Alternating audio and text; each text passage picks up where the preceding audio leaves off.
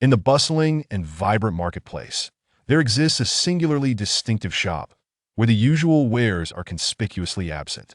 Instead, an array of vividly colored glass orbs, imbued with enigmatic powers, glimmer enticingly. Each time this shop relocates, a series of bizarre events are destined to unfold. Witnesses have recounted terrifying scenes. A person's body, inexplicably torn to shreds by an unseen force, only to be miraculously reassembled, leaving no trace or wound behind. Even more astonishing, individuals in the prime of their youth, in their 20s, have found their hair turned gray overnight upon touching a particular glass orb, as if they had borne the weight of time's passage. These glass spheres possess extraordinary abilities beyond imagination. The employees of this shop are all of a fierce and brutal demeanor, instilling fear in the hearts of onlookers. Moreover, it is rumored that the souls of those wrongfully deceased seem to be drawn to these glass orbs, lingering around the shop, waiting to exact revenge on the humans who wronged them. On a quiet night, the rhythmic sound of tap, tap, tap resonates through the streets, the sound of a cane striking the ground. In this dimly lit, deserted thoroughfare, a handsome young man strolls slowly. With high cheekbones, large eyes, and a strikingly refined visage, he could easily rival the stars of the silver screen, were it not for the faintly different hue of his pale, gray irises. He is blind, yet he navigates the night with a lightness and grace that allows him to avoid every puddle, as if he possesses an intimate knowledge of this street. The sound of the cane echoes sharply in the stillness of the night, reminiscent of a mysterious symphony. The young man adeptly turns into an alley, sidestepping all obstacles as though every inch of this ground is etched deeply in his heart. Eventually, he arrives at the threshold of a dilapidated house, which appears on the verge of collapse. He gently raises his hand and knocks on the door, the sound reverberating in the silent night.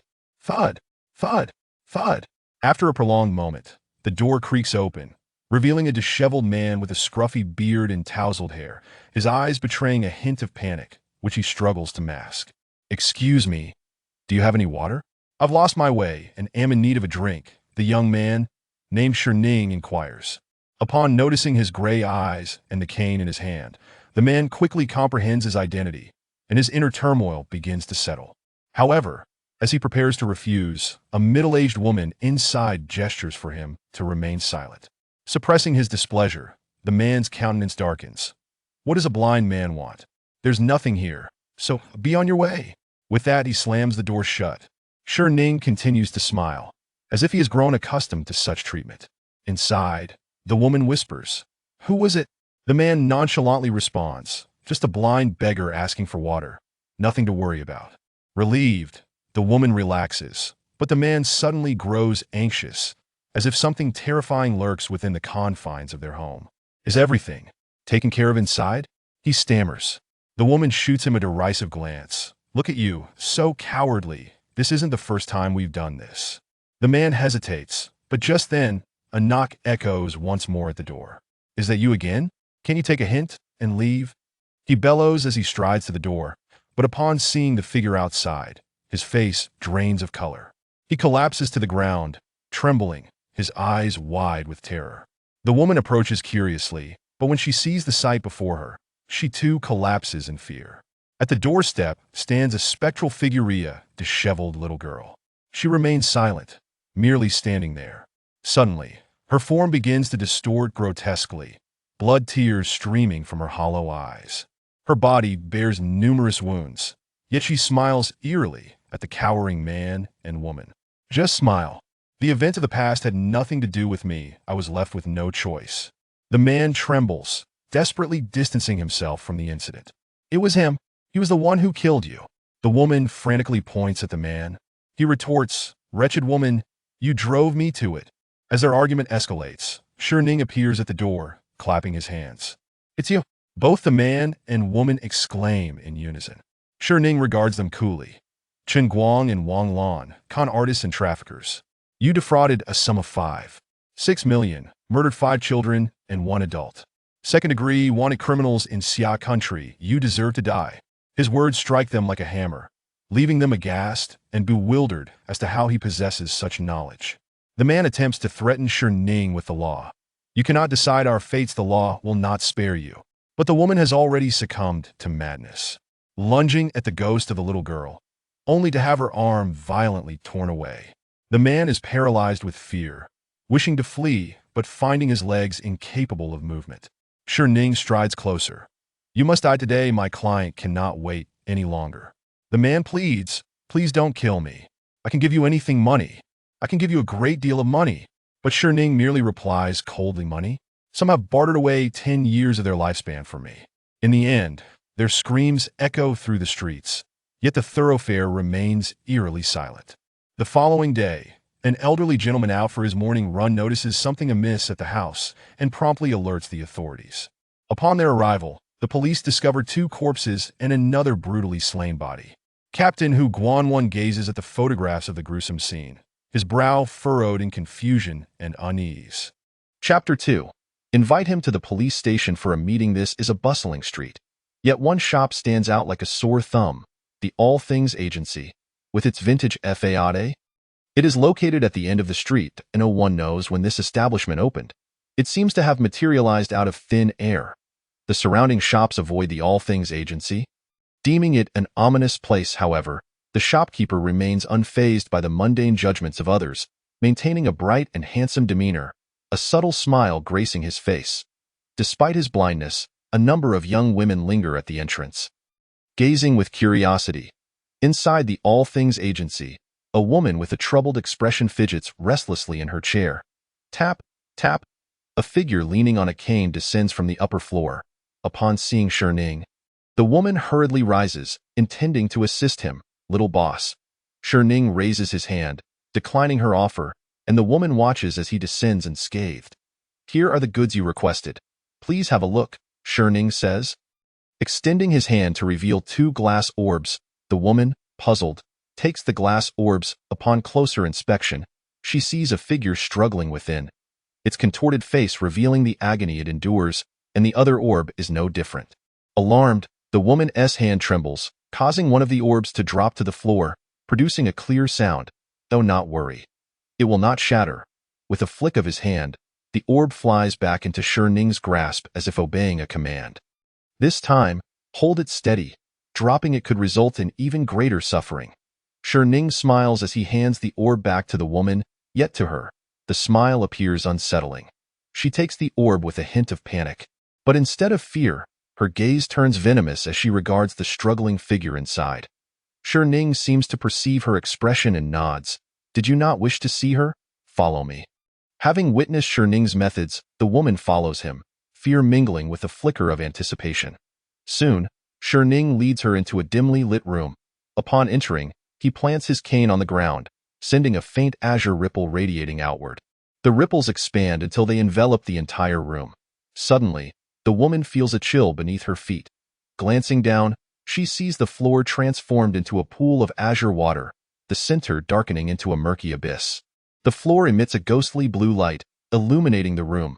Then, ripples emerge from the center of the water, and a blue figure slowly rises. It is a little girl, her eyes vacant and hair disheveled. It's Xiao Xiao. Xiao Xiao, my child. The woman cries out, rushing forward to embrace her, tears streaming freely down her cheeks. Ning gently touches the back of Xiao Xiao's head, and instantly, the vacant gaze of the girl fills with color. Xiao Xiao gazes at the weeping woman, a wave of familiarity washing over her. Mommy, Xiao Xiao says, tightening her embrace, tears welling in her eyes. She has not felt her mother's embrace in so long. Speak quickly, you have only 10 minutes, Ning states before exiting the room, leaving the mother and daughter alone. Xiao Xiao, I am sorry. It was my fault for leaving you alone, causing you to suffer. The woman chokes out, her eyes red. Mommy, I do not blame you. Just being able to see you makes me feel no pain, Xiao Xiao replies, smiling at her mother. Hearing Xiao Xiao's words, tears flow uncontrollably from the woman's eyes once more. After 10 minutes of heartfelt conversation, Xiao Xiao's form begins to fade at that moment. Ning re-enters the room. Time is up, you must go, he tells Xiao Xiao in a calm tone. Thank you, big brother, for allowing me to see mommy, Xiao Xiao replies, and Ning nods, his expression unchanged. As she gradually dissipates, the woman weeps. Mommy, do not cry.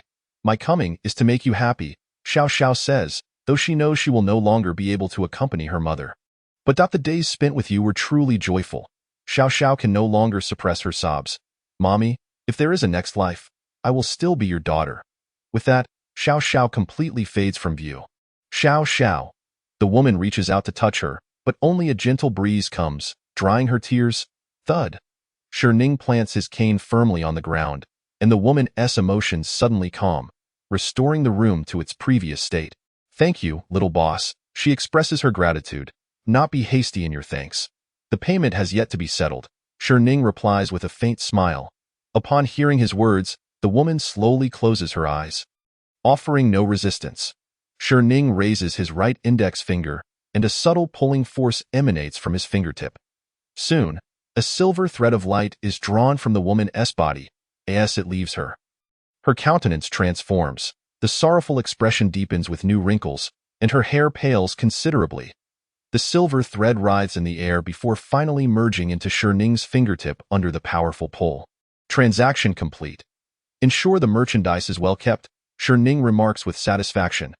The woman grips the glass orb tightly, her resentment causing it to emit faint, mournful cries. Ning gestures, and her eyes immediately glaze over, her expression vacant as she exits the agency. Only after leaving does her gaze return to normal. She glances back at the agency, a hint of fear etched in her eyes as she departs. Once the woman has been sent on her way, Ning gestures again, and a small vial materializes in his hand. He raises his right index finger, where the silver thread has transformed into a shimmering pool of liquid, quietly suspended in the air. With a flick, the liquid flows entirely into the vial. Feeling the weight of the vial, Ning reflects, if only such business would come more often. Captain Hu, we have identified the deceased's identity. An officer hurriedly bursts into Hu Guanwen's office. Captain Hu, here is the deceased's identity information. The autopsy report will require some time, the officer states, handing over the report. After a considerable while, Hu Guanwen finishes reading the report. His brow furrowed. .2 Wanted criminals and a missing ordinary person. Yes, and this is the surveillance footage that Xiao Qin managed to uncover. The officer hands Hu Guanwen a USB drive. Hu Guanwen plugs the USB into his computer. And after a flurry of static, a figure appears on the screen. Due to the nighttime setting and the blurry image, it appears to be a young man. The surroundings are deserted, with only the man strolling leisurely down the street. In the footage, the man turns into an alley and knocks on the door of the crime scene. Then, the scene shifts to the man being forcefully ejected, followed by more static. Hu Guanwen's expression turns grave as he finishes watching the footage. And that's it. Xiao Qin could not decipher what happened next. We are currently requesting assistance from specialists. After hearing this, Hu Guanwen falls silent once more. A moment later, he issues a command. Locate this person and invite him to the police station for a meeting. Understood. Chapter 3. The Stitcher in the Forensic Laboratory of Ping'an District, Shanghai. 3 corpses lie upon the dissection table. .2 are intact. While one is unrecognizable, a closer inspection reveals that the 2 intact bodies wear expressions of agony, their flesh varying in color. The forensic doctor, a seasoned professional with years of case experience, is meticulous and has aided the police in solving numerous cases, making him the backbone of the forensic department. Now, Dr. Tan is accompanied by a young apprentice as he examines the 3 bodies, imparting the first lesson in forensic medicine.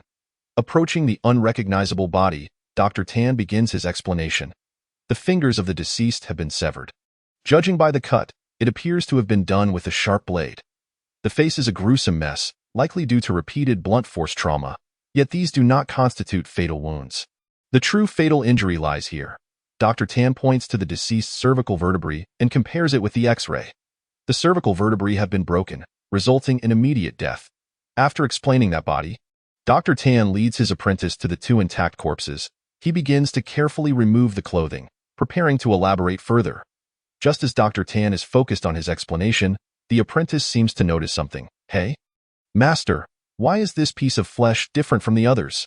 Dr. Tan looks in the direction of his apprentice's finger, which points to a chunk of flesh on the arm. Normally, a man's arm should be toned and firm. However, this piece of flesh gives Dr. Tan the impression of flesh from the buttocks. From appearance alone, these 2 corpses resemble complete and undamaged bodies. The officers also assumed as much. Hence they were promptly sent to the forensic lab. Dr. Tan halts his instruction, now intently scrutinizing the grotesque body before him. The more he examines it, the more cold sweat beads on his forehead, his hands trembling uncontrollably as he stares in terror. Finally, his legs give way beneath him, and he collapses to the floor, retching, Xiao. Xiaoping, go fetch Captain Hu. This case is troubling, Dr. Tan manages to say, suppressing his fear. Moments later, in the forensic lab, Hu Guanwen rushes in after receiving a call from the apprentice. Upon entering, he finds Dr. Tan sitting on the floor, his complexion pale, as if he has encountered something horrifying. Old Tan. What happened? Hu Guanwen hurriedly assisted the forensic expert Tan to his feet, his curiosity piqued by what could possibly frighten such an experienced pathologist. He guided Tan to a chair, allowing him a moment to collect himself. Taking a deep breath, Tan said, Old Hu, prepare yourself mentally. What I am about to reveal may instill fear in you, Hu Guanwen. Perplexed by Tan's ominous words, thought fear was a foreign concept to him. With bravado, he patted his chest and declared, Old Tan, speak freely. What kind of cases have I not encountered over these years? Even if it were a ghost, I would apprehend it for you. Tan cast a knowing glance at Hu Guanwen, replying, I hope you can maintain that confidence after what I disclose. Tan then commenced his account of the current report. The victim's fatal injury was a severed cervical spine, leading to death. While the two corpses appeared unscathed, in truth, their bodies were riddled with wounds. Tan paused for a moment, revealing, the murderer disassembled their bodies inch by inch, only to reassemble them in grotesque fashion. Hu Guanwen was left in shock and confusion. Tan steadied himself, cautioning, it is far too early to be astonished. The X-rays indicate that their organs and bones remain intact. However, until we commence the autopsy, the internal circumstances remain unclear. This case may be more dire than you can imagine. A sense of foreboding washed over Tan. Impossible. I must inform you, Old Tan, that deceiving the police carries severe consequences, Hu Guanwen stated solemnly. Indeed, such a scenario seemed inconceivable. Dismembering a human body and reassembling it without leaving any trace or scar was beyond the realm of possibility, unless the perpetrator was not human. Tan, feeling slighted by Hu Guanwen's reproach, retorted, You must discern whether I am speaking nonsense. I summoned you here as a witness. Do not later claim I fabricated the evidence. As an esteemed and seasoned forensic expert. Tan resented being questioned by a mere officer. Without further ado, he grasped his scalpel, suppressing his trepidation as he began to dissect the corpse. In a short while, the internal structure of the body was laid bare before them. Upon witnessing the grotesque interior, Tan could no longer contain his nausea and retreated to vomit. Despite his years of experience, he had never encountered such a sight. Initially oblivious to the signs, Hu Guanwen soon felt his scalp prickle and his stomach churn as he observed the disarray. Joining Tan in retching, the corpse, while resembling a typical human form, had its organs shredded and reassembled. Fragments of the liver and lungs were grotesquely affixed to the heart, evoking sheer horror. After a lengthy pause, the pair revisited the X-rays, noting small fissures between the bones. Connecting the dots with the previous observations of flesh and organs, they deduced that the skeletal structure had also been fragmented and rejoined. The realization struck Hu Guanwen with dread, cold sweat beading on his forehead. Turning his gaze toward the female corpse, he was certain it too had undergone a similar gruesome treatment. Thus, the two remained in the forensic room for an extended period, ultimately prompting Hu Guanwen to call in their department's personnel under the pretext of aiding the investigation, though in reality, it was to bolster their spirits. Consequently, the forensic room remained a sleepless realm throughout that night due to the presence of the two bodies. The following day, at the Wanshi Zhao office, warm sunlight streamed into the small establishment, enveloping it in a cozy ambience. Ning awoke early, basking in the gentle rays, stretching lazily as he reveled in the pleasant weather. However, from the perspective of passers-by, ominous clouds loomed overhead, with only that singular ray of sunlight illuminating the shop, casting an eerie yet sacred glow upon it. Ning rapped on the table, causing a coat to automatically drape over his shoulders and a guiding cane to materialize in his grasp. As he approached the door to commence business, he suddenly raised an eyebrow in surprise. With a flick of his wrist, a slender stream of water appeared before him, extending outward with countless fine red threads connecting to numerous individuals. A distinctively colored thread linked Ning to the others, and it quivered momentarily. His pale gray eyes flickered as he murmured, What could this be about this time? Chapter 4. Did Captain Who not inform you? At the Ping and police station in the magical city, officers with dark circles under their eyes stared intently at the buns in their hands. They appeared to have made a collective decision, ready to take a bite. Suddenly, one officer could no longer suppress his nausea and began to vomit, prompting a chorus of retching throughout the precinct. After witnessing the horrific sight in the forensic room the previous night, each officer lost their appetite, their minds conjuring images of the dismembered flesh and organs at the mere sight of meat. In an effort to remedy this aversion, Hu Guanwan arranged for some meat buns to help the officers overcome their distaste. Though the results seemed less than effective, "I'm going to buy some bread," a female officer said, covering her mouth as she dashed outside. "Get me a portion?" "In me. Add a cup of soy milk." After a brief while, the officers, each clutching vegetarian snacks, began to eat modestly. Even Hu Guanwan was no exception. "Captain Hu, you must ensure that all these buns are finished. We cannot waste food," a female officer cheerfully remarked. Hu Guanwan shot her a glare, replying, "Make sure to save some for the gatekeeper and Dr. Tan." "The gatekeeper is oblivious, but Dr. Tan is fearless. Dr. Tan, I thank you kindly." Suddenly, Hu Guanwan recalled something. "Xiao Qin. Have we tracked down that suspect?" "We did last night," Xiao Qin replied, munching on her bun as she emitted muffled sounds. Hu Guanwan, alarmed, exclaimed, "Why didn't you mention this sooner? What if the suspect escapes?" Xiao Qin retorted, "Isn't it your fault for dragging us to the forensic room? Had we not gone, we wouldn't have seen that bizarre corpse."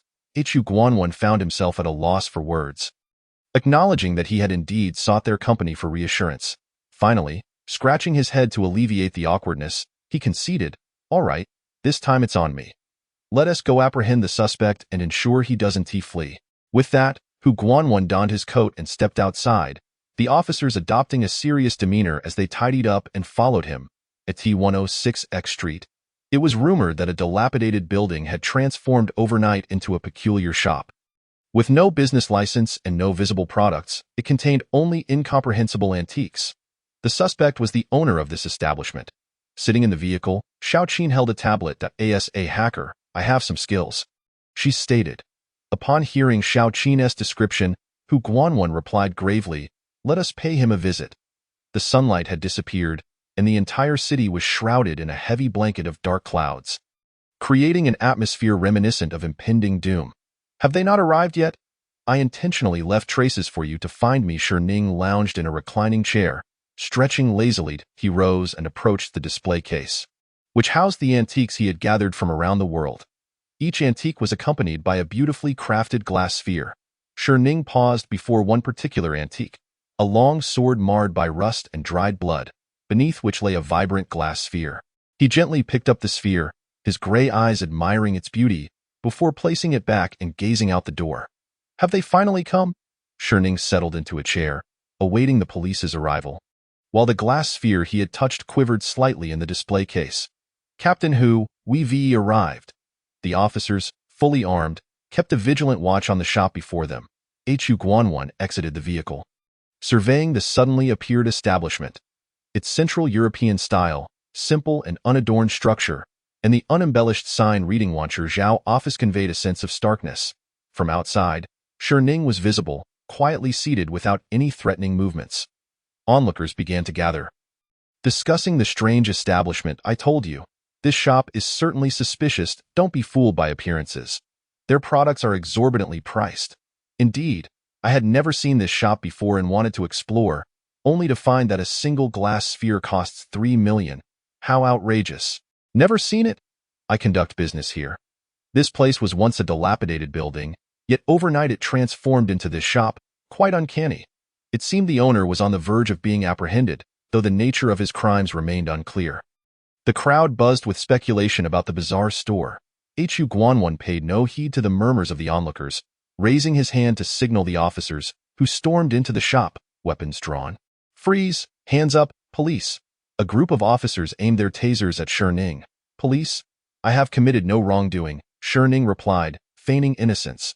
"Raise your hands and step out," Hu Guanwan commanded. Ning slowly stood, reaching beneath the table. The officers, startled by his actions, were on high alert, and Hu Guanwan drew his firearm, pointing it at Ning. "Oh, I found it." Ning slowly withdrew his hand. The surrounding officers felt their hearts leap into their throats. While Hu Guanwan gripped his firearm, poised to shoot Ning at any moment. To their astonishment, Ning produced the white cane. Instantly, the officers breathed a sigh of relief, but Hu Guanwan suddenly realized something and hurriedly asked, "Wait, you're blind?" Ning calmly approached Hu Guanwan and replied, "Indeed, I haven't done anything wrong." As he drew closer, Hu Guanwan and the officers gazed at the disability certificate Ning extended with a bittersweet expression. "Captain Hu, this." Feeling a headache coming on, Hu Guanwan pondered for a moment before saying, "Take him back first. We'll discuss it later." Subsequently, Ning was escorted into the police car under the watchful eyes of a gathering crowd. Name: Ning. Age: it's been so long, I can't quite remember. Occupation: owner of the All Things Service Center. Gender: male. Why were you at the crime scene? Crime scene? What crime scene? Ning looked at the interrogator with an expression of complete ignorance. "You know nothing? Haven't you seen the news? Didn't Captain Hu tell you?" The interrogator pressed with three crucial questions. "Didn't Captain Hu tell you?" Ning retorted. The interrogator turned to the nearby officers with a puzzled look. One officer whispered something in the interrogator's ear, and upon hearing it, the interrogator immediately stood up and bowed apologetically. "I apologize. I didn't know you were blind. That's all right," Ning replied with a dismissive wave. Seeing Ning's innocent smile, the interrogator felt an even greater sense of guilt. Then, noticing the handcuffs on Ning, he turned angrily toward the officers. "Why haven't you removed Mr. Schur's cuffs yet? Is this how you treat a disabled person?" But Captain Hu said, "What he said is of no concern to me. I will address this matter with him immediately." The interrogator stormed out of the interrogation room after witnessing the officers remove Ning's handcuffs. Ning rubbed his wrists, although he could easily free himself from the restraints. He chose not to do so. Just playing. Chapter 5. Insufficient fate. Resilience compensates. Hu Guanwan, have you lost your mind? Do you truly believe a blind man is the murderer? The interrogator questioned Hu Guanwan with evident anger. It seemed as though Hu Guanwan did not hear the interrogator's inquiry, as he repeatedly reviewed the surveillance footage. Ultimately, he noticed Ning holding a stick as he turned to walk into an alley. The dim lighting rendered the white cane nearly indistinguishable, which had led them to overlook the fact that Ning was blind. Having had no rest the previous night, Hu Guanwan felt an intense headache mounting, compounded by the incessant chatter of the interrogator. Finally, unable to endure any longer, Hu Guanwan shouted, "Enough!" The interrogator was startled by Hu Guanwan's outburst, and the surrounding officers paused their work to glance at him. Feeling the weight of their gazes, Hu Guanwan regained his composure and, with an apologetic tone, said, "I'm sorry for losing my temper." Noticing Hu Guanwan's distressed demeanor, the interrogator offered an apology. "Captain Hu, why don't you take a break?" "Yes, Captain, you might wear yourself out like this. We cannot solve this case without you." Seeing the officer's concerned expressions, Hu Guanwan hesitated. "What about you all? Don't worry about us. Young people can manage a sleepless night without issue." Before Hu Guanwan could finish, Xiao Qin interrupted. Ultimately, Hu Guanwan sighed, dragging his exhausted body toward the break room. "Wait, what about that blind man?" The interrogator called after Hu Guanwan's retreating figure. "Just ask him a few questions and send him on his way." Hu Guanwan replied. Returning to the interrogation room, the interrogator found Ning quietly seated, sipping the tea poured by the officers. Such a good young man, the heavens must be playing a cruel joke on him. The interrogator gazed at Ning with a sense of pity. "Heaven, if you're going to speak, just speak. Do you have to drag me into this? Where were you the night before last? How did you get home?" Despite his feelings of pity, the interrogator knew he had to complete his task. "I don't remember where I was. That night, I accidentally got lost, and a kind person helped me back." Ning's expression remained calm. The interrogator wanted to slap himself for asking such questions, knowing that he was blind. "That night, you knocked on someone's door. Do you recall what happened?" The interrogator continued, this time with a noticeable tone of caution. "I was quite thirsty and wanted to borrow some water. After that, I was chased out." Ning offered a wry smile. "Did something happen at that household?" "Well, that's a matter for us police to handle." The interrogator responded. "Did you hear any sounds at that time?" he inquired, jotting down notes. Ning pondered for a moment. There was the sound of crying, a voice that echoed like a ghost recounting her pain and grievances. The interrogator looked up at Ning's calm demeanor, coupled with his pale gray pupils, as he uttered those chilling words. Shi Ning's image sent a shiver down the interrogator's spine, reining in his flustered emotions. He said, "Thank you for your cooperation. We will escort you home now. No need for thanks. This is what a citizen ought to do," Shi Ning replied with a gentle smile. The interrogator nearly broke into tears. What a wonderful young man, striving to live on despite his blindness. For a moment, he had thought him a devil. He truly felt remorse. The police returned Shi Ning to the All Things Service Center. Before leaving, the interrogator gifted him a large bag of fruit and a pair of sunglasses. Watching Shi Ning gradually fade from view, the interrogator's guilt deepened, knowing that he spent each day enveloped in darkness. Thus, in solitude, the interrogator's wounded world reached its conclusion. Upon returning to the All Things Service Center, Shi Ning calculated something. Interesting. After tidying up briefly, he sat in a chair and closed his eyes to meditate. In the dead of night at the All Things Service Center, a figure clad in black approached the door, tools in hand, preparing to pry open the lock. Suddenly, the door swung open by itself. Stunned by this inexplicable occurrence, the intruder hesitated on whether to enter. Just then, the store's lights flickered on, and sensing danger, the intruder turned to flee. "Come in. Everything you desire awaits you here." Shi Ning's voice resonated with an almost magical allure. Upon hearing the voice, the intruder's gaze became vacant, as his feet instinctively moved toward the service center. By the time the intruder regained his senses, he found himself inside the shop. The intruder looked at Shi Ning, eyes filled with astonishment, before fixing him with a menacing glare. Shi Ning replied coolly, "Speak. What business do you wish to conduct?" The intruder remained silent, drawing a small knife from his pocket. "Do not think I do not recognize you. Your name is Zhang Gui, a petty thief. Moreover, do not entertain thoughts of killing me. You are incapable of it." Shi Ning unveiled the intruder's intentions with clarity. Faced with Shi Ning's revelation, Zhang Gui felt a storm of emotion surge within him. Staring at Shi Ning in disbelief, finally, he mustered the courage to face him. "What do you want?" Shi Ning smiled faintly. "I merely wish to conduct a transaction with you. There is no need for tension. What do you desire? Wealth, beauty, power, and destiny. As long as you can afford the price, I can fulfill these wishes." Having witnessed Shi Ning's strange abilities, Zhang Gui felt a flicker of temptation, yet he maintained a skeptical attitude. Ever since he had heard that the shop's owner was blind and ran an antique store, he had resolved to steal antiques from here. However, the encounter with the police in the morning had altered his plans. Thus, he decided to steal at night. Hence, this series of events unfolded. Zhang Gui tentatively inquired, "Can you truly deliver on these promises?" Shi Ning nodded. "I want to change my fate. I desire a life of great wealth. That price is beyond your means. Then do I want power, supreme power. That price is also beyond your means." The air seemed to thicken with tension. "Are you mocking me?" Zhang Gui, seemingly forgetting Shi Ning's capabilities, spoke with evident displeasure. Shi Ning slowly rose, his pale gray eyes locked onto Zhang Gui. "I am not deceiving you. Not only can you not afford such a price, but you also cannot bear the weight of such a fate." Continuing, Shi Ning added, "Were it not for my intent to conduct business, you would have met your end 1,000 times over for your actions." His icy tone resembled that of the king of hell. And with the weight of his words, the atmosphere around them grew colder. Hearing Shi Ning's proclamation, Zhang Gui trembled and collapsed to the ground. His extensive experience in thievery had informed him that this was the aura of death. He dared not retaliate, fully aware that such inexplicable power meant Shi Ning could extinguish his life as easily as crushing an ant.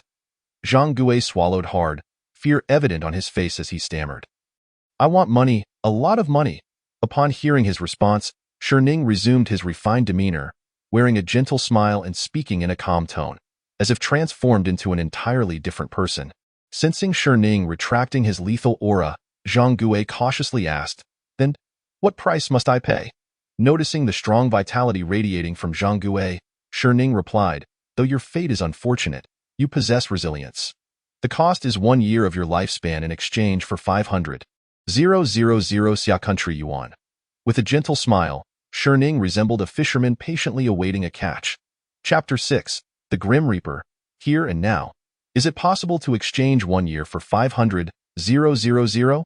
Zhang Gui exclaimed in astonishment. As if anticipating his surprise, Ning retrieved a black box from beneath the table. Upon opening it, a stack of crimson banknotes unfolded before Zhang Gui's eyes, revealing exactly 500,000. Zhang Gui gazed at the money, his eyes widening in disbelief, a stream of saliva unintentionally escaping from the corner of his mouth. Ning closed the briefcase, saying, "Shall we start with a one-year exchange to test the waters?" Her voice echoed in Zhang Gui's mind, laden with temptation. Overwhelmed, Zhang Gui replied, "All right, let's do 1 year." A smile graced Ning's lips. The fish had finally taken the bait in a similar manner. An unusual force extracted a strand of time from Zhang Gui, intertwining it with Ning's fingertips. The process concluded swiftly, and Zhang Gui hurriedly inspected his physical state, relieved to find his limbs intact and his appearance unchanged. He exhaled deeply, hesitantly eyeing the briefcase. "Boss, about the money." Ning pushed the briefcase toward Zhang Gui, who immediately embraced it. "The transaction is complete. You may leave," Ning remarked with a soft smile. As Zhang Gui hurriedly acknowledged her and fumbled to open the door. He stepped out of the establishment, feeling as if he had just awakened from a dream. It wasn't until he felt the weight in his arms that reality struck him. He dashed into the alley, glancing around to ensure no one was watching before cautiously opening the briefcase. The sight of the crisp banknotes confirmed the authenticity of his experience. Clutching the briefcase, Zhang Gui warily surveyed his surroundings, stealthily departing under the cover of night. After his departure, a thunderous roar echoed through the sky. "Don't make a fuss. I haven't coerced anyone. Did you not see how pleased he was?" A rumbling followed, seemingly a warning or expression of discontent. "Humph, I have restrained myself. Had it been the old me, you would know the fate of that thief. Furthermore, do not presume that can be used as a bargaining chip against me. Should I choose to act, none can impede me." Ning's expression turned icy, her pale gray eyes radiating a haunting crimson glow. The thunder ceased abruptly. With a torrential downpour, the heavens unleashed their pent-up anguish. Resembling a silent sea or wide in the Shanghai Pinyin Animal Park, the relentless rain washed over everything. A deafening crack of thunder felled a grand tree. With a clatter, a white wolf emerged from its cage, its disheveled fur marred by unhealed wounds, its eyes a menacing shade of crimson that sent chills down the spine. The wolf, undeterred by the fallen tree, seized the opportunity offered by the stormy night to escape the confines of the zoo. Morning arrived, and the Shanghai Pinyin Animal Park commenced its daily operations. The ground, soaked from the previous night's downpour, was muddied, and the facilities lay scattered, several trees uprooted by the fierce winds. Witnessing the disarray, the zoo director's expression darkened considerably. "Director, there's trouble." A frantic figure stumbled toward him. The director furrowed his brow. "What is the matter?" "The white wolf. It has escaped." The staff member gasped, breathless. "What?" The director's face paled. After a moment of contemplation, his expression hardened. "Quickly, call the police. We must recapture it." At that moment, the director mirrored the ominous weather, as if preparing for an impending storm. Shortly thereafter, the Pinyin police arrived at the zoo to gather information on the situation. Based on the staff's account, the white wolf was a prized attraction, beloved by visitors due to its striking appearance. Originally docile, it had fled during the storm, taking advantage of the fallen tree. To prevent the wolf from harming any civilians. Officer who divided the team. One group would continue investigating a homicide, while another would collaborate with the fire department to capture the wolf. The establishment. As the clock approached 10, Ning awoke, stretching luxuriously before descending to wash up. Just as he stepped outside, the overcast sky yielded a warm beam of sunlight, illuminating the premises. It appeared to be yet another splendid day. Feeling the sun's warmth, Ning reveled in its comfort and enjoyed a simple breakfast before starting his daily calculations. No clients today. However, it is time to settle accounts with an old patron. 10 years have passed. Debts cannot be evaded. Rising, his coat and cane flew to him effortlessly. Contemplating the long journey ahead, he decided to take a shortcut. With that, his aura began to shift, a crimson essence emanating from him. Ning struck the ground with his cane, and the air thickened, coalescing into a bizarre red formation on the ground. This formation seemed to connect to a terrifying realm, emanating an unsettling crimson glow. Echoes of howls and wails resonated from within, as if countless malevolent spirits yearned to escape. Silence. Shi Ning's command, laced with an enigmatic power, rendered the surroundings utterly still, as though the world had been muted. Gradually, Shi Ning's form melded into the formation, disappearing entirely from the establishment. In a remote yet opulent mansion in America, adorned with peculiar decorations and formations, two men sat on a sofa, seemingly engaged in a serious discussion. Accompanied by an animated foreign sorcerer, one man appeared anxious, while the other exuded an air of indifference. The calm-faced man remarked, "There's no need to be so tense. I believe he merely speaks to intimidate. In reality, he possesses no true power. Besides, we have sought refuge here, and with the great sorcerer performing his rituals, he would be unable to locate us." The anxious man retorted, "Easier said than done. Today is not your scheduled time. So of course, you feel at ease." The other man, visibly displeased, replied, "We are all in the same boat. What is there to be at ease about? If you cannot evade him today, I will certainly come to accompany you." At that moment, the foreign sorcerer interjected, speaking in broken Mandarin, "Rest assured, gentlemen. With the formation I have set, even Satan himself could not take you away." However, fate had other plans. Suddenly, a formation manifested in the center of the mansion's living room, casting an eerie red glow that engulfed the entire space. The air grew hot, akin to hellfire blazing fiercely. From within the formation, Shi Ning's figure ascended. The Grim Reaper. Here and Now. Chapter 7. The Life of Wang Qi. Upon witnessing Shi Ning's arrival, the anxious man collapsed in terror. The previously composed man's demeanor shifted dramatically, his face paling as he stared at Shi Ning. The sorcerer stood frozen, convinced that Shi Ning was the very embodiment of Satan himself. Shi Ning planted his cane firmly into the ground, his expression impassive as he declared, "Wang Qi, 10 years have passed. The debt is due." Shi Ning's words resonated like an unyielding decree, authoritative and irrefutable. In a panic, Wang Qi implored the sorcerer for assistance. "Sorcerer, please save me. I can pay more, any amount, just help me." The sorcerer's eyes gleamed at the mention of money. "Fear not, Mr. Wang. With me here, he cannot even lay a finger on you." Yet, before the sorcerer could commence his incantations, the air around Shi Ning thickened, transforming into a colossal, colorless but visible hand. The massive hand clenched into a fist and struck the sorcerer, boom.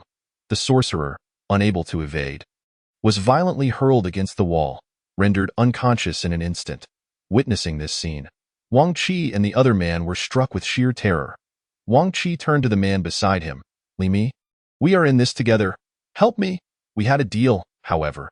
Li Mi seemed oblivious, turning away to ignore him. Li Mi's reaction left Wang Qi's heart sinking, and he turned back to Shi Ning, a mix of rage and fear in his voice. "I cannot die. I still have so much money to spend, and a wife and children to care for." Wang Qi's desperate cries did not sway Shi Ning, who remained unfazed, standing resolutely. "I am a man of principles. You have 93 minutes left until midnight. You may live for those 93 minutes. Upon hearing this, Wang Qi suddenly had an idea and scrambled toward the door, with Shi Ning making no move to stop him.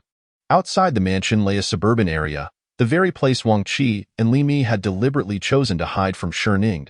At that moment, a slightly overweight figure sprinted from the outskirts toward the city. Wang Qi, having witnessed Shi Ning's abilities, no longer clung to the hope of survival. Instead, he yearned to see his wife and children one last time, to bid them farewell. As night fell, the sporadic streetlights flickered to life. The outskirts were eerily quiet and cold, and years of a wealthy lifestyle had rendered Wang Qi nearly incapable of physical exertion. Nevertheless, he pressed on, determined to reach home. Within the villa, Shi Ning settled into a chair, while Li Mi, perched uncomfortably beside him, felt as if she were sitting on pins and needles, too apprehensive to utter a word. The only sound in the expansive living room was the monotonous ticking of the clock. As the clock struck midnight with a resonant chime, Wang Qi found himself bereft of his family. A searing flame ignited at Wang Qi's feet, rapidly climbing upwards. An excruciating pain surged from his foot, compelling him to emit a cry of anguish. The flames showed no sign of abating. The eerie fire gradually enveloped him entirely.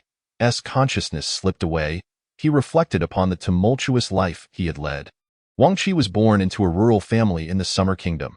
The hardships and poverty of his upbringing instilled in him a resolute determination to amass wealth to alter his circumstances. His parents sacrificed everything to provide for his education, yet ultimately, Wang Qi failed to meet their expectations, achieving nothing of significance academically. At the age of 20, feeling cornered, he resolved to venture into business. Securing a loan from the bank to open a grocery store. The store flourished, allowing him to repay his debts and even retain some surplus, gradually improving his living conditions. Just as he believed his fortunes were turning, fate played a cruel jest. A band of robbers smashed through the doors of his shop, seizing all their possessions, and in the chaos, inadvertently killed his parents. In a fit of despair, Wang Qi retaliated, fatally wounding one of the assailants, but it was the crowd that ultimately called the authorities, bringing a tragic end to the ordeal. Due to the inadequacies of the legal system at that time, both Wang Qi and the robber found themselves incarcerated. By the time he was released, Wang Qi was 35 years old.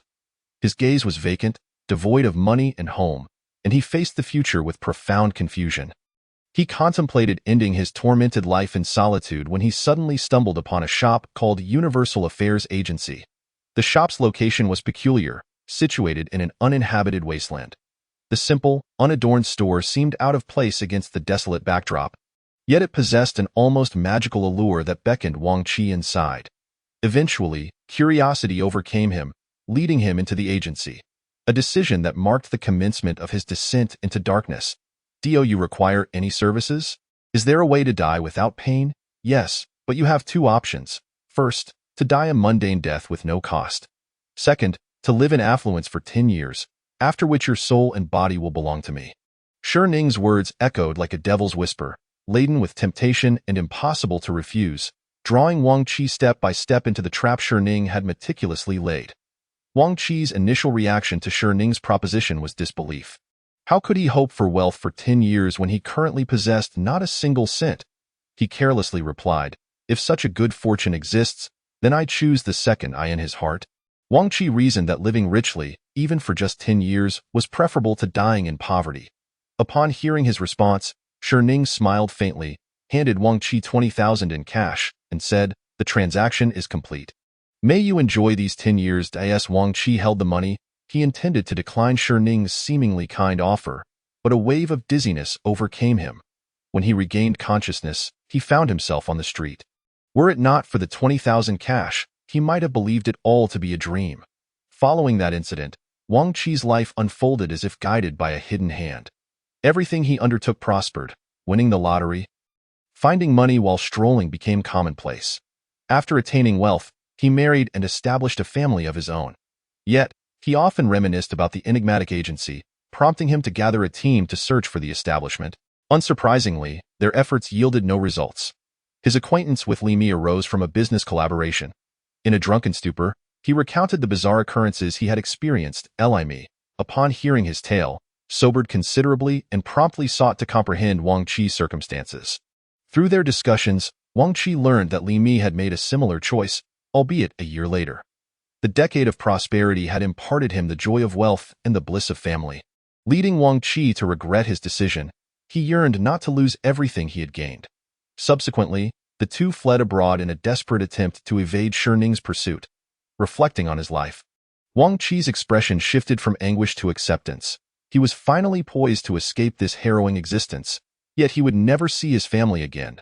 "I'm sorry for not being able to accompany you until the end." The flames reduced Wang Qi's body to ashes, while his soul was forged into a beautiful glass orb. With a flick of his wrist, Shi Ning summoned the orb into his hand, preparing to depart as he glanced at Li Mi one last time. "You have one more year.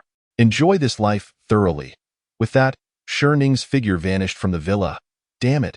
After Shi Ning's departure, Li Mi pounded the ground with his fists, casting a glance at the unconscious mage embedded in the wall. As he began to formulate his plan in a residential area of the United States, a woman paced anxiously in her living room, her intuition warning her that misfortune loomed on the horizon. Ding dong! The doorbell rang. She opened the door, only to find no one awaiting her, save for a beautiful glass orb quietly resting at her doorstep. Chapter 8. The first employee of the Universal Affairs Agency outside the Universal Affairs Agency. A dense shroud of dark clouds loomed. Shi Ning reclined in a chair, a strand of temporal energy swirling at his fingertips. This represented the entirety of Wang Qi's remaining time. Shi Ning transformed the strand into liquid, Filling a vial, a glass orb of purple and pink, a fusion of regret and affection. Theo, correct one's mistakes. Then I shall make an exception and be a good person, allowing you to be with them in another way. Ning's eyes were a muted gray, and in his perspective, the world around him was enveloped in darkness, with colorful substances drifting aimlessly. These extraordinary materials were souls, each hue representing their emotions and personalities. Any action taken by individuals could potentially alter the color of their souls. At the Ping'an County Police Station, an officer reported, "Captain Hu, we have tracked down the White Wolf's whereabouts. It appears to have fled into the forest park." Captain Hu nodded. "Very well. Expedite the operation and return the White Wolf to the ZOO. By the way, has the expert technical team cracked that surveillance footage?" The officer hesitated, visibly shaken. Officer Xiaoqin and the expert from the capital are diligently working on it. However, the footage is incredibly strange. Every time they are close to uncovering the perpetrator's actions, all the computers crash. Crash? Captain Hu rubbed his temples, feeling as though his brain might malfunction. External pressures were mounting. With news outlets reporting on the murder case, the officer suddenly whispered in Captain Hu's ear, "Captain, could it be that this is truly the work of a ghost? What nonsense! We live in a society governed by law. Let's not indulge in superstitions," Captain Hu reprimanded. The officer lowered his head, uncertain why Ning's visage sprang to his mind, impulsively voicing his thoughts. Captain Hu sighed. "First, handle the White Wolf situation. As for the media, disclose the victim's identity." Within the forest park, after a day of searching, the officers finally determined the direction in which the White Wolf had fled. They equipped themselves and prepared for the capture. The night was shrouded in mist, and a battered White Wolf continued to flee deeper into the forest, pursued by officers wielding nets and tranquilizers, while several police dogs attempted to corner it. The White Wolf dared not stop.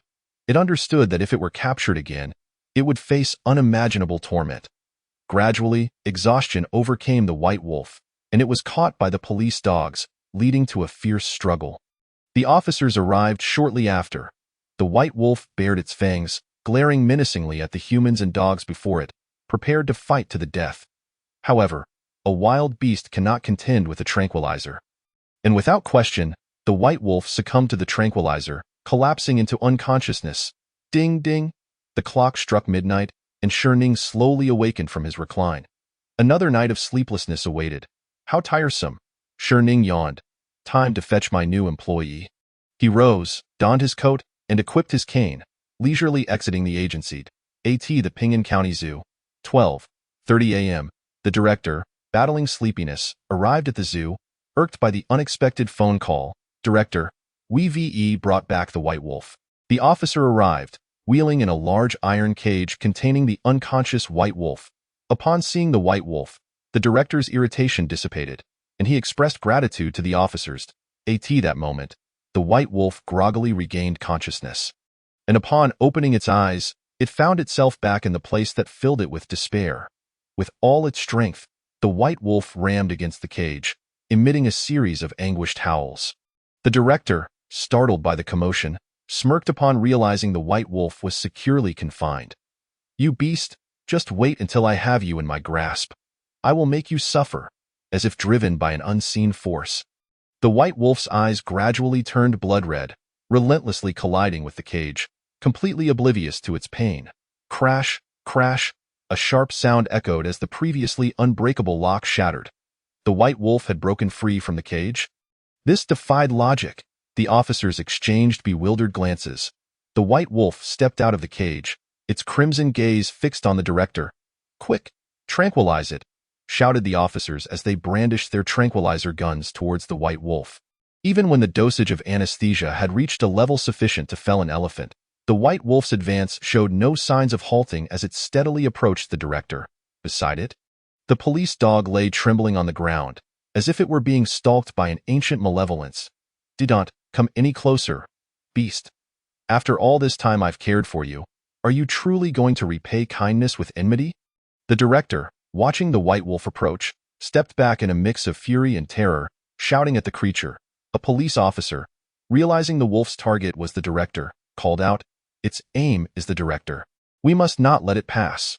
All officers drew their batons, positioning themselves between the White Wolf and the director, prepared to subdue Ida in a swift maneuver. The wolf deftly evaded the police, its speed rendering it a mere flash of white light to their eyes.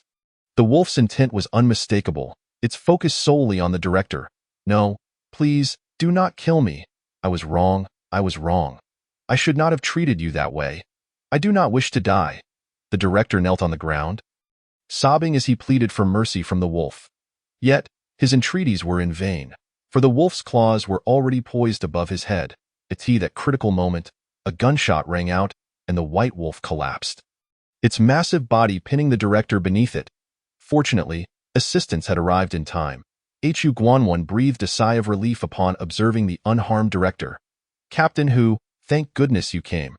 Otherwise, this could have ended tragically, an officer remarked, gazing at the lifeless body of the wolf with lingering regret.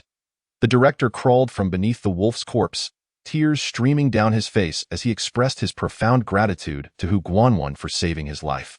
Just when they believed the incident had concluded, a faint buzzing sound emerged. Everything around seemed to be suspended in time. Falling leaves, dripping water, people, animals, and even molecular activities all halted. A ghostly figure materialized, its pale gray eyes and an ornate guide cane unmistakably identifying it as Shining. Shining slowly approached the wolf's lifeless form, from which a spirit emerged, swirling in hues of red and orange, embodying wrath, fury, and hatred. Do you desire revenge? I can grant you boundless power and bestow upon you a new life. Shining spoke calmly. The wolf's spirit fixed its piercing gaze upon Shining. The cost is, from this day forth, you shall serve me for eternity. If you remain silent, I shall assume you agree. 3, 2, 1. Splendid. A delightful transaction. The white wolf. Upon concluding, Shining vanished with the wolf's spirit like smoke dissipating into the air. Time resumed its course, leaving Hu Guanwan with an indescribable sensation. However, he paid it little heed. Departing the zoo after completing his duties at the Bureau of All Matters, a large white dog lay before Shining, its expression one of disdain. This was the corporeal form Shining had reconstituted for the white wolf. Do not scorn it. This way, you shall not be discovered, Shining remarked with a gentle smile. He then spoke earnestly. Now, you are the very first employee of the Bureau of All Matters, Kai Fu. Chapter 9. A Night of Darkness and Death. Following Shining's resurrection, Kai Fu had gained sentience. It gazed at its savior with confusion, soon realizing an extraordinary power had awakened within. Sensing Kai Fu's gaze, Shining chuckled lightly. Do not overthink. I merely felt that having an assistant would ease my burdens. Changing the subject, Shining continued, tomorrow, you may exact your revenge, making them pay for their actions. Hearing Shining's words, Kai Fu's anger reignited. Its eyes filled with not only hatred but also anticipation for its newfound strength and the thrill of hunting prey in the early hours of the morning. A stealthy figure quietly entered the bureau. What? Did the money run out so soon? As if foreseeing the situation, Shining spoke nonchalantly from his chair. Zhang Gui, startled by Shining's voice, awkwardly chuckled, Boss, your foresight is uncanny. 500,000 is indeed insufficient. After receiving the funds, Zhang Gui entered a casino and lost it all. Determined to change his fate, he returned to the bureau. From Zhang Gui's initial visit, Shining had been aware of everything. So, Mr. Zhang, how much do you wish for this time? Zhang Gui tentatively asked, Could I know how much longer I have to live? Mr. Zhang, you are 28 this year. Having traded a year of your lifespan previously, you currently have 80 years left, Shining replied without concealment. Upon hearing this, Zhang Gui laughed heartily. Haha, I knew I could live to a ripe old age. He then pondered. Knowing he had 80 years remaining, he could trade 10 years for business ventures, earning money to later buy back his time. With this thought, Zhang Gui declared, Then I wish to exchange 10 years. Certainly, Shining responded, snapping his fingers. Immediately, Zhang Gui's phone pinged with a notification, and upon checking, the words 500W received caused his lips to involuntarily curl into a smile. Shining skillfully extracted the 10-year time bond from Zhang Gui. After the process, Zhang Gui examined his body. Aside from 2 new wrinkles and a few gray hairs, he noticed no significant changes. The transaction is complete. You made a part, Shining stated. With excitement coursing through him, Zhang Gui exited the bureau. Having learned from his previous experience, he felt far more composed now. and with money in hand. The air around him felt refreshingly invigorating. After Zhang Gui left, Ning reclined in his chair, musing, "Human desires are boundless. From the moment you approached me in this manner, this affair was destined to spiral out of control." As dawn broke, the clouds finally dispersed, revealing the long-awaited sun. Pingan County was no longer the sole beneficiary of sunshine. By midday, Ning stretched lazily, remarking, "Today's weather seems somewhat ominous." Thanks to Ning's awakening, Kai Fu now possessed intelligence comparable to that of an ordinary human. Xiao Qin merely yawned after listening, showing no signs of response. All she yearned for was to return home and indulge in slumber. After exchanging a few words with Hu Guanwan, she departed. Hu Guanwan examined the report in his hand with great scrutiny. The identity of the boss remained a mystery, as there was no trace of him even in online records. On the day of the grand opening, the surveillance cameras inexplicably malfunctioned, leaving no documentation of the establishment's emergence. The public's knowledge was limited to the fact that the shop appeared overnight, yet their memories of this bizarre event gradually faded. In the few days since its opening, only 2 patrons had graced the establishment, 1 male and 1 female.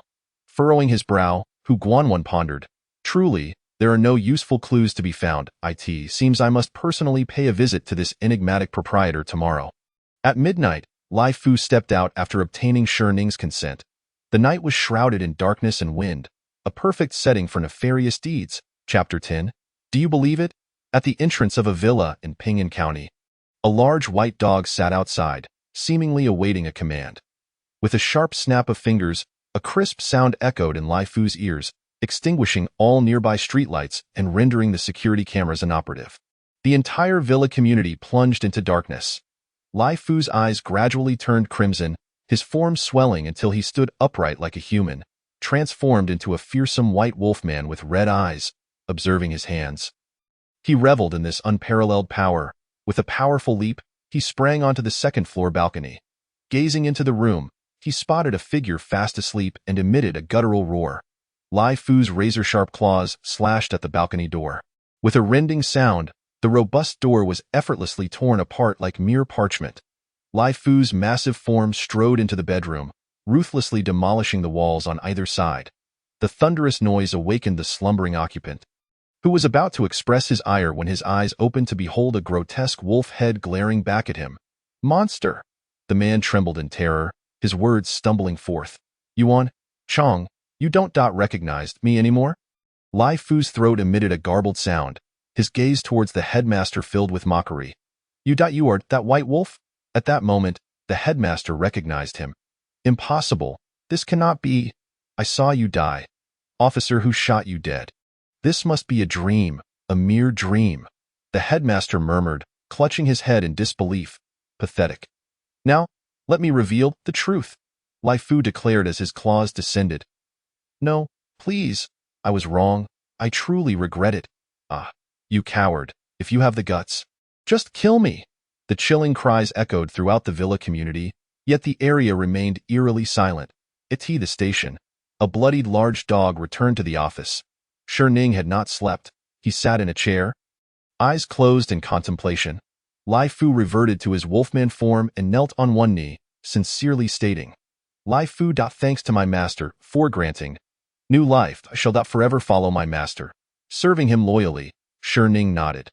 Lai Fu's past transgressions had been absolved, and he accepted this subordinate. At dawn, the police station received yet another report.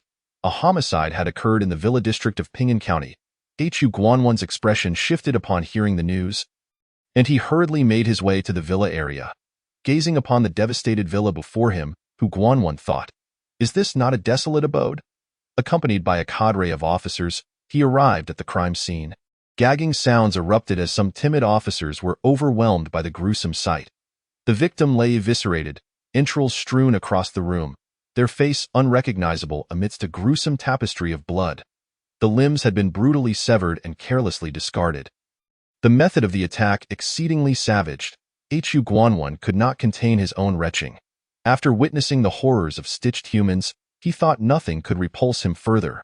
Yet, this gruesome scene was indeed a new low. Once the officers had emptied their stomachs, they covered the corpse with cloth and commenced their investigation. To their astonishment, they discovered faint, bloodied footprints. Captain Hu, these footprints don't resemble those of a human. One officer remarked, his face etched with confusion. Hu Guanwan scrutinized the prints with equal perplexity. They bore a striking resemblance to those of a canine, yet what creature of that family could be so large? And walk upright?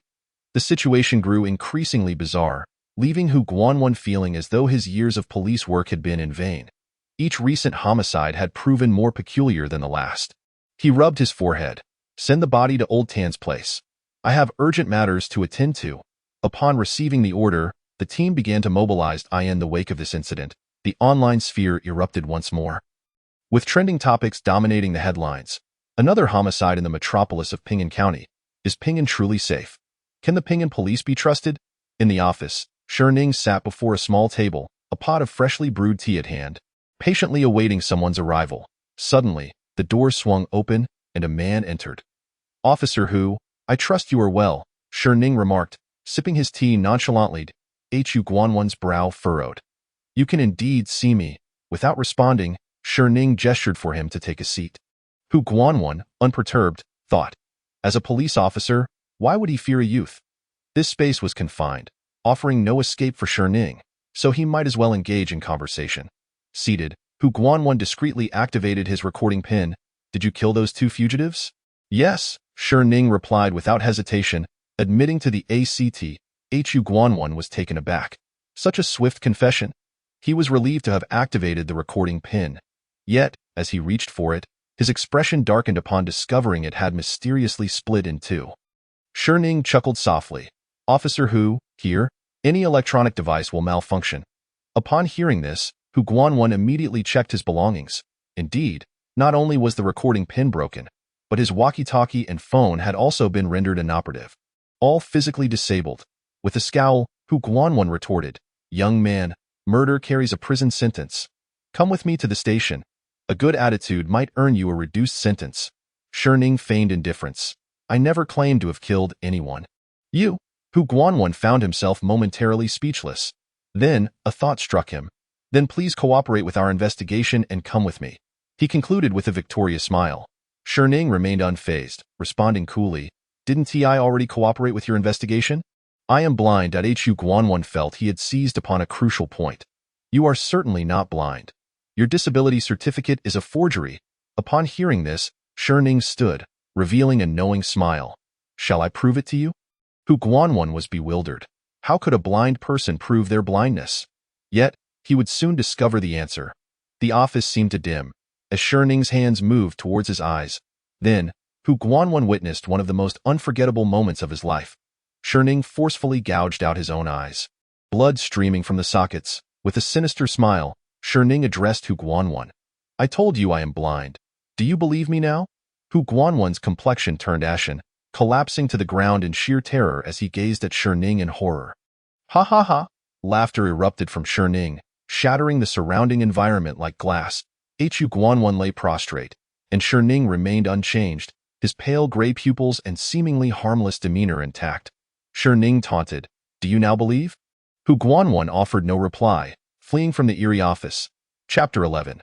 Then you must settle the bill back at the police station. Hu Guanwan sat in a chair, shaken and disoriented. An officer noticed him lost in thought and approached. Captain Hu? Have you wrapped up the matter? Huh. Captain Hu, why do you look so pale? Perhaps you should take a break. The officer inquired with concern. Hu Guanwan hesitated before speaking. Xiao Lu, do you think there are really ghosts in this world? Xiao Lu was taken aback, his expression one of surprise. Captain Hu, you believe in such things?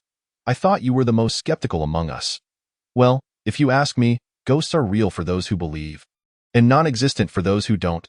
However, we should maintain a sense of reverence for the deceased. Xiao Lu articulated his beliefs. After hearing Xiao Lu's words, Hu Guanwan's tumultuous heart began to calm. Once collected, he began to analyze. If belief renders them real, then he would choose disbelief. Based on his analysis, he had undoubtedly been hypnotized. Realizing this, Hu Guanwan smacked his forehead in frustration. How had he become so cowardly? Fleeing at the slightest scare from Ning. Regaining his composure, he declared, Everyone, halt your current tasks. I have identified the killer. All personnel, equip yourselves and apprehend the murderer. Understood. In the office, Ning sat before a piece of paper adorned with a clock sketch. Officer Hu, do you still not believe? Very well, after today, you shall see the world anew. Ning uttered, as the paper levitated, the clock's hands slowly turning. Master, when will we eat? A little monk inquired, seemingly lost in thought. Soon, soon. We will soon be able to feast upon our fate. The old monk gazed at the young monk with a smile, yet again repeating the same phrase. The young monk pouted and muttered a word under his breath. Suddenly, he twitched his nose and exclaimed, Master, it smells so fragrant. Can you smell it? It's truly delightful. The old monk furrowed his brow, puzzled, as he could detect no scent. However, upon seeing the young monk's mesmerized expression, he swiftly grasped the situation. The old monk, filled with indignation, thundered, You audacious spirit! How dare you behave so recklessly in broad daylight? His voice boomed like thunder, startling the young monk into immediate awareness, and they both witnessed a shadow darting away at great speed. The old monk, seeing this, pulled the young monk along in pursuit. Many pedestrians crowded the street as the two monks maneuvered through the throng. Eventually, they discovered that the elusive spirit had slipped into a nearby shop. A sense of foreboding washed over the old monk. If their presence led to harm befalling others, the repercussions would be dire. Yet, with no other options available, he steeled himself and followed the young monk into the establishment. Inside, the young monk beamed with joy at the array of merchandise. Wow, master! These glass orbs are so beautiful. In stark contrast, the old monk's face turned pale, cold sweat beading on his brow, his legs trembling uncontrollably. What had he stumbled upon? The room was thick with the presence of spirits, big and small, demons and monsters, even Buddhas. Yet, without exception, they were all sealed within the glass orbs, wailing in anguish. The very spirit they had chased was now kneeling at the feet of a young man. The old monk's gaze fell upon the youth, and he nearly fainted from shock. Enveloped in malevolent energy and ghostly auras, the atmosphere around him was eerie and foreboding. Pure evil. This was the first description that came to the old monk's mind upon seeing him. Eventually, overwhelmed by the pressure, the old monk rolled his eyes back and fainted. Hu Guanwan led a security team to surround Shining's little shop, where Shining stood at the entrance with a serene smile. Hu Guanwan, seeing Shining's lack of resistance, smugly remarked, Boss, sure. It appears I have won this round. Shining, unfazed, replied coolly, Is that so, Officer Hu? The game has only just begun. As his words fell, the familiar darkness descended once more. This time, Hu Guanwan was prepared. He bellowed, I won't fall for the same trick twice. Wake up! The surrounding scene began to shatter, and Hu Guanwan felt a surge of hope as he drew his gun to apprehend Shining. But as the images morphed before him, he found himself looking into the concerned face of Xiao Lu, and he realized he was in the police station. The only difference was a piece of paper on his desk, adorned with a drawing of a clock, marked with a large 1. Hu Guanwan rubbed his face, pondering if everything had merely been a figment of his imagination. He crumpled the paper and declared, Everyone, cease your work and assist me in capturing the culprit. Yes, following the same script, Hu Guanwan once again surrounded the office, where Shining stood smiling at the door. Shining chuckled, Officer Hu, do you still not believe me? Before the surroundings could darken, the scene fractured once again. When Hu Guanwan regained his senses, he found Xiao Lu's concerned gaze upon him, and the paper had returned to his desk, the 1, now transformed into a 2. The old monk awoke to find the young monk gazing at him with concern. Slowly sitting up, he noticed Shining still seated calmly, devoid of any malevolent aura, appearing just like an ordinary person, yet the spirit had vanished.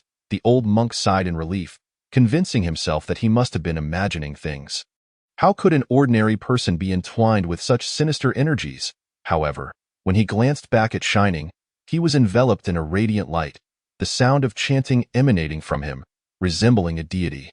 The old monk was taken aback, closing his eyes, and after a considerable pause, he opened them again. That moment, Shining was surrounded by a divine glow, appearing as an unattainable celestial being.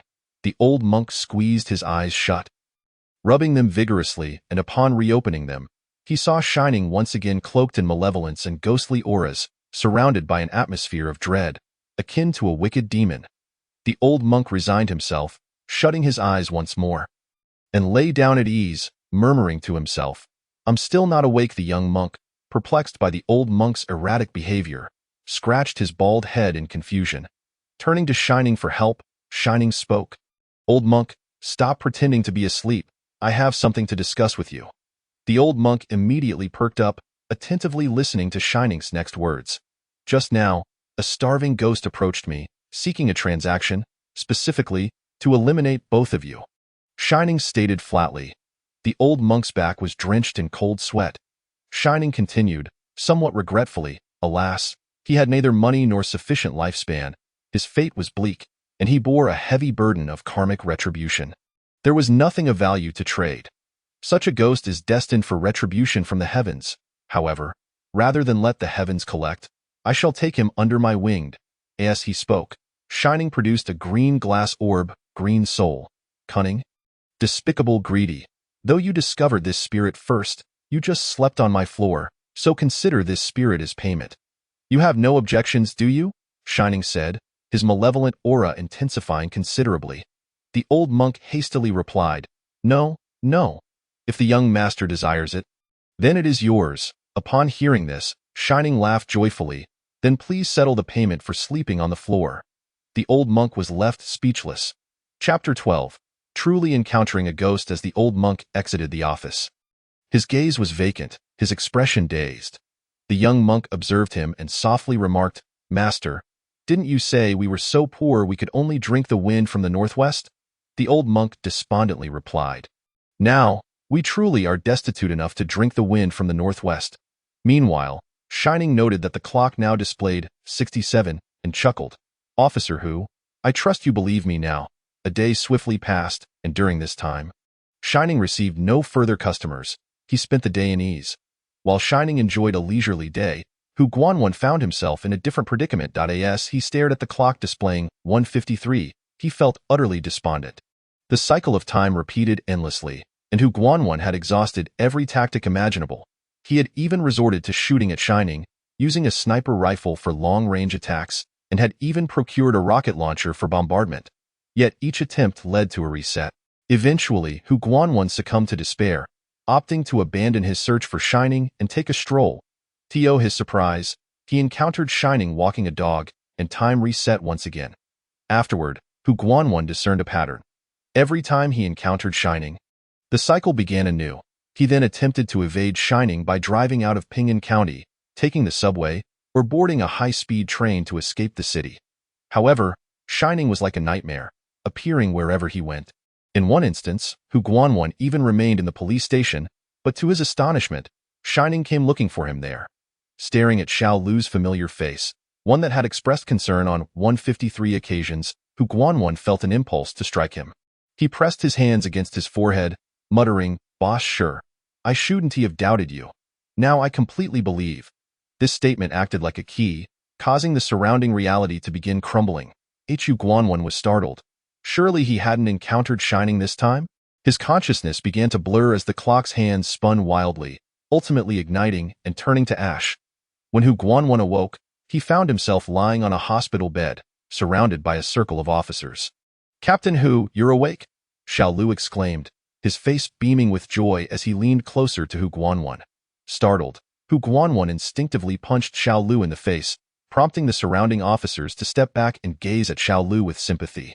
The punch was perfectly calibrated, startling yet harmless. Hu Guanwan surveyed his surroundings, and upon seeing the night sky outside, he erupted in ecstatic laughter. "Ha ha! I'm finally free!" Hearing Hu Guanwan's excited exclamations, the officers instinctively took another step back. Could it be that captain who had lost his mind again? It was certainly possible, given his previous outbursts and lengthy slumber. The officers engaged in animated discussions, speculating on who might be appointed as their new captain.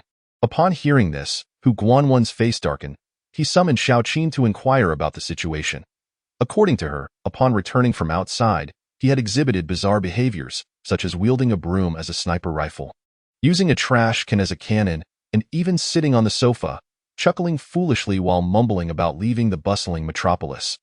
The old monk's face flushed with embarrassment. It was mortifying beyond belief. Just when he thought everything he experienced was merely a dream, Hu Guanwan opened his phone. To his horror, His wallpaper had transformed into a blood-red message. "Officer Hu, you lost this round." Ichu Guanwan's face turned pale, cold sweat soaking through his clothes. Everything he had endured was real. As dawn broke, the sun shone brightly. Shining rose early, his spirits lifted by the fact that he had not stayed up late the previous night. After his daily calculations, he found he had no customers. Oh? Am I actually encountering a scammer? After a simple breakfast, Shining donned his sunglasses and took the dog, Laifu, for a walk. Fortune or misfortune, one cannot escape destiny. If an incident of deceitful extortion were to transpire within his establishment, and he inadvertently toppled one of the glass orbs within, his ire would surely be formidable. However, should he dare to engage in such deceit? It is only fitting that every ounce of value be extracted from him, thought Shining, a sinister smile creeping across his face. Pingan County Park, each morning is bustling with the elderly engaging in their exercises, and it serves as a necessary thoroughfare for students on their way to school. Amidst this lively scene, a furtive figure surveyed the passers-by, seemingly in search of a suitable prey. Suddenly, his eyes lit up as he spotted a young man walking a dog, the canine exuding an air of luxury befitting a wealthy owner, an ideal target indeed. The man casually approached Shining, ready to commence his scheme. Shining chuckled inwardly at such eagerness. "Oh dear, your dog is biting," he exclaimed, as the man collapsed to the ground, clutching his calf in anguish, garnering the attention of onlookers. As the crowd began to swell, the man initiated his performance. "How could you not control your dog? Is this park even a place for walking dogs?" he scolded Shining, prompting murmurs of concern from the surrounding spectators. Realizing the audience was growing, the man reveled in his thoughts.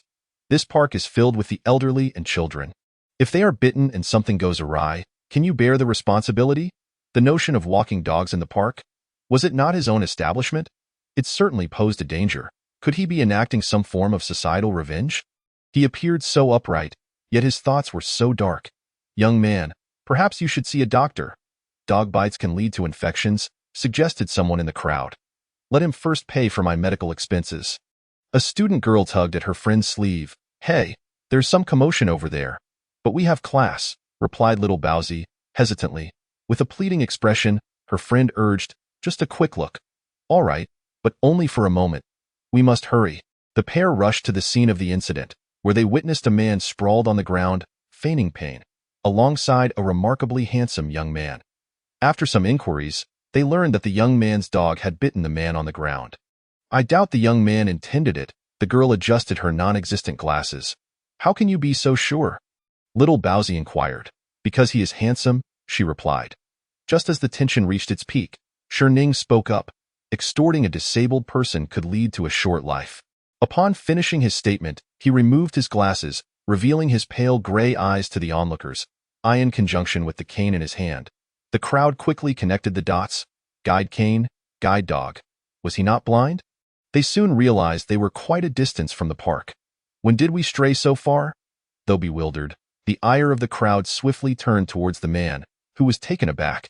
He hadn't anticipated that Shining was blind. And weren't they just in the park? Truly, it was uncanny. The man attempted to flee, but was swiftly subdued by the crowd. "Such a villain.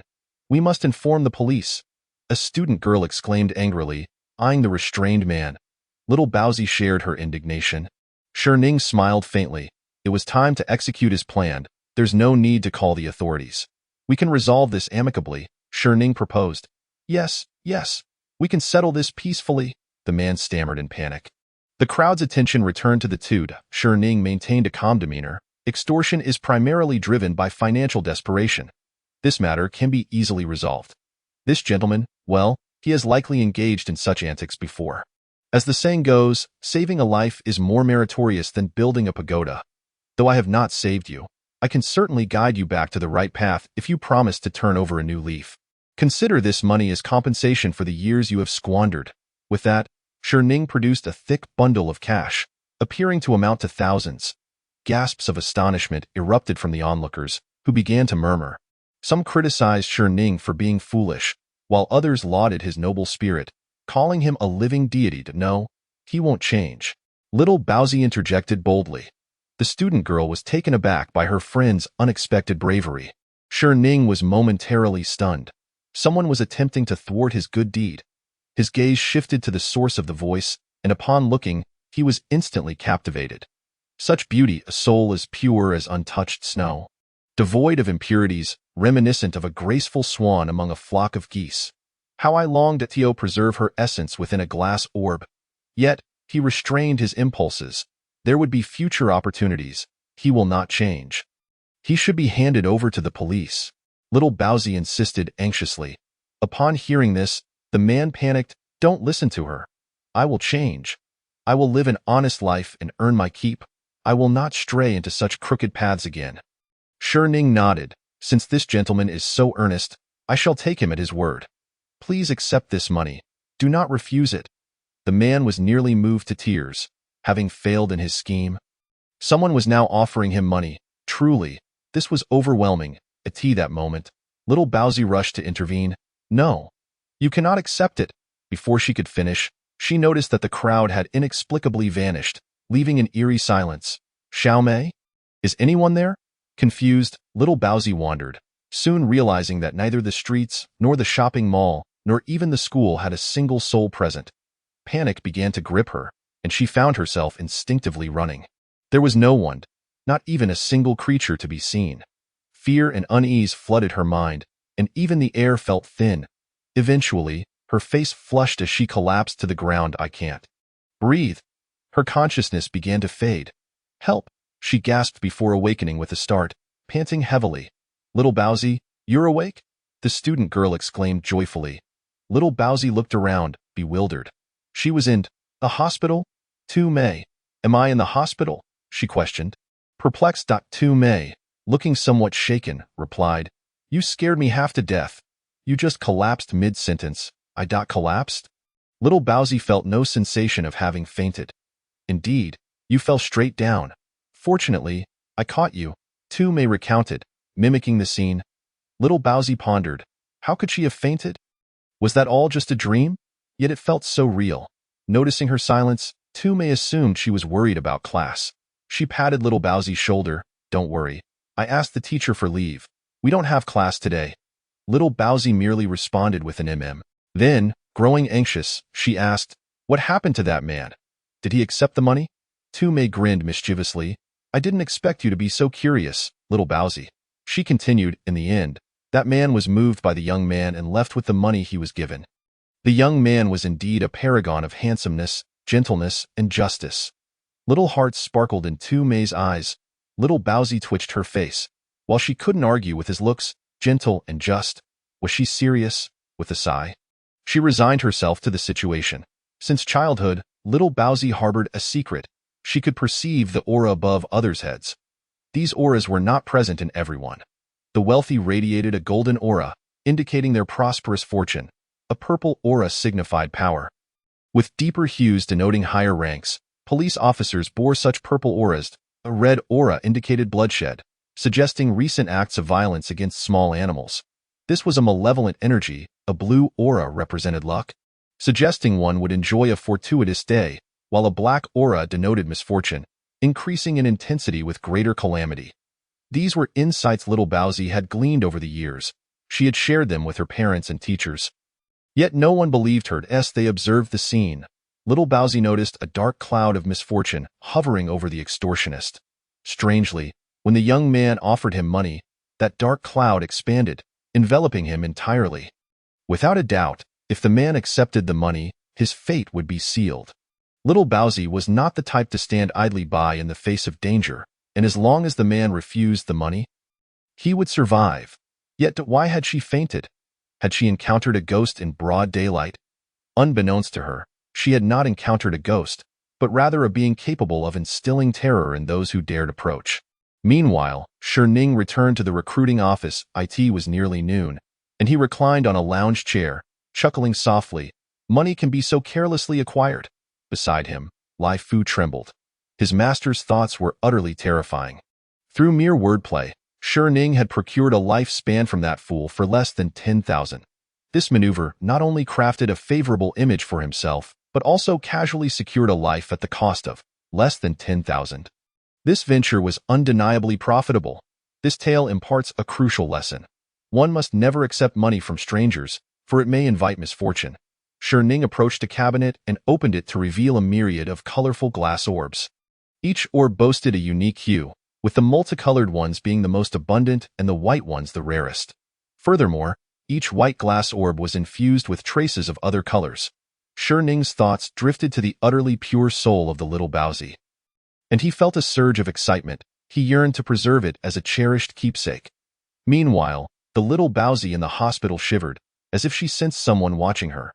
Despite his desires, Ning regained his composure. After all, he was a model youth. How could he resort to murder so carelessly? Never mind. Just your presence is enough. Ning reluctantly picked up the vibrant glass orb again, a creation he had painstakingly crafted. A unique treasure of unparalleled value. As he caressed the orb, his thoughts wandered back to a bygone era, where he and another engaged in a battle of wits, employing every stratagem at their disposal, ultimately leading to Ning's slight advantage. He had transformed his best friend into a glass orb, giving birth to the colorful creation. Little did he know that he had intentionally held back his full strength to provoke the other. Lest the orb be imperfect. Chapter 14. The return of Hu Guanwen at the police station of Ping'an County, Magic City. Hu Guanwen had nearly abandoned the investigation into the case of the stitched individuals. Due to public pressure, higher-ups had dispatched a special police unit to assist him. Xiaoqin presented him with the autopsy report of the deceased from the Villa District. The victim was the zoo director, and the cause of death was attributed to being painfully tortured to death, as the forensic expert, Tan, suspected he had been killed by a wild beast. Hu Guanwen furrowed his brow as he perused the report. What beast could wreak such havoc on a house? He had resolved that once this case concluded, he would request a transfer to a remote location, where he could lead a quiet life as a humble officer. Was he suspected of animal abuse? Hu Guanwen's expression darkened as he glanced at the investigation report. Indeed, we discovered bloodied whips and iron cages in his home in the zoo's storage. Additionally, some animals in the zoo bore scars indicative of abuse. Xiaoqin remarked. Were there any other clues at the crime scene besides footprints? Yes, there were deep claw marks on the villa's walls, and both the surveillance cameras and electricity had mysteriously failed, with the residents showing no reaction. Moreover, I discovered at this point, Xiaoqin leaned closer to Hu Guanwen and whispered, this method of disabling surveillance resembles the case of the stitched individuals. Ning. Hu Guanwen's body jolted. Why was it him? Only Hu Guanwen in the police station knew Ning's secret and his peculiar methods. After a moment of inner conflict, Hu Guanwen summoned his courage and resolved to visit the recruitment office again. To confront his inner demon, as night fell, the sky began to drizzle once more. A man ran through the rain, shielding his head with his hands, cursing the heavens for the sudden downpour. He did not pause, quickening his pace, while the rain intensified as if the heavens were retaliating against him. What the hell? Are you doing this on purpose? The man took refuge under a rain shelter, continuing his tirade against the sky. Beep, beep. The man turned in confusion. Bang. He was struck by a truck, his fate unknown.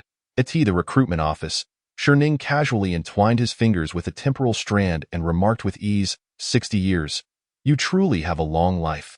He then carelessly tossed a dark green glass orb into a drawer.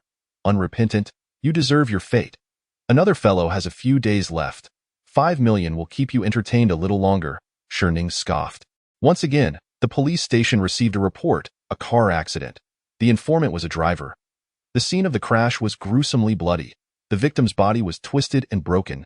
Hu Guanwen felt numb. Within just a few days, 3 homicides had occurred. Such torment. The ambulance soon arrived at the scene. Hu Guanwen glanced at the corpse. No need to take him to the hospital. Send him directly to the crematorium.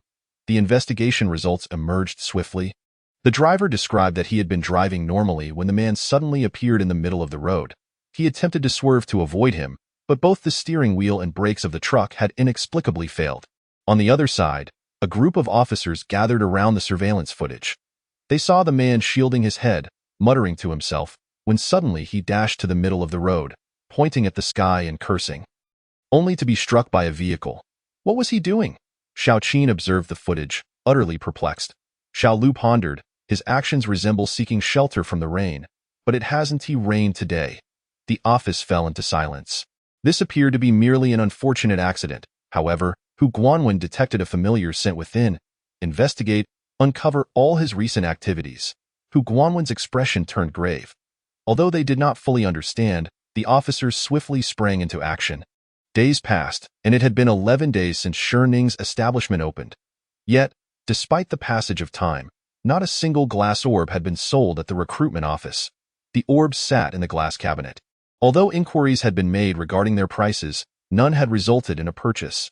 Sherning reclined on a lounge chair, savoring the tranquility.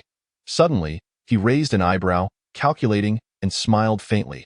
It seems today someone will finally buy a glass orb. Captain Hu, we've uncovered the details. The deceased was named Lu Ron, a swindler of low character, yet he had not committed more heinous acts. On that very day, he had attempted to con a blind man.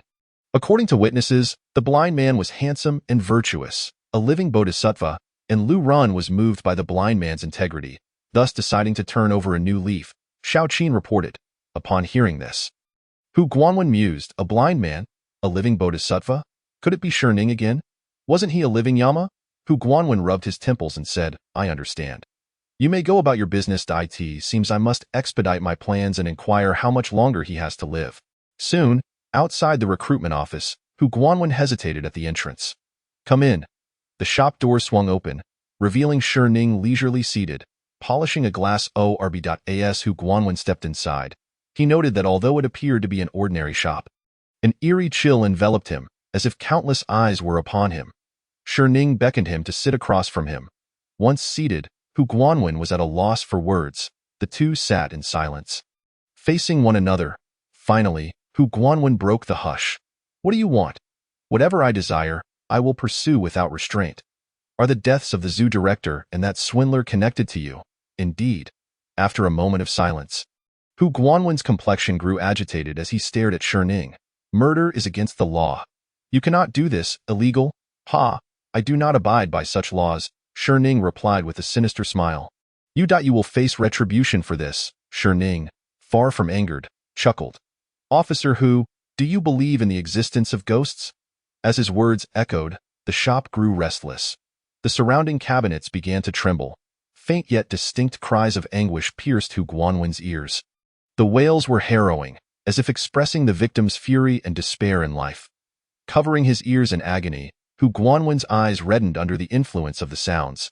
He felt himself being dragged into hell by countless malevolent spirits, the inferno slowly consuming him. Just as he was about to succumb, a voice called out, Big Brother. The sound jolted Hu Guanwen back to reality. The cries vanished, and he regained clarity, drenched in cold sweat and gasping for breath. Turning around, he saw a pure-looking schoolgirl pulling another girl with a bowsy face, both standing at the shop's entrance, gazing at Sherning with delight. Welcome, Sherning greeted with a smile. Big Brother, you own this shop? Tu Mei exclaimed happily as she rushed toward Sherning, completely ignoring Hu Guanwen. Meanwhile, the little Bowsy scanned the surroundings, her gaze landing on Hu Guanwen, whose aura was tinged with purple and black. By the coloration, he appeared to be a person of significance, albeit currently down on his luck. Finally, the little Bowsy turned her attention back to Sherning, and this gaze left her utterly dumbfounded. What was this? Suddenly, a strange aura emanated from Sherning, shifting colors and forms in rapid succession, from human to animal to water cup. The little Bowsy's eyes widened in disbelief, her face a canvas of questions. Chapter 15. The Eye of Fate. The little Bowsy stared in astonishment at Sherning, having never encountered such a phenomenon before. Tu Mei, noticing her friend's reaction, teased, Little Bowsy, have you been captivated by the charm of Big Brother? With a pout, the little Bowsy pinched Tu Mei, and the two began to playfully tussle. Officer Hu, do you believe now? Sherning inquired with a grin. Upon hearing Sherning's voice, Hu Guanwen wiped the sweat from his brow. I believe. I believe. Please, Mr. Sher, spare me further torment. Ha ha ha, Officer Hu, as a public servant, how can you indulge in such superstitions? We must trust in science. Hu Guanwen felt exasperated. Whenever he claimed disbelief, Sherning would mock him, and when he professed belief, he would be ridiculed. All he wanted was to exit this place as swiftly as possible, regretting his return. Little boss, I have matters at the police station. Perhaps we should end our meeting here? I shall take my leave now. Sherning, since you've come all this way, why not purchase something before you leave? Hu Guanwen glanced around, and aside from the glass orbs and those antiques, there seemed to be little else worth buying. But what would he do with a glass orb? Was he merely idle? Nevertheless, since Ning had suggested it, he felt compelled to take a look. After all, it was just a glass orb, and no matter how expensive, it couldn't possibly exceed a few dozen yuan. As Hu Guanwen strolled about, two female students nearby were equally captivated by the glass orbs. Wow, Xiaobazi, look at this beautiful glass orb, Tu Mei exclaimed, pointing to one where a rusted sword was suspended above. The colors of this orb were unlike the others. It was vibrant and multicolored. Xiaobazi's expression turned peculiar. She felt something was amiss with her eyesight. Why could she see qi within the glass orb? Each orb displayed a distinct hue of black energy. Then she shifted her gaze to the orb Tu Mei had indicated, which emanated a black aura that was simply extraordinary. The intensity of the black energy was something she had never witnessed before. Xiaobazi felt a twinge of fear. The eerie shop and its strange proprietor unsettled her. Thus, she tugged at Tu Mei's sleeve and whispered, Tu Mei, shall we explore elsewhere? Tu Mei, noticing Xiaobazi's anxious demeanor, pondered briefly. Let me buy this, and then we can leave, boss. How much for this colorful glass orb? Ning replied, the colorful ones are not for sale. Not for sale, then why display them? Tu Mei scratched her head in confusion, but her words were overheard by Ning, who smiled and explained. If I don't let it breathe by displaying it, it might take offense. Tu Mei was left bewildered by Ning's words, while Xiaobazi felt a surge of alarm. She realized that after Ning's statement, the black energy around the glass orbs had suddenly doubled. Xiaobazi, what's wrong? Why has your face turned so pale? Are you unwell? Tu Mei asked with concern. Xiaobazi's lips quivered. One hand clutched Tu Mei's garment, while her legs trembled involuntarily. Ultimately, they departed the office due to Xiaobazi's discomfort. Officer Hu, if you're uncertain about your choice, why not let them choose you? Ning proposed. They? How would they choose? Hu Guanwen inquired. Astonished, Ning merely smiled mysteriously without elaborating. Then, to Hu Guanwen's astonishment, the glass orbs began to levitate slowly, swirling around him. Suddenly, one blue and gold orb illuminated and flew into Hu Guanwen's hand. Heavenly Knight, 300,000. Cash or card? Hu Guanwen's was still reeling from the earlier shock when the price left him dumbfounded. So expensive. I'll certainly use my card. I have no cash on me. Hu Guanwen's chuckled awkwardly. Moments later, he gazed sorrowfully at his balance. Do not feel disheartened. This may save your life in a critical moment. Hu Guanwen's missed the last part of Ning's remark as he dejectedly exited the office. Before leaving, he glanced back at the establishment and reassessed his view of Ning. If Ning were a demon king, then this shop was undoubtedly a den of iniquity. After Hu Guanwen's departed, Ning remarked, even monks leave with their bowls. How much more should you, a police officer, consider my business? As night fell, Ning chose not to rest. Instead, sitting in a chair awaiting someone's arrival. Suddenly, the door creaked open, and to his surprise, it was Xiaobazi. Indeed, despite her fear, she felt that this place might hold a solution to her troubles. For many years, Xiaobazi had felt out of place among others due to her peculiar eyesight. It felt like a curse. Thus, she resolved to take a gamble and summoned her courage to visit alone. It is quite dark. Do you need something, Miss Bao Yaoyao? Upon hearing her name from Ning, she became more certain that this proprietor was no ordinary individual. B boss. Bao Yaoyao stammered, uncertain of how to begin. Are you inquiring about your eyes? Yes, Bao Yaoyao nodded. You possess a remarkable pair of eyes. Do you know that? They even have a beautiful name. They are called the Eye of Destiny, Ning said with a gentle smile. But yours is a low-tier version. He added with a hint of regret. The Eye of Destiny? Bao Yaoyao expressed curiosity. She had never heard such a fantastical name before. Would you like to hear its tale? Ning asked with a mysterious grin. Yes. Bao Yaoyao quickly covered her mouth, surprised at her unbidden response. Ning laughed heartily. Then you must listen closely. Long ago, there was a beautiful maiden blessed with enchanting and mesmerizing eyes. Anyone who locked eyes with her for more than 3 seconds would become lost in an abyss. Even her parents were not exempt. Thus, the maiden would always cover her eyes with a black cloth when venturing outdoors. Though inconvenient, it was a necessary compromise. She believed that life would continue in this manner until she encountered a young man. The young man was a prince of the realm and the first person who could gaze into her eyes without becoming entranced. Their affection blossomed over time, and they spent their days together. However, their romance was soon discovered by the king, who sought the counsel of a sorcerer to devise a plan to separate them. Yet the sorcerer discovered that the girl's eyes were none other than the fabled eye of destiny. This eye, when wielded properly, could foresee the fates of people, objects, and even nations. Thus, the king, desiring to possess this power, used the prince to extract the girl's eyes, imprisoning her in an iron cage and casting her into the sea. Shi Ning took a sip of tea as he recounted the tale. Bao Yaoyao listened intently, and then what happened? What became of her? The king, having acquired the eye of destiny, utilized the sorcerer's secret magic to implant it within his own eyes. Under his reign, the entire kingdom flourished and the lives of his subjects improved. Was that the conclusion? But that maiden was so unfortunate. She had done nothing wrong, Bao Yaoyao lamented. Shi Ning smiled faintly. The maiden did not perish. She transformed into a spirit, awaiting someone to liberate her. As time passed, the kingdom thrived under successive rulers, and the legacy of the Eye of Destiny continued. However, the maiden's spirit deteriorated with time, filled with resentment for the kingdom. Eventually, she encountered a traveler and offered her soul in exchange for liberation and vengeance. The traveler, possessing immense power, empathized with her plight. Yet by then, the king had already passed away. Consequently, the traveler destroyed the Eye of Destiny, and soon after, the kingdom began to decline. Shi Ning's smile remained as he concluded, "Thus, the tale is complete. Now, do you believe the king's actions were justified? What of the maidens?" Bao Yaoyao fell silent. The king's actions were not inherently wrong. He merely sought prosperity for his realm. The maiden's motivations were also understandable, as she only sought revenge. But if neither was wrong, why did they both meet such tragic ends? Then, Bao Yaoyao found her answer, her gaze resolute. Neither were at fault. The true error lay with the traveler. The traveler possessed great strength and myriad solutions, yet he chose the most inappropriate method, destroying the Eye of Destiny. With his formidable power, he could have resolved the issue through other means. Shi Ning nodded with a smile. "So, do you intend to destroy this extraordinary eye as well?" Bao Yaoyao hesitated, taken aback by Shi Ning's question. The Eye of Destiny was indeed powerful, possessing the ability to alter everything. The traveler had erred in its destruction, but if she too were to destroy this capability, would she be in the wrong?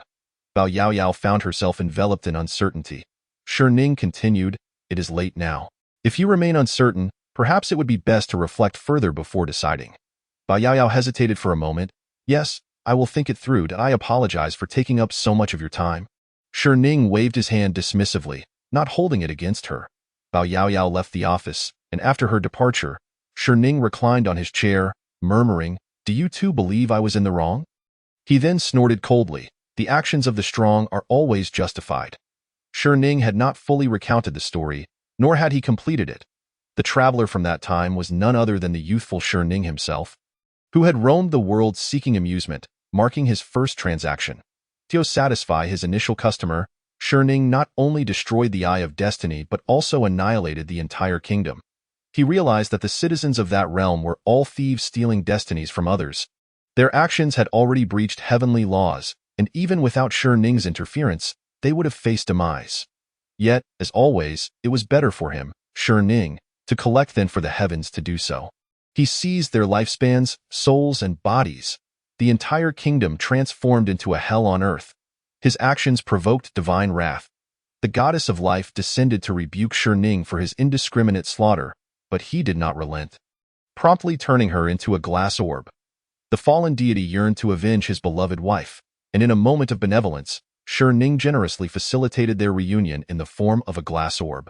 The god of destruction marveled at Shi Ning's thunderous methods and wild artistry, feeling an instant kinship, leading to an unlikely friendship. How he longed for those cherished times in the dead of night. Captain Qin Feng of the SWAT team had bloodshot eyes. He had anticipated this to be a straightforward case, until he laid eyes on the corpse and the autopsy report, realizing the complexity of the investigation. "Old Hu, do you have any thoughts?" Qin Feng inquired, glancing at Hu Guanwen beside him. Hu hesitated. He certainly had ideas, having already identified the murderer, a fellow police officer, who should theoretically be apprehended immediately. Yet, he lacked substantial evidence. And even if he had it, capturing Shi Ning was another matter altogether. Hu had experienced that elusive method firsthand twice and wished to avoid a third encounter. His expression grew serious as he pondered. As a police officer, how could he allow a murderer to roam free? Thus, he resolved to send Qin Feng instead. Hu divulged Shi Ning's address to Qin Feng, cautioning him about the peculiarities of the shopkeeper, warning him not to provoke the owner. Observing Hu's mischievous demeanor, Qin Feng sensed impending trouble. As dawn broke, Shi Ning commenced normal operations.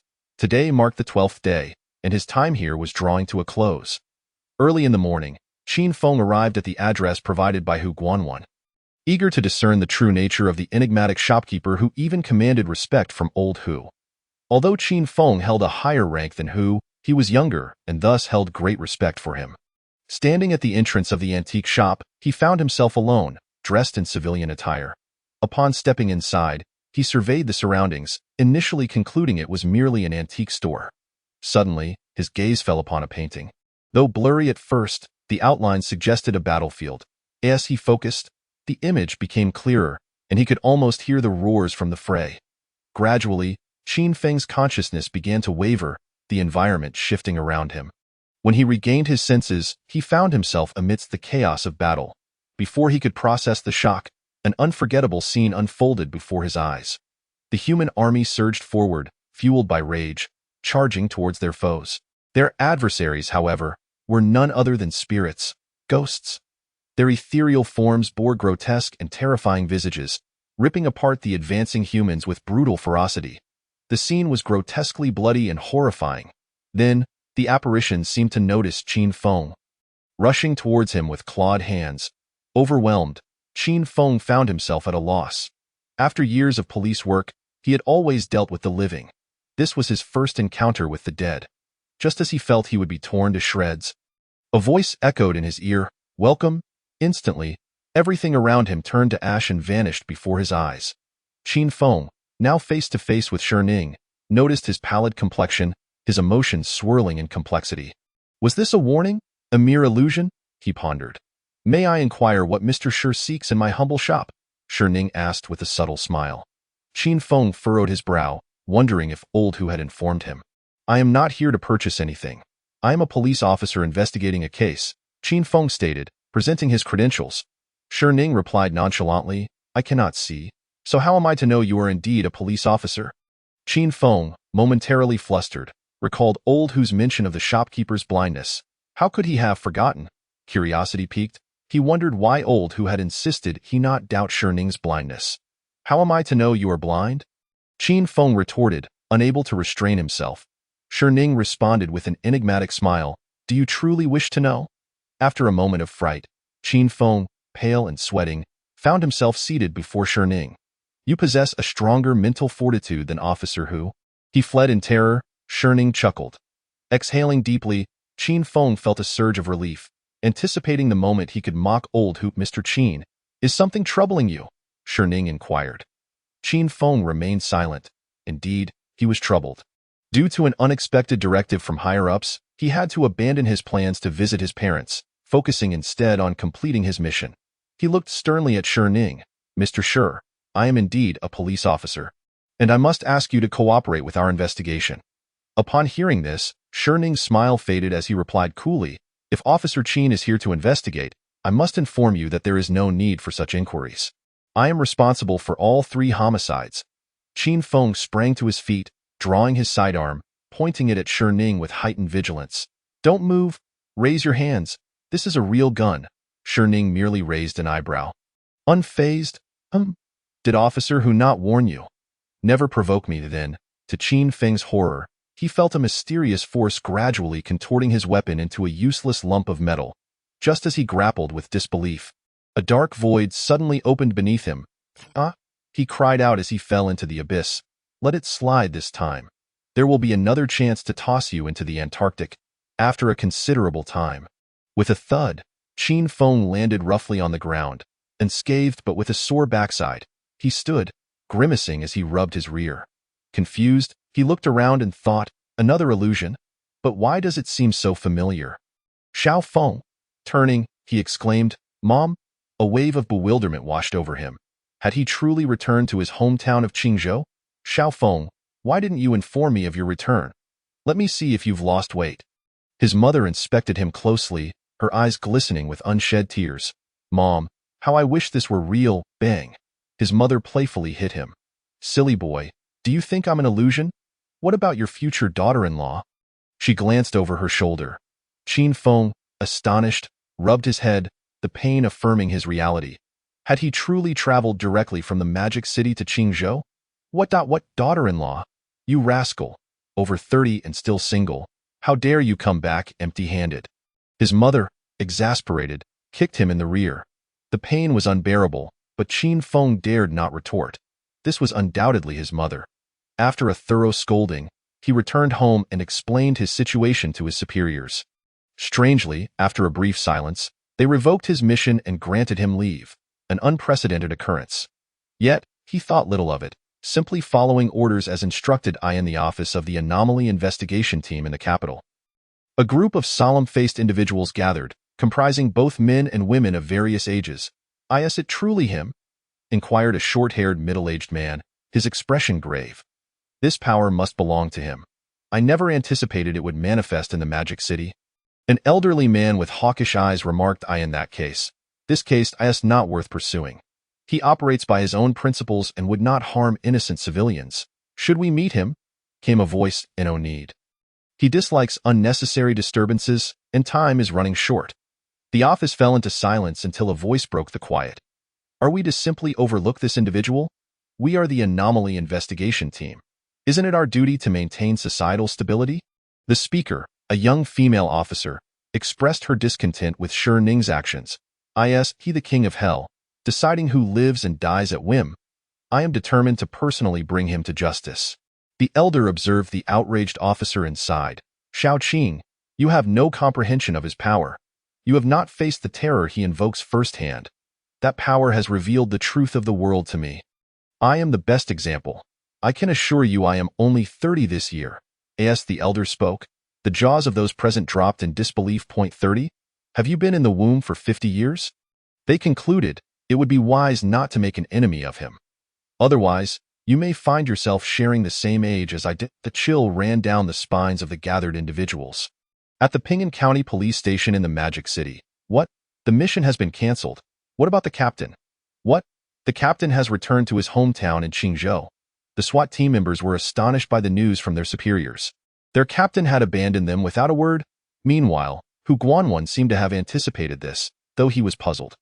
Just moments ago, his transfer request had been denied, with the higher-ups informing him that Shi Ning would be leaving soon. And the case no longer required investigation, they would find a way to resolve it. He was perplexed. How did they know he would depart? Was he a relative? Despite his doubts, Hu complied. Ultimately, the SWAT team members departed, and the Pingan County Police Station returned to its previous state. The actions of the leaders in the capital were swift. They publicly announced that the perpetrator had been apprehended, though details remained undisclosed. Hu exhaled deeply, relieved that this perilous and mentally taxing ordeal had finally come to an end. But is that truly the case? As the night deepened, all matters lay in wait. Zhang Gui stealthily made his way back here once again.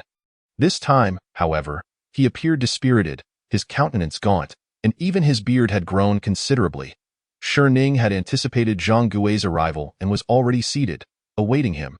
Tonight, the value he possessed should be entirely extracted. Has Mr. Zhang encountered failure in his ventures?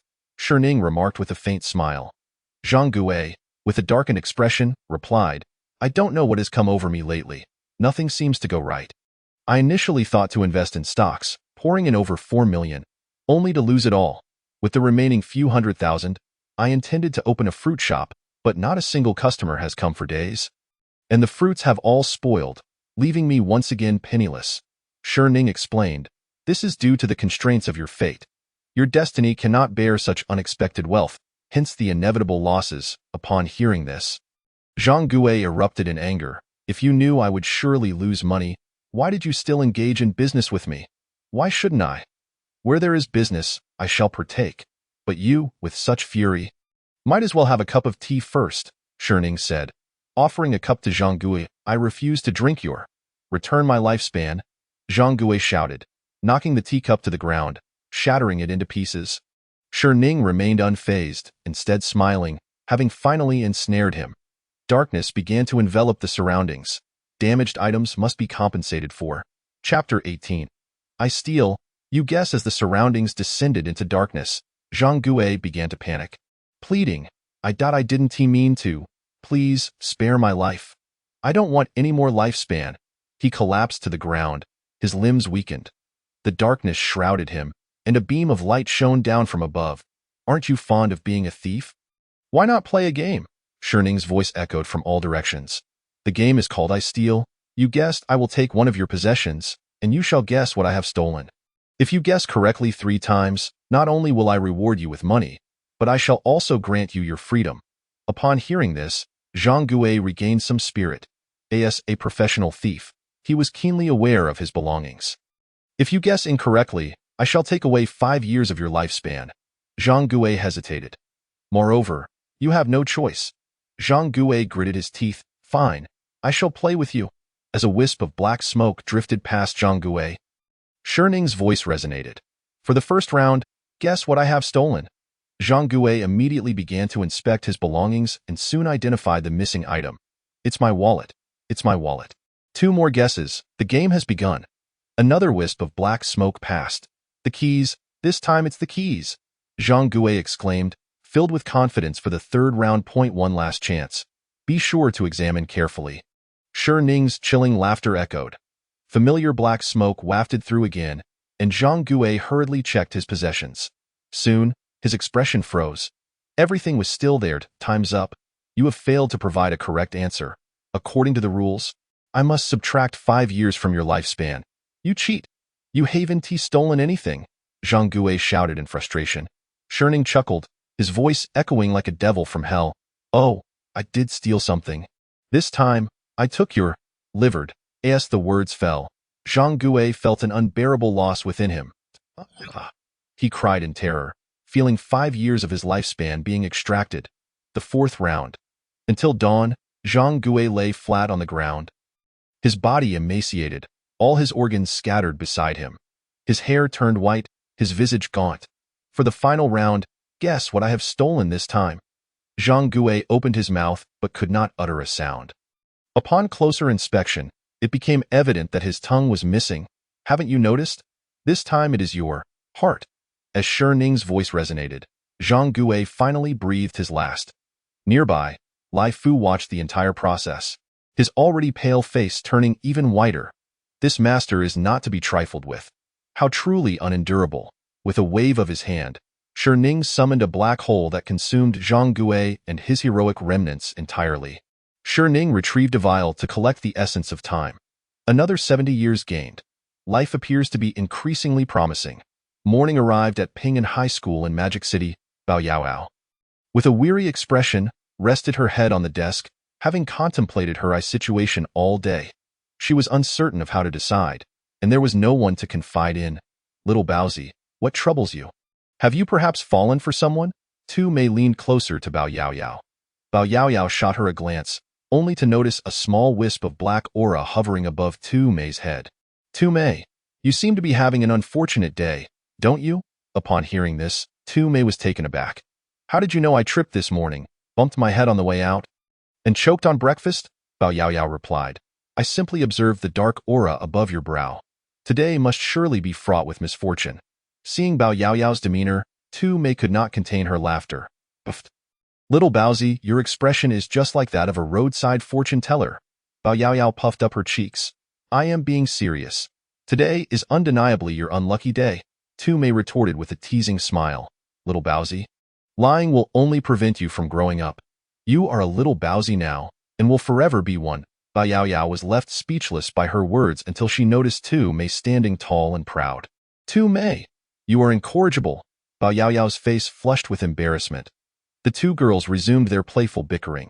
After a while, they grew weary and sat facing each other on their stools. Tu Mei, you are my best friend, right? Tu Mei, puzzled by Baoyaoyao's question, replied, Of course. We have been good friends for 3 years. Baoyaoyao hesitated but ultimately decided to share. Tu Mei, I actually have a secret and a worry. Tu Mei's eyes brightened with curiosity. Is it gossip? I can see the aura on others, which indicates their fortunes and misfortunes for the day. When I was younger, I told others about it, but they all thought I was insane. Bao Yaoyao's voice grew softer, and she lowered her head, fearful of losing Tu Mei's friendship. Throughout her life, her unique eyes had made it difficult for her to make friends. After entering high school, a chance encounter had allowed her to bond with Tu Mei, and she cherished this friendship deeply. Really? That is simply too cool. Tu Mei did not reject Bao Yaoyao. Instead, she gazed at her as if she were a treasure. So, you can indeed tell that I will have a bad day today? Tu Mei's eyes sparkled as she shook Bao Yaoyao. Stop shaking me. Bao Yaoyao gasped as she freed herself from Tu Mei's grip, relieved that Tu Mei still wished to be her friend.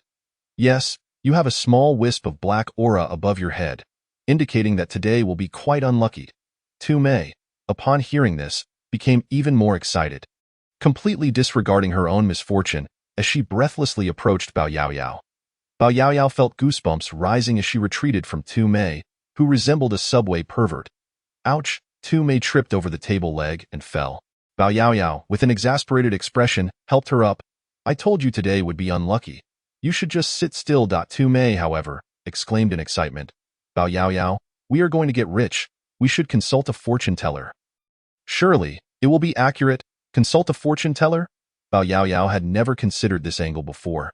After contemplating, she shook her head. I can only see today's fortunes. I cannot predict beyond that. Is that so? Tu Mei felt a bit disappointed, as the path to wealth seemed to have ended before it even began. What about your worry? Is it because you can only see for one day? Bao Yaoyao shook her head. I do not wish for this ability. You guessed it. What? Tu Mei looked at Bao Yaoyao in astonishment. Bao Yaoyao felt a twinge of guilt under her gaze. I believe being an ordinary person is better. Tu Mei, with exasperation, replied. You are being foolish. How can you dismiss such a remarkable ability? I have dreamed of being a superhero since childhood, but alas, there are no superheroes, only dreams. And be careful.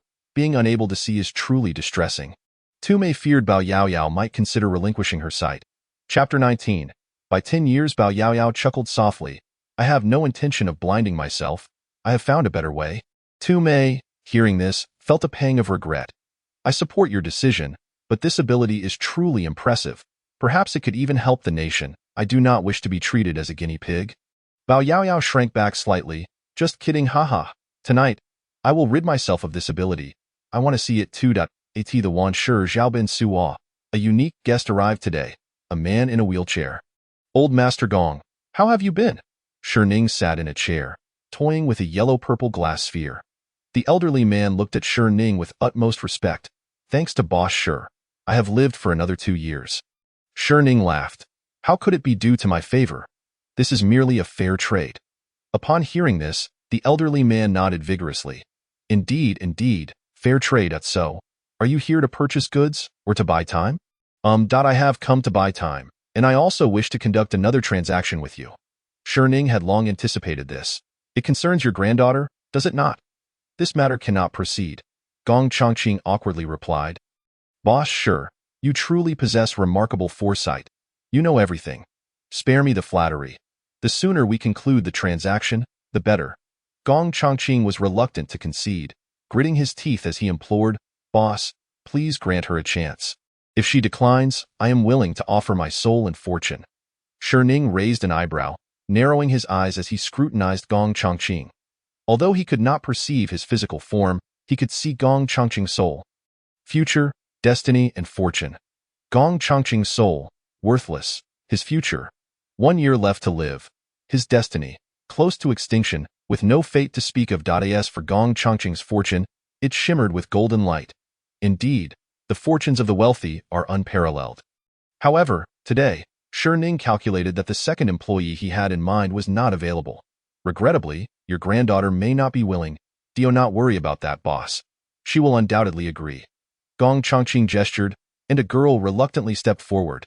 Shi Ning observed her, noticing an indigo soul, indicative of her prideful nature. Lei, from today onward, this will be your workplace, Gong Chongqing declared. Gong Lei began to pout. Grandpa, I promise I won't bully my classmates anymore. Nor will I go to bars or KTV. Let us go home, shall we? Grandpa Gong Chongqing's face turned ashen. They had spoken amicably just the night before, and now she was reneging. Gong Lei covered her mouth, wide-eyed as she gazed at Gong Chongqing. Shurning chuckled. It seems your granddaughter is quite reluctant to work here. This was also one of Shurning's methods. He could amplify a person's inner thoughts until they were fully articulated. Desires and intentions could not be concealed in his presence. Lele. Gong Changqing hesitated, wanting to speak. Gong Lele lowered her head, stunned. She had intended to acquiesce to Gong Changqing, yet could not control her tongue. Her original plan was to stay for a few days and then slip away, reasoning that Gong Changqing would forgive her afterward. Little did she know that such thoughts nearly led to the ruin of the Gong family in the capital. While I am quite eager for the boundless fortune you possess, the fact remains that I already have one employee. Shurning's words startled Gong Changqing. Boss Shi is hiring employees. He glanced around. Suddenly, a large white dog emerged from the side. This? Gong Changqing's face twitched. Could it be that his granddaughter was deemed lesser than a dog? Indeed. This is my employee, Lai Fu, Shurning replied nonchalantly. Gong Lele was displeased. Hey? What do you mean? Am I not as useful as a dog? Silence. No disrespect. What Boss Shi says is final, Gong Changqing admonished. Gong Lele pouted, sulking back into her seat. Shurning chuckled. Enough of this farce. Let us return to the matter at hand, old man. How many years do you wish to purchase? Gong Changqing pondered. 10 years. Shurning produced a small vial containing a silvery liquid. This does not come cheap. Gong Changqing presented a card. Boss Shi, I have made my decision. Money can be earned again, but life is singular. While I do cherish wealth, I value my life even more. I have prepared 100 billion. Please take a look. Gong Lele grew even angrier watching Gong Changqing's actions. Typically, she had to beg for an eternity before he would reluctantly part with money. And now, 100 billion. Just like that, Gong Lele regarded Shurning, thinking, this man appears rather handsome and has a way of deceiving people effortlessly. I must learn from him when the opportunity arises. Shurning snapped his fingers, pushing the vial toward Gong Changqing. Take it. Before their eyes, the card in Gong Changqing's hand disintegrated into particles. Gong Changqing remained unfazed, but Gong Lele was left agape in astonishment. Gong Changqing uncorked the vial and drank the contents in one gulp, and a fantastical transformation began. His once hunched form gradually straightened, his white hair darkened considerably, and his aged visage became more vibrant. Shurning reclaimed the vial. Transaction complete. May you enjoy these 10 years. Gong Changqing stood from his wheelchair, bowed to Shurning, and departed with Gong Lele from the establishment. Shurning reclined back in his chair. Buying time from the poor, selling time to the rich. What a beautifully paradoxical world we inhabit, Grandpa. What was that potion? It was so wondrous. In a luxury car, Gong Lele curiously inquired as she observed Gong Changqing's dramatic transformation. Gong Changqing, exasperated, looked at Gong Lele. You? Of all people, you have no idea what an immense opportunity you have just squandered. Gong Lele pouted. What opportunity? Isn't it just a bit of magic? I can do a little of that too. Magic? Do you truly believe my transformation is mere magic? You must have been sold a counterfeit potion with detrimental side effects. We must return to Kyoto post-haste for treatment. Gong Changqing sighed, contemplating that perhaps this was fate's design. That he was destined to be estranged from Boss Shi. Lord of Heaven, be cautious, for I may strike you down.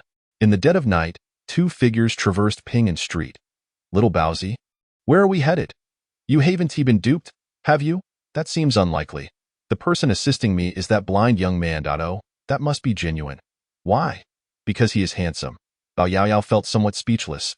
She believed that merely the presence of a handsome man would effortlessly lure Tu Mei away. Let us hurry. I haven't seen that young man in several days, and you have secretly come without me. Tu Mei squinted at Bao Yaoyao. Bao Yaoyao felt embarrassed. At that time, she had not mustered the courage to reveal her own vision issues to Tu Mei. As the two walked in tandem, Bao Yaoyao suddenly yanked Tu Mei back. They both stumbled to the ground, just as a flower pot fell before them. Chapter 20. Let us play a game so close. The two sat on the ground, somewhat shaken. Moments ago, Bao Yaoyao had noticed an increase in the dark energy surrounding Tu Mei. She reacted swiftly, pulling Tu Mei back just in time to avoid disaster. Tu Mei, are you all right? Seeing Tu Mei in a daze, Bao Yaoyao hurriedly helped her up. Tu Mei glanced up. A balcony cluttered with flower pots loomed above them, from which the pot had fallen. I'm fine. But that family is utterly despicable. Tu Mei brushed herself off, calming her emotions, ready to confront the homeowner for their negligence. leaving flower pots outside even as darkness fell. Bao Yaoyao quickly restrained her. They were merely two frail female students. If they encountered a nefarious individual, Bao Yaoyao urged, "Tu Mei, it's dark now. If we run into a bad person, we'll be in trouble. It's best to leave this matter to the police." Tu Mei contemplated for a moment, weighing the pros and cons before making her decision. "Little Baozi, you go first. I'll join you shortly. This despicable person must be punished. No way. I can't let you stay here alone. It's too dangerous. It's fine. I want to wander off. I'll call the police now." They'll arrive shortly. Unable to dissuade her, Bao Yaoyao finally relented. "Just be careful, and make sure to wait for the police." With a worried admonition, Bao Yaoyao dashed toward the establishment. In the bustling establishment, Ning sat in his chair, awaiting his final guest of the day. Before long, Bao Yaoyao rushed in, breathless. Boss, I don't want this ability anymore."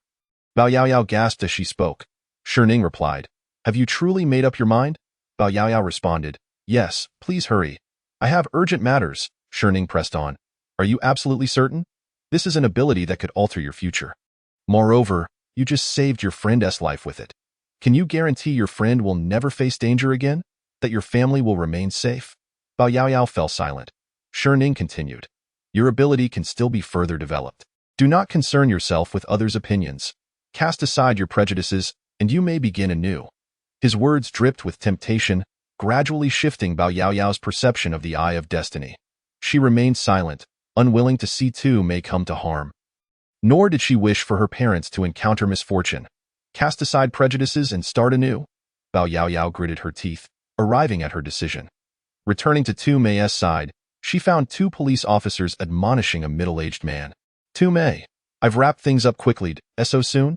"I haven't even seen the young man cast his spell." Bao Yaoyao smiled, taking Tu Mei's hand as they prepared to leave. "Thus, the young man did not cast a spell?" Tu Mei inquired on their way back. "Yes, because I discovered that this is quite satisfactory." I think so too. It's just a pity I didn't see the young man. Don't lament it. Constantly fixating on handsome men makes you seem like a lovesick fool. Little Baozi dares to mock me. Let me see if you've matured. Do not come any closer." Two individuals departed from Pingan Street amidst laughter and joviality. Meanwhile, after Bao Yaoyao's departure, Ning slowly rose from his chair, the colorful thread quivering once more. Lost in thought, Ning gazed at the long thread of fate, the first step in the world's operation. As dawn broke, Ning completed his morning routine and commenced his business for the day, arranging glass orbs of various hues upon the display counterpoint. One must ultimately bear the consequences of their misdeeds. No one is exempt. At that moment, outside the recruitment office, an expensive Mercedes-Benz came to a halt at the entrance. A middle-aged man, his face marred by a scar and bearing a fierce countenance, emerged. "Tiger brother, this is your establishment, operating without your consent." A lackey pointed accusatorily at the office. The man scrutinized the storefront. "Humph. Quite audacious, causing trouble right under my nose. Go inside and educate him." The door to the office swung open, and the man strode in with purpose. He glanced at the merchandise within before sizing up Ning, who was busy arranging the glass orbs. His eyes glinted with interest. "Hey, you there, put down what you're holding." Ning, without turning, continued to arrange his wares. "Tiger brother is speaking to you. Are you blind? Or perhaps deaf? You truly do not know." The man raised a hand to interrupt the lackey. He then approached Ning slowly. "Intrigued? Kid, you've got some personality. Do you know who I am? Do you know who governs this commercial street?" he declared haughtily. Ning paid him no mind, continuing his work. "I see you're selling some rather fine items, including antiques, quite valuable, I presume?" "Truth be told, I'm not a bad person. I merely do things for others. How about this? We split the proceeds from your goods 50-50 as a protection fee for hiring us. In return, I guarantee your business flourishes in this area. What do you say?" At this moment, Ning had finished arranging all the glass orbs. Rising to his full height of 1.8 meters, he towered half a head above the man, his pale gray eyes looking down upon him. Though Ning lacked the man's bulk and ferocity, the man felt as though he stood before a coiled tiger ready to pounce. Ning made no move. He simply walked with ease to his chair and sat down. "Is this a killing intent? Am I imagining it?" The man pondered that a bead of cold sweat trickled down his cheek. Wang Hu, known as the Tyrant Tiger, a capable enforcer for the Wang family in the Magic City, controlled the entire commercial street of Ping'an County. Oh, you've done your homework, kid. You even know I'm from the Wang family of the Magic City? Shi Ning ignored Wang Hu and continued, bullying the weak, extorting money, committing murder. 8 lives lost, abducting 15 women, ruining 7 families. Wang Hu's expression darkened.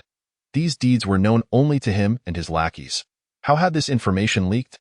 Wang Hu glared at the lackey. Tiger brother, I swear, I didn't say a word. You know I was involved. I would never disclose it. The lackey trembled as he spoke. Wang Hu contemplated. Indeed, he always involved his lackey in his killings. Why would he report to the police instead of this young man? It was clear this kid had uncovered the truth. Realizing this, Wang Hu subtly signaled to the lackey. The lackey understood and stealthily approached the door to close it. Wang Hu reached into his pocket, revealing a small knife. Shi Ning chuckled. He had never encountered such audacity in all his years. Ha ha ha, you think you have me at your mercy? Wang Hu, don't you enjoy games? Let us play a little game, shall we? I forgot to mention, you don't have the right to refuse. As Shi Ning's words trailed off, Wang Hu and his lackey vanished without a trace. In the bright light of day, a peculiar scene unfolded in Ping'an County of the Magic City. Those strolling the streets, driving along the roads, browsing in shops, and even those indoors. One by one, they disappeared into thin air. Chapter 21. One must ultimately pay for their misdeeds. At the Ping'an County Police Station in the Magic City, officers received yet another report. Xiao Lu rushed into Hu Guanwen's office. Captain Hu? We've received reports of missing persons. Hu Guanwen's yawned. If someone has gone missing, hurry and find them. Why bother me with such trivial matters? This time it's different. We've received over 40 calls, all reporting people disappearing, vanishing into thin air. What? Hu Guanwen slammed his hand down on the desk. While an individual going missing was not uncommon, a group of people disappearing all at once was unheard of. Then, a thought struck him. Gather information on these missing individuals. Also, check the surveillance footage from the roadside near Shi's shop. Within a densely wooded area, approximately 60 individuals gathered. What just happened? I was just out for a walk. I don't know. I was still collecting protection fees from old Wang's family. I was still asleep. The crowd buzzed with confusion, unable to comprehend the strange circumstances. Soon, they noticed Wang Hu among them, which reassured them somewhat. Tiger brother, did you arrive here without explanation as well? Tiger brother. Should we inform Boss Wang? No signal, don't bother. Wang Hu remained silent in the face of their inquiries, shock etched upon his face as he took in the surreal scene before him. He vaguely recalled Shi Ning mentioning something about a game, a foreboding feeling creeping in. Ha ha ha, welcome to my domain. You may be puzzled as to why you suddenly find yourselves here, I can assure you. Everything happening now is the doing of your boss. Wang Hu, Shi Ning's voice echoed from all directions. The crowd turned their gazes towards Wang Hu. Boss, what on earth is happening? What's going on? How do we get out? Xiaomei is still waiting for me. A barrage of questions bombarded Wang Hu, whose face had turned ashen. At that moment, Shi Ning spoke again. Aren't you all fond of games? Let us play a game of cat and mouse. Whoever gets caught is out.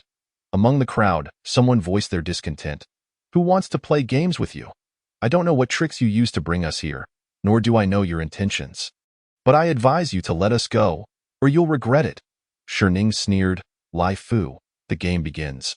From the depths of the forest emerged a large white dog, its eyes glowing red, gazing at them like a hunter sizing up its prey. Ha ha ha, this is hilarious. We're the cats and it's the mouse. Each of us could easily take it down with a single kick. Is this guy out of his mind? He couldn't even find a formidable opponent. The crowd erupted in laughter at Lai Fu's expense, but their mirth was short-lived. The dog began to swell, rising to stand upright like a man. Its form transformed into that of a wolf, quickly reaching a height of 3 meters, yet it showed no signs of stopping, expanding until it towered at 5 meters. The crowd stared in horror at the now monstrous Lai Fu, with sharp claws and fangs, its snowy white body and blood-red eyes, an embodiment of a living werewolf. As the crowd gaped in terror, a bespectacled individual stepped forward. Everyone, there's no need to be afraid. This must be the latest high-tech projection. It's not real. The bespectacled man reasoned. He's just trying to scare us. and it doesn't seem to have any actual offensive capabilities. To prove his point, he foolishly stepped on Lai Fu's toe. Just as the crowd let out a collective sigh of relief, Lai Fu swiftly grasped him. A mocking expression plastered across its face as it looked at the onlookers. This model is surprisingly realistic. It can actually grab people, and the texture is quite impressive, the bespectacled man stammered. Suddenly, a chilling sound pierced the air as Lai Fu brutally stabbed the bespectacled man with its claw. The man didn't die instantly. He screamed in agony, struggling against the grip of Lai Fu's claws. Then, a more shocking scene unfolded. Lai Fu held the bespectacled man in its claws and tore him apart. His innards flying in all directions, awoo. Lai Fu unleashed a savage howl, reveling in its newfound ferocity. The crowd erupted in screams, their faces drained of color, with a few women collapsing onto the ground in terror. Wang Hu's complexion was devoid of blood as he turned and fled into the forest. Among this group, he was the strongest fighter, yet he was the most fearful of death. Run, or you'll be torn to shreds. Sherning's voice echoed like a ghost throughout the forest. Inside the recruitment office, Sherning sipped tea nonchalantly while Hu Guanwen's fidgeted anxiously. After reviewing the surveillance footage, Hu Guanwen's discovered that Wang Hu, the local thug, had sought trouble with Sherning. Correlating the gathered information, he realized that the disappeared individuals were all those who had committed wrongdoings alongside Wang Hu. Teo-provoked Sherning was essentially courting death. Did Wang Hu not know that Sherning had killed several people upon arriving in Ping'an County? Hu Guanwen's mused. Wang Hu was indeed a notorious figure in Ping'an County, known for his heinous acts, and the police station frequently received reports concerning him. However, every time Wang Hu was apprehended, he was invariably released without charge, which caused great distress to Officer Hu Guanwen. This incident, which should have been a positive development, was, in essence, a service rendered to the people by Sherning. Yet, Wang Hu happened to be backed by the Wang family of the Magic City, the wealthiest and most powerful clan in the region. The news of the vanished pedestrians had also reached the ears of the Wang family patriarch. Upon realizing that Wang Hu was unreachable, the patriarch utilized his connections to contact the headquarters of the Magic City Police. Subsequently, Officer Hu was issued a directive from his superiors to locate Wang Hu, alive or dead. Officer Hu's return to my shop suggested he was once again seeking to purchase glass marbles. Hu Guanwen was reluctant to speak, for he had lost the glass marble from his previous visit. After carefully wrapping it and constantly reminding himself to avoid the den of darkness, he awoke the next day to find it missing. Unsure of how to broach the subject, he could not simply ask Sherning for Wang Hu, could he? That would be tantamount to seeking his own demise. Sherning chuckled softly, I am aware you seek Wang Hu. But this time, it is not feasible. Upon finishing, Sherning waved his hand, and a screen materialized before Hu Guanwen. The screen displayed the chaos of the jungle, fleeing individuals, pools of blood, and the gruesome remains of flesh. Alongside the blood-soaked Lai Fu, Hu Guanwen stared in shock, his mind reeling at the sight of the werewolf. Such monsters truly exist in this world. You are truly a demon. Hu Guanwen gazed at Sherning. His face drained of color. A demon? Does it deserve such a title? Sherning scoffed. Officer Hu, one must ultimately pay for their misdeeds, and he has simply encountered me. Sherning regarded Hu Guanwen with a peculiar intensity. After sipping his tea, he continued, if you wish to save him, it is not impossible. Hu Guanwen's eyes brightened at the prospect. As long as you can survive within. But Hu Guanwen's enthusiasm dimmed once more. Chapter 22. You can leave here alive, but after leaving, the scene shifted to the jungle, where Wang Hu, pale-faced, was sprinting through the underbrush, the cries of his companions echoing behind him, accompanied by blood-curdling sounds of tearing flesh. He recognized those sounds as the cries of men being torn apart. He dared not stop and could only run with all his might. Tiger brother, save me. You promised you would never abandon us. Tiger brother, we vowed to be brothers forever. Tiger brother, I even introduced my sister to you. You cannot leave me behind, do you see? This is human nature. In the face of life and death, all brotherhood is a facade. Sherning remarked mockingly. Hu Guanwen's complexion turned pale, yet he retorted, this is merely an exception. The minority cannot represent the majority. Moreover, Wang Hu's subordinates have also done their part to ensure his survival. Sherning chuckled knowingly in response. Their methods are indeed both tragic and peculiar. Next, You should observe their so-called brotherhood closely. The rules of the game had shifted. Only the sole survivor could leave alive. Ning's voice reverberated through the jungle. Upon hearing this, the others clung to the last thread of hope and began to run frantically. No one could refuse the instinct to survive. Laifu, witnessing this scene, grew even more exhilarated. As a wolf by nature, the sight of prey in a frenzy awakened its primal instincts. Laifu began to run on all fours, its powerful form crashing through trees, shattering them as it pursued each unfortunate soul. Crushing them with its claws. Scatter! We must scatter! A voice cried from the crowd. Upon hearing this, the throng immediately dispersed into the depths of the jungle. Ning, intrigued, commented, "How fascinating, truly fascinating. But how long can you hide?" Wang Hu continued to sprint with all his strength. He was undoubtedly the fastest and most capable runner among the group. Suddenly, bang! Wang Hu collided with something and fell backward, perplexed as he reached out to feel an invisible barrier blocking his path. A foreboding thought crossed his mind as he began to move sideways, only to find that escape was impossible. The entire barrier resembled an inverted bowl, trapping them within its confines. Panic seized Wang Hu as he frantically attempted to dig a hole. But to no avail. Hearing the anguished cries from the jungle, Wang Hu collapsed against the barrier, despairing at the seemingly inescapable fate before him. Suddenly, a thought struck him. I can still survive. I can survive as long as I outlast the others. Wang Hu, as if possessed, murmured to himself, as long as they are all dead. I can live. He gazed at the fleeing survivors approaching him. Tiger brother. Run! That monster will come after us once it finishes with those over there. A subordinate shouted anxiously. Wang Hu remained motionless, staring at him with an eerie expression. Tiger brother, what is wrong with you? The subordinate gasped, panting heavily. Wang Hu trembled all over. I'm sorry. I just want to live. Suddenly, in a moment of madness, Wang Hu plunged a small knife from his pocket into his subordinate's heart. Tiger, brother, you. With a sickening sound, Wang Hu withdrew the knife, thrusting it repeatedly into his subordinate's throat until he could no longer utter a sound. Tiger brother, you killed your brother. A newly arrived survivor stumbled upon this horrifying scene, trembling in terror. You can understand me, right? You can understand my plight.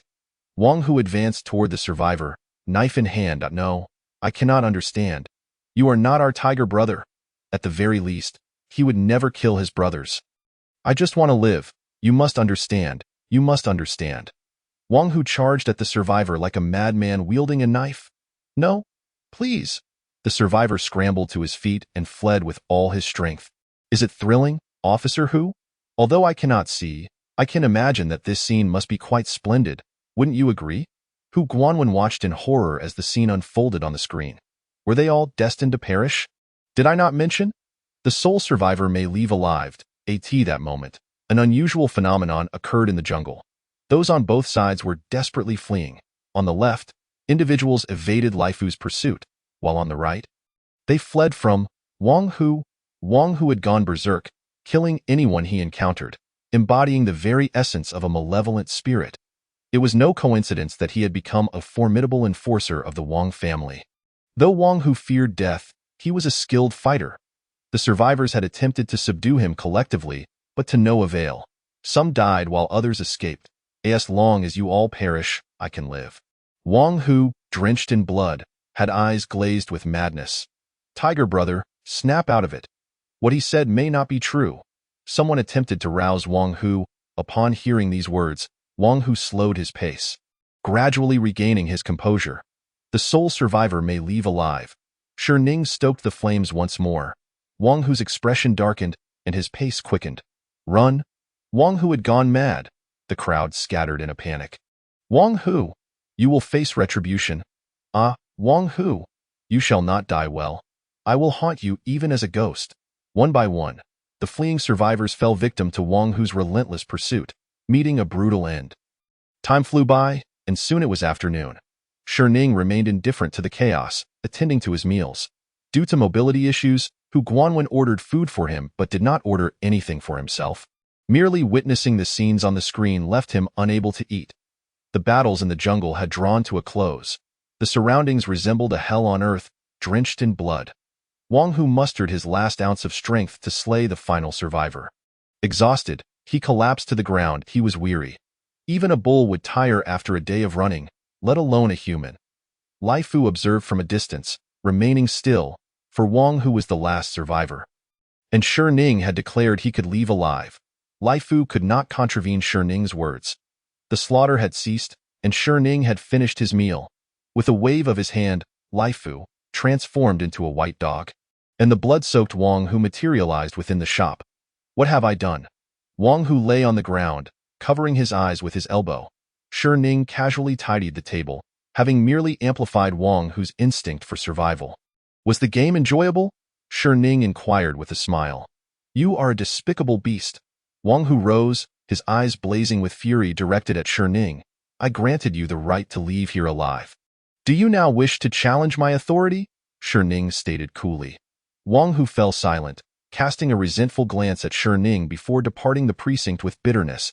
Hu Guanwen exhaled deeply. Wang Hu was alive, and he could now report to his superiors. Beep, beep. Wang Hu suddenly turned back. Bang. A truck struck Wang Hu, sending him flying. Life and death unknown. Hu Guanwen watched in disbelief as Wang Hu was thrown by the truck. His face contorted in anger directed at Shi Ning. I said he could leave here alive. I never mentioned whether he would survive after leaving. Shi Ning replied nonchalantly. Hu Guanwen was nearly driven to madness by Shi Ning's words. How can you treat human life so lightly? I am no saint. Why should I? Shi Ning retorted. Moreover, I act according to my whims. I cannot guarantee I want to do something else. Hu Guanwen could only swallow his frustration as he set off to handle the crime scene and prepare his report for the higher-ups. Chapter 23. Wang and Wang Quan. The inexplicable disappearance of pedestrians on the streets. Does this world truly possess magic? In the bustling metropolis of Magic City, an astonishing case has once again emerged in Ping'an County. The following day, a series of trending topics propelled Ping'an County into the limelight once more. However, the fervor was short-lived, swiftly subdued as the authorities concluded this farce under the pretext of experimental AI virtual projection technology. After Hu Guanwen's briefed the higher-ups about Wang Hu's incident, there was no discernible reaction from them, nor did they impose any difficulties upon Hu Guanwen's. At the very least, they allowed Wang Hu to retain his entire corpse. Did they not? At the headquarters of the Magic City Police Department, Wang Hu met his untimely demise by being struck by a vehicle. Is this some kind of mistake? A man with furrowed brows and a scruffy beard glared angrily at the police officer before him. Master Wang, please do not take offense. Our chief is waiting for you inside. You may speak with him personally, the officer replied with a forced smile, leading Wang into an office. Master Wang, it is good to see you well. Greeted a man in military uniform, his gaze sharp and his demeanor solemn, seated beside a desk. Director Chun, I appreciate your time, Wang said as he settled into a chair across from Chen Xian. Chen Xian gestured, and the officer replaced the tea on the table before exiting the room. Once it was confirmed that they were alone, Wang's expression turned grave. Director Chen, Wang Hu's death. Was it truly an accident? Chen Xian nodded. Wang Hu brought this upon himself. He was foolish enough to seek out that individual for protection money. That individual, could it be? Wang An's eyes flickered with realization. Indeed, this transpired in Magic City's Ping'an County. The office fell into silence. Chen Xian broke the stillness. You are aware that Wang Hu provoked him. Even the gods could not save him, at the very least. He allowed Wang Hu to retain his whole corpse, granting him a dignified death. Sighing, Wang An replied, I apologize for troubling you, Director Chun. Wang Hu's demise was his own doing. It bears no relation to your department. Upon returning to the Wang family estate, Wang An's emotions were complex, yet predominantly filled with exhilaration. He hastily opened a room. The space was stark and pristine, devoid of any furnishings except for a large bed positioned centrally. Upon the bed lay an elderly man, frail and nearly bald, his face a tapestry of wrinkles and age spots. Elder brother, I have located that miraculous shop, Wang An exclaimed, leaning towards the old man. As if grasping a lifeline, responded in a tremulous, eager voice, Quick, take me there. With the arrival of spring comes the promise of a fruitful year. As the morning unfolds, Shi Ning took the leash of Lai Fu for their daily stroll.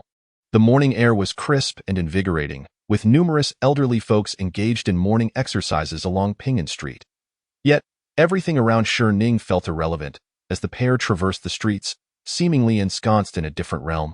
Some individuals, upon acquiring wealth, forget their roots, only to receive a little punishment, prompting reflection upon themselves. Time swiftly transitioned to midday. A luxurious business vehicle halted at the entrance of the office, and an elderly man, trembling, emerged from the vehicle. Upon spotting the familiar establishment, his steps quickened, shaking off the assistance of others as he strode purposefully towards the office. Wang An felt a sense of relief. Although he had lost Wang Hu, a capable ally, he had at least discovered this extraordinary place. The few individuals arrived at the office's entrance, only to find the door firmly shut. Wang Quan's expression shifted slightly.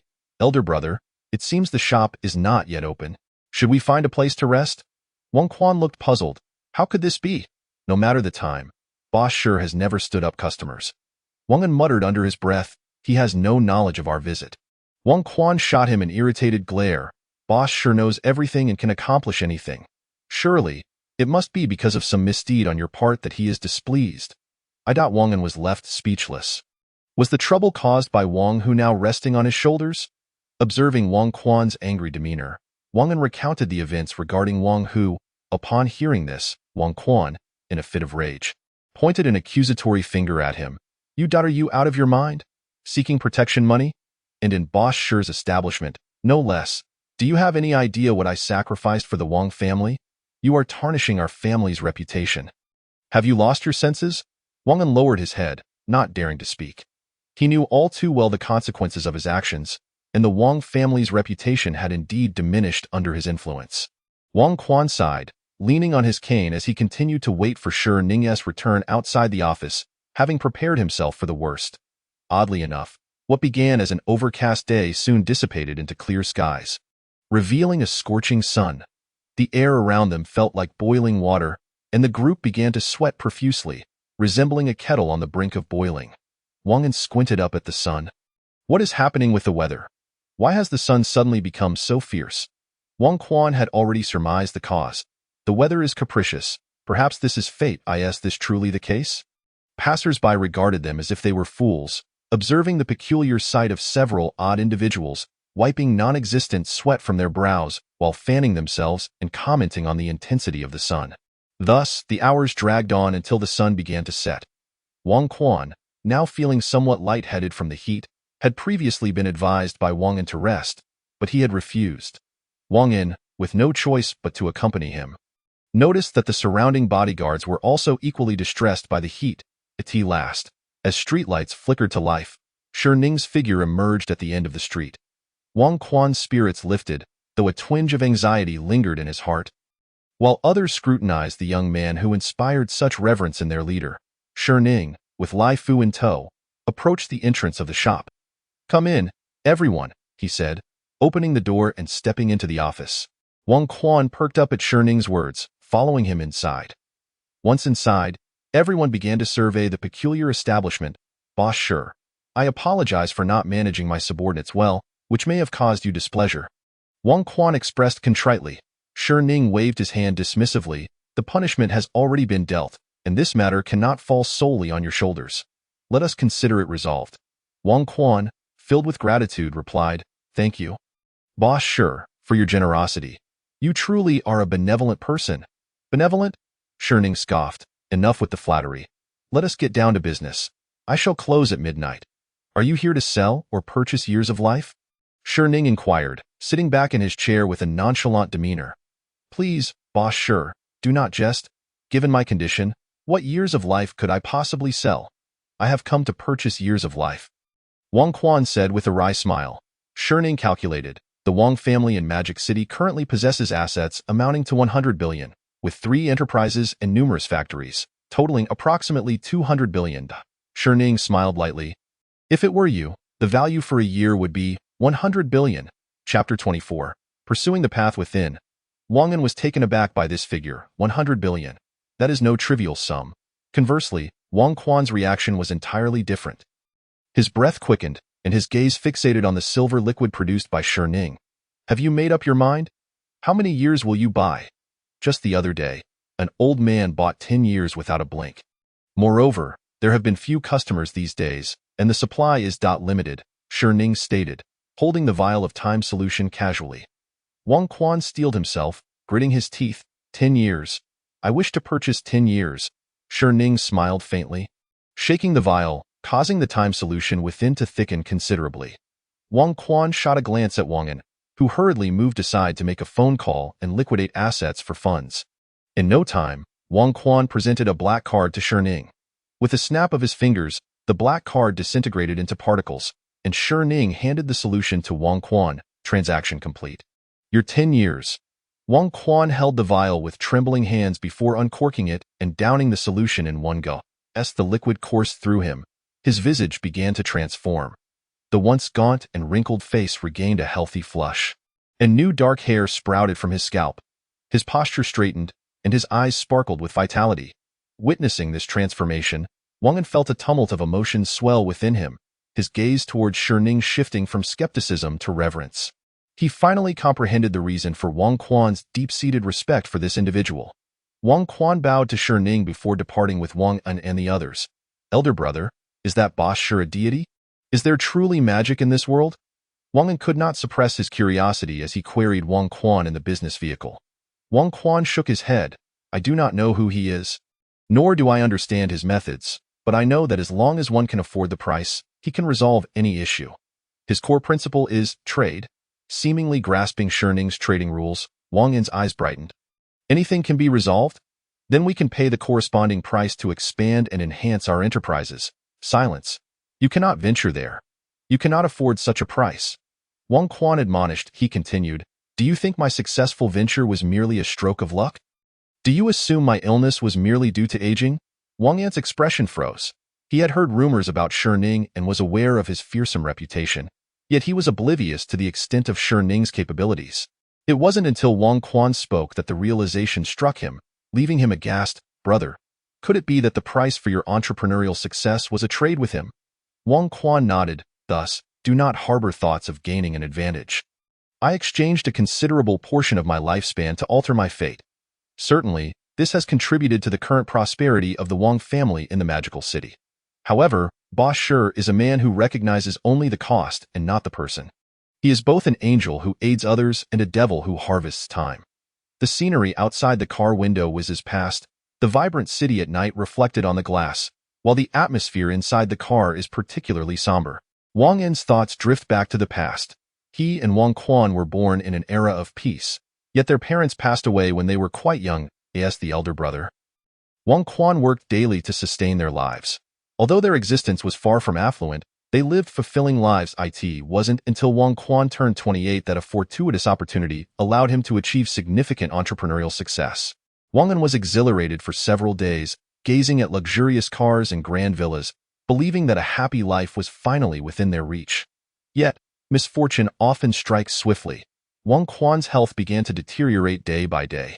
Wang An felt a growing helplessness and fear regarding Wang Quan's aging. Thus, he took him to the hospital for treatment. Despite enlisting the best doctors and securing the finest hospital accommodations, the diagnosis was abnormal aging syndrome. The doctor's efforts proved futile, and Wang An decided to bring Wang Quan home to care for him personally. Approaching the age of 30, Wang Quan had transformed into a frail old man with white hair. The family business was reluctantly handed over to Wang An. As his thoughts returned to the present, he looked at Wang Quan, filled with guilt.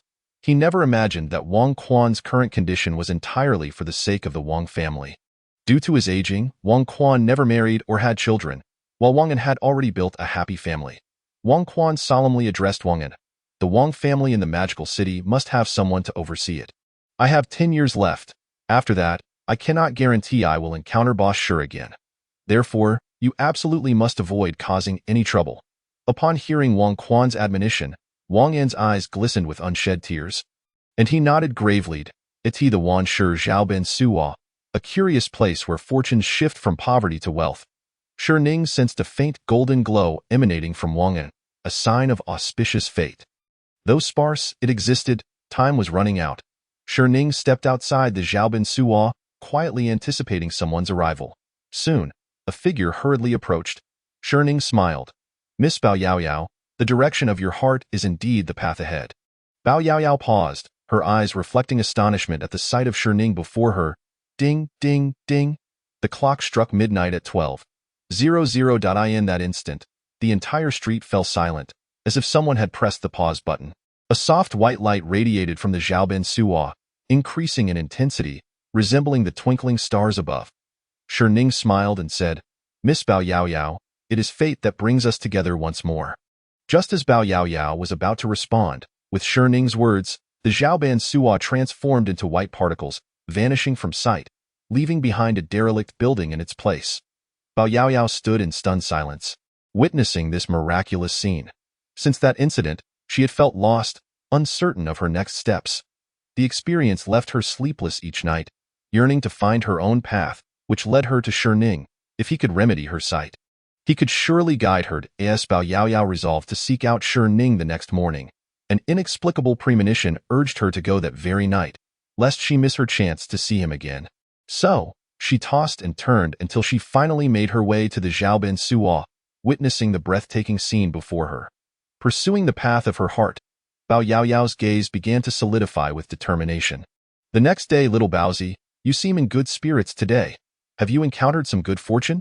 Care to share? Tu Mei inquired, her eyes glinting with curiosity. Bao Yaoyao chuckled. What good fortune could there be? But I do have bad news for you. Brace yourself. Humph. Tu Mei, do not even know how to cry. Back when my mother chased me for half a street, I never shed a tear. The handsome guy from Ping and Street has moved away. What? Moved away? Why didn't he say anything beforehand?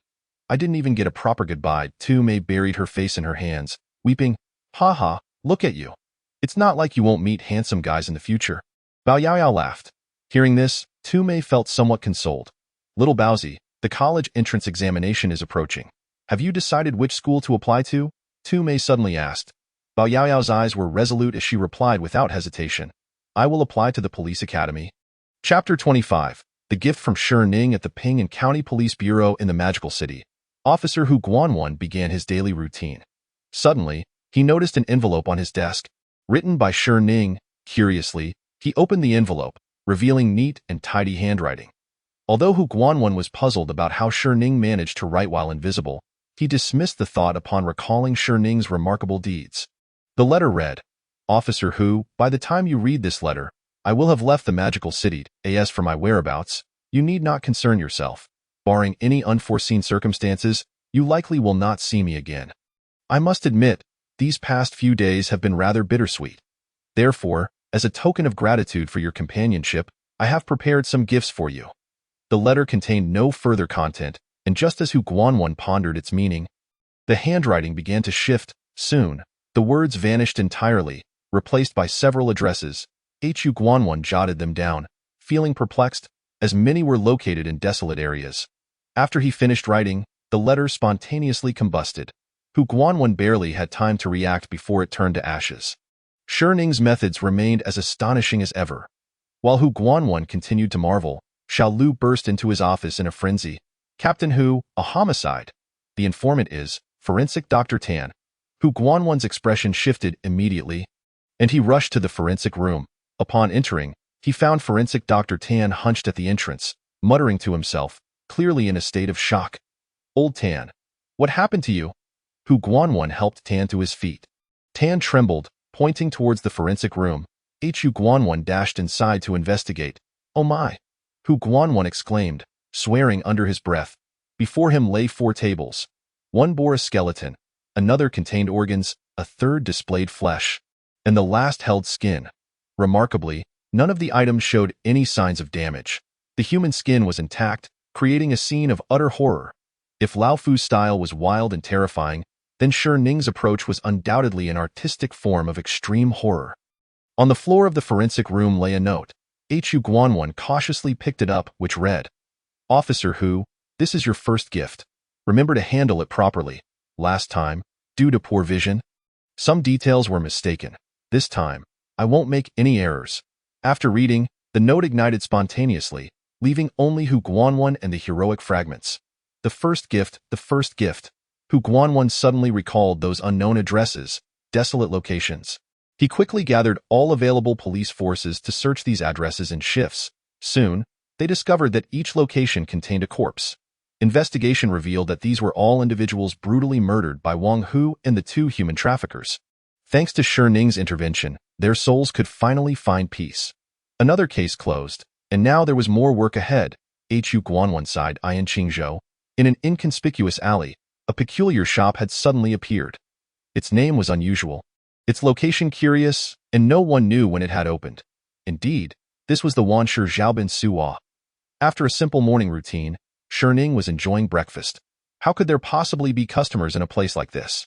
Shi Ning mused, calculating the odds, and then raised an eyebrow. Actually, the location isn't half bad.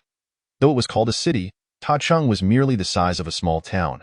Despite its modest size, Tacheng boasted beautiful scenery, making it a popular tourist destination. As noon approached, the Xiaoban Suwa welcomed its first customer. Him. When did this place open a shop? A weary-looking man stepped inside. Welcome. Are you here to purchase goods or to conduct business? Shi Ning's voice rang out. The man glanced around casually. Goods? You mean these glass balls? Shi Ning chuckled. What else would we sell? Glass balls are our only wares. Then forget it. I don't need that. The man replied, turning to leave. Just then, Shi Ning called out, Don't rush off. If you're not buying goods, perhaps you need to handle a matter. It seems you've encountered something unclean. The man perked up at this, rushing toward Shi Ning, pleading anxiously, Master, you're a true master. Please help me. I don't want to die yet. Shi Ning spoke softly. However, the woman crawling on the ground does not intend to let you go. The man abruptly turned to look back, but saw nothing. Master, please don't frighten me like this. It's broad daylight. She shouldn't be out now, right? Is it still daytime? Perhaps you should take another look. Shi Ning's chilling smile accompanied her words. The man gazed outside, and what had been a clear sky had turned pitch black, while the exterior and even the entire little shop began to transform. He found himself inexplicably transported to the outskirts. Graves appeared before him, with the eyes of the figures on the tombstones weeping blood. Suddenly, a female ghost grasped his ankle, her body drenched in blood and only her upper half visible in a raspy voice. She uttered, You return, my life? The man jolted awake, scanning the surroundings. The little shop was still the same, and Shi Ning remained unchanged. Master, what is happening? Shi Ning chuckled softly. Mr. Su, you must be overly fatigued. It seems you fell asleep in my shop while we were conversing. The man groggily stood up. I haven't been sleeping well lately, master. But what about the ghost? Shi Ning sipped her tea. Let us first discuss your own matters. The man, visibly anxious, slowly recounted the events. My name is Su Qi. I was merely a digger, and with the development in Tacheng, someone asked me to dig a pond. I agreed without hesitation. However, I discovered that the site was a graveyard. Initially, I intended to refuse, but the payment was simply too enticing. I thought that after digging, I would offer some incense and paper money, and they would surely not hold it against me. To my surprise, everything was going smoothly until I unearthed a peculiar grave. The occupant was remarkably well preserved, not decayed at all. In a moment of carelessness, I accidentally severed her in two. I panicked, fearing I had caused a death, but when I looked closely, the body had vanished. First, I thought I must have been mistaken, yet every time I sleep, I dream of that female ghost demanding my life. So, master, you must save me. As Su Qi spoke, he prepared to kneel. This situation is indeed your fault. You have disrupted her foundation and severed her cultivation. She will not let you off easily, Shi Ning said matter-of-factly. Upon hearing this, Su Qi grew frantic. Then, what should I do? Am I to simply await my demise? Do not be hasty. Is there not still me? Shi Ning remarked. Although you are at fault, there is still a way. I only require 20 years of your lifespan. He felt a chill run down his spine at Shi Ning's gaze. Stammering, Master, please do not jest. Is it truly necessary to exchange lifespan for exorcising a ghost? Instead, I can pay. I can offer at least 50,000. A silence fell over the air. Shi Ning leaned back in his chair and said coolly, Then there is nothing to discuss. You may leave. Hearing Shi Ning's dismissal, Su Qi hurriedly exclaimed, Master, if that is not enough, I can increase it. 60, 70,000 is possible. Shi Ning closed his eyes and waved his hand. Lai Fu, see him out. Instantly, Lai Fu glared at Su Qi menacingly, his sharp fangs and sinister eyes indicating he was no ordinary Dioji. Su Qi, frightened by Lai Fu's demeanor, clenched his teeth, and departed in indignation. In the establishment remained but one man and one dog. Ning opened his eyes and chuckled softly. Now that you are unwilling to part with your lifespan, remember, you will not be the only one to perish. With a smile, Ning welcomed the next customer. Time passed, and the sky gradually darkened. Xu Qi, exhilarated, returned to his residence with a man sporting a prominent mustache. The mustachioed man entered the living room. Searching for a comfortable spot to sit, surveying the surroundings, Xu Qi busied himself serving tea. Wearing an eager smile, after sipping the tea, the man frowned. There is an air of malevolence here. The ghostly energy is palpable. Have you committed some misdeed? Upon hearing this, Xu Qi's gaze faltered, hesitation evident. The man narrowed his eyes. If you do not speak, there is nothing to discuss. This. Xu Qi ceased his hesitations and recounted his plight. The man nodded. You have indeed wronged her by destroying her vessel and severing her cultivation. In ghostly terms, you are deserving of death. However, in human terms, it was not intentional. This complicates matters. He shook his head repeatedly. Xu Qi, increasingly anxious, implored, Master, is there truly nothing you can do? There is a solution, but does Master have any further demands? I will do my utmost to fulfill them. It requires more money. After a moment of silence, Xu Qi exclaimed, Rest assured, Master. As long as you can help me deal with this ghost, I am willing to pay any amount. Deal, the man replied, promptly beginning to set up the formation. Drawing diagrams, affixing talismans, scattering powder point one step after another. Soon, the entire living room was adorned with talismans. Observing the man work, Xu Qi felt a sense of relief, and he suddenly recalled Ning. You truly are professional, Master. Your methods are impressive. This morning, I encountered an exorcist, a young blind man. He didn't charge any money, only asked for lifespan. Isn't that amusing? The man scoffed, collecting lifespan for exorcism? He truly believes himself to be the king of hell? Youngsters nowadays, they don't even bother to find a good excuse to deceive. Xu Qi, grinning widely, responded, You are right, Master. I shall remember this in the future. After some time, the man completed the formation, and after an awkward dance, he stood ready with a copper coin sword. As night fell, a chilling wind swept outside, rustling the leaves. Suddenly, the lights in the living room flickered ominously, and the enclosed space became filled with a bone-chilling draft. Mr. Su, prepare yourself. She is coming. The man positioned himself protectively in front of Xu Qi. Dingling, dingling. The surrounding bells began to jingle, and amidst the crisp sounds, they all shattered. Hiss, hiss. The surrounding formation and talismans emitted wisps of white smoke, and a hazy figure began to materialize before them. The apparition, only a half-body, donned blood-red clothing, her hair disheveled and drenched in blood. Red dress. The man exclaimed in shock. A ghost? A ghost? Master, it's her. You must save me. Xu Qi collapsed in terror at the sight of the female ghost, pleading for the man's help. Yet, the man was also gripped by fear. He had only encountered minor spirits before, such as starving ghosts and water ghosts. This malevolent red-dressed ghost was a first. The man weighed his reward against his fear, and considering he had the formation and the copper coin sword, while the ghost was merely half a figure, he steeled himself against his dread and approached the ghost on the ground. How dare you, vile specter, to intrude upon a home and seek to harm? Today I shall banish you. The man thrust the copper coin sword toward the ghost's head. Clang! The clear sound rang out, and the man was astonished to find the red-dressed ghost's body remarkably resilient. After a moment of surprise, he shifted from thrusting to slashing. Clang, clang, clang. The result remained unchanged. How can she be so tough? How did you manage to sever her? The man shouted at Xu Qi, pale and trembling, stammered. I don't know. It was just a light dig, and she just broke. The man was left speechless. Just as he pondered how to subdue the ghost, there came a sound of footsteps. Both Xu Qi and the man jolted, turning toward the source of the noise, only to see half of a figure emerge in the living room. It was the ghost's lower half. As the two halves converged, the talismans and formations began to crack and shatter. The man's eyes widened in horror, a dreadful entity, an extremely malevolent ghost. Swiftly, the man stowed away his copper coin sword and secured his belongings.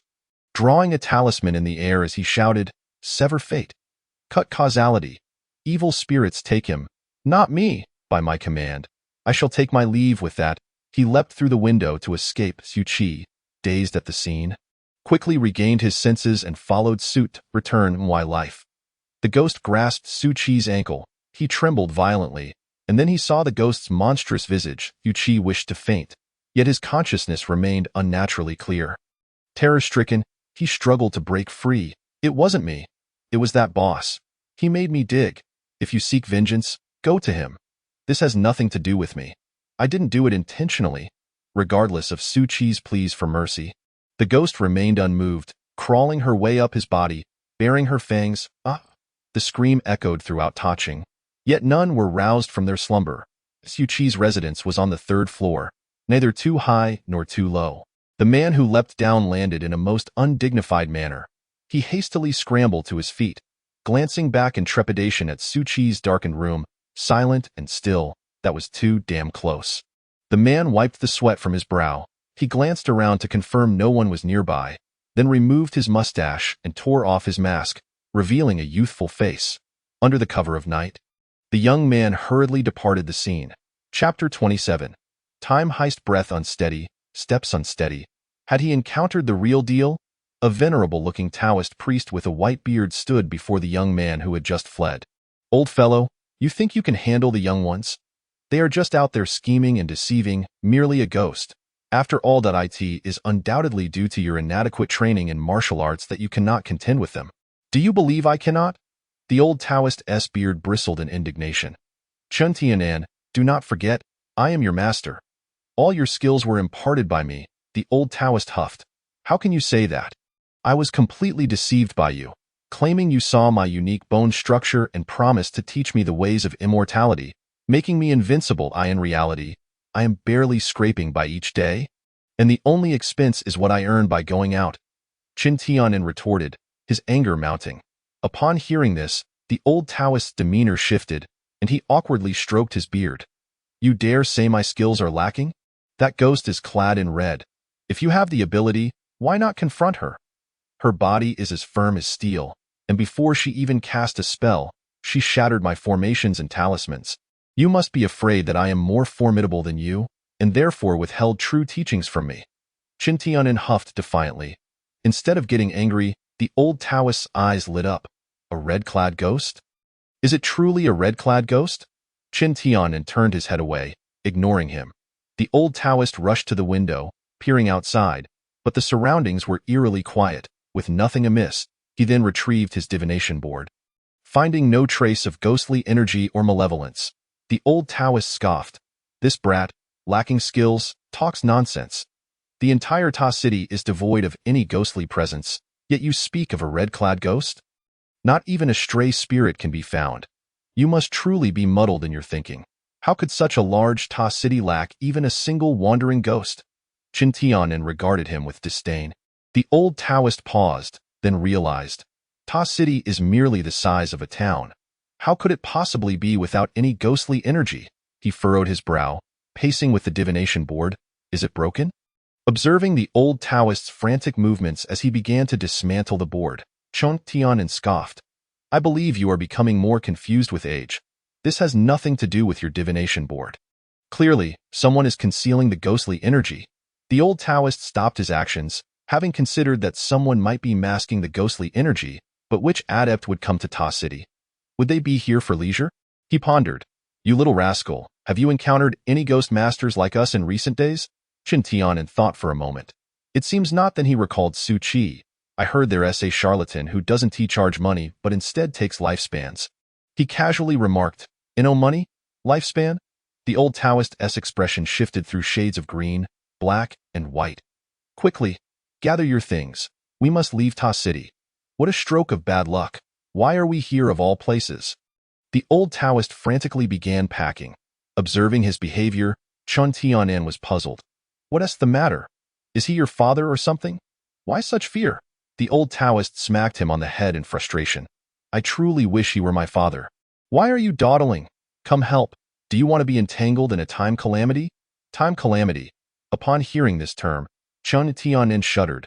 then suddenly remembered something and hastily began to gather his belongings.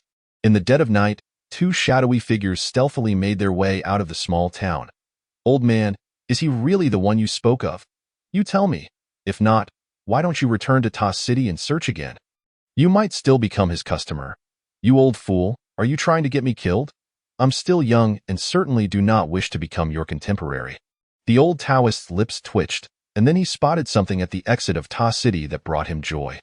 "Hurry, we must leave quickly. We cannot stay in Ta City for the next few days. Return in 15 days, the old Taoist said solemnly. Then he took off running. "Old man, you are so devious." Chen Tianan hurried to keep up. Just as they were about to step out of the city gates, their movements abruptly halted. Their bodies swiftly recoiled, mirroring their previous actions and sounds, but in reverse. Time continued its relentless advance, yet the two of them found their own timelines retreating. Before long, they were back at the moment they had departed. The old Taoist stared in disbelief and rubbed his forehead. Change the route. Thus, they set off once more, this time departing from the opposite side of Ta City. Unsurprisingly, they soon found themselves back at the starting point again. The old Taoist angrily seized Chen Tianan. "How did you manage to entangle yourself with him? What did you do to that female ghost?" Chen Tianan, puzzled, thought the question sounded off. "How would I know? I simply could not defeat that female ghost and fled. To avoid entanglement. I even drew an entanglement talisman." "Entanglement talisman? You drew an entanglement talisman?" The old Taoist scrutinized him closely. Chen Tianan felt bewildered. "Yes, isn't that what you taught? To act without leaving traces, to complete tasks without forming ties. It's over. It's over," the old Taoist murmured. Cradling his head, then he explained. "The entanglement talisman can indeed sever ties, and your actions were not incorrect, but it has an unspoken rule." The old Taoist's face contorted in distress. "Using it in front of a master is tantamount to provocation." "Provocation?" "It's over." Chen Tianan collapsed against the wall in despair. The old Taoist sighed. "A dead companion does not mean a dead path for me. When dawn breaks, you will seek him out yourself." You're not going?" The old Taoist scoffed. "I did not draw it, you old rascal. Not only did you deceive me into suffering, but you only taught me the basics, spending my money on your daily feasting and drinking." Chen Tianan pointed at him with trembling fingers. The old Taoist nonchalantly scratched his nose. At that moment, Chen Tianan suddenly burst into laughter. "Ha ha ha, I anticipated this day would come. Fortunately, I left myself a backup plan." Then, before the old Taoist's puzzled gaze, Chen Tianan produced a lock. This is the old Taoist felt an unsettling familiarity with the lock, a sense of foreboding washing over him. Chen Tianan unlocked it and secured it in the air, causing the entire lock to vanish into thin air. The old Taoist sensed a subtle shift in their relationship. "Fate lock? Where did you acquire the fate lock?" The old Taoist gazed at him in shock. "Ha ha ha, it doesn't matter where it comes from. Our fates are now intertwined, and you cannot escape." Chen Tianan grinned mischievously. Seeing Chen Tianan's demeanor, the old Taoist restrained the impulse to strike him. The two then calmed down and began analyzing the current situation. "Do you know where that shop is?" "I do not. Do you know who the customer is?" "I do not. Do you know what he intends to do?" "I do not." The old Taoist grew frustrated. How could this brat be so clueless? Chen Tianan also felt exasperated. How could he possibly know these things? Chapter 28. Taking action in the early morning, Ning went about his usual routine, washing up and starting the day's business. Though he had already calculated that there would be no customers today, it was a basic habit for a shopkeeper. Today was yet another mundane day. Ning lay on a recliner, playing with a glass ball. For Ning, it was just another ordinary day, but for Ta City, today was destined to be anything but peaceful. A death occurred. A death occurred? The news spread through the streets like wildfire. Ta City was already small, and with a case of murder, the entire city buzzed with excitement. A crowd of onlookers gathered around a hotel, chattering and pointing at it. The police quickly arrived at the scene to manage the situation. The reporter was a worker who had intended to call his colleagues to work, only to stumble upon a sight that would haunt him for life. The police arrived at the crime scene, where the living room was stained red with blood, and the victim had been gruesomely severed and discarded in two corners of the room. Officers took the victim back to the coroner's office while leaving a portion behind to investigate the scene. Shortly thereafter, the victim's identity was uncovered. The victim was named Su Chi, a worker responsible for excavation at a scenic spot. According to other workers, Su Chi had been listless, paranoid, and demoralized in recent days. A female officer reported. Director Wong felt overwhelmed by the female officer's description. It sounded as if Su Chi had been on drugs. Where's the death report? The death report will take a few days. Are there any clues at the crime scene? Yes. Many bells and talisman papers were found at the crime scene, indicating that someone had performed a ritual. The female officer said, producing photographs taken at the scene. Director Wong examined the photos, his expression grave. Investigate everyone he interacted with and all the places he visited in the past few days. Understood. Old man, have you searched over there? Yes, I have. Nothing. I searched this side as well. And found nothing either. The old Taoist scratched his head. Where could it be? They had been searching for a long time for Shi Ning's office, yet they could not determine its location. Could it not be him? Impossible. You witnessed it last night. Time flowed backward. That is his signature move. The old Taoist refuted. Chun Tianan supported himself on his knees. If I had known to clarify things with that person last night, I wouldn't have expected him to die. Upon hearing this, the old Taoist's eyes lit up, and he slapped his forehead. We can summon his soul back and question him directly. Great idea. Do you have any of his personal belongings? You interacted with him yesterday. Surely you have something? After receiving a lesson in tough love from the old master, Chun Tianan rubbed his head and inquired, what should we do now? Now. We can only go to his house and search, but without a guide, the old master replied, giving Chun Tianan a kick. That old geezer, asking people to work without providing any sustenance. Chun Tianan muttered under his breath. What are you mumbling about? Hurry up, the old master snapped. Chun Tianan cursed the old master countless times in his heart. As time went by, the crowd outside the inn began to dwindle. Before long, the two of them stealthily arrived at the lower level of the inn. Although the room had been sealed off by the police, they still found a way to slip in through the window. You search the room, and I will look in the living room, the old master instructed. They divided their tasks and commenced their search in no time. Tianan poked his head out and asked, Old man, do these clothes count as personal belongings? No, what about this pair of underwear? The old master was somewhat speechless. Personal belongings, personal belongings. Does he not change his underwear, or what? If these are personal belongings, why are we not searching him directly instead of his residence? The old master was rendered speechless. He felt Chun Tianan had a point, yet he could not express it openly. The room fell into silence. And just then, the door swung open. Who are you? What are you doing here? A vigilant police officer, wielding a baton, scrutinized the two. Old man, the police are here. What is there to fear? It's just one of them. We can take him together. Report, Captain. 2 suspects have been spotted at the crime scene. Requesting backup. The officer shouted into his radio. The air seemed to freeze for a moment. Without hesitation, the old master leaped out the window and fled. Damn it! You old fool, doing this again. Chun Tianan hurriedly followed. It was the same 3-story height, and without a doubt, the two stumbled and fell in a comical manner. Captain! They ran in the direction of XX Street. The officer peered out the window and immediately rushed down to give chase. Bood woo woo. Chun Tianan and the old master sprinted down the street, with police cars pursuing them one after another. The entire Taching was in chaos. At last, relying on their familiarity with the Taching streets, they managed to shake off the police pursuit. Old man, now we are being watched by the police. Not only are we unable to leave Taching, but we also can't find that person. What should we do now? Chun Tianan gasped for breath. The old master, panting heavily, took a moment to collect himself.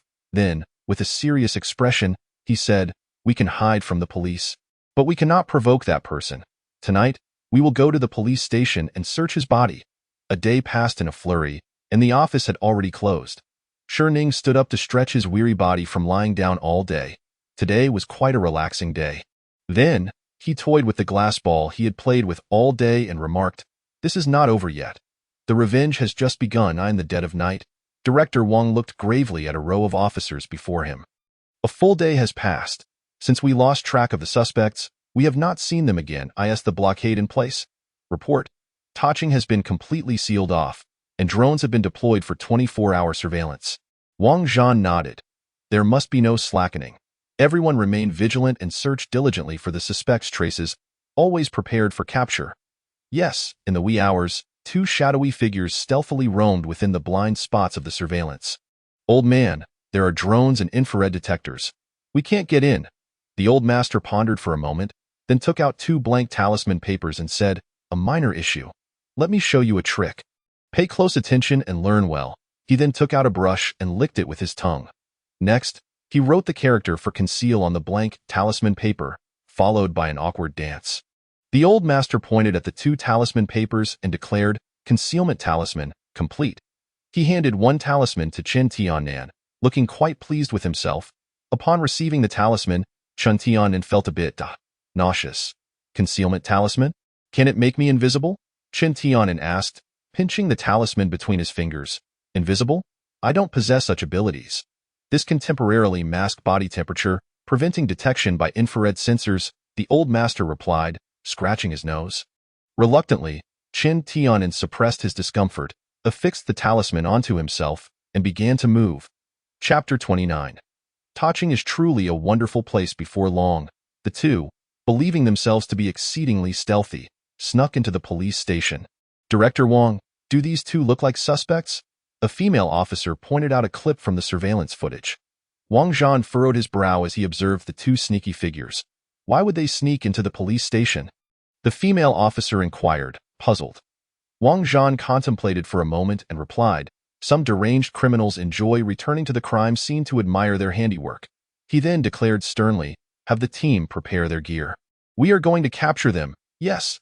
The two bumbling fools easily arrived at the forensic room. "This female ghost is truly vicious." Chen Tianan shivered upon seeing Su Qi, cut in half. "Hey, stop gawking and get on with it. You search for the upper half, and I'll look for the lower half," the old master urged. Chen Tianan rolled his eyes but complied. In the surveillance room, Director Wang and the female officer observed the scene in the forensic room. "What are they doing?" the female officer questioned, bewildered by their actions. Wang Zhan pondered. "Many deranged criminals collect certain body parts from their victims as trophies. Contact the team and prepare for an immediate capture." "Yes, old man. The upper half has nothing. The lower half also has nothing. Could it have been taken by the police?" The two began searching again in the forensic room. "Don't move, police." The door to the forensic room burst open, and officers wielding shields and batons rushed in. The old master reacted quickly, attempting to escape through the window, but it was too late. They were surrounded by the police. The old master tried to resist, pulling out various talismans, but ultimately, two fists could not overpower four hands, and the two were successfully apprehended. In the police station's interrogation room, the officer began. Name: Chen Tianan. Age: 21. Gender: male. Occupation: heir of Qingshan Soul Pavilion. "Be serious," the interrogator shot him a glare. "What are you doing here? Did you kill that person?" "I came here looking for something. I did not kill anyone." Meanwhile, in another interrogation room, name: Tao Jing. Age: 65. Gender: can't you tell? Huh? The interrogator glanced at Tao Jing. Male. Occupation: 23rd elder of Qingshan Soul Pavilion. The interrogator lifted his gaze to Tao Jing and said, "Speak properly. Did you kill that person?" "No." After 2 hours of questioning, both refused to confess to the murder as they had not committed the crime. "Director, they are both refusing to cooperate, and we have no substantial evidence," the female officer reported. Wang Zhan's eyes were bloodshot. They had been busy since dawn without a moment's rest. In contrast, the two suspects, having run all day and barely slept, were still full of energy. Just then, a knock sounded at the door. "Come in." A police officer entered, looking grim. "Director Wang, we have another homicide." Wang Zhan immediately perked up. "Another homicide? Take me to the crime scene." Before long, they arrived at the site of the latest murder. It was a construction site, where a crowd had gathered, curious despite police efforts to disperse them. After investigating and questioning, they learned that the deceased was a worker involved in the construction of a scenic area. The method of murder was identical to that of the previous case. The victim had been torn in half, and their blood drained. He was fine just yesterday. He returned to the site to retrieve something important that had been left behind last night. We didn't think much of it, but when we checked the site today, we found he had been murdered, an employee recounted. Wang Zhan fell silent, then surveyed the surroundings, pointing to a camera near the roadside. "Get the footage from last night." In the morning, Shi Ning opened the door to the office. Just as the door swung open, a shadow darted inside. Shi Ning smiled lightly as he returned to his chair. while the shadow lay prostrate on the floor. Ning beckoned, and a wisp of black mist along with a strand of temporal energy drifted from the shadow into his hand. "How many are left?" "8," the shadow rasped. Ning nodded, a red glow swirling at his fingertips, which then swiftly shot from his hand and merged into the shadow's body. "This should be sufficient," Ning mused. Stroking his chin, after the red light entered the shadow, its eyes glowed faintly red, and it cast a grateful glance at Ning before departing. Ning's hand grasped the air, a mysterious force swirling in his palm. As the black mist was continuously refined, ultimately transforming into a pale yellow glass ball. "Another 60 years. Taching is truly a wonderful place." In the surveillance room, Wang Zhan and several officers repeatedly watched the playback of the footage.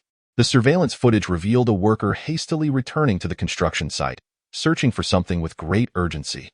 After half an hour of searching, his expression suggested he had indeed found the item he had dropped.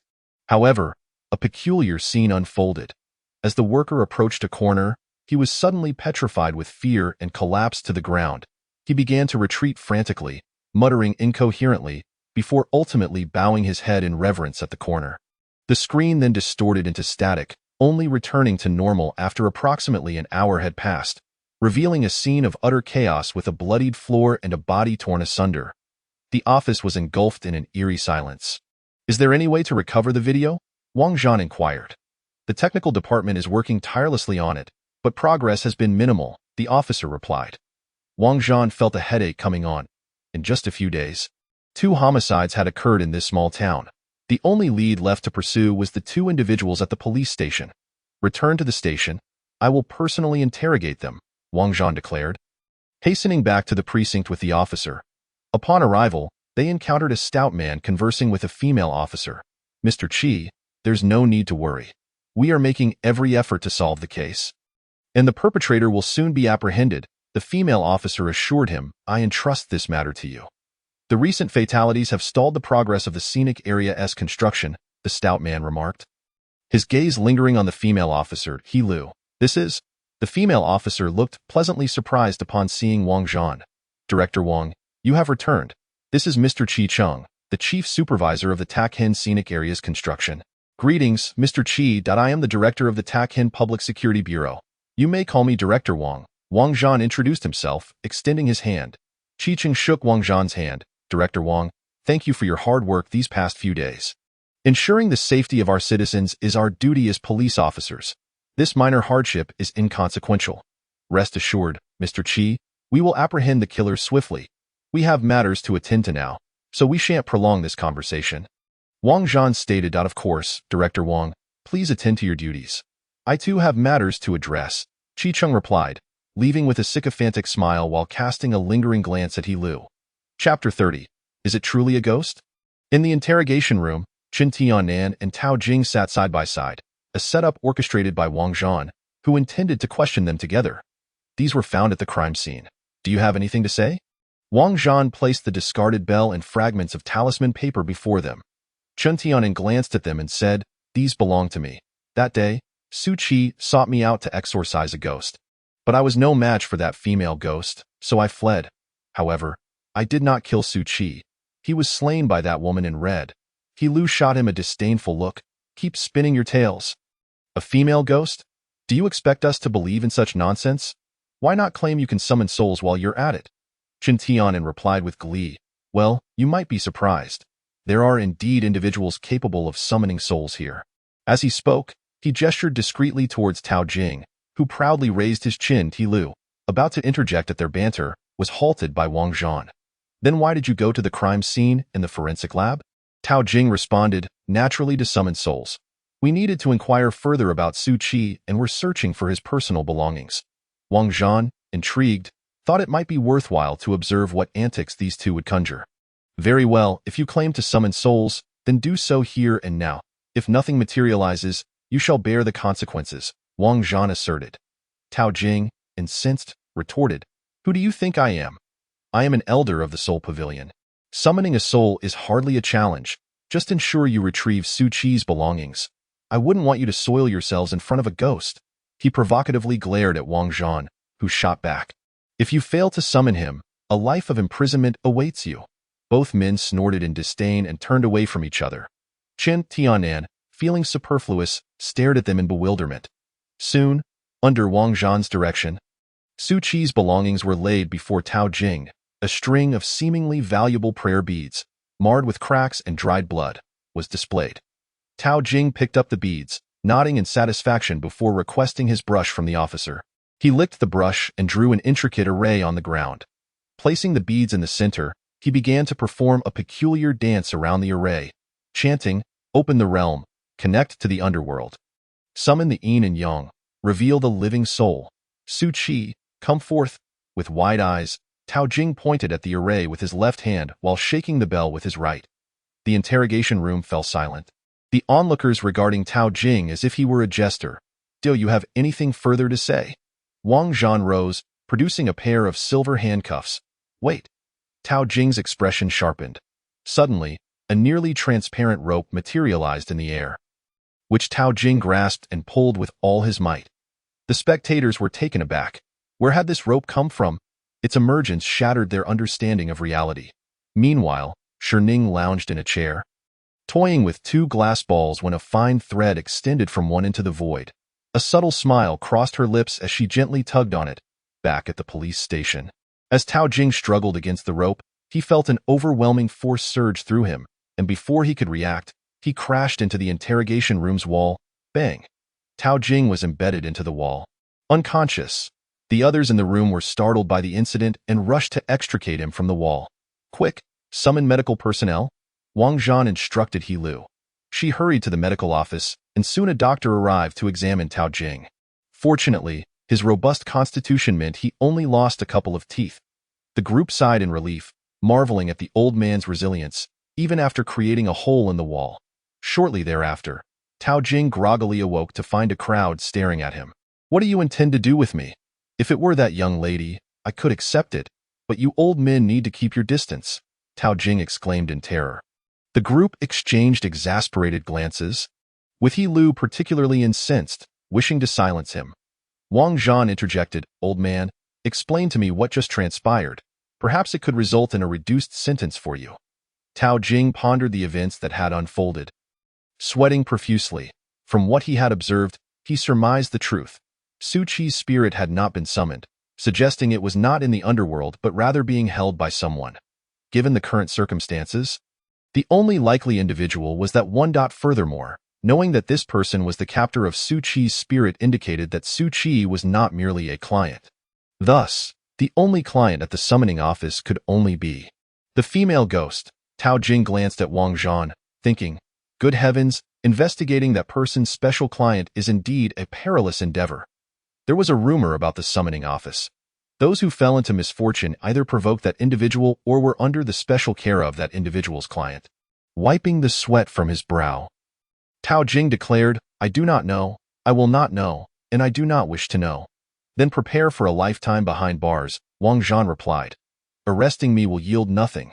The perpetrator remains at large. If I am correct, Tak Hin will soon see another homicide. When that occurs, the evidence will be insufficient, and I will still be free," Tao Jing said nonchalantly. Wang Zhan fell silent, acknowledging the truth in Tao Jing's words. Another murder had indeed occurred, and barring any evidence of conspiracy, it would be challenging to pin the crime on Tao Jing. "Keep a close watch on them," Wang Zhan instructed before leaving with a sullen expression. The office was enveloped in a heavy silence as Wang Zhan closed his eyes, contemplating the two cases. The first murder had no witnesses, no physical evidence, and even the surrounding residents reported hearing nothing. It was most peculiar. The only one claiming knowledge attributed it to a ghost, leaving no tangible lead to pursue. The second murder, devoid of witnesses and physical evidence, had visual footage yet lacked a suspect, also accompanied by an absence of sound. With this realization, Wang Zhan opened his eyes. He had overlooked crucial information. What was the worker searching for? What had he said in the end? Wang Zhan rose and made his way to the surveillance room. Summoning all officers present, pointing at the footage, he commanded, "Locate the deceased's belongings and find a linguistic expert to translate his words." "Understood." The officers commenced their tasks. At that moment, He Lu approached with a stack of documents. "Director Wang, here is the autopsy report." Wang Zhan accepted the report, scrutinizing it carefully, and gradually, His expression grew grave. Hu Chi's cause of death was attributed to excessive blood loss, and the reason for his body being severed in two was due to being torn apart. At this juncture, Wang Zhan's mind was overwhelmed, pondering. Torn apart? Was it a beast that entered and murdered? What creature possesses such biting strength and can infiltrate Takhin undetected? Then, he recalled the incident in the interrogation room, and a daring thought crossed his mind. Could it truly be a ghost? Chapter 31. The significance of the lock of fate. As moments ticked by, night once again descended. The night sky over Takhin was devoid of the moon and stars, shrouded instead by an endless expanse of dark clouds and a biting wind. The howling wind seemed to herald the extraordinary events of the night. "It's quite cold tonight." Lu shivered as she rose to close the precinct's door. "Such weather is typical for Takhin," an officer remarked. Lu draped her coat over her shoulders and gazed out of the window, the inky darkness of the night instilling in her a sense of impending doom. Within the workers' dormitory, two laborers hastily made their way to the restroom, their expressions betraying a palpable anxiety. "Old Su and Old Wang are both dead. You don't think she's come back, do you?" one worker, his face ashen, uttered. The other, eyes wide with fear yet attempting to maintain composure, retorted, "What nonsense! She's been dead for over a decade. If she were to seek revenge, would she wait until now? Besides, Old Su wasn't even involved in that incident. And he met his end too." Hearing this, the first worker's face relaxed somewhat. "Right? Old Su wasn't present. It must be an accident. An accident," he repeatedly reassured himself, just as they finished in the restroom and were about to leave. The worker at the door suddenly turned pale as a ghost. "A ghost? A ghost?" he cried, collapsing to the ground, trembling uncontrollably. The other worker, hearing the commotion, rushed over only to find himself paralyzed with fear, his legs turning to jelly as he leaned against the wall. There, outside the restroom, lay the shadow of a ghost, half prostrate on the ground, her body marred with wounds, blood staining her clothing, her crimson eyes fixed intently upon them. Tap, tap, the sound of footsteps echoed ominously.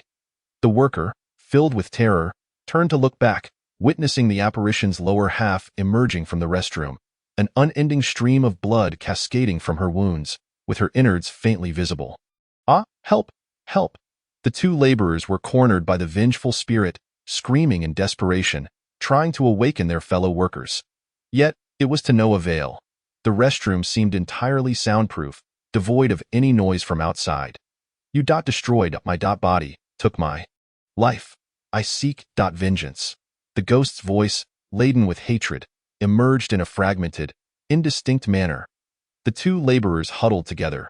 "If you seek revenge, go after Fatty Chi. It was all his idea. We were merely forced into it." "Indeed, it was all his doing. We were coerced." The ghost, upon hearing this, let out a chilling laugh. "Hee, no one can escape. He is the main course." The ghost extended her fangs and claws towards them. "Don't come any closer." As the night deepened, the entire Tower City was enveloped in darkness.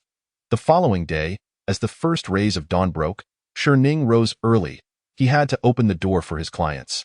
Upon opening the door, a shadow slipped inside, and with a wave of his hand, 2 strands of temporal energy and 2 wisps of dark mist fell into his grasp. Ning furrowed his brow.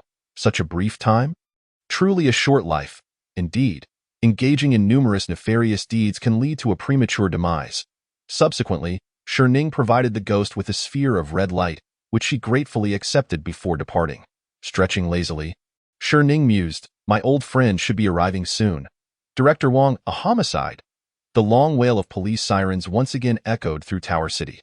The crime scene was the employee restroom, reported by a worker who had gone there early that morning. Upon arriving, Wang Zhan discovered a nearby employee who was so frightened that his legs had turned to jelly. After receiving psychological reassurance from the officers, the employee's nerves calmed somewhat. The restroom was stained crimson with blood. 2 corpses carelessly discarded within, just like before, each torn asunder. Wang Zhan stood in silence, gazing at the scene, while the officers remained quietly stationed behind him. The entire Tower City was abuzz with this incident, even making its way onto trending news. The upper echelons of Qingzhou granted Wang Zhan 7 days to solve this murder case, ensuring that the perpetrator would be brought to justice. To assist Wang Zhan's investigation, A special police team was dispatched to Tower City.at, the Tower City police station. The officers anxiously awaited the special team's arrival, for they lacked the means and advanced techniques to crack this case. He Lu approached Wang Zhan, handing him a USB drive. Director Wang, the linguist, has translated the victim's words. Wang Zhan's spirits lifted instantly. He plugged the USB into the computer, and the surveillance footage appeared on the screen. Now with subtitles, they watched as the victim, upon turning a corner, collapsed in fear at a ghost. Then, as he retreated, he knelt and begged for mercy. Chi, I was wrong. We were coerced back then. If you seek revenge, go after Fatty Chi. He orchestrated everything. He was the one who killed you. He also dismembered you. The footage showed him cornered against the wall. No, I don't want to die. The scene abruptly ended, leaving them unaware of what transpired next, but they all knew the eventual outcome. The officers at the station stared at the screen in silence, clueless about what the victim had truly witnessed. Director Wang, the special team has arrived, an officer reported. Wang Zhan rose to greet them. Captain Qin, thank you for your efforts. Wang Zhan smiled. It was no trouble. I live nearby, so it didn't take long. Qin Feng waved dismissively. They quickly got to business. Let's investigate the case. The group returned to the police station to analyze the intelligence they had gathered. Due to insufficient evidence, Chen Tiannan and Tao Jing had already been released, and they were now heading in a specific direction. Since Tao Jing had been injured, he had determined the direction of the agency, and now he was preparing his words for when he met Ning. Soon, they arrived at an alleyway. Have you been here before? Tao Jing caught sight of the agency's sign. I don't think I've seen this alley. Chen Tiannan pondered. This must be the place. Tao Jing adjusted his attire and ventured into the alley. Old man, I'm a bit scared, Chen Tiannan admitted, his expression sour. Tao Jing shot him a glance. Look at you, so cowardly. Chen Tiannan retorted. Can you speak without shaking your legs? The two cautiously pushed open the door to the agency. They found Ning engaged in conversation with a couple, and upon noticing Ning was busy, they quietly took a seat nearby. Boss, is this really useful? The girl asked, holding a lock. Ning replied with a gentle smile. Of course, the fate lock signifies that both parties' destinies are forever intertwined. Their fates will alter due to each other, specially crafted for lovers and spouses, symbolizing an everlasting bond. After finishing his statement, he cast a meaningful glance in Tao Jing and Chen Tiannan's direction. The two fools exchanged glances, a subtle atmosphere forming between them. Chapter 32. The fate of the simp is unchanged, forever intertwined, never apart. The girl's eyes lit up, and she looked at the boy with a playful demeanor. The boy affectionately ruffled her hair, saying, I'll buy it. How much? 500. Without hesitation, the boy paid the sum, caring not for the item's authenticity, only wishing to see the girl happy. Following Ning's guidance, the girl unlocked the fate lock in the air towards the boy. After completing the operation, the lock dissolved into smoke before them. They stared in astonishment. Boss, this. The boy began, eager to purchase another. Ning smiled. The contract is established. Even if you try to break it, you cannot. Just as the girl opened her mouth to respond, Ning waved his hand, rendering them dazed as they exited the agency. Ning stood, thoroughly satisfied with the outcome. Who says the endings for simps are all the same? I've just changed that narrative. Shifting the topic, Ning asked, Elder Tao, what brings you here? Miss me after all these years? Tao Jing flinched. He would prefer to keep his distance from Ning, yet his body remained honest to his thoughts. With a forced smile, Tao Jing replied, Boss, sure, it's been years, yet you remain as youthful as ever. I'm here to make amends for my disciples' mistakes. Ning chuckled. Lai Fu, brew some tea. At his command, a white-furred werewolf emerged. Under Ning's tutelage, Lai Fu had become increasingly adept at using the utensils. Brewing tea and cleaning had become second nature. Tao Jing watched Lai Fu, his heart tumultuous. A werewolf on the verge of transformation. Such prowess, he thought. Soon, a pot of tea was placed on the table. Ning sat to one side while Tao Jing and his companion took their seats opposite him.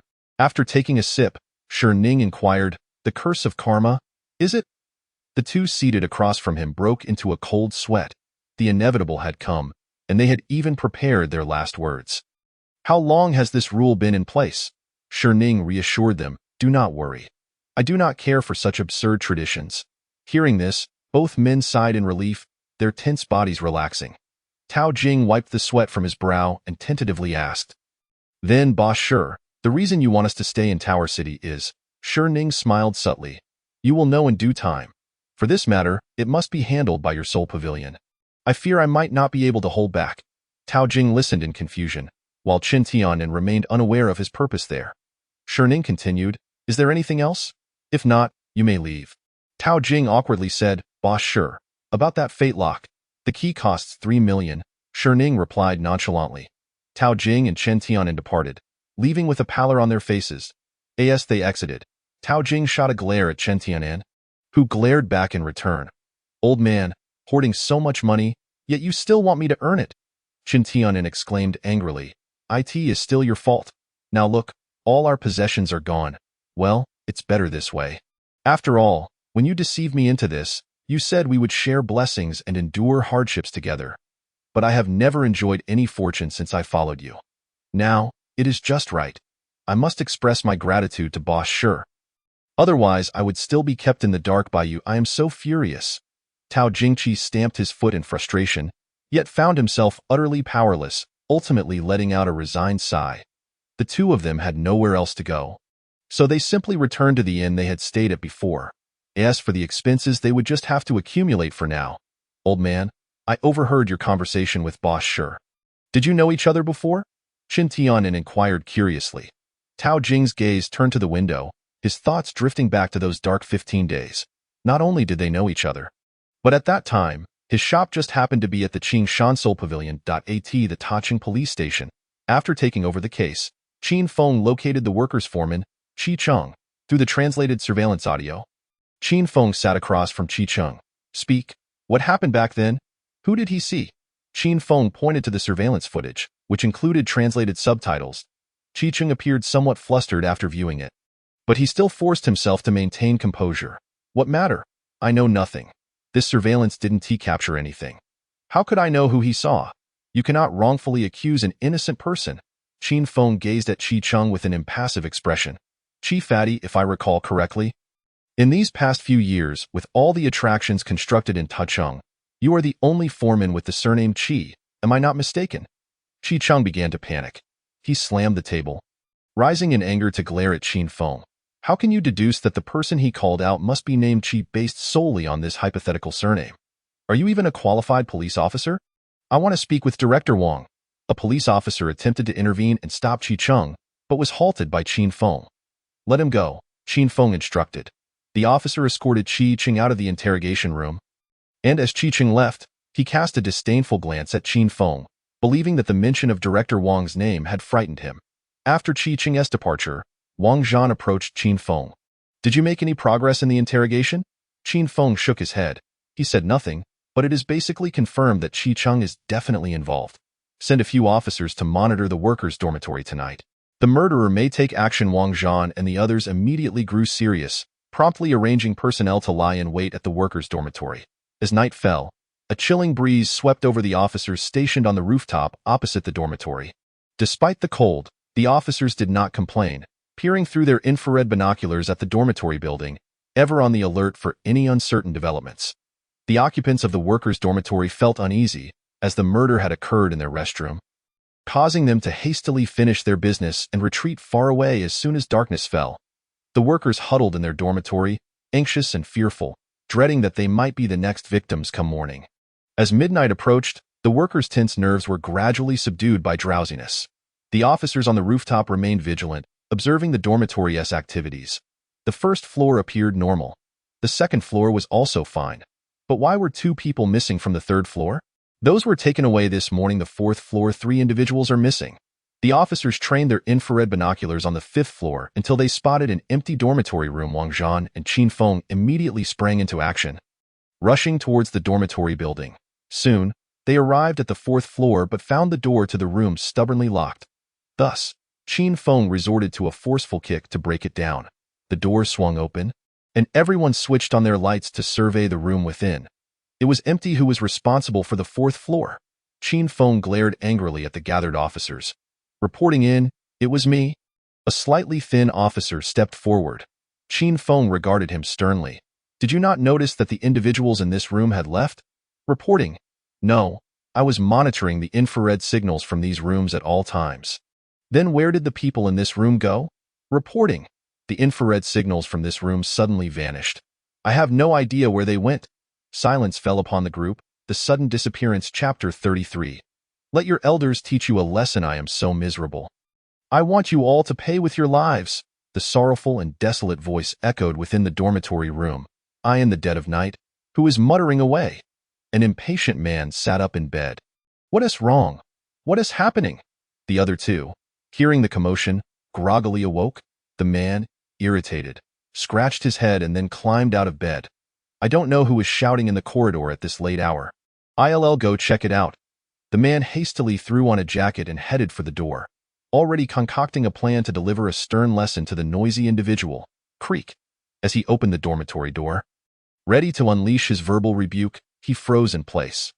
Outside the dormitory door lay an expanse of darkness, devoid of any light. Even the corridor was invisible, let alone any noisy troublemaker. The man rubbed his eyes and retreated back into the room, attempting to switch on the dormitory light to illuminate the corridor. Yet, oddly, the light flickered dimly, and its brightness was insufficient. What's wrong with the light? A minor issue. I'll have someone fix it tomorrow. It's late, and I'm utterly exhausted. One person yawned and returned to bed. Left with no choice, the man could only use the light from his phone to peer outside the dormitory. This glance startled him. Outside the dormitory was a blanket of darkness. Even with the illumination, he could barely see, as if the entire building resided in a peculiar space. The man cautiously extended a leg. Finding nothing beneath his foot, the space beyond the door was empty. He began to panic, rushing to the window to look outside, but the result was the same. Nothing but darkness. Stop sleeping. Something has happened, the man shouted. The other two looked at him in confusion as they sat up. A ghost. The one sleeping on the upper bunk was wide awake, his face filled with terror as he stared at the man. A ghost? The man, bewildered, turned to look behind him but saw nothing. The other person followed the gaze of the upper bunk worker, his face suddenly paling to an alarming degree. To the ground. She's on the ground. The worker pointed in horror at the man's back. Summoning his courage, the man glanced back again, and this time he finally saw it. A female ghost lay on the ground, blood tears streaming from her eyes. Her ghastly face fixed menacingly upon the man. His complexion turned ashen, and he stumbled backward, falling to the floor. You have harmed my father, mother, my brother. You are the ones who caused their deaths. The female ghost's expression turned ferocious, her eyes glowing crimson, and the scars on her face shimmered with a faint red light. Pay with your lives. I demand your lives. The female ghost lunged at the man. Claws bared. The man, suppressing the fear welling within him, raised his hands in defense, shouting, Where are you all? Help me! The man yelled at the other two. They scrambled out of bed, joining him to fend off the ghost's assault. But it was all in vain. The ghost swiftly tore a piece of flesh from the man. He cried out in agony. Following his scream, the other two were paralyzed with fear, hastily bolting towards the door. Without the support of the two, the man looked in terror at the female ghost. Then he let out an enraged roar. If I can kill you once, I can kill you a second time. If you take my life, just wait until I become a vengeful spirit. I will tear you apart. The female ghost showed no signs of halting her advance. With her sharp fangs, she bit through his neck. Seeing the man perish, the other two frantically opened the door, but as they did, they were left stunned. Outside the room lay only darkness, the ground resembling an unfathomable pit, instilling dread. They glanced back, witnessing the female ghost forcefully tearing the man's corpse apart. Witnessing the horrifying transformation of his body into two halves. One worker was so terrified that he lost control and collapsed to the floor. The other, trembling, repeatedly told himself that everything before his eyes was merely a dream. Finally, he shut his eyes and leaped towards the door, while the worker who had urinated himself watched him plunge into the seemingly bottomless abyss, until his figure vanished from sight. It's your turn. The female ghost's figure crawled towards him. No, I'm not ready to die yet. The worker cried out in terror, scrambling towards the door, his legs numb with fear, yellow liquid streaming down from between them. Back then we also begged for mercy. In the office of the 10,000 Affairs Agency, Ning sat in a chair before a black spherical object. Suddenly, Cracks appeared on the surface of the black sphere, and a wisp of black smoke wafted out, crawling across the floor of the agency. The female ghost bowed her head low, her form becoming considerably fainter. Then, 3 wisps of black smoke and 3 strands of temporal ties floated into Sherning's hands. "I will tear you apart." One of the wisps transformed into a ghastly visage, glaring at the female ghost on the floor. Sherning's expression remained calm, his gaze devoid of emotion. The resentment is truly formidable. A mysterious red energy began to swirl in the palm of Sherning's hand. As the energy began to wash over that wisp of black smoke, a wretched scream erupted from it. And before long, an orange-red glass sphere was formed. "Let your elders teach you a lesson," Sherning remarked, tossing the glass sphere into a collection of red glass spheres. He casually transformed the other 2 wisps into glass spheres as well. Discarding them to the side, as Sherning continued, a beam of crimson light penetrated the gradually fading form of the female ghost, causing her silhouette to solidify instantaneously. After a brief moment of calm, she acknowledged they cannot escape. The ghost nodded appreciatively before departing. Sherning opened a drawer and meticulously prepared a temporal solution from the time strands for storage. What a benevolent spirit, such a pity. In Tower City, a contingent of police officers was engaged in a thorough search for the 3 missing individuals. Numerous residents, abruptly awakened from their slumber, expressed their grievances, while some joined the search efforts. The entire city was plunged into a sleepless night, though not everyone was affected. For instance, Sherning was blissfully enjoying his rest. Wang Zhan and Qin Feng were scrutinizing the surveillance footage in the monitoring room. But despite repeated viewings, they could not ascertain the whereabouts of the vanished trio, nor even when they had departed. Suddenly, a blood-curdling scream shattered the silence of the monitoring room. All the workers in the dormitory awoke in alarm. Shortly thereafter, an officer rushed into the monitoring room. "Director Wang, Team Leader Qin, we have found them." Qin Feng furrowed his brow. "Where are they?" "Bring them here." The officer hesitated before replying, "They are dead. The crime scene is in that dormitory." The room fell into a profound silence, with the sound of a pin drop being audible. "Let us go." Qin Feng briskly exited the monitoring room, heading towards the peculiar dormitory. Upon arrival, they found the entrance surrounded by workers, their faces etched with terror and unease. As the police approached, the workers parted to allow them passage. Qin Feng maneuvered through the crowd, and the scene that greeted him at the dormitory door left him astounded. Chapter 34. This path is wrong. Before Qin Feng lay a blood-soaked hellscape. Blood was splattered across the bed, walls, and floor.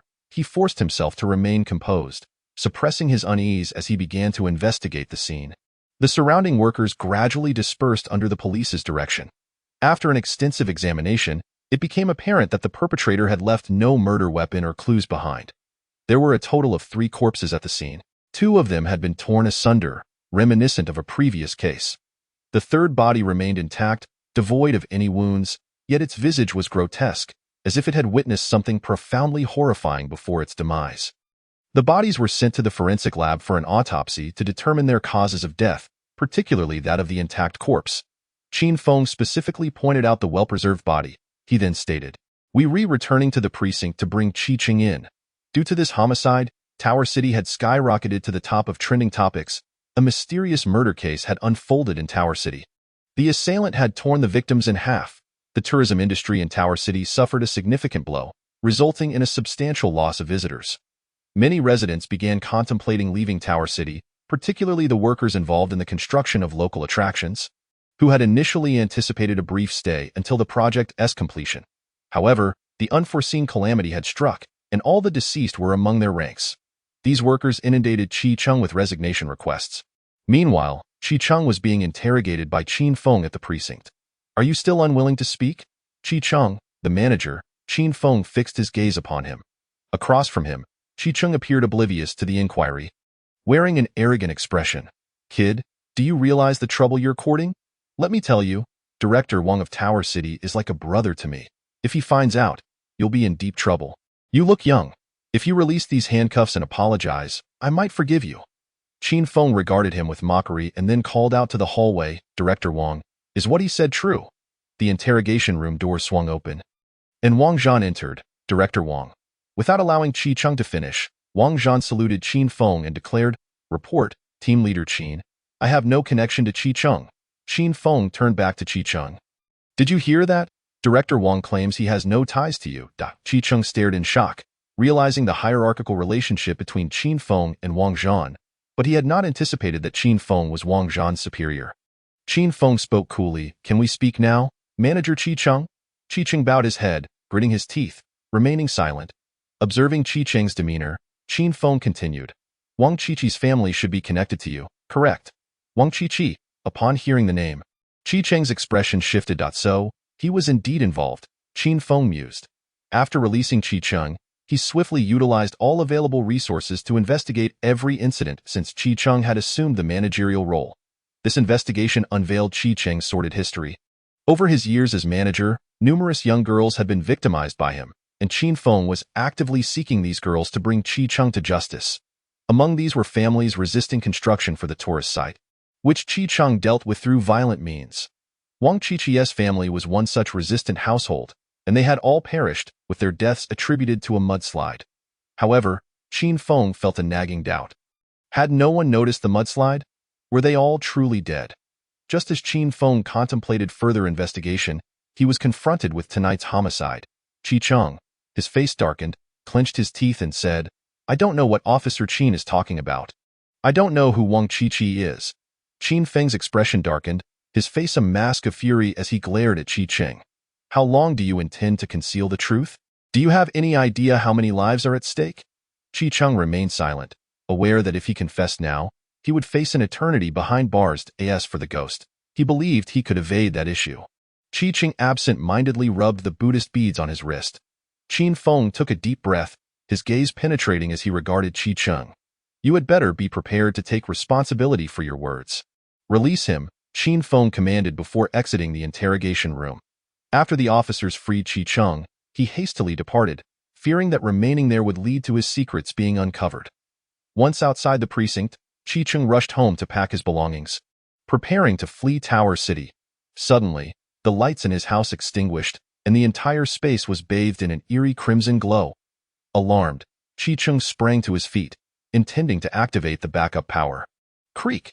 The front door swung open on its own, and Chi-Chung peered outside in confusion. The boss. Long-timed, NOC. The female ghost slowly crawled into the house. The moment Chi-Chung laid eyes on her, his face turned ashen. He hastily abandoned his tasks and dashed up the stairs, locking the door tightly behind him, his heart racing and cold sweat trickling down his brow, revealing his palpable fear and anxiety. Boss. Why are you running? The ghost's voice reverberated throughout the room. Chi-Chung turned, pressing his back against the door, scanning the room in terror. Boss. Where I am. The ghost's sinister laughter permeated Chi-Chung's mind from all directions. Stop hiding. Show yourself. Chi-Chung, his face taut with anxiety, brandished the Buddhist beads before the empty air. Boss. I'm different now. The ghost suddenly materialized before him. Chi-Chung screamed in terror at the sight of the floating, disembodied female ghost, her features twisted in a horrifying grimace. He turned to flee, attempting to open the door, but found it seemingly welded shut, unyielding to his efforts. Stay back. I possess the Buddhist beads gifted by Master Ku Shua. Chi-Chung raised the beads, which emanated a faint golden glow, accompanied by the subtle sound of chanting. Ha ha ha! The ghost hovered in the air, lowering her head as an unsettling laugh escaped her lips.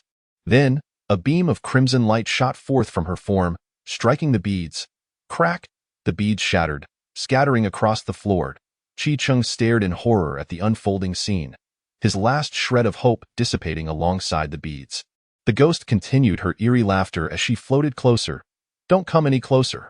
Chi-Chung jolted awake, his surroundings now the familiar living room illuminated by daylight, and he exhaled in relief. It had merely been a dream. He wiped the sweat from his brow, but soon noticed something amiss as he glanced down. There lay the shattered Buddhist beads gifted to him by Master Ku Shua. This was no dream. The ghost could indeed kill him. Cold sweat poured down Chi-Chung's back as his heart raced anew. In a panic, he hastily gathered his belongings, determined to leave Tower City at once. After changing into a new outfit, he donned a mask and cap before hailing a taxi. Only when the cab drove further away from his home did he feel a semblance of relief. After 2 hours of travel, the taxi driver frequently glanced at his phone, Scratching his head in confusion, Chi-chung, growing anxious, asked, "Driver, what's wrong? Are we not out of Tower City yet?" The driver, wearing a perplexed expression, replied, "This route seems wrong. The navigation is off." Chapter 35. The roads of Tower City have changed. Driver, are you new to Tower City? How could you not know the way? I've only been here for just over 2 months. But Tower City is so small. It's truly strange, the taxi driver remarked, bewildered. Just drive. I'll guide you, Chi-chung instructed. Keep going straight, then turn left at the next intersection. After half an hour of directing the driver, they found themselves back at Chi-chung's doorstep. He gazed at the scene before him in disbelief. The driver looked at him with a questioning expression, as if to say, "You can't be serious." "Driver, just go straight, don't stop or turn," Chi-chung urged, growing impatient. The taxi driver, understanding enough, decided that as long as the fare was settled, he would comply with whatever Chi-chung desired. Once again, after a half-hour journey, the taxi returned to the doorstep of Chi-chung's home. Chi-chung gazed in astonishment at the taxi driver. "Driver, did you take a wrong turn?" The driver, clearly shaken by this bizarre incident, retorted with anger, "Where did I take a wrong turn? This is clearly a case of hitting a ghost and running into a wall. You should get out of the car. I want to charge you." Thus, the driver unceremoniously ejected Chi-chung from the vehicle and drove away without a backward glance. Unwilling to succumb to the threat of the female ghost, Chi-chung dragged his luggage, determined to walk out of Ta City. At the Wanshi Zhaoben Suwa, a girl stood before Shirning. "Boss, what made you choose to open your shop here? Boss, why don't you pursue a career as a star with your good looks? Boss, aren't you worried about people stealing your things?" Shirning smiled lightly. With Lai Fu watching over, others would not dare to steal. However, as for you, coming to the shop without making a purchase and asking questions, even attempting to take a candid photo of me? The girl awkwardly put away her camera, giggling. "Hee, can you see me, boss?" Lai Fu mentioned it. The girl glanced at Lai Fu, who lay on the floor, and he responded with a meaningful look. She distanced herself slightly from Lai Fu, pondering. Why does this dog's gaze resemble that of a human? Changing the subject, the girl exclaimed, "Boss, this glass ball is beautiful. How much is it?" Shirning replied nonchalantly, "The colorful ones are not for sale. The others are up for grabs." Reluctantly, the girl moved away from the colorful glass ball, only to spot another that made her eyes light up. "Wow, this one is stunning. I want to buy this." She pointed to a golden glass ball containing a pair of tiny, pure white wings that a pure and sacred angel. 500, the girl pouted. "Boss, can't you make it a bit cheaper?" Shirning replied, 500 isn't excessive. The one next to it is priced at 300,000. The girl looked at the adjacent glass ball, which was pitch black, exuding a greenish glow, with a shrunken eyeball faintly visible within, sending chills down her spine. "All right then, can I take a picture with you?" Shirning nodded in agreement. Soon, the transaction was complete, and the girl joyfully clutched her camera and glass ball, exclaiming, "I struck gold." Just as she was about to pull out her phone to share the moment with her friends, she exclaimed, "Oh no, it's already 11:00. Boss, I have to go." As she reached the door, Shirning suddenly called out, "Girls must take care of themselves when out alone." The girl turned back, revealing her slender arms. "Boss, I've trained in Taekwondo. Don't underestimate me." Shirning remained silent, continuing to polish the glass ball in his hands. Meanwhile, Chi-chung, panting heavily, reached the exit of Ta City, his heart racing with joy at the sight of the gate less than 10 meters away. What if I turn into a ghost? Once I summon Master Ku Shuo, I will ensure your suppression, Chi-chung thought. Just as he was about to step through the gate, an astonishing scene unfolded. The gate appeared to recede rapidly, and the distance between him and the gate reverted to 100 meters.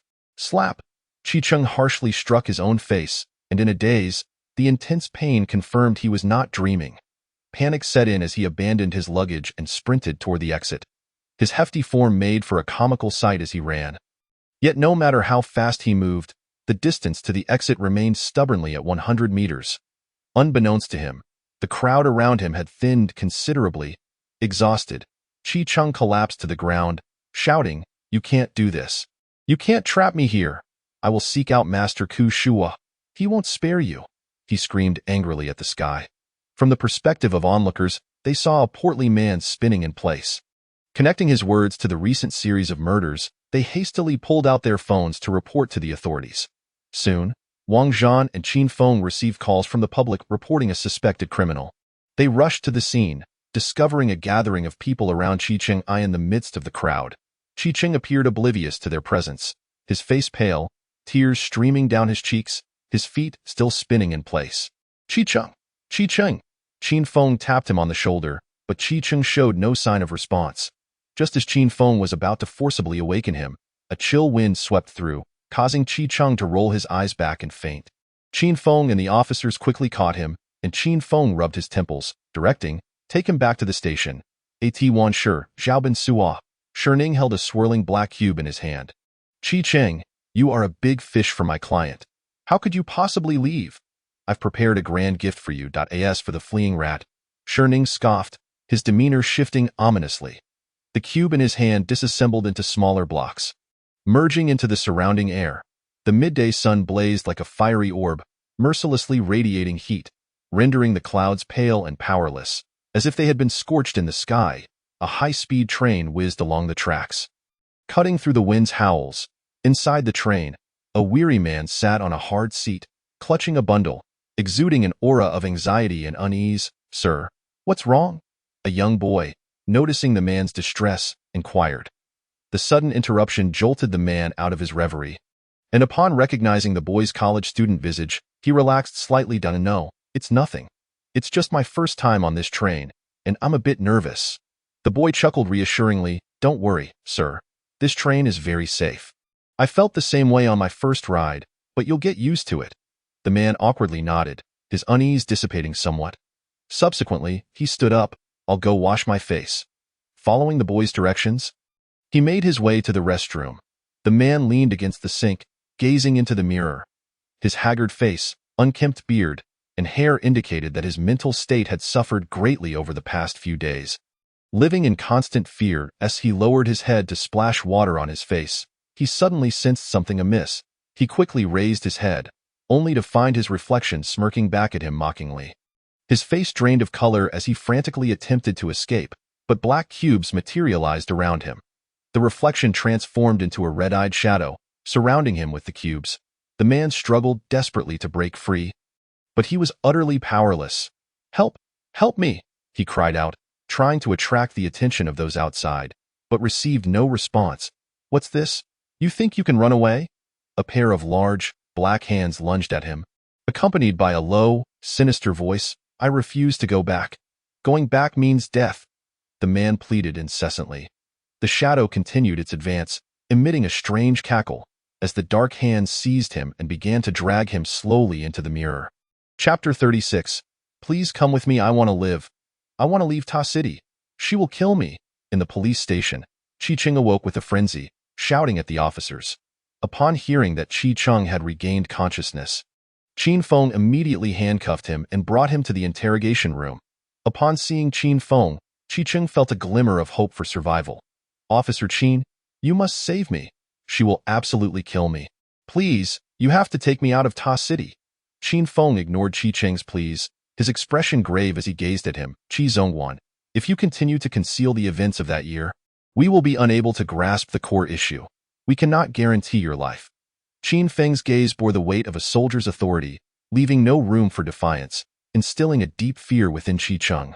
His face turned ashen, panic etched across his features. After weighing the pros and cons, Qiqing finally divulged the events of that fateful year. 13 years ago, when I took office as the chief manager. 2 years had already passed. I admit I was eager to attain a higher position and committed many wrongdoings.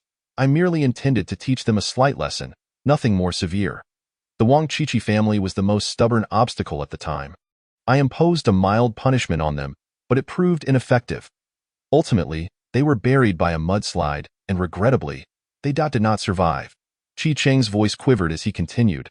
"Officer Qin, because of what happened back then, Wang Qiqi's ghost has returned to collect her debt. You must save me." Upon hearing his story, Qin Feng frowned. "Don't speak of ghosts. Did the Wang Qiqi family truly perish due to a mudslide?" Due to inadequate preservation of evidence and materials, Qin Feng had reviewed numerous cases that occurred in Ta City over the years. The final conclusion was that the Wang Qiqi family had indeed died in a mudslide. The cause of death for the 3 individuals was also determined. 2 had died as before, while the peculiar one had succumbed to cardiac arrest, colloquially known as being scared to death. Thus, the only lead remained with Chi-Cheng, and all hope rested on his honesty. Chi-Cheng's eyes darted, unable to meet Qin Feng's gaze, yet he remained adamant that the Wang Chichi family had died due to a mudslide. He is lying, was Qin Feng's first thought, yet he held a half-believing attitude towards the notion of ghosts. Although he was astonished by Shi Ning's instantaneous teleportation abilities, Shi Ning was located in the magical city. Surely he wouldn't venture to such a small place, Qin Feng mused. Qin Feng, with a grim expression, refrained from further inquiries. For now, you will stay at the police station. It is quite secure. Chi-Cheng panicked. No, absolutely not. She will kill me. I need to find Master Ku Shua. Only he can save me. With a wave of his hand, Qin Feng had Chi-Cheng escorted away, in a public restroom. The mirrors suddenly darkened, and a black cocoon was pushed out by 2 shadowy hands. As the cocoon hit the floor, it began to dissolve, revealing a figure.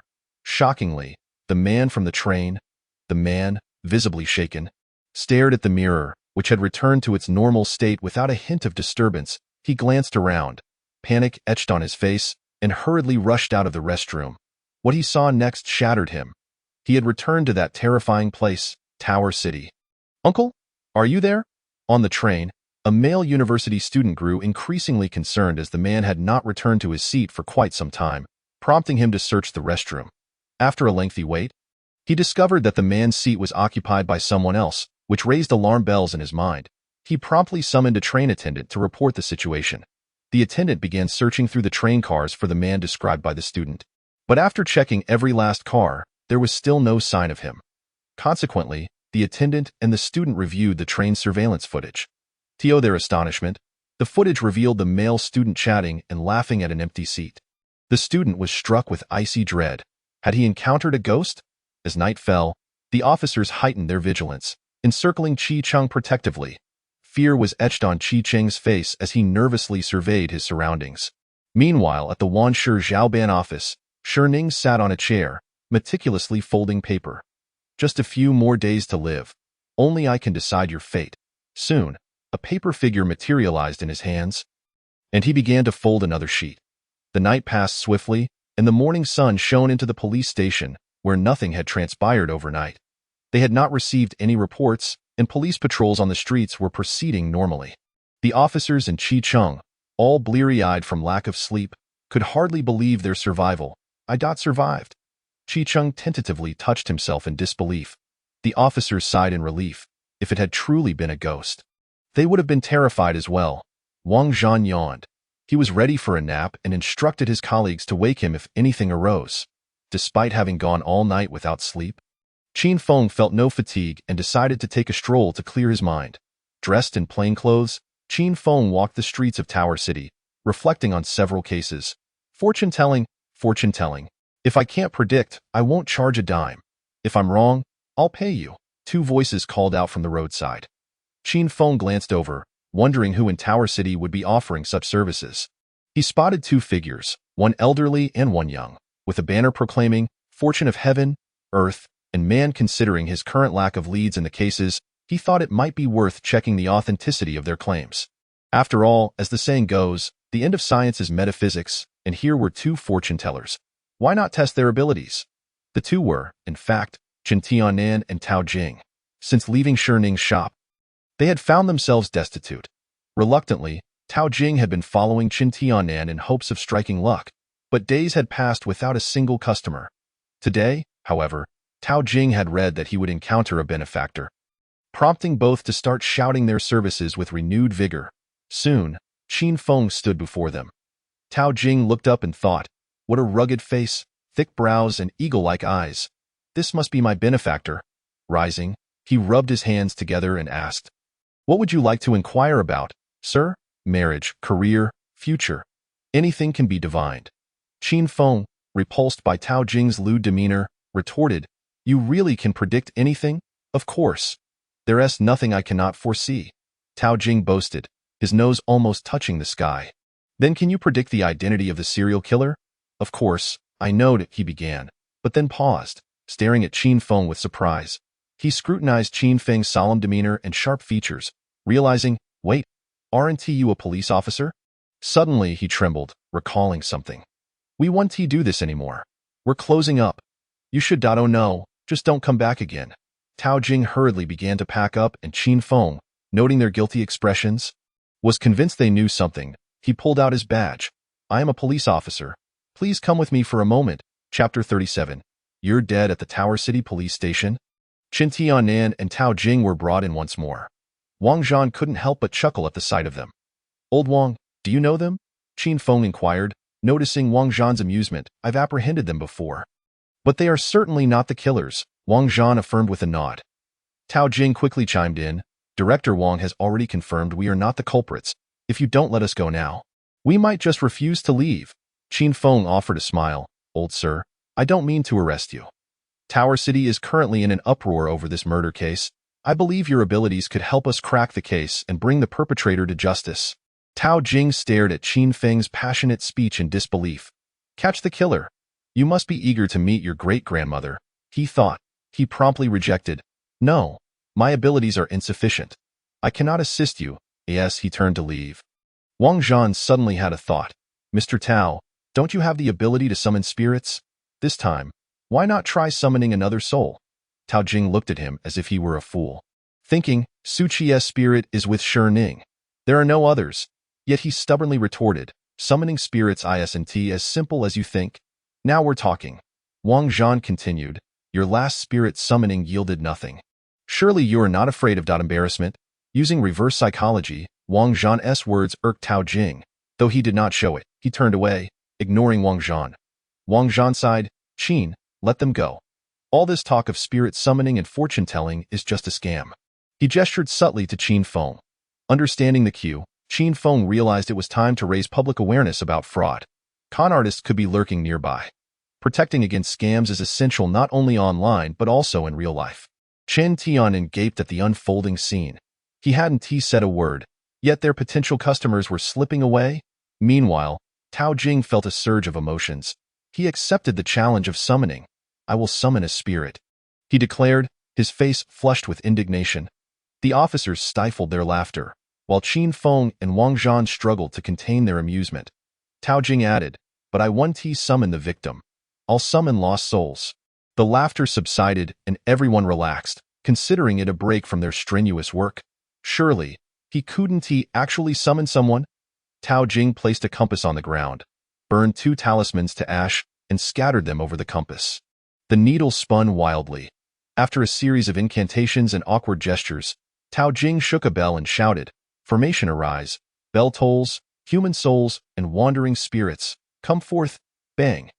As soon as he finished speaking, a wisp of green smoke rose from the compass, dispersing to reveal a figure. The figure bore a haggard visage, unkempt hair and beard, and bloodshot eyes. The crowd gaped at the sight. An extra? When did they arrive?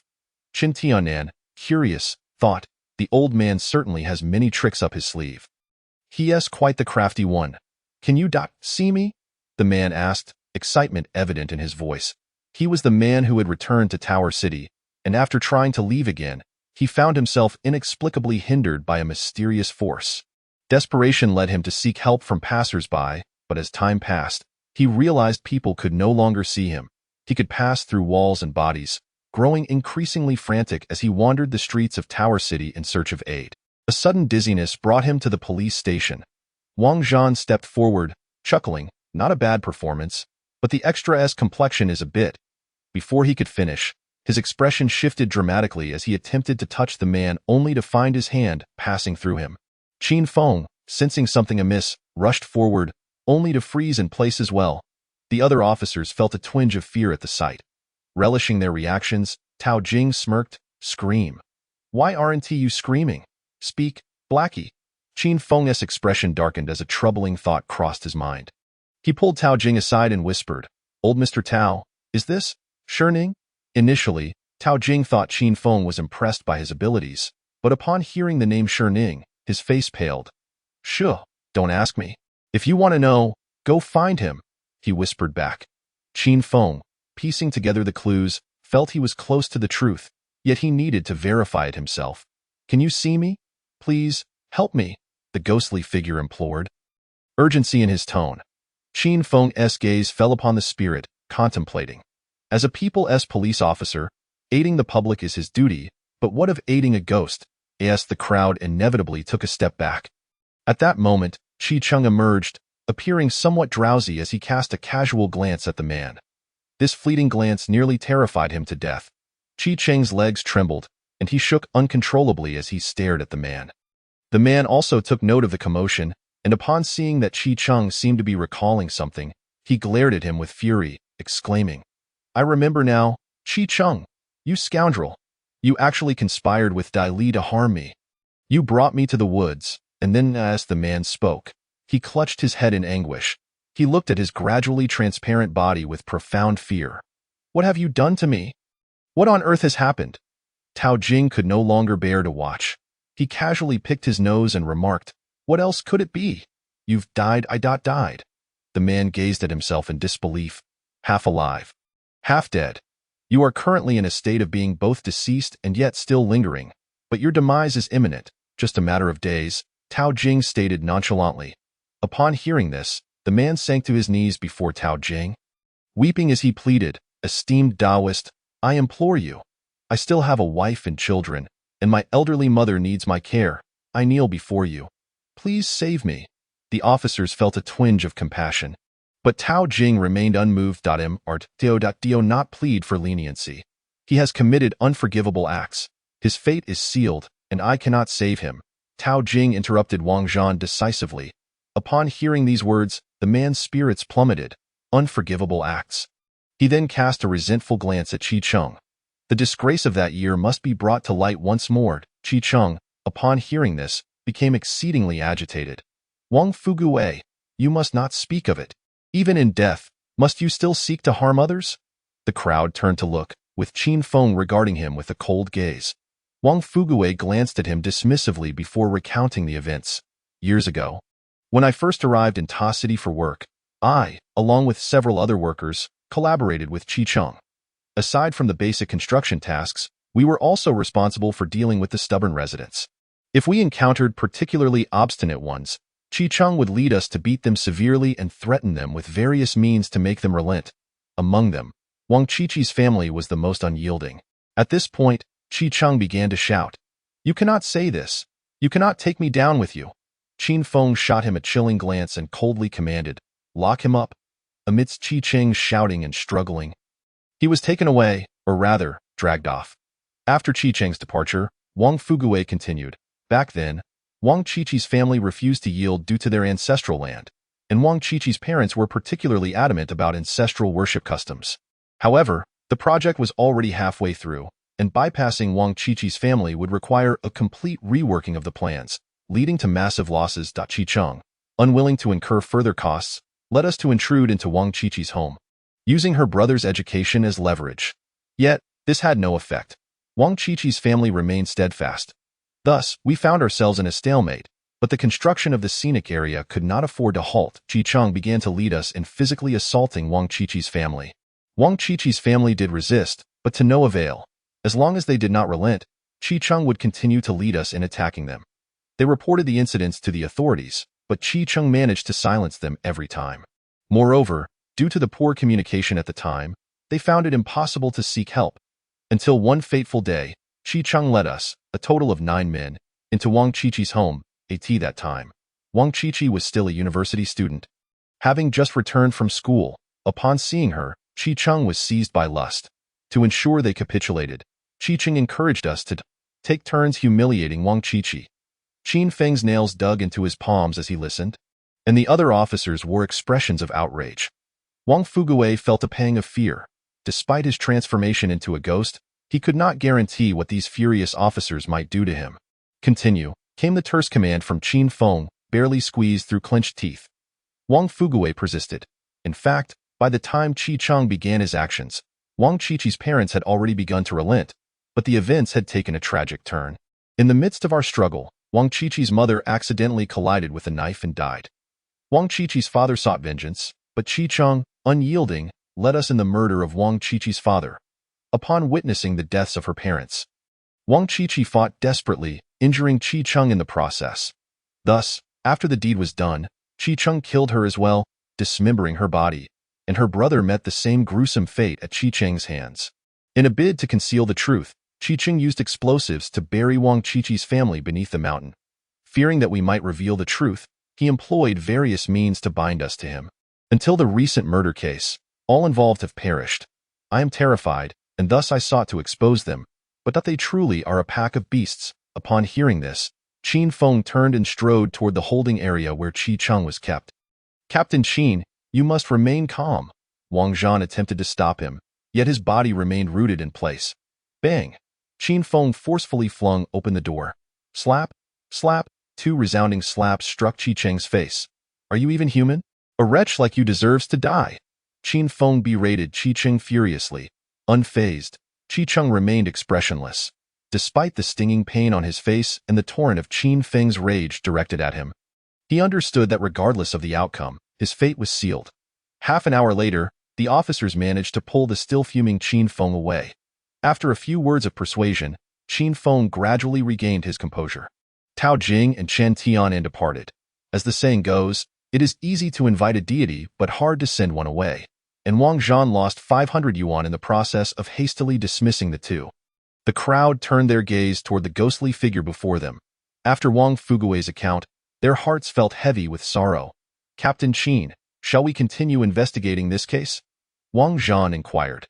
Qin Feng rested his forehead in thought. Wang Fugui has turned into a ghost. If the boss truly is in Ta City, then it is highly likely that he is behind this. Is there still a need to pursue this case? Qin Feng pondered aloud. You mentioned that you went with a total of 9 men? And now 7 are dead, leaving only the 2 of you. Wang Fugui replied. Su Qi did not participate. He only recently arrived in Ta City for work. The other is Chi-Cheng's relative, Chi Dali. Is he still in the workers' dormitory?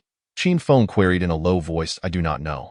The group immediately sprang into action, with the SWAT team dispatched to apprehend Chi Dali at the workers' dormitory while the other officers set out to search the woods for Wang Fugui's remains. At the office of the 10,000 Affairs Bureau, Shi Ning completed the last paper figure. Heaven has its cycles. The heavens spare no one except for me, even as a ghost. You cannot escape the punishment that is due.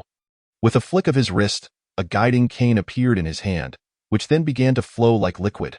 Soon, the cane transformed into a black umbrella. Unfortunately, these past few days have truly been a boon for you lot. After finishing his words, Shi Ning opened the black umbrella, rising to his feet as a black array emerged beneath him. With the umbrella held aloft, Shi Ning slowly descended into the formation, in the Eagle Nation. The dim night was drizzling lightly, and the surroundings were eerily quiet, as if heralding the approach of a storm. A shadow darted across the rooftop, a faint red glow emanating from his forehead. Bang! A figure in black kicked open the door of a villa. Who goes there? The occupants of the villa turned alertly toward the door. Ravis, today marks your end. The figure in black brandished a firearm from his waist and fired. Bang, bang, bang. Ravis dodged with all his might, but was still shot in the shoulder. Jack, must you truly be so ruthless? Ravis shouted from behind the sofa. From the moment Ailey died, it was destined that only one of us could survive. Jack discarded his gun, drawing a dagger as he charged at Ravis. You and Ailey could never be, Ravis taunted, retreating toward the back of the villa. It is utterly impossible. Jack's eyes blazed with fury as he roared. So you murdered her. You killed your own daughter. Ravis erupted into mad laughter. Ha ha ha, and what of it? For the honor of the family, her death was worth it. You are truly despicable. Jack caught up to Ravis, plunging the dagger deep into Ravis's back. Ah! Ravis cried out in pain, then looked toward the shadowy corner of the villa. Lord Stuart, save me. Before he could finish, a small knife shot from the darkness, piercing Ravis's heart. Ravis stared in shock at the knife embedded in his chest. Stuart, you have broken our agreement. Ravis gasped, his life slipping away. Jack forcefully pushed Ravis's corpse aside, his expression grave as he gazed into the distance. Stuart, Ravis hired you to kill Ailey, and now you have slain Ravis. What is your true objective? Jack demanded. As his words fell, a figure emerged from the shadows, youthful in appearance and possessing a Western visage. Stuart smiled with a sickly grin as he regarded Jack. My true objective has always been you. Jack was bewildered by his words. Stewart continued, "The reaping of the underworld spirits. It should fall upon you." "Correct? The reaping of the underworld spirits." Jack could scarcely believe his ears. "How do you know this? What is your connection to him?" Jack glared at him with fury, the crimson glow on his forehead intensifying. Stu grinned eerily, "Because I am also a customer." As he spoke, a transformation began to unfold. His clothing burst asunder, revealing a pair of scarlet wings sprouting from his back, the agility of the underworld specter. Jack stared in disbelief at the scene before him. "Do you truly believe you possess such power?" As Jack spoke, his hands began to morph soon, his sleeves tore apart, his hands having transformed into a pair of sharp, formidable claws. What exquisite hands they were, yet they would soon belong to me, Stu exclaimed, soaring through the air in exhilaration. Chapter 39. Be honest and return to being a commodity. The battle was imminent. Stu launched the first assault, his demonic wings morphing into lethal blades aimed at Jack. Unwilling to submit, Jack swung his claws, capable of rending steel, towards Stu. Bang! Jack's claws struck Stu's left wing, producing a sound akin to colliding metal. Yet, in terms of hardness, Jack held the advantage. Blood oozed from Stu's injured wing. In pain, Stu swiftly swept his right wing across, and Jack hastily raised his claws to defend, yet was still sent flying. Regaining his balance, Jack shook his claws and declared, with only that, "You cannot defeat me." Stu stood firm on the ground, his wounded wing healing rapidly. Then, he chuckled sinisterly, "Merely possessing the agility of the underworld specter is certainly insufficient. How about this?" His form began to change. A pair of horns sprouted from his head, his body enveloped in crimson bones, until he was clad in a scarlet armor, emanating a brutal aura. Jack looked on in astonishment. Then roared, "Kevin! What have you done to Kevin?" Stu taunted him. "Of course, I killed him. Otherwise, how could I acquire the armor of the underworld specter? When I ended his life, he still babbled about how Jack would avenge him. Ha ha ha! He surely did not anticipate that Jack would prove even more useless." Jack's eyes turned a furious crimson. Anger clouded his judgment as he lunged at Stu with his claws, swearing to avenge his dearest friend. Yet, the outcome was inevitable. Stu struck Jack's chest with his wing, sending him hurtling away. Boom! Jack's body crashed into the villa's wall, burying him within. Stu looked down at him with disdain. "And you think you can seek vengeance like this? You are unworthy of such power. You do not even comprehend how to wield it. It rightfully belongs to me." Jack clutched his wound, slowly rising. The previous blow had shattered his insides. He spat out a mouthful of blood. "What of your power?" That one once said, "The strength of demons is not something humanity can endure." Then Jack scoffed. "Even if you possess the reaping of the underworld specter, you shall still perish." Upon hearing this, Stu's expression fluctuated. His anger flared. "That is merely true for weaklings like you. I am different. The power of demons is but a tool in my hands." He glared at Jack with malice. "You are the weakling. The power of demons does not belong to you." With that, Stu surged towards Jack with his wings unfurled. Jack had already relinquished his resistance. Since the moment Ailey had died, half of his heart had perished. Now that Kevin was also gone, he felt he could join them. Jack resignedly closed his eyes. Thud! Jack's head was cleaved off by Stu. Stu leisurely approached Jack's severed head. How foolish it is to be bound by women. He picked up the head, from which a faint red light emanated, and subsequently, a glass orb flew forth, within which lay a pair of grotesque hands. Tossing aside the head, Stu gleefully grasped the glass orb. Ha ha ha! The reaping of the underworld specter. The final shard. As the orb touched Stu, it acted like a virus finding its host, transforming into a red light that integrated with his being. Stu then activated his abilities, and after a brief transformation, a scarlet, menacing demon materialized in his stead. He reveled in his newfound power, laughing maniacally. Ha ha ha! Power. This is the power to control the world. With a casual sweep of his hand, the villa's courtyard was reduced to rubble. Stu relished this power, then recalled that peculiar shop, where he had purchased the agility of the underworld specter for a staggering 500 W. A plan began to form. He wished to test the waters of the agency. Just as Stu was about to set his plan in motion, an inexplicable consciousness began to wrest control of his body. His eyes flickered between red and their original hue, "Demon, begone! Do not attempt to seize my body," Stu exclaimed, clutching his head in distress. "Ha ha ha! Foolish human. This power is beyond your control. I must thank you. Without you, I might still be languishing under that devil's endless torment." The voice of the underworld specter resonated within Stu's mind. Slowly, his eyes turned blood-red. "You lie. I am different. You are merely a tool for my strength." Stu banged his head forcefully, trying to expel the specter's consciousness. Ha ha ha! Stu's awareness began to blur, until only a grotesque demon remained, cackling amidst the ruins. "You seem quite pleased," an abrupt voice interjected. The specter's laughter abruptly ceased, cold sweat forming on his brow.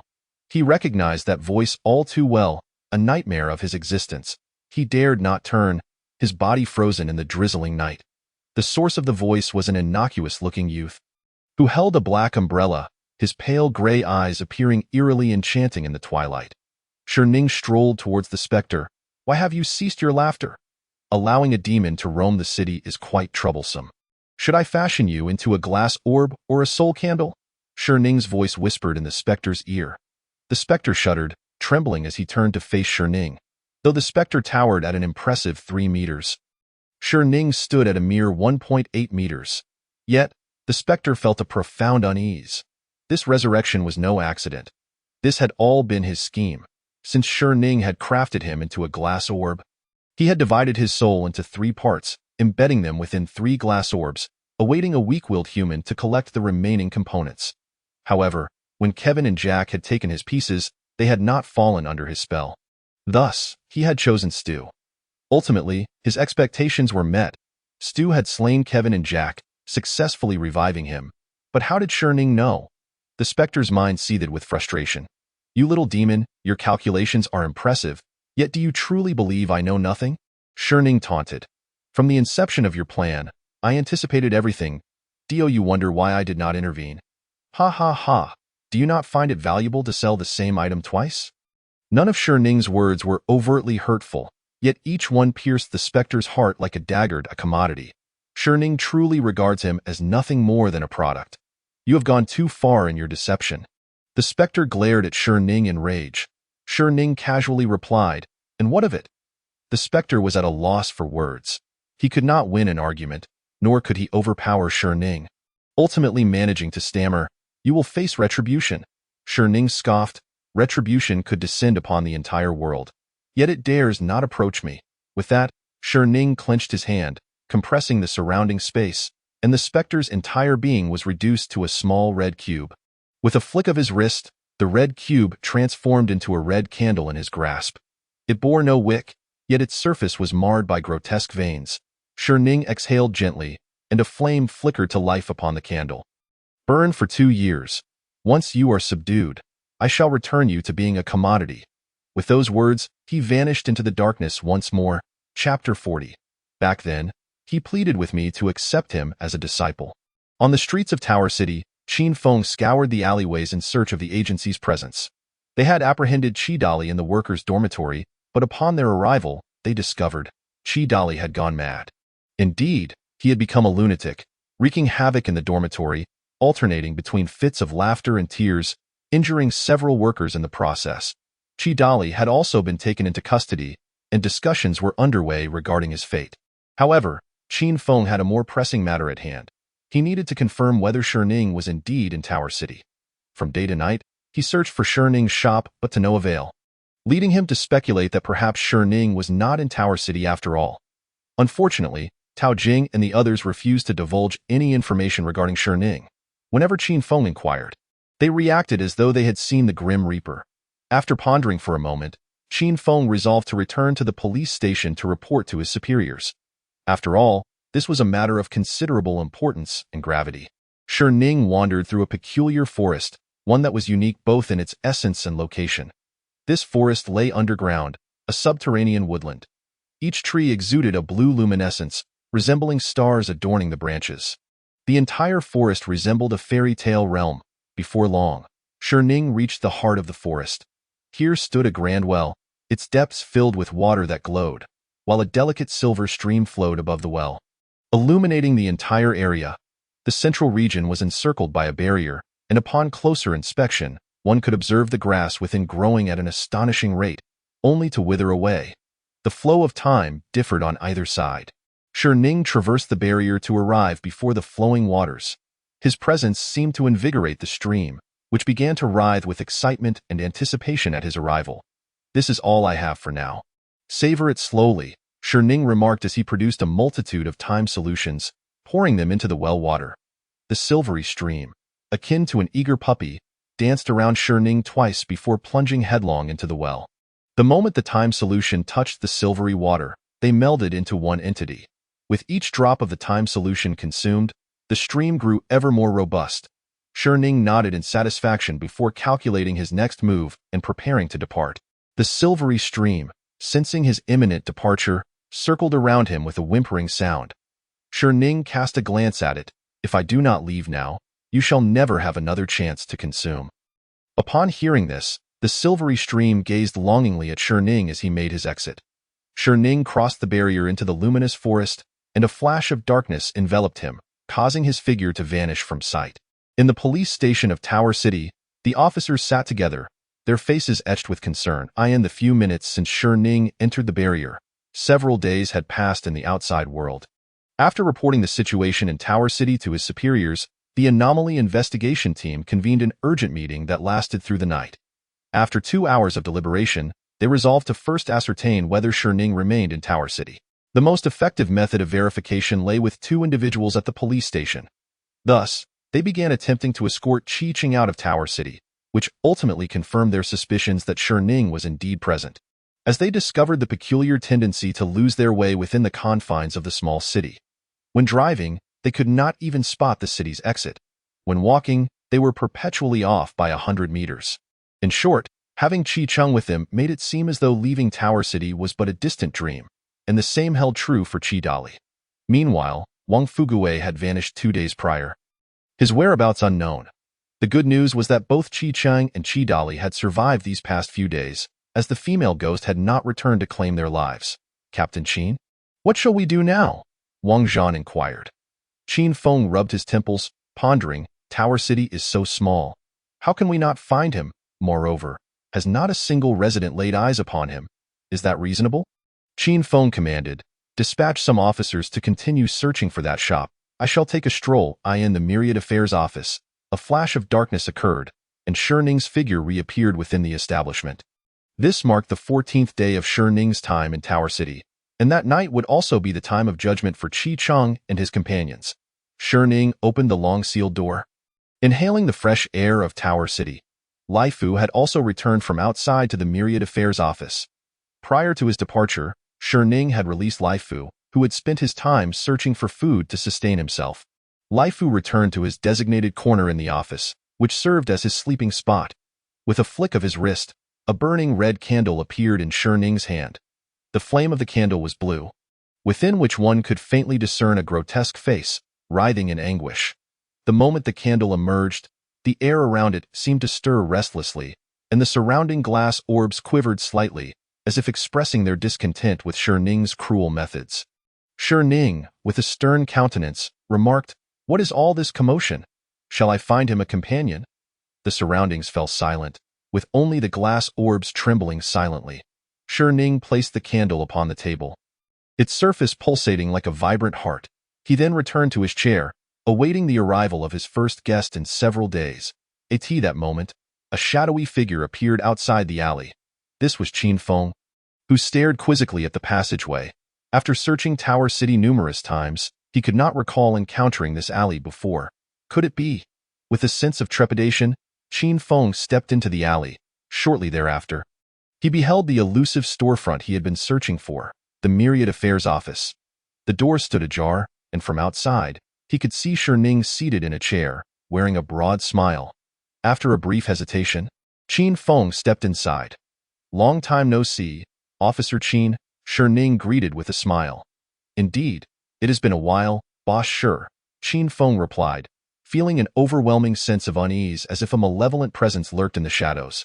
Especially from that candle, which sent shivers down his spine. Qin Feng cut straight to the chase. "What do you intend to do with Chi-Chung?" Ning responded with a subtle smile. "Tonight, you shall find out." "Are we set to commence tonight?" Qin Feng pondered, feeling utterly powerless in the face of such overwhelming strength. Shi Ning's eyes narrowed, a hint of danger permeating the AI art. "Do you seek power?" His words echoed in Qin Feng's mind like a devil's temptation. Thoughts of those in peril flooded Qin Feng's mind, especially his teammates and his mother. He craved power. Suddenly, a refreshing sensation coursed through his chest, jolting him awake as he instinctively covered his mouth with his hands. Shi Ning raised an eyebrow. "Oh? The pure heart talisman from Master Ku Shuo?" Once Qin Feng felt normal again, he reached for the talisman, a parting gift from his mother, who had strongly urged him to keep it close. Thus, he asked, "Boss Shi, do you know Master Ku Shuo?" In truth, Qin Feng was unfamiliar with the master, but his mother was one of his devoted followers. Over the past few days, Qin Feng had sought out Master Ku Shuo for assistance, only to be met with various excuses. This led Qin Feng to suspect that Master Ku Shuo was merely a charlatan, hoping his mother would awaken to the truth. Shi Ning chuckled. "Master? Him? Back in the day? He groveled at my feet, begging me to take him as a disciple." Chapter 41. The paper man Qin Feng was at a loss for words. He finally understood the reason behind Master Ku Shuo's evasions. It wasn't that he lacked power, but rather that he was not someone to be trifled with. Shi Ning wore a merchant's grin. "So, Officer Qin, would you care to purchase something before you leave?" Before long, Qin Feng emerged from the Myriad Affairs office, his eyes vacant, finally grasping the reason why the late officer who had never ventured into this place. The items here were exorbitantly priced. Qin Feng picked up a red and black glass orb, within which lay a red scythe, the craftsmanship appearing quite impressive. His initial impression: the bane of evil, the grim reaper's farewell. Uncertain of how to utilize the glass orb, he carefully stowed it away. Upon returning to the police station, the first thing he did was instruct his team to halt their investigation into the case, for everything had become meaningless. Faced with such world-altering power, they were mere insignificant players. Now, they could only await the fall of night, anticipating Shi Ning's judgment upon Qi Cheng and the others. Within the Myriad Affairs office, a ghostly figure knelt trembling on the ground. Surrounded by 7 glass orbs of various colors, Wang Fuguwei, Shi Ning pondered, stroking his chin. The ghost, known as Wang Fuguwei, had wandered through Tower City since his transformation into a spirit after his untimely demise, until Shi Ning captured him. "You bear both merit and guilt," Shi Ning stated. "If you can earn her forgiveness, I shall grant you a chance." As he spoke, a figure materialized silently, Wang Qiqi, who now appeared corporeal, her expression vacant as she floated in the air. Wang Fuguwei quickly prostrated himself, pleading, "I am sorry. I truly regret what happened back then, when I first arrived in Tower City and began working. I was unaware of Qi Cheng's nature and foolishly followed him. I was compelled by circumstances. Qi Cheng threatened my family, leaving me with no choice." Wang Fuguwei knelt, unable to lift his gaze towards Wang Qiqi. She glided closer, her voice hoarse as she said, "So, you killed me, and my family, for the sake of your own." Her tone dripped with resentment and reproach. A cold sweat broke out on Wang Fuguwei's brow. He feared this would be his end. Wang Qiqi whispered something to Shi Ning. He smiled knowingly, assuring her, "As long as you can pass the trial tonight, I shall grant you the opportunity to bid farewell to your family." Wang Fuguwei raised his head, a glimmer of hope illuminating his eyes. Time passed, and night gradually fell. In the police station, Qi Cheng sat in the holding cell, lost in thought. After days of relative calm, he believed that his earlier departure from Master Ku Shuo had quelled the female ghost's wrath, and his anxiety began to dissipate. In the station's main hall, tension filled the air as everyone seemed to await something. Suddenly, darkness enveloped them, and a screen materialized before them. The officers began to panic, with some even attempting to check the power supply. Qin Feng shouted, "Everyone, remain calm. Just sit tight, and nothing will happen." The others finally subdued their unease and returned to their seats. The screen flickered with static before revealing an image. It depicted a sunlit playground, where 3 figures stood: Qi Cheng, Qi Dali, and Wang Fuguwei. All 3 bore expressions of disarray, particularly Qi Cheng, while Qi Dali appeared tense. Yet he continued to dart around the playground. "Welcome to my domain," Shi Ning's voice echoed from above. The 3 looked up, but all they saw was the blinding sun. "Today marks the moment of your atonement. Brace yourselves for punishment." Ning's voice resonated once more. As his words faded, four paper figures appeared on the playground, each roughly the size of an adult, their visages fierce and terrifying. Panic set in among the trio. As Chi-Ching shouted, "Who are you? Where is this place? By what right do you bring us here?" Ning disregarded his voice and continued. "The name of the game is endless exercise. The rules are as follows. Failure to meet the standards will result in severe punishment, a fate worse than death. Moreover, you have no right to refuse. The game begins now." Ning's eerie laughter echoed across the playground. The three stood frozen in place, and they were unaware that paper wristbands had been placed on their hands. Yet the paper figures did not pause. They advanced to the center of the playground, where one of the figures inscribed the rules. 1 minute, 5 push-ups. Instantly, the wristbands on the three reacted, and a countdown began. Wang Fuguwei, familiar with Ning's tactics, began to do push-ups undeterred. Chi-Cheng and Chi-Dali were still processing the earlier events. But the cunning Chi-Cheng noticed Wang Fuguwei starting his push-ups. Convinced that Wang Fuguwei had died and turned into a ghost, Chi-Cheng joined in as well. Chi-Dali, with a sudden spark of realization, had never truly lost his sanity. He merely believed this act would allow him to temporarily evade death. Thus, he continued his charade of madness, remaining motionless. Beep. The minute was up. Chi-Cheng and Wang Fuguwei turned their gazes toward Chi-Dali. Eager to discover the consequences of his inaction, a paper figure approached Chi-Dali, its right hand transforming into a sharp blade. Chi-Dali instinctively tried to distance himself, but his body suddenly trembled, rendering him immobile. Stab, stab. 5 swift strikes pierced Chi-Dali's body without hesitation. Gushing blood and intense pain forced him into a curled position on the ground, wailing in agony. The other two were taken aback, their faces turning ashen. Officers in the police station, seated before the screen, were equally astonished. The paper figure, seemingly unfazed, inscribed again. 1 minute, 5 push-ups. This time, the three hesitated not at all. Chi-Dali gritted his teeth and completed the task despite the excruciating pain. All completed, the paper figure wrote once more. 1 minute, 15 push-ups.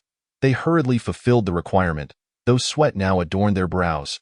All completed, the paper figure inscribed again. 1 minute, 25 push-ups.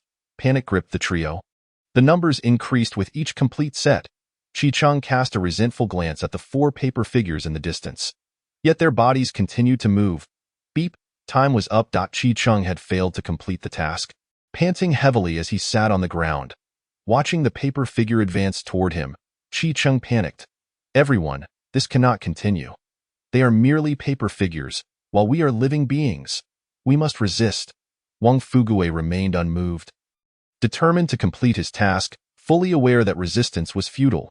Chi-Dali feigned agreement, but the pain from the earlier stabs had instilled a psychological terror in him. He dared not resist. Chapter 42. You have not passed the test. Chi-Cheng, witnessing his companion's indifference to his pleas, felt a surge of anger. "Are you all cowards? Will you simply allow yourselves to be slaughtered?" The two remained still, as the paper figure with a blade for a hand moved closer. Chi-Cheng, resolved, had only completed 19 push-ups, so he decided to take a gamble and charged at the paper figure in fury, seeking to fight back. Crack! The sound of a whip slicing through the air echoed as something shot from Chi-Cheng's body. Terror gripped him as he watched the fallen object, slowly raising his left hand. To his horror, he saw 2 of his fingers severed by the whip, blood gushing from the wound. The whip's end was held by another paper figure. Stab! Before Chi-Cheng could react, the paper figure approached him, delivering 6 consecutive strikes into his corpulent body. Ignoring the pain in his hand, Chi-Cheng collapsed to the ground, crying out in torment. After this incident, the three could no longer summon any desire to resist. The officers in the station felt utterly powerless against such bizarre and surreal methods. The paper figure inscribed again. 1 minute, 25 push-ups. Lying on the ground, Chi-Cheng had begun to contemplate suicide. Anything was preferable to enduring this endless torment. With grim determination, he bit down on his own tongue. Yet would Ning grant him that wish?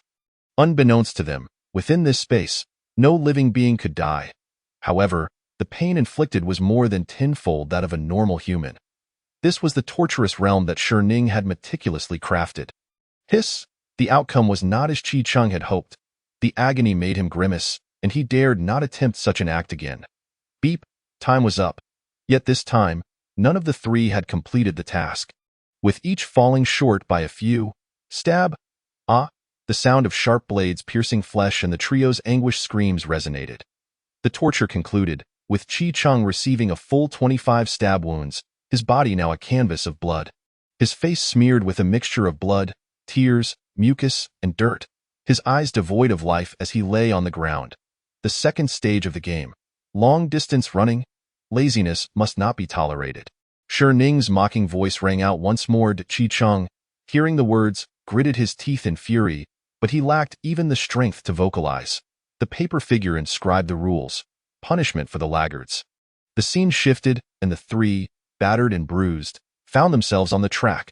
Chi Chung seemed to have discovered a loophole in the rules.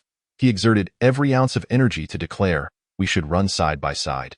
This way, there will be no laggards." The other two understood implicitly, and with the starting gun sound, they began to run in unison. Crack! A long whip lashed across their backs, leaving deep welts. Chi Chung stumbled and fell to the ground. "We did not violate the rules," Chi Dali roared in defiance. The paper figure's raspy voice responded.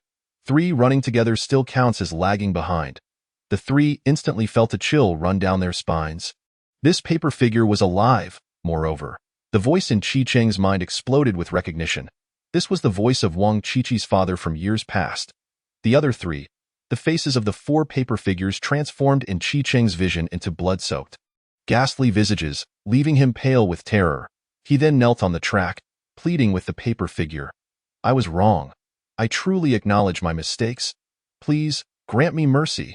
The paper figure's expression remained impassive as it flicked its whip, prompting the other two to sprint away, leaving Chi Chung on his knees. Crack! The whip struck Chi Chung with ferocity. Chi Cheng's eyes widened in agony. In the office of the task force, Shi Ning sat before a drawing of the playground. The paper emitted dreadful cries as sections of it turned crimson. Shi Ning reveled in the sensation of controlling life and death. Exquisite, utterly exquisite. Enraptured by the sounds, the entire office fell into an eerie silence, as everyone feared that even the slightest noise might result in being cast into that torturous realm by Shi Ning. "How beautiful this sound is. Don't you agree?" Shi Ning's gaze fell upon 7 trembling glass orbs on the table, which lacked the courage to quiver, remaining eerily still. The night was calm, devoid of wind or rain. The entirety of Ta City was enveloped in silence. Bang! A baseball bat smashed into Chi Dali's back, causing him pain as he strained to catch up with Wang Fuguei. Thud! A brick struck Wang Fuguei's head, leaving him dizzy, yet he persevered in his pursuit. Meanwhile, Chi Chung was being attended to by whips and small knives. The small knives, whips, baseball bats, and bricks were the very instruments with which Chi Cheng and his companions had tormented Wang Chichi's family. Now, retribution had arrived. Chi Chung, drenched in blood, flesh torn, even his insides protruding from his wounds, remained acutely aware, the pain palpable and precise. His voice had grown hoarse. Each stab and whip rendered him nearly lifeless.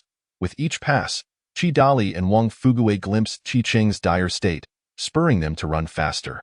Though they were exhausted to the point of breathlessness, they pressed on desperately to reach the figure ahead. In the Ta City police station, though it was the dead of night, the officers felt no fatigue.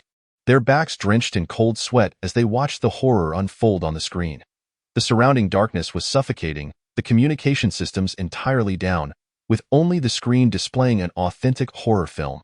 Qin Feng's expression fluctuated as he beheld Chi Cheng's suffering.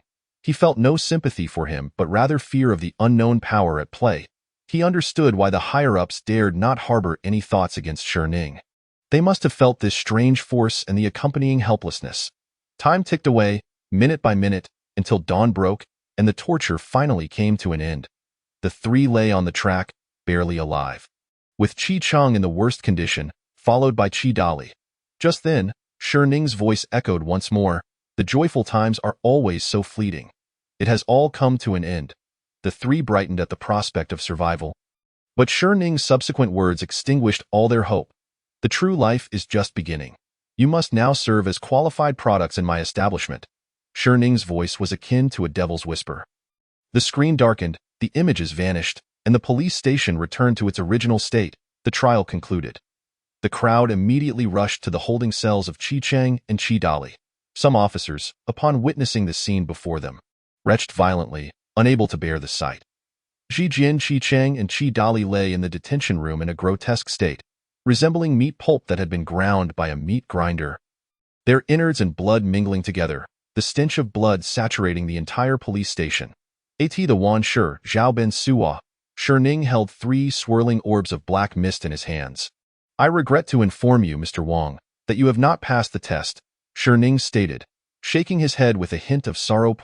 One of the black mists emitted a rather despondent aura, but Shi Ning paid it no mind. He was simply aware that he could add 3 more glass orbs to his collection. Chapter 43. The angel flaps its wings, evil retreats. The transaction concluded, and I shall arrange for your family to find peace. Shi Ning smiled as he spoke.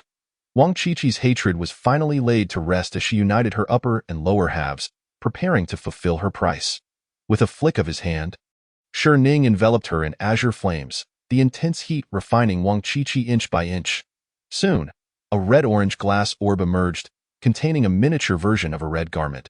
Shi Ning gazed at the glass orb with immense satisfaction, christening it the wrong soul of the countryside. Its function remains unspecified. As for the other glass orbs, they had yet to qualify as advanced glass orbs. Shi Ning picked up the glass orb belonging to Su Qi. Feeling a sense of regret, a matter that could have been resolved in 20 years instead culminated in this unfortunate outcome. In truth, Wang Qiqi had indeed entered the shop with Su Qi at that time. But the Zhaoban Suwa had a rule. Living clients took precedence. Consequently, after Su Qi's refusal, Wang Qiqi became the client. Her wish was exceedingly simple. She sought power for revenge, with the cost being the sacrifice of her own soul. Additionally, there was another condition. Every person Wang Qiqi killed would allow Shi Ning to collect their remaining lifespan, with the consequences resting solely on her shoulders. These 2 conditions were precisely to Shi Ning's liking. Thus the transaction was sealed.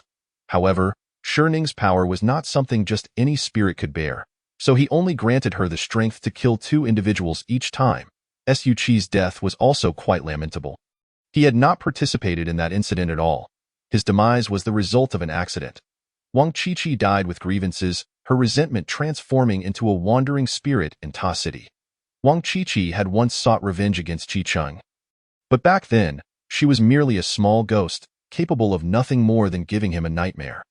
Thus, she sought out a location thick with dark energy to cultivate for a while. This resting period lasted over 10 years, and had she waited a few more years, she would have been capable of enacting her revenge. However, she did not anticipate being unearthed by Su Qi, shattering her dreams of vengeance. Wang Qiqi harbored deep hatred. She despised Su Qi, and even more so, Chi Cheng. Consequently, she attempted once again to disturb Chi Cheng, but to her dismay, he had the help of a master, rendering her unable to approach. She could only follow Su Qi around in search of an opportunity, leading to the events at the Zhaoban Suwa. Thus, Su Qi's death was purely a matter of misfortune, yet Shi Ning could not concern himself with such trivialities. Dead was dead. Can a person be innocent while a ghost cannot?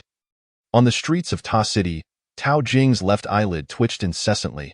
Filled with excitement, he took out a compass and placed it on the ground, then bit his finger, allowing a drop of blood to fall onto the compass.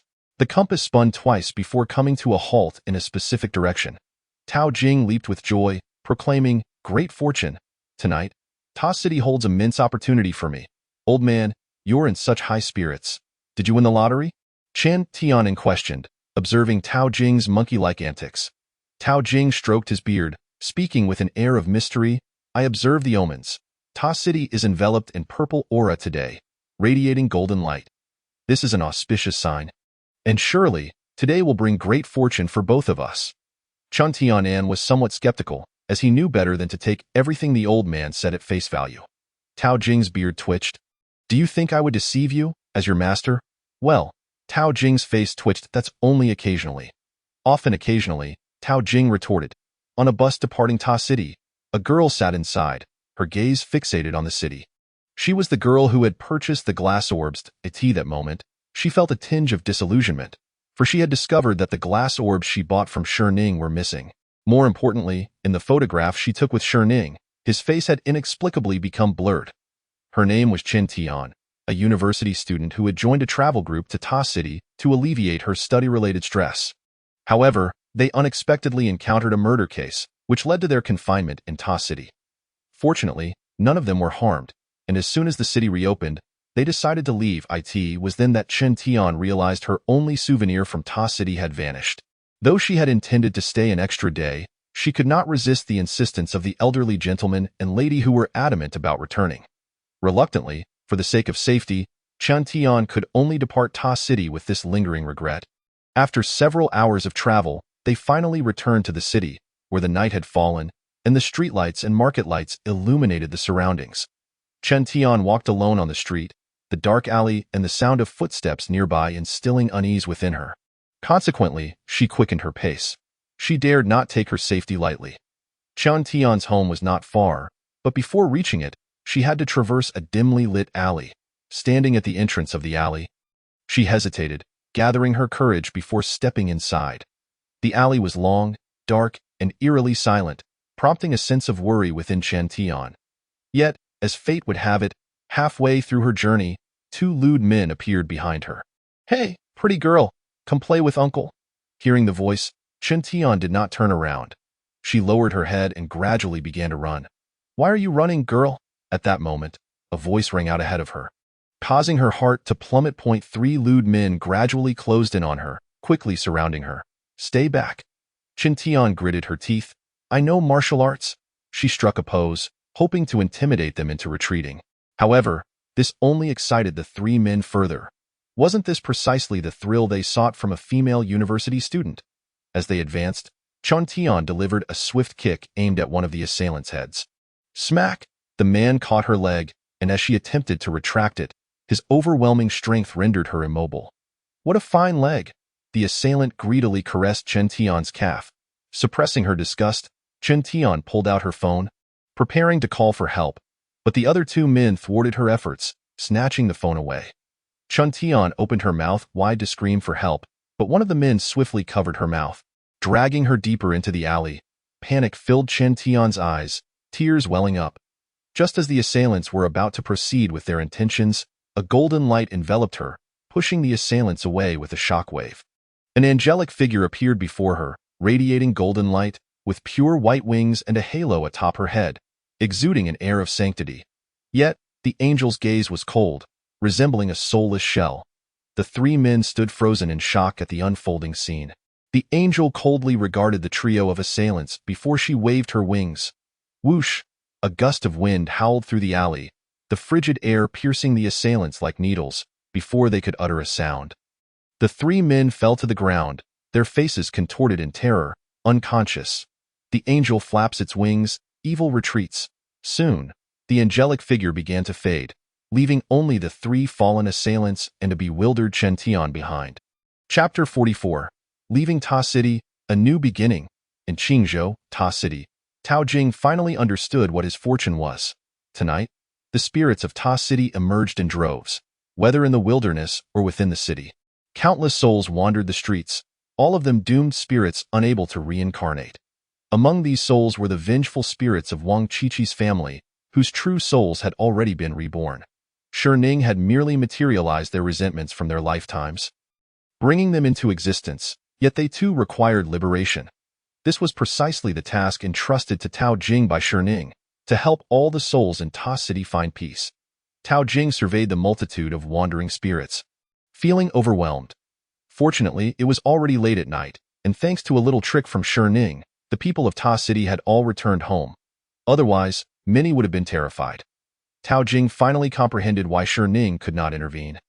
To him, these wandering and wronged souls must have appeared as a collection of wild glass orbs. Subsequently, Tao Jing and Chen Tian began their work, aiding one spirit after another in finding peace. These souls were remarkably compliant. Despite their grotesque appearances, some even having missing limbs, none of them made a fuss. Perhaps it was due to fear, or perhaps a hope for liberation as the night grew dark and the wind howled. Ta City fell into a deathly silence, devoid of any wandering pedestrians. Only two figures guided the spirits to their final resting place. Time passed swiftly, and after Tao Jing and Chen Tianen helped the last vengeful spirit find peace, they collapsed onto the ground in fatigue. "Old man, where's this so-called fortune you spoke of?" Chen Tianen inquired.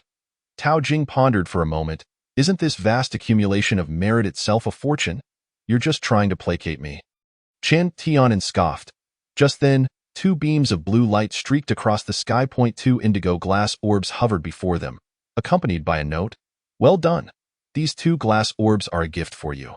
Tao Jing was filled with exhilaration at the sight of the note and the glass orbs.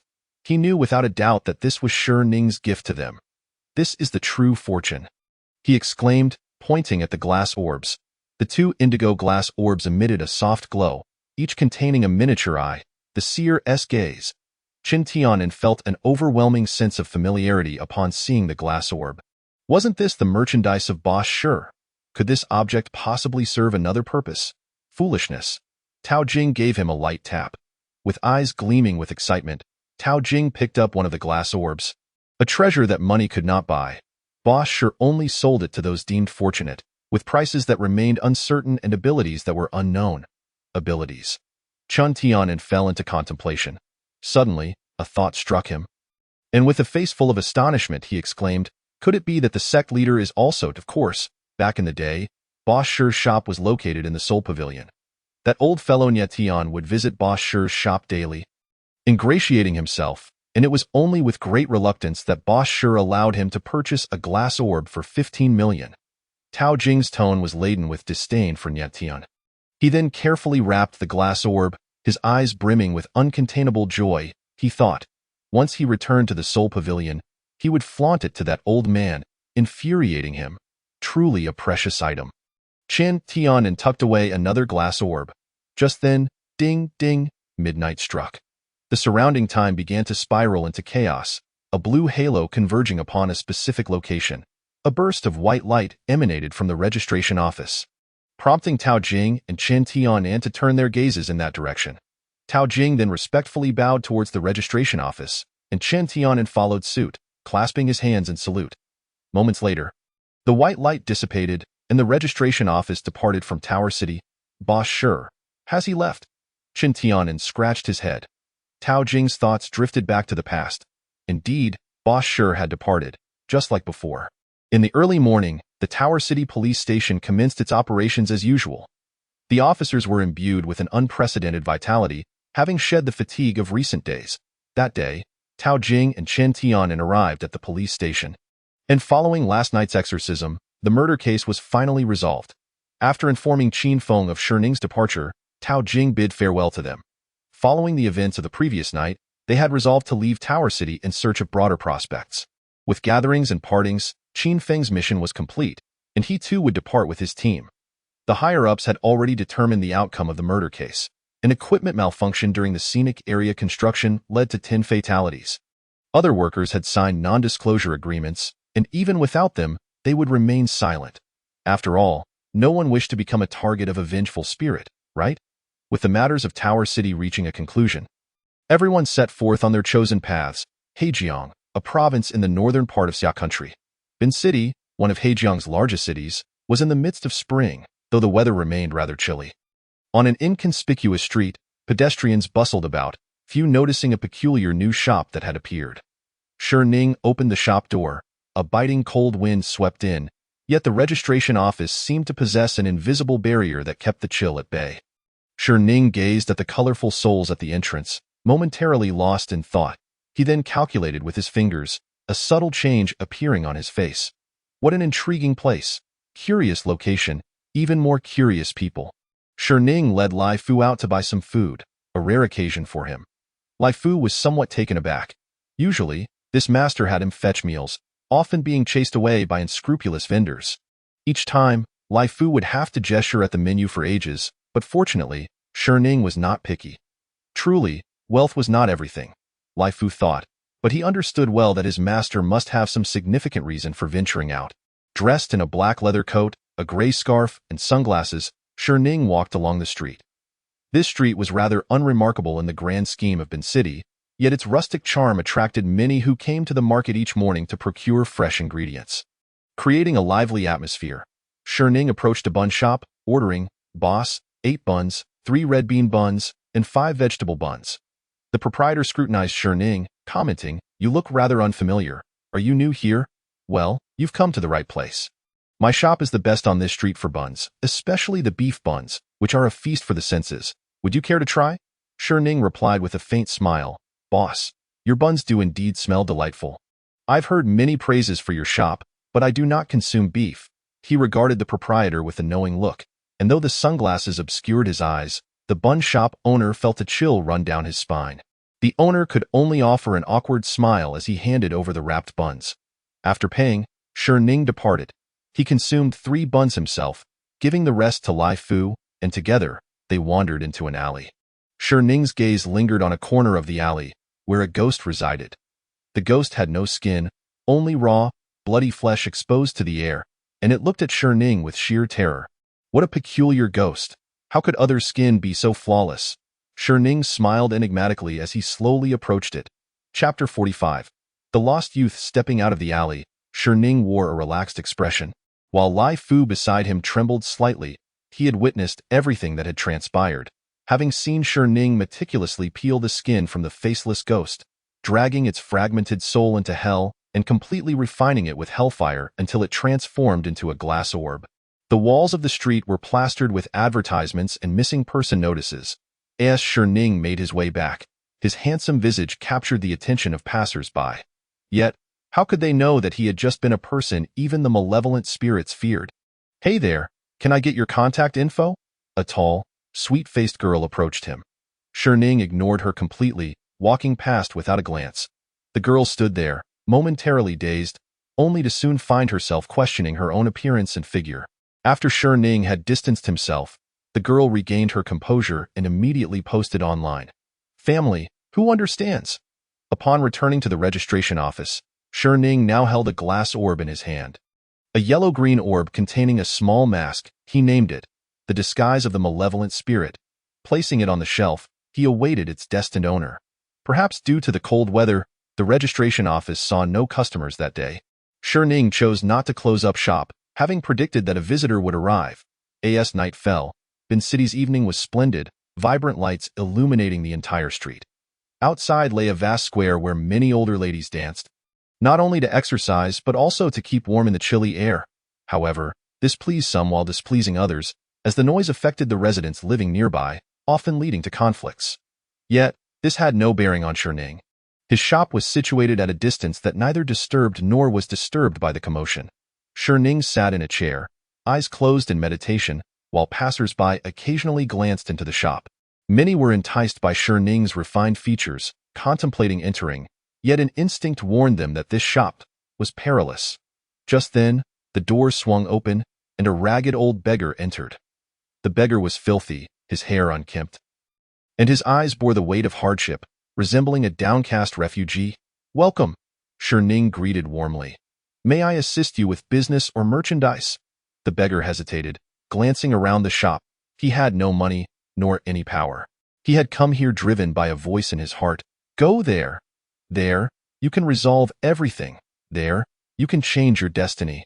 After much deliberation, the beggar finally placed his burlap sack down and stepped into the registration office. The old beggar felt somewhat awkward. Ultimately, he sighed and prepared to leave, saying, "I have nothing, I can't buy anything." Ning smiled. "Indeed, you possess no money, but you do have a kind and sacred soul." The old beggar halted, a flicker of light igniting in his eyes, only to quickly dim again. "But what use is that? Without money or power, I am still powerless." His voice grew fainter, and his form shrank. "If I could exchange my soul for 3 wishes, would you agree?" Ning inquired further.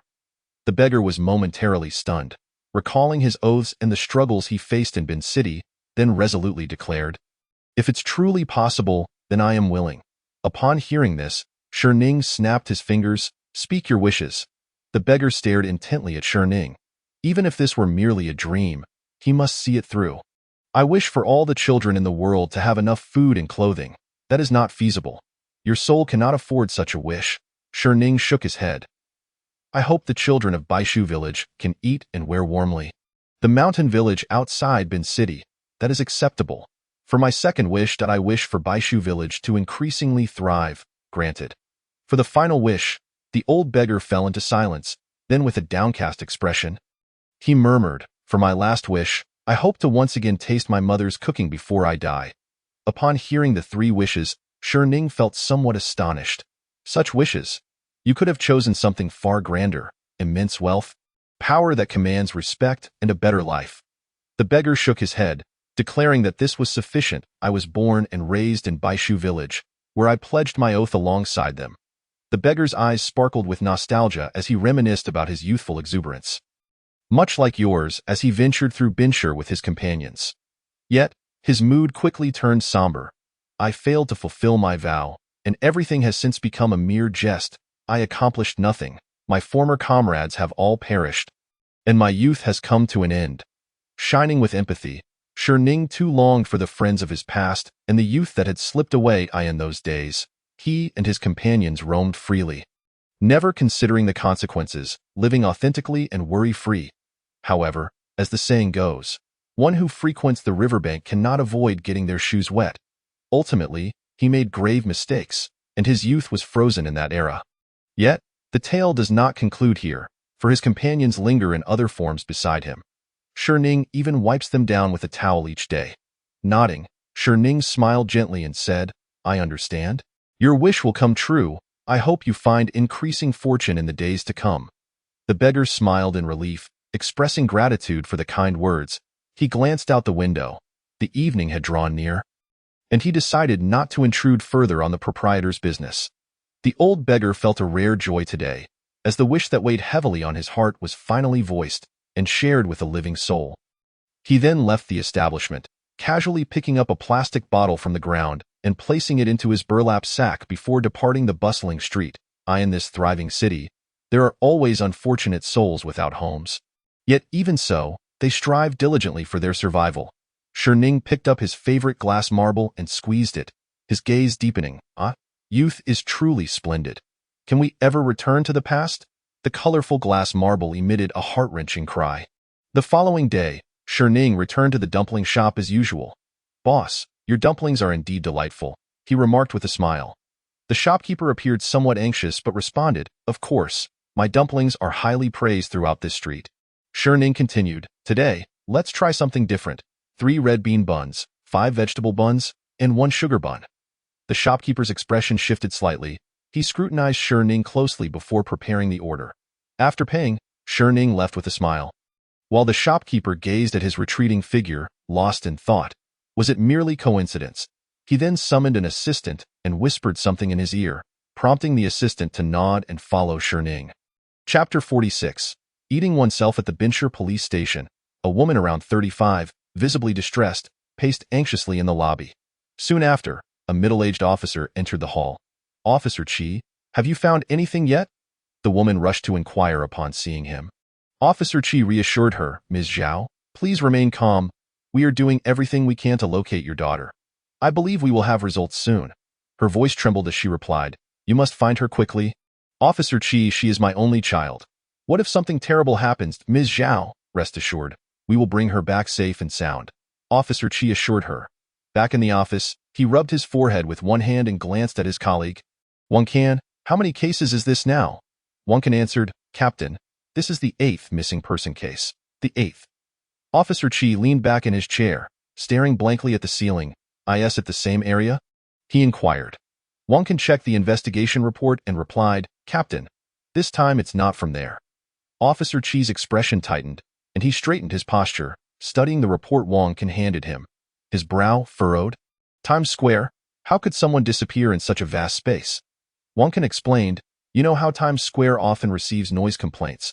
Last night, yet another ruckus erupted. The crowd was chaotic, and with the child being only 6 years old, it was easy for her to get lost. Officer Chi closed the report, his face clouded with concern. How careless! How could they not keep a better watch on the child? What about the surveillance footage? Can't we access it? Wangcan replied, somewhat embarrassed. Last night's surveillance system was mysteriously cut off. We are searching for other cameras. Officer Chi felt a headache coming on. Since 2 months ago, reports of missing persons had been frequent on that street, both male and female. Strangely, All disappearances occurred at the entrance of a particular alley. The police had dispatched personnel to investigate the surveillance and the alley itself, but the cameras were often malfunctioning, and nothing was discovered in the alley. Thus, they began to stake out the alley entrance daily, yet it was perplexing how an ordinary person could vanish right under the noses of plainclothes officers. Officer Chi had no choice but to report the situation to his superiors, leading to the area being cordoned off. However, this did little to deter the disappearances. Anyone approaching the vicinity would inexplicably vanish. Higher-ups sent investigators to look into the matter, but they found nothing either. Consequently, they lifted the blockade and posted warning signs urging pedestrians to steer clear of the area. Yet, people continued to go missing. Moreover, the radius of disappearances around that area was expanding. I must pay a visit to Times Square. Officer Chi rose and exited the office. The crowd here is truly immense. Ning observed the myriad of dancing souls before him, his heart gradually easing. Suddenly, he seemed to anticipate something. How could such a splendid day be marred by bothersome flies? Ning turned and walked towards a corner. An inconspicuous figure immediately followed him. Upon reaching the turn, he discovered that Ning had vanished. He wanted to return and inform his boss, but as he turned around, he froze in place. The surrounding environment had entirely transformed. Before him lay a blood-soaked wasteland. Facing him was a monstrous fiend, akin to a beast, devouring a corpse. The sounds of the fiend's gnashing and chewing filled him with terror, draining the color from his face. He wished to flee, but his legs turned to jelly, and his body felt weak. Ultimately, he stumbled and fell to the ground. The fiend, hearing the noise, turned to look. To the fiend, the assistant appeared like a succulent roasted chicken. "Arg!" The fiend let out a roar and charged at him. "Don't come closer. Don't come closer." The assistant frantically tried to rise and escape, but it felt as though a mountain was pressing down on his shoulders, rendering him immobile. The fiend's gruesome, blood-smeared visage and its sharp, flesh-laden fangs loomed before him. "Ah!" The assistant cried out in agony as the fiend bit him. Meanwhile, a crowd gathered around a bloodied individual, chattering incessantly. Has he lost his mind? He's biting himself. Oh my, he just tore off a huge chunk of flesh. Doesn't it hurt? Stop him. He'll die like this. Why don't you go stop him? What if he suddenly bites me? Quick, call the police. Get an ambulance. Ning calmly stepped away from the crowd, unnoticed and unheeded. Soon after, Officer Chi arrived at Times Square and immediately noticed a throng of people surrounding a particular area. Their intentions unclear. Out of curiosity, he squeezed through the crowd, only to be met with a shocking sight, a bloodied man. His expressions fluctuated between weeping and maniacal laughter as he incessantly tore at his own flesh and swallowed it. Blood surrounded the bloodied man, creating a radius of over a meter. The onlookers kept their distance, their faces etched with horror, yet not a single person intervened or left. They all raised their phones to capture this terrifying scene. Unable to bear it any longer, Officer Chi rushed forward, attempting to restrain the assistant's head to prevent him from inflicting further harm upon himself. A bizarre occurrence transpired. The moment Officer Chi made contact with the assistant, he ceased his actions, his eyes rolling back as he collapsed to the ground. Just then, an ambulance finally arrived. The assistant was lifted onto the ambulance for emergency treatment. Officer Chi stared at his blood-stained hands and then at the dispersing crowd. Lost in contemplation, at the establishment, Ning lay on a recliner, a dark green glass marble and a recently concocted time solution resting on the table before him. Slowly, he closed his eyes. This is human nature. Who urged you to accompany him in wrongdoing? Now look, when trouble arises, not a single passerby is willing to help you. At Bincher Hospital. Officer Chi followed the doctor to the ward, where he learned of the assistant's death due to excessive blood loss. Had someone intervened at that moment, perhaps he could have lived, the doctor lamented. Officer Chi fell silent, pondering why, despite the abundance of good people in the world, not a single one of the many bystanders acted to save him. With a heavy heart, Officer Chi returned to the police station. "Captain, you're back? Any discoveries?" Wonkin handed him a cup of hot water. Officer Chi accepted it in silence. Witnessing a living life extinguished before his eyes yet feeling utterly powerless struck a heavy blow to him. Finally, Officer Chi spoke. "Wonkin, what is the most bizarre death you've ever encountered?" Wonkin paused, then pondered. It must be that time a peeping Tom got stuck in a women's restroom pipe and suffocated to death. After listening, Chi-Rong was somewhat at a loss for words. This was indeed bizarre. He then spoke with a grave expression. A homicide occurred today in Times Square. The victim tore off his own flesh and consumed it, ultimately succumbing to excessive blood loss. The police station's lobby was shrouded in a deathly silence, with pairs of eyes fixed intently on Chi-Rong. Chapter 47. When the bun lost its filling at this moment, the internet was ablaze, with gruesome videos and images from Bin City circulating widely. One particular rumor soared to the top of trending topics: the curse of the vengeful spirits of livestock. It was said that animals consumed by humans did not truly die. Their lingering resentment would eventually manifest as malevolent spirits to exact revenge upon mankind. One form of this punishment was to make humans taste their own flesh. However, many scoffed at this superstition, dismissing it as impossible under the law that prohibited transformation after the founding of the nation. Nevertheless, a portion of the populace had turned to vegetarianism, especially among the locals. Meanwhile, Ning had just finished attending to a customer and sat back down in his chair, his expression darkening. Vengeful spirits of livestock? Ridiculous. A small lesson was in order. With a wave of his hand, digital threads connected to satellites in space appeared around him. He pinched one of these threads between his fingers, while his other hand traced a spell in the air, infusing it into the digital line. This is how I track you down. The curse of misfortune was cast. The individual would face a month of extreme bad luck, though it would not be fatal. Business had become quite challenging lately. After collecting his payment, Ning reflected. People have become so miserly.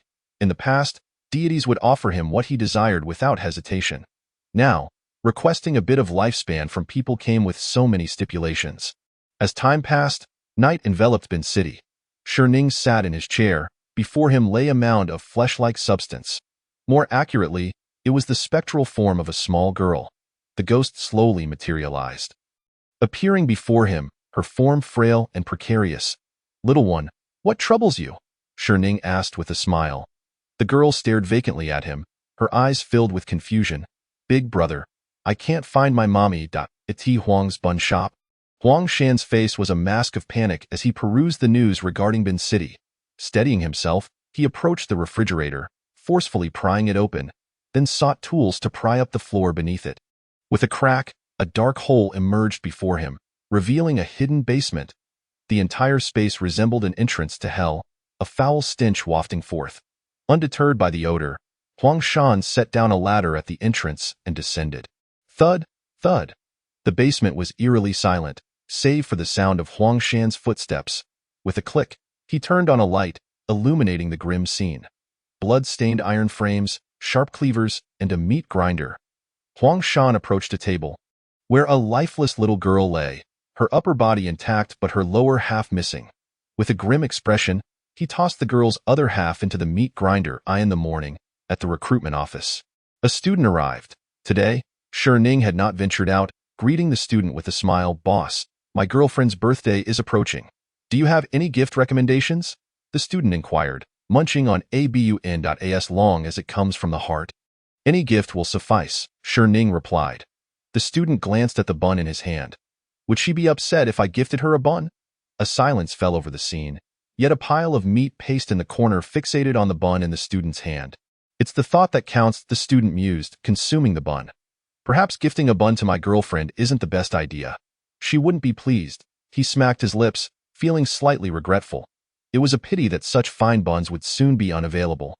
After purchasing the buns, he realized that the shop was preparing to close for various reasons. Ning smiled mysteriously. Without filling, even the finest bun was merely a plain steamed bread. The student scratched his head, puzzled by Ning's words. At the Bin City Police Precinct, Wangkin entered with a bag of buns. "Comrades, your breakfast has arrived." He distributed the buns to his fellow officers, reserving a portion specifically for Chi-Rong. These are from old Huang's shop," one officer remarked, examining the bun. Wangkin beamed with pride, declaring, "Of course, I was among the earliest to arrive today, which is how I secured these meat buns. You've done well. I've heard old Huang's buns are incredibly popular. They're hard to come by," another officer praised, savoring his bun. At that moment, Chi-Rong arrived at the precinct. Upon seeing him, Wangkin hurried over. Captain Chi, buns, they're delicious. Chi Rong took the bun, glancing at the packaging. Old Huang's buns? Aren't they supposed to be subpar? He recalled having sampled them before and found them lacking. Wang Can waved dismissively. That was 2 months ago. I've heard Old Huang has revamped his recipe, and now his buns are in high demand. 2 months prior, there had been a series of cases. Chi Rong placed the bun on the table, his countenance darkening as a troubling thought crossed his mind. He scanned the room, his gaze landing on the other officers. Don't eat those. The officers halted their actions, looking at him in confusion. The missing persons case also occurred 2 months ago. With no leads or bodies discovered, As Chi Rong's words sunk in. The officers' faces grew pale. The odds of such a connection are slim. Right. One officer murmured, glancing at the bun in his hand. Chi Rong's keen eyes zeroed in on the officer's bun. So the hair in that bun is also a fabrication? The collective gaze of the group turned toward him, and the atmosphere shifted dramatically. Ugh, wow. Every officer who had consumed the buns raced to the restroom, leaving only Chi Rong standing in the precinct's lobby. After some time, several officers returned with the uneaten buns for testing, while others sought out Huang Shan. Upon arriving at the bun shop, they found Huang Shan packing up. Preparing to leave, Boss Huang, we're police officers. Please come with us, Huang Can said, presenting his badge. Huang Shan's expression darkened, as if he anticipated his fate. In a flash, he seized a knife from nearby and lunged at Huang Can. Taken by surprise, Huang Can could not evade in time and was cut. Regaining his composure, Huang Can seized Huang Shan's wrist, and the surrounding officers quickly subdued him, pinning him to the ground. The commotion attracted a crowd. Huang Shan ceased his struggle, immobilized and handcuffed. Laughing maniacally, he proclaimed, "Ha ha ha! You've all eaten. You are all sinners." Huang Can's face turned ashen. "Take him away," until Huang Shan was ushered into the police vehicle. His deranged laughter echoed through the air. Chapter 48. Where is she? In Chi Rong's office at the Bin City Police Station, there was a knock. "Come in." Chi Rong's face was grim. A cautious officer peeked in. "Captain Chi, the test results are in." The officer handed the report to Chi Rong, who picked it up with trembling fingers, desperately hoping his instincts had been wrong. His eyes scanned the lines of text until they landed on the composition section. 80 beef and 20 human flesh. Human flesh. Chi Rong felt as if his heart had been ripped from his chest, filled with regret for not having discovered Huang Shan's nefarious activities sooner. A mix of self-reproach, anger, and bitterness swirled within him, leaving him feeling profoundly nauseated. Then he recalled the mother searching for her child. Had Huang Shan captured her? He was currently in the interrogation room. Chi Rong rose and made his way there. Bang! He forcefully pushed open the door, revealing Huang Shan, who wore an expression of indifference. "You killed them." Chi Rong's gaze was fierce as it bore into Huang Shan. Without pretense, Huang Shan replied, "Yes, it was me. I did it all." He then raved, "This is your retribution. This society is rotten. Lord Burfu taught me. The Longxing sect has saved me from suffering, and I am here to save this society."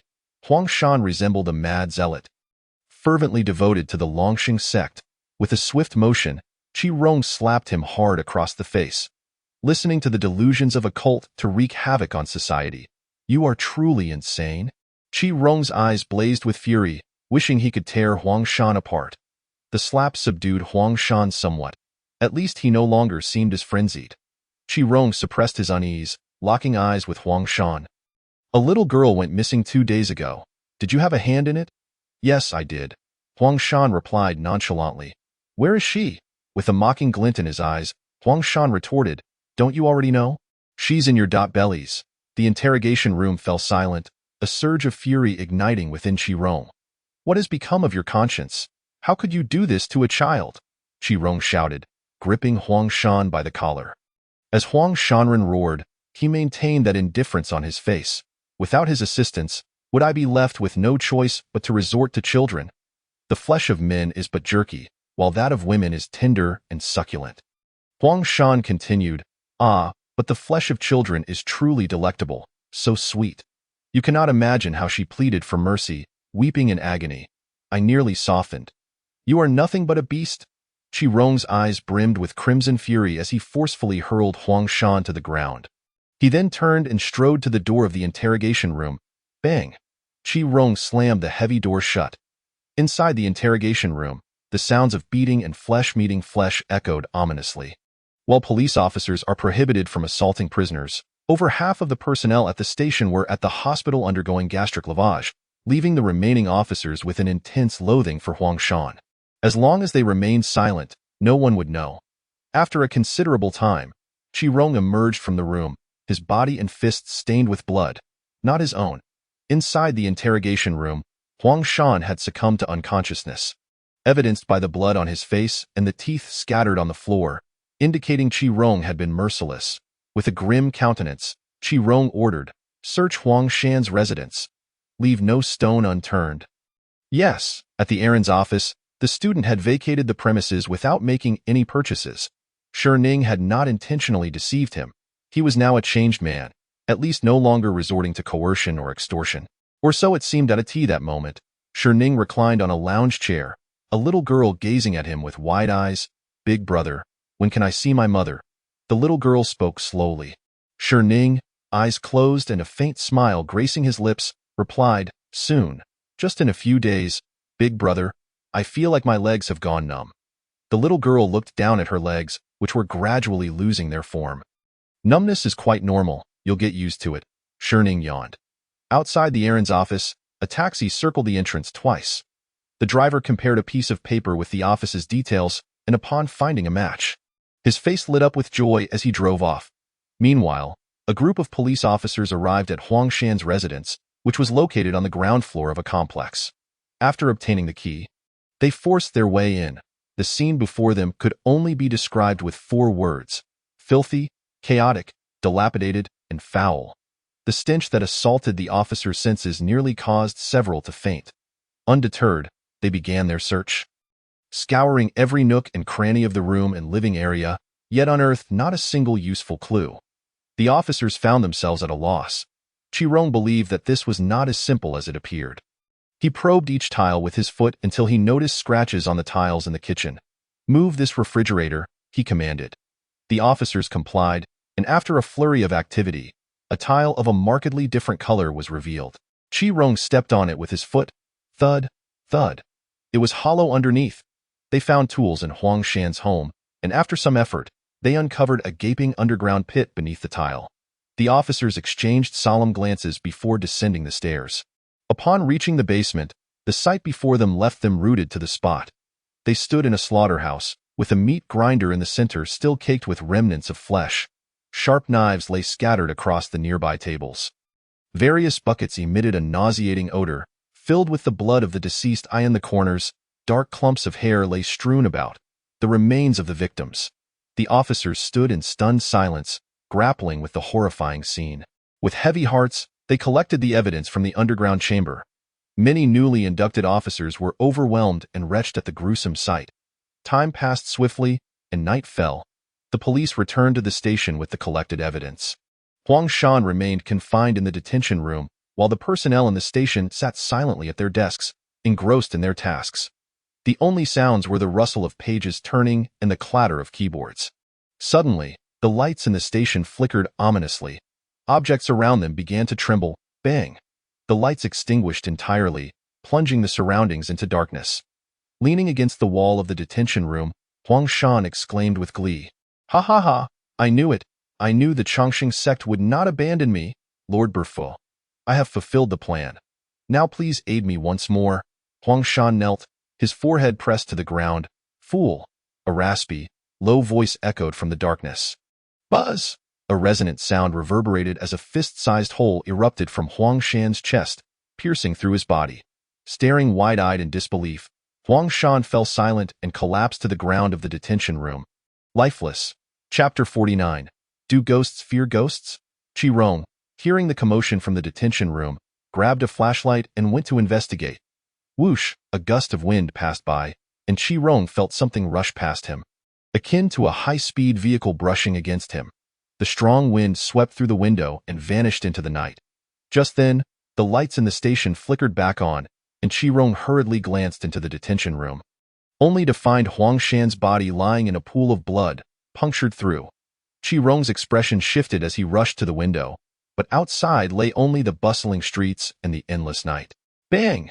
Qi-Rong struck the window with his fist, feeling a profound sense of helplessness, realizing that even the final assailant had met an inexplicable demise. Bitter resentment weighed heavily on his heart, as if a mountain pressed down upon him. Stealing his breath, Captain Qi, what's wrong? How did Huang Shan die? Wang Can approached Qi Rong, his eyes drawn to Huang Shan's corpse in the detention room. Qi Rong suppressed his rising fury. Huang Shan had been murdered, and the killer had escaped through the window. The killer? Wang Can exclaimed, astonished. Should we pursue? Qi Rong cast a deep glance at the night. It's too late to chase. Check the surveillance footage. In a secret chapel in Binshur, a massive bat descended to the ground. Gradually, the bat shrank and transformed into a blond Western man. The man bowed slightly towards the chapel. My lord, the traitor of the church has been eliminated. From the shadows emerged a figure clad in a black robe, beneath which glinted blood-red eyes and a menacing scar radiating a crimson glow. Well done, Borfu. The light of the divine shall shine upon you. The robed figure patted his shoulder. Turning, the figure entered the chapel, which was filled with a dense crowd of worshippers, all fervently watching the robed figure ascend the platform. Raising his hands high, the robed figure proclaimed passionately, "The divine shall awaken. The embodiment of eternal life shall descend upon this land. The great deity will purify this place, leading us toward the paradise of immortality. Honorable Lord Mart, heed our call, Lord Mart. We shall forever be your faithful followers." The crowd erupted in fervent cheers. At the Aaron's office, Ning sat in a chair, accompanied by a little ghost girl. On the floor, two figures knelt, their foreheads pressed to the ground, scarcely daring to breathe. Little one, do you recognize these two? Ning spoke softly. The little girl jogged over, crouching down to scrutinize the two prostrated figures. Beads of cold sweat streamed down their faces as they remained frozen in place. Unable to move, their faces obscured from her view. Gradually, the little girl's form morphed into a puddle of flesh, writhing toward the two men. The prostrated figures felt a sudden chill upon their faces. Upon looking closely, they realized that the writhing mass of flesh was making intimate contact with them. They gasped in shock, instinctively recoiling. The little girl finally discerned their faces, a wave of painful memories flooding her mind. Her sobs echoed, "Uncle, please don't cut anymore. It hurts." Have you ever seen the tears of flesh? Blood seeped from her form, trickling across the floor and soaking their pant legs. Moments later, a gruesome mixture of blood and flesh pooled on the floor. "Uncle, did Tang Tang make you unhappy?" The grotesque amalgamation inched closer to the two men, creating a scene of extreme horror. The two figures were none other than the accomplice and Huang Shan's soul. Ning had no intention of letting them escape, thus they were drawn back upon their demise. Now, with their backs pressed against the wall, they had nowhere left to retreat, staring in terror at the slowly writhing little girl.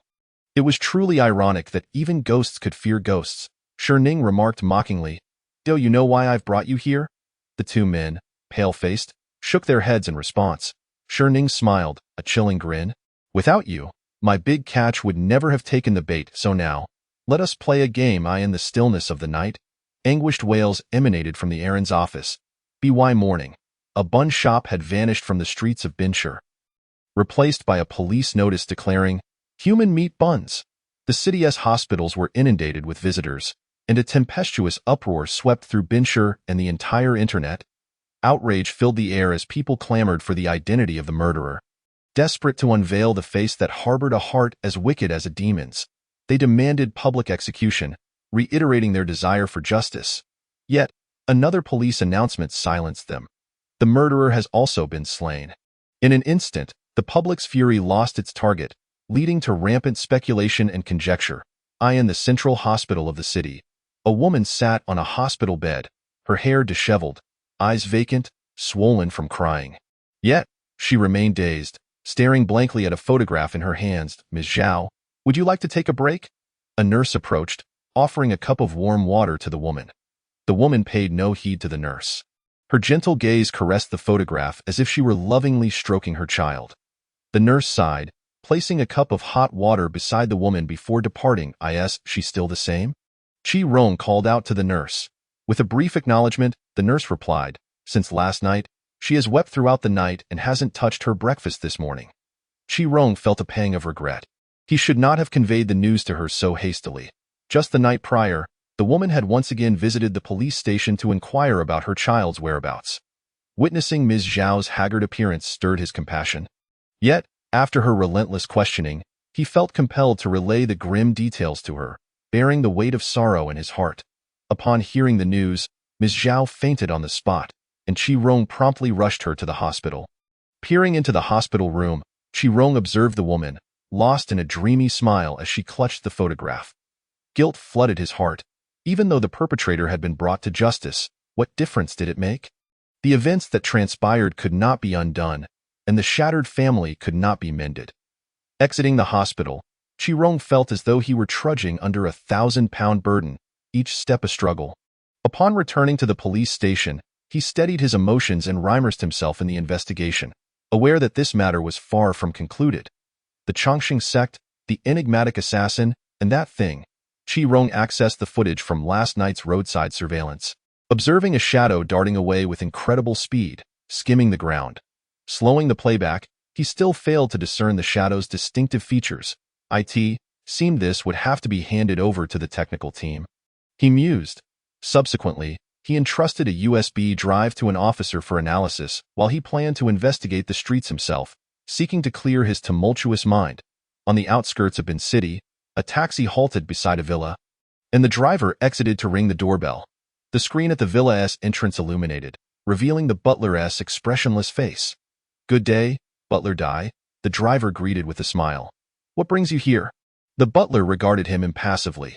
Noticing the absence of others around, the driver lowered his voice. "It's regarding that shop boss you asked us to keep an eye on." The butler's expression shifted subtly. "Wait here. I will inform the master." "Ah, very well. Please take your time," the driver replied, grinning obsequiously. Shortly thereafter, a stern-looking middle-aged man approached the villa. "Have you truly located that shop?" Yu Hua's gaze bore into the driver. The driver, feeling somewhat uneasy under his scrutiny, replied, "The exterior matches the description, and the owner resembles your portrayal. I observed from a distance and felt an uncanny sense of foreboding about that place." Yu Hua pondered for a moment and instructed, "Butler Dai, provide him with payment. You shall lead the way." Yu Hua gestured toward the driver. The driver, grinning broadly upon receiving the money, exclaimed, "Boss you, after you." Thus, a taxi and a large vehicle proceeded into Bin City in tandem. Meanwhile, Qi Rong had made a discovery of his own. He spotted a gaunt figure, pallid and furtive, darting into a secluded alley. Based on his instincts, Qi Rong surmised that this individual harbored ill intentions. For his instincts had never led him astray. Maintaining a discreet distance, he trailed the figure through winding alleys and streets until they exited the bustling district of Bin City, arriving at an unfamiliar area. Continuing to shadow the individual, Qi Rong noticed that the figure frequently glanced at something within his embrace, seemingly verifying the existence of a particular object. After traversing a bit further, they finally reached their destination, a massive, dilapidated church, its surface cloaked in moss, with crumbling steps and decaying walls indicating years of abandonment. Qi Rong observed the church from a distance. The dark interior and faint murmurs of chanting emanating from within exuded an eerie atmosphere. The figure withdrew an item from his grasp, trembling slightly, whether from fear or excitement it was unclear. At last, Qi Rong discerned the contents. A bag filled with an unknown creature's blood. The individual then stepped into the church. Oblivious to Qi Rong's gaze, Qi Rong, however, refrained from acting impulsively. He was now 80% certain that this was indeed the lair of a cult. Yet, he chose not to alert them, as he was unarmed and uncertain of the number of adversaries or the presence of firearms. He resolved to return and rally reinforcements. As he turned to leave, he remained unaware of a pair of crimson eyes fixated on his departing figure from within the church, the office of the Wan Shizhao Ban. A large vehicle came to a halt at the shop's entrance, and a middle-aged man emerged. Yu Hua gazed at the establishment before him, momentarily lost in thought. "Is this the shop?" the driver inquired tentatively. "Reward?" Yu Hua replied flatly. After receiving another sum of money, the driver departed with a spring in his step. Yu Hua inhaled deeply before entering the shop alongside the butler. "Long time no see." A voice called from within. Yu Hua stepped into the familiar establishment, noting that the layout remained unchanged, and the owner looked just as he had before, save for the addition of a dog in the corner. Yu Hua settled into a chair opposite Cherning, It's been ages, boss shirt. I never imagined that, after all these years, you would still appear so youthful. Ning smiled faintly. Nor did I expect that the once aimless youth would evolve into a titan of commerce, or that a once downtrodden boy from the south would forge the largest business empire in the north. Why, Yuhua offered a wry smile. It was only possible thanks to your assistance. Before he could finish, Ning interjected, assistance? That was merely a transaction. Yes, a transaction. Just a transaction? Yuhua chuckled nervously. Meanwhile, the butler was taken aback. He had not anticipated that his master had once been a destitute youth, nor that his ascent seemed linked to the young man across from him. What astonished him further was that only the mistress had ever compelled Yuhua to adopt such a subservient demeanor. So, is your visit for a transaction or something else? Ning inquired nonchalantly. Yuhua hesitated. I wish to purchase a glass ball. Oh? Ning raised an eyebrow. His gaze fixed on Yuhua, the pale gray of his eyes now tinged with a hint of crimson brilliance. However, we seem not to have the right connections in this regard. Feeling as though Ning could see through him entirely, Yuhua found his thoughts laid bare. Gritting his teeth, he refused to abandon his intention. The otherworldly beings had already infiltrated Bin City, and without the glass ball, Bin City, why Yuhua dared not voice the implications of his thoughts. Ning spoke coolly, merely ants. They cannot stir any tempest. Yuhua's eyes lit up. Did Ning imply? Ning gave a slight nod. Understanding dawned upon Yuhua, and after bowing in gratitude, he departed. On his way back, a weight lifted from his heart. Would you like to hear my story? Yuhua began. The butler, curious yet hesitant to speak, remained silent. Perceiving his unvoiced interest, Yuhua recounted his family's past. I was born into the Yu family, which, in days of yore, was a family of misfortune, utterly beleaguered in all endeavors. I cannot fathom what sustained the Yu family through that era, nor why fate seemed to target us when famine struck. My grandparents perished in their attempt to sustain my father. He managed to survive against all odds, marrying the most beautiful woman in the world and begetting me. Though my childhood lacked affluence, it was filled with joy, and they loved me dearly. Yet, calamity did not relent. My parents died when I was 18. At that moment, my father revealed a red candle. He said it would guide my path. That very night, the candle ignited without flame, revealing a slender red line pointing into the distance. It took me 2 days to reach the end of that line, where I discovered the truth. It was a gamble of fate. The ancestors of the Yu family had wagered everything on this era, pledging the fortune of their descendants for centuries to come to Ba Shi, in exchange for a prosperous life for the Yu family. Their actions were selfish. They unilaterally altered the destinies of future generations, nearly extinguishing the Yu line. Yet, their choice was just, for without it, they would have faced certain demise. I once resented them for their decision, which cost me my parents, but I also felt gratitude, for fortune has smiled upon my generation. As the tale concluded, the butler was left in stunned silence. He had never imagined Yuhua carried such a burden. Nor could he fathom that the youthful boss was an old fellow who had lived for centuries. The concept of wagering fortune to alter destiny was simply unfathomable. Meanwhile, Rong found himself cornered in an alley by a blond Western man. The man brandished a butterfly knife, and Rong readied his fists for combat. This confrontation was now inevitable. Chapter 51. The enforcer Bofu lunged at Rong with a swift stab, the blade aimed directly at Rong's chest. Yet Rong was no novice. He evaded the lethal strike by pivoting aside and attempted to subdue Bofu with a grappling technique. However, Bofu's physical strength surpassed Rong's expectations. What appeared to be a frail form concealed immense power. Failing to land his initial blow, Bofu transformed his attack into a sweeping motion. The force coupled with the narrow alley leaving Rong no room to evade. With a sharp sound, the blade sliced through Rong's abdomen. Crimson blood flowing forth. Rong distanced himself from his adversary, then turned to flee down the alley, which was decidedly disadvantageous for him, especially considering the enemy was armed. Can you escape? Bofu licked the blood from the tip of his knife, revealing a morbid smile.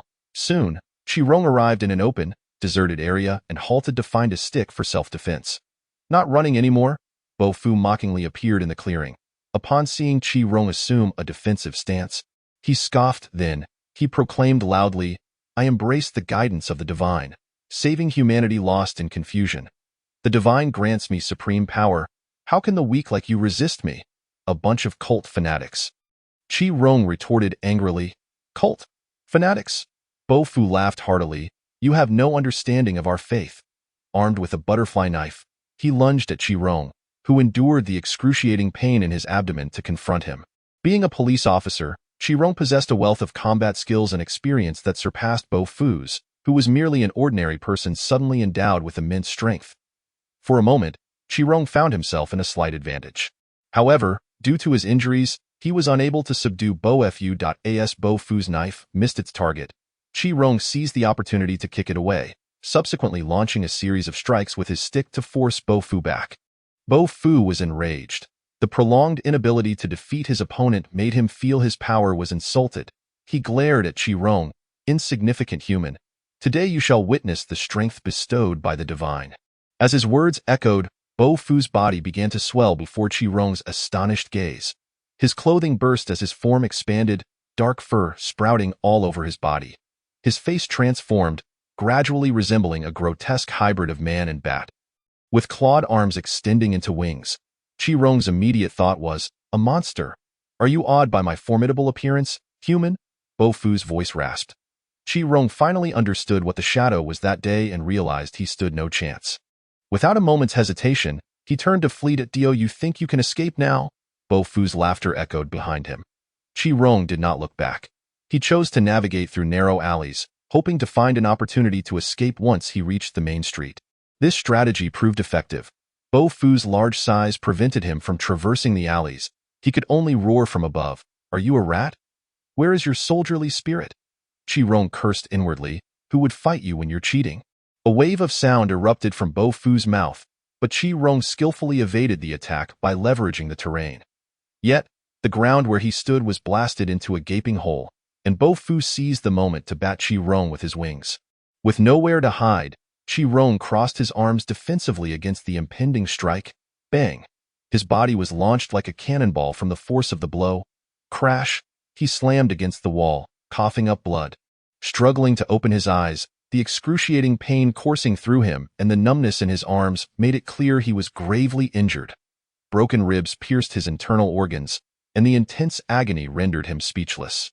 Ants are destined to be ants. With the divine's blessing, I am the being you look up to. Bo Fu slowly descended before Chi Rong. I see potential in you. Join us, and the divine will grant you unparalleled power. Bo Fu's voice dripped with temptation. Chi Rong disdainfully spat blood at him. Even if I die today, I will never join your filthy cult. Bo Fu wiped the blood from his face, coldly regarding Chi Rong. Then you shall die. His sharp claws pierced through Chi Rong's body, warm blood dripping down Bo Fu's hand. As he sensed Chi Rong's life force waning, he carelessly discarded the lifeless body. What foolishness! Bo Fu's form gradually reverted to that of a human as he turned to leave. However, he failed to notice a young boy, around 14 years old, crouching behind a wall, desperately covering his mouth in terror. In his final moments, Chi Rong's thoughts lingered on his comrades and his deceased wife. He slowly closed his eyes, indeed feeling an overwhelming sense of regret. Have you dealt with it? Just an ordinary human. Killing him was ridiculously easy. Have you disposed of the body? The figure in a black robe gazed at Bo Fu with hollow eyes. That place is deserted. No one will discover a dead body there. Bo Fu replied nonchalantly. The figure in black remained silent, blood-red eyes fixed intently on him. Bo Fu felt a chill creep over him, as if he were plunged into an ice cavern, ultimately conceding. Fine, I will return to dispose of the body. Bo Fu transformed once more into a bat and swiftly flew away. Moments later, he arrived at the location again, only to find Chi Rong's body missing. Leaving only a trail of drag marks and blood, Bo Fu's fury ignited. Who did this? If I catch you, I will tear you to shreds. He immediately followed the blood trail in pursuit. Meanwhile, a young boy was pulling a hemp rope, at the end of which was a snake-skin bag containing the barely breathing Chi Rong. The boy dragged Chi Rong through the alleys, and suddenly, he glanced back to see a shadowy figure charging toward him with claws bared. The boy was alarmed. Gritting his teeth, he summoned all his strength to pull Chi Rong toward the alley's exit. Bo Fu's face contorted in rage as he roared at the boy, filled with fear. The boy, despite Qi-Rong's weight and the difficulty of his task, did not let go, for he had made a promise. At last, the boy successfully dragged Qi-Rong onto the street, immediately crying out for help. His voice drawing the attention of those nearby, Biao Fu halted in the alley, only 300 meters away from the boy, watching as the crowd slowly gathered, casting a deep glance at both the boy and Qi-Rong. Failed? The figure in black shot a glance at the returning Biao Fu. This will not end here. Rage filled Biao Fu's eyes. The headquarters of the Everything Agency, Ning sat upright in his chair. 4 differently colored glass orbs floating before him: red, orange, blue, and indigo. With a point of his finger, the 4 orbs transformed into 4 clusters of floating particles, which he then drew together into his palm, forming a silver vortex in the center of his hand. In no time, a pristine glass orb appeared in his grasp, containing a miniature suit of armor shimmering with dark red hues, exuding a faint aura of malevolence that sent shivers down one's spine. Minion 1. Chapter 52. A Life for a Life. At Bin City People's Hospital, a figure wrapped like a dumpling lay on a hospital bed. Outside the ward, Wang Can was conversing with a doctor. "Doctor, will Officer Qi ever wake up?" The doctor sighed. "Officer Qi has suffered fractures to 70% of his bones. It is a miracle he is still alive." Wang Can silently touched the bandage on his right hand. He then turned to the small boy nearby, who, according to bystanders, had dragged Qi-Rong to seek help. Unfortunately, the boy was mute and could not articulate what had transpired. The boy's clothes were worn but impeccably clean. His small face was drenched in sweat and dirt, yet his eyes sparkled like stars. "Doctor, what caused Officer Qi's injuries?" the boy asked. The doctor replied, "Officer Qi has knife wounds and was also pierced by an unknown sharp object. Based on my years of experience with injured parties, Officer Qi likely encountered a car during his struggle with the criminals." The boy anxiously babbled in response to the doctor's assessment. Wonka knelt down. "Little friend, is the doctor wrong?" The boy nodded. "Then will you take me to find the culprit?" The boy looked Wonkin up and down, thinking he was not as capable as Qi-Rong. He quickly shook his head. Seeing his refusal, Wonkin sighed, thinking, the child does not understand. Perhaps he merely stumbled upon the injured Qi-Rong. Days turned into weeks, and still, Qi-Rong showed no signs of awakening. Leaving the officers at the precinct deeply worried. One day, the precinct received a report. Ms. Zhao was missing. Upon investigation, the police discovered that Ms. Zhao was an orphan who had grown up in an orphanage. Due to her childhood experiences, she had formed a bond with a boy from the same orphanage, and they lived happily together, eventually having a child. They had hoped for a brighter future, but misfortune often seeks out the most unfortunate. Her husband died in an accident, leaving Ms. Zhao with only her daughter in this world. Her daughter was her entire universe. However, not long ago, her universe collapsed when her daughter passed away. Ms. Zhao's mental state deteriorated. She would sit all day clutching a photograph, murmuring to herself, sometimes laughing foolishly while embracing a pillow. The hospital had no choice but to send her to a psychiatric facility. However, last night, she vanished from the asylum, and no one knew where she had gone.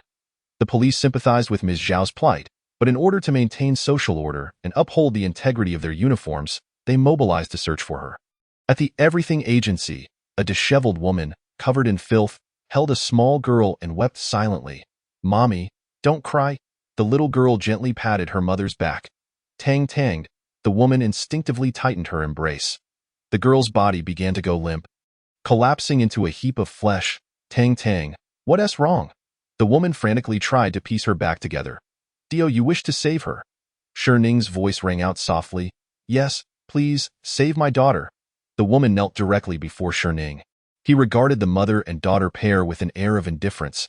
"Would you willingly trade your entire lifespan for hers?" The woman hesitated for a moment, then answered without a flicker of doubt. "I would gladly exchange it. As long as it brings Tang Tang back, I would do anything."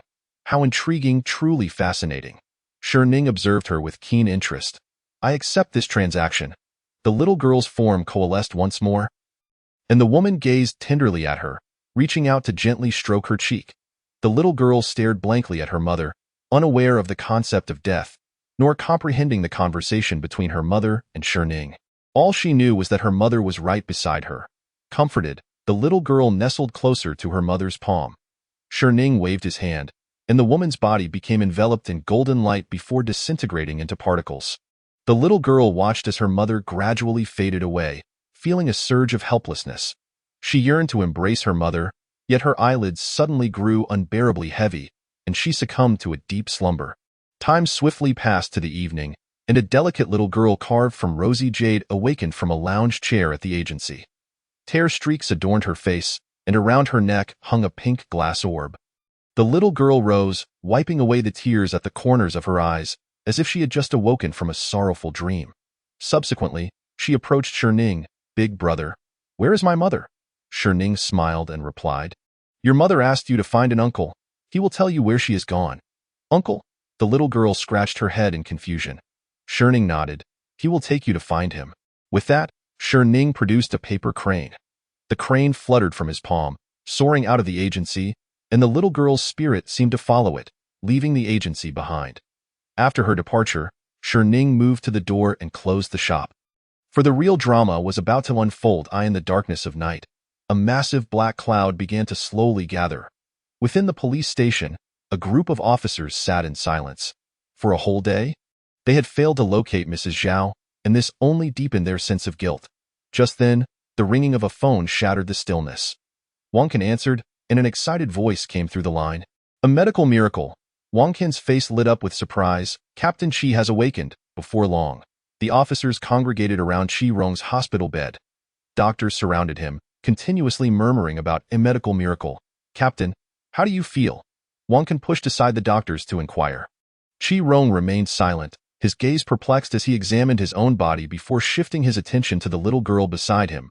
At that moment, the others also noticed her presence. "Little one, what is your name? Where are your family?" A female officer asked, crouching down beside her. "My name is Bai Tang Tang, and I don't know where my mother is. A big brother told me to come here." Gasps of astonishment filled the room. Bai Tang Tang. But she was dead. Wasn't she? She is the child of Mrs. Zhao, who has already passed away. The female officer smiled awkwardly. "Little one, shall I take you to find your mother?" Bai Tang Tang nestled closer to Qi Rong. "No, the big brother said this uncle will tell me where my mother is." "Big brother?" The officer stood up, glancing at Qi Rong. "Captain, this." Qi Rong gently ruffled Bai Tang Tang's hair. "Shall we go find that big brother?" Bai Tang Tang scratched her head. "I forgot where the big brother lives." Qi Rong was discharged smoothly from the hospital, and before leaving, the doctors requested a sample of his blood for some research. He did not refuse, and after donating blood, he returned to the police station, with Bai Tang Tang accompanying him. "Captain, are you saying you were attacked by some kind of monster?" Wang Can looked bewildered at Qi Rong.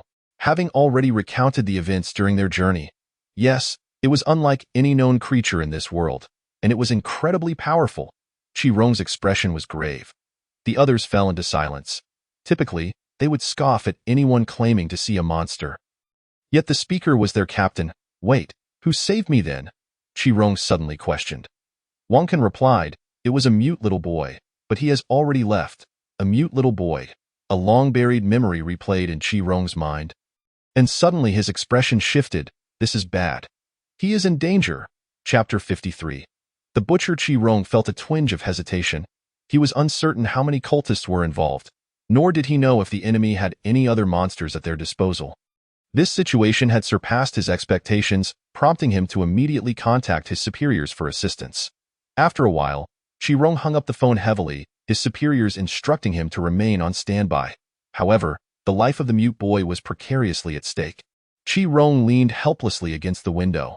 He could not defy his superiors' orders, yet he could not ignore the life of his savior either. Just as he found himself torn between choices, a paper crane caught his attention. Floating in midair as if enchanted, drawing Qi Rong into a trance, he walked out of the police station with vacant eyes. "Captain, where are you going?" Wang Can noticed Qi Rong's movement. Qi Rong did not respond, his feet continuing to carry him outward. Wang Can grew anxious. Qi Rong had already faced peril once, and he did not know why he had healed so quickly this time. Was he truly so fortunate? Wang Can abandoned his tasks, calling out to Qi Rong in an attempt to retrieve him. Yet no matter how he chased, he could not close the distance, always remaining 100 meters behind. "This is ridiculous." Wang Can cursed inwardly, quickening his pace. Suddenly, there was a thud. Wang Can stumbled, falling awkwardly, and lost sight of Qi Rong. Within the agency, A paper crane landed delicately on Sherning's hand as Qi-Rong entered the shop. Qi-Rong felt a momentary daze. By the time he regained his senses, he found himself inside the agency. "Welcome, Officer Qi," Sherning greeted with a smile. Qi-Rong was confused, uncertain of what had transpired or why the young man before him recognized him. Unable to contain himself, he asked, "Who are you? Where is this? What just happened?" Sherning explained, "This is my establishment. I am the owner here. You were just in a hypnotic state." "Hypnosis?" Qi-Rong frowned. "That constitutes assaulting an officer." "It is illegal." "Ha ha ha," Sherning laughed. "I merely brought you here in response to your unspoken desires. How can that be considered assault?" Qi-Rong took a step back, maintaining a safe distance from Sherning. "I don't know you, nor have I expressed any desires." Sherning slowly approached him, his light gray eyes glinting with an eerie red glow. "You seek power. You wish to defeat that foolish bat. You yearn to save him, am I correct?" Sherning smiled faintly, his gaze penetrating into Qi-Rong's soul, laying bare his innermost thoughts. "And I am the one who can grant you that power." Qi-Rong was profoundly shaken, not only because Sherning had articulated his thoughts, but also because he felt utterly exposed under Sherning's gaze. His expression turned serious. "What is your relationship with that monster? What ties do you share with that cult?" Sherning chuckled softly. "I have no connection with them. On the contrary, I am quite eager to eliminate them." The air grew still, and Sherning's demeanor turned icy. Qi-Rong's body tensed, realizing that the man before him had undoubtedly taken many lives. "Why should I trust you?" Sherning smiled slightly. "The fish has taken the bait." With that, he retrieved a glass tank the size of a basketball from beneath the table. The scenes within the tank caused Qi-Rong to break into a cold sweat. He beheld the spirits of Huang Shan and his accomplices, ravenously devouring the entrails strewn across the ground. Their cries piercing the heart. Each time they consumed their meal, a strange force would extract the entrails anew, forcing them into a relentless cycle. This, Qi-Rong stammered, rendered speechless by the sight. Sherning taunted the two within, each movement of his finger eliciting fresh screams from them. "Evil will meet its own just desserts. How does it feel to taste your own medicine?" Qi-Rong looked at Sherning, realizing he was witnessing a real-life manifestation of the adage. "An angel's visage with a devil's heart. She was brought back to life by me. To be precise, it was her mother who exchanged her life for hers." Sherning did not disclose her identity, but Qi-Rong understood. She was Bai Tang Tang, the deceased child. A wave of shock coursed through Qi-Rong. Did such power truly exist in this world? Was this still the world he recognized? "I do not need the power you offer. Righteousness will always triumph over evil," Qi-Rong declared resolutely. "Righteousness triumphs over evil?" Sherning seemed to find this notion amusing. "You are truly ignorant. The veil of darkness has obscured your vision." With a flick of his hand, the surroundings began to transform in the blink of an eye. Qi-Rong found himself amidst a desolate battlefield, surrounded by corpses. Some were cultists, others were officers, and he even recognized a few faces among them. Several monsters floated in the air, not only bats but various bizarre creatures. The entire Bin city was engulfed in darkness, as a dark green demon emerged, leaving countless humans to die peacefully in their dreams. As the scene faded, Qi-Rong's eyes widened in horror at the sight before him. "What was that?" "The future of Bin City," Sherning replied calmly. "Impossible. This cannot be." Qi-Rong's emotions were in a state of tumult. As the recent, vivid sensations instilled a profound fear within him, he found it hard to believe that the future could take such a turn, and he was unwilling to accept it. Sherning smiled lightly. "Nothing is impossible, and this can change everything." In his hand appeared a glass orb, swirled with 4 colors, within which an armor radiated an eerie red glow. Qi-Rong's gaze gradually became entranced, as a voice within his heart urged him. "Embrace it. It will grant you power. This is the strength to alter your future." Qi-Rong shook his head vigorously, attempting to cast these thoughts aside. Steadying his mind, he asked, "Bai Tong Tong's mother sacrificed her life. What price must I pay?" Sherning chuckled. "You're quite astute. No price is required. Just a fingerprint will suffice." Sherning produced a prepared parchment made of sheepskin.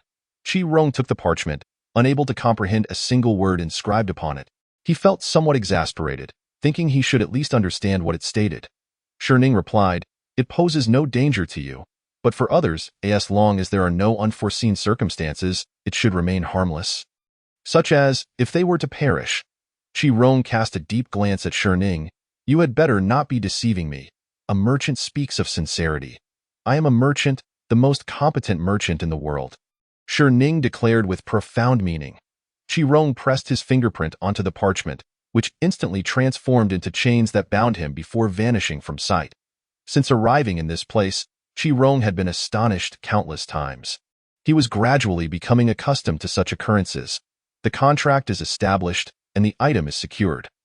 Ning handed the glass orb to Chi Rong as he grasped it. A searing flame enveloped him.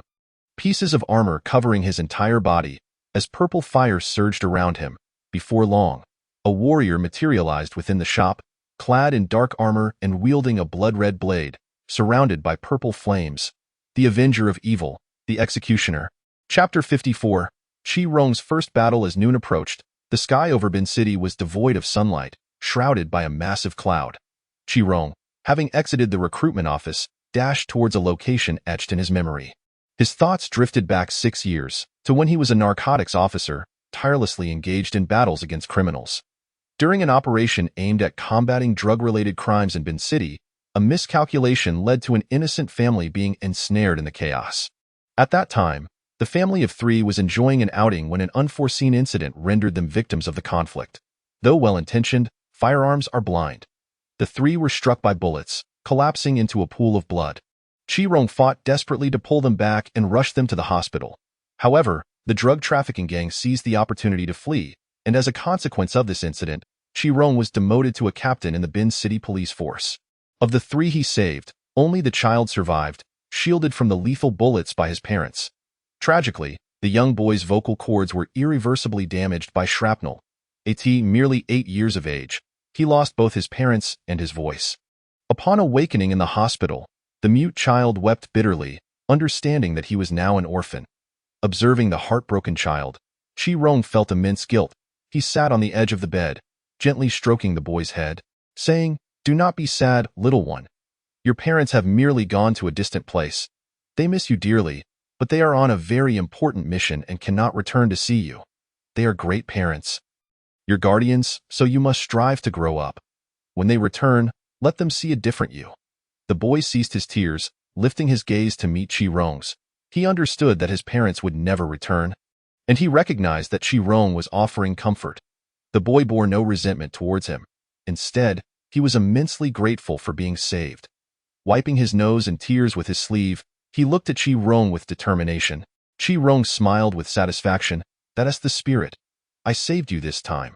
When you grow up, you must protect me too." In the large hospital room, the small hands of the boy and Chi Rong clasped tightly together.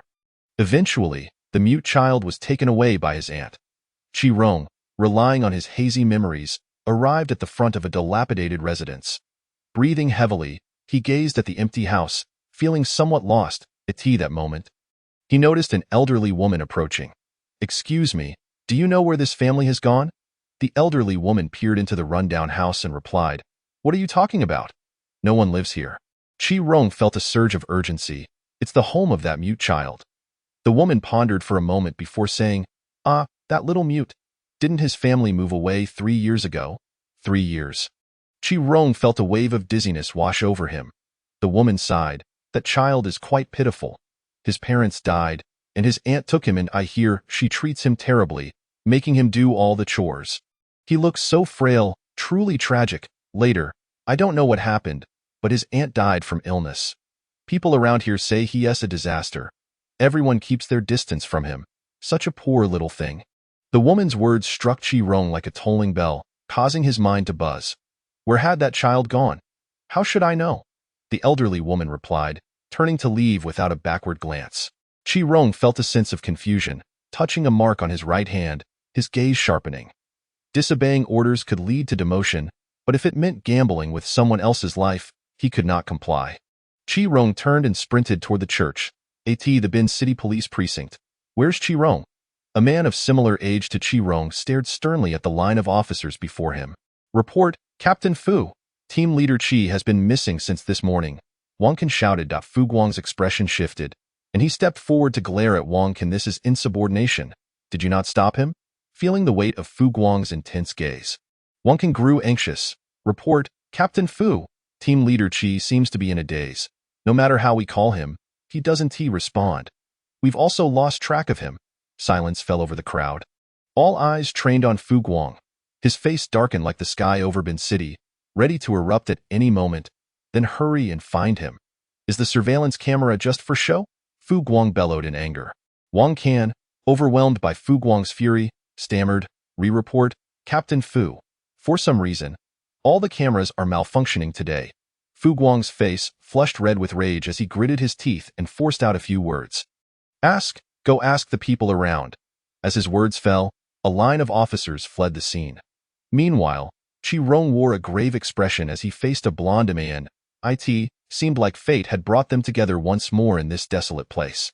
The blonde man taunted, "Knowing there are tigers in the mountains, yet you venture into the tiger's den? Ha ha ha. Just a defeated foe. I don't know how your wounds healed, but you must understand, a worm should have the awareness of a worm. A moth drawn to the flame is doomed to perish." Qi Rong ignored his mockery, fixating his cold gaze on Bo Fu. "Where is the child?" Bo Fu grinned ominously. "Wanna know? Come find him in my mind." Qi Rong's expression darkened, and a black blade materialized in his hand. The blade glimmered with a dark red hue, emanating a dangerous aura. Even from a distance, Bo Fu felt an instinctive dread at the sight of the blade. As if he would be cleaved in two, he became wary. "Is this your confidence?" Qi Rong remained silent, standing resolutely against Bo Fu. Thunder rumbled ominously in the sky, its sound resembling a starting gun for a race. As the thunder clapped, the two sprang into action. Qi Rong swung the blade towards Bo Fu, who drew two curved knives to block. The clash produced a resounding clang, and the curved knives shattered into fragments upon impact with the blade. With a swift motion, the blade carved a deep gash into Bo Fu's chest. Bo Fu hastily retreated, terror etched on his face as he gazed at the blade in Qi Rong's hand, his expression shifting from shock to greed. "Such an exquisite blade is a waste in your hands. Only I can unleash its true power." Bo Fu's body began to swell, and soon a massive bat materialized before Qi Rong, bearing a gruesome scar across its chest, from which blood flowed incessantly. "This blade will soon change hands," Bo Fu exclaimed excitedly as he charged towards Qi Rong. Qi Rong slowly closed his eyes. "A purple flame rising from his body with my fire, I shall burn away all evil in the world." Chapter 55. Possession. The flames surged towards Bo Fu, and with a scream, a charred figure was sent flying. Still engulfed in unquenchable purple flames, in place of Qi Rong stood a towering warrior, 2 meters tall, clad in red armor and enveloped in purple flames, with a menacing ghostly visage. "Filthy insect," Qi Rong scoffed. Gazing down at the scorched Bat, Bo Fu was rendered speechless in astonishment, unable to believe his eyes as he gazed at Qi Rong.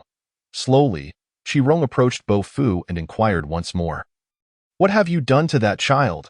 Bo Fu, powerless to maintain his monstrous facade, struggled to rise, exclaiming, "The divine will save my soul. The brilliance of Lord Mart will shine upon me." With a frenzied look, Bo Fu challenged Qi Rong, "Kill me, if you dare. Take my life." The giant, with a grotesque visage, bore Qi Rong's indifferent expression beneath the mask. "As you wish." With a swift motion, black light flashed, and Bo Fu's head soared into the air. Warm blood splattering onto Qi Rong's armor. The heavens unleashed a torrential downpour, as if celebrating Qi Rong's victory or cleansing the remnants of sin. Qi Rong coldly seized Bo Fu's head and made his way toward the church. Amidst the heavy rain, not a single soul could be seen on the streets, save for a solitary red figure carrying a severed head into the distance. It's the headquarters of the Bin City Police Department. A man in his 60s stood by the window. Though aged, he exuded remarkable vigor. With a tall, upright stature and sharp brows that conveyed authority, he frowned, troubled by the ominous clouds looming over Bin City. "Report, Chief. Captain Fu Guang has arrived at Captain Qi Rong's location," announced an officer at the office door. "Is everything progressing smoothly?" asked the chief. "Captain Qi Rong has vanished," replied the officer. A silence enveloped the chief as he gazed skyward, a sense of foreboding surfacing within him. Meanwhile, Qi Rong had reached the church's exterior. With a resounding kick, he forced open the grand doors and hurled the severed head onto the floor. Before him lay a throng of people. Numbering approximately 1,000. Unperturbed by Qi Rong's arrival, they knelt with hands clasped in prayer. On the elevated platform stood a figure in a black robe, who cast a fleeting glance at the head on the ground and Qi Rong. Taking no further action, above the platform loomed two 10-meter-tall crosses, entwined with barbed chains. Upon one cross hung the corpse of the man Qi Rong had been tracking, and upon the other, the small mute child. The child was covered in bruises, blood trickling from wounds and lash marks, his limbs bound tightly by iron chains. With his head bowed, the child clearly had drawn his last breath upon witnessing this scene. Qi Rong's eyes blazed with fury, flames erupting from his body in response to his rage. "You shall perish!" Qi Rong glared intently at the figure in black. Thud, thud. He advanced with heavy steps toward the robed figure. The sound of footsteps echoed as the faithful rose to form a wall of flesh before Qi Rong. "Stand aside." Qi Rong's voice thundered like a storm.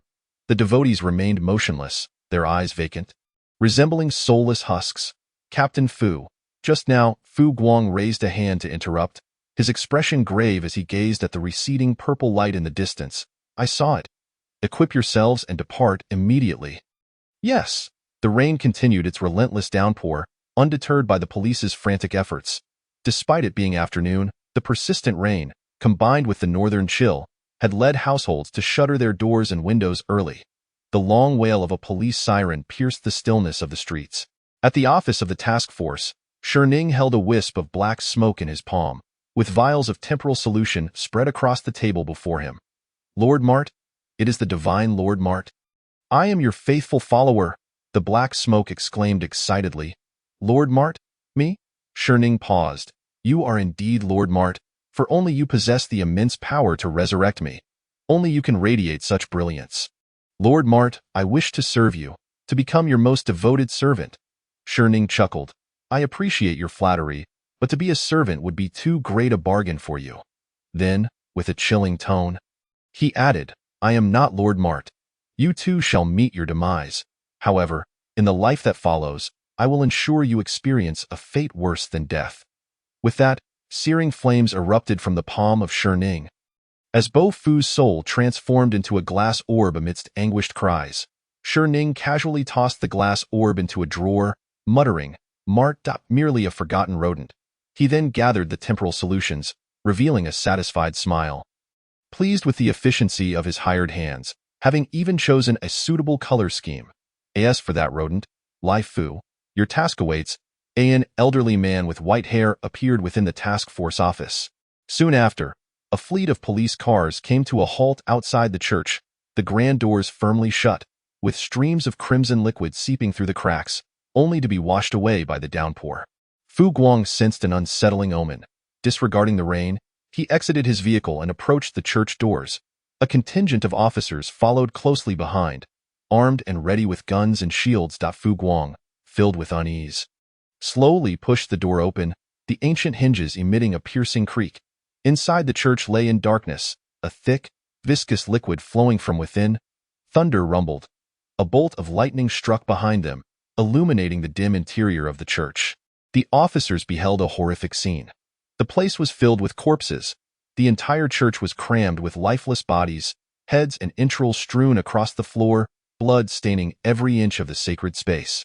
In the center stood a towering figure engulfed in red flames, wielding a black blade, the tip still glistening with fresh blood.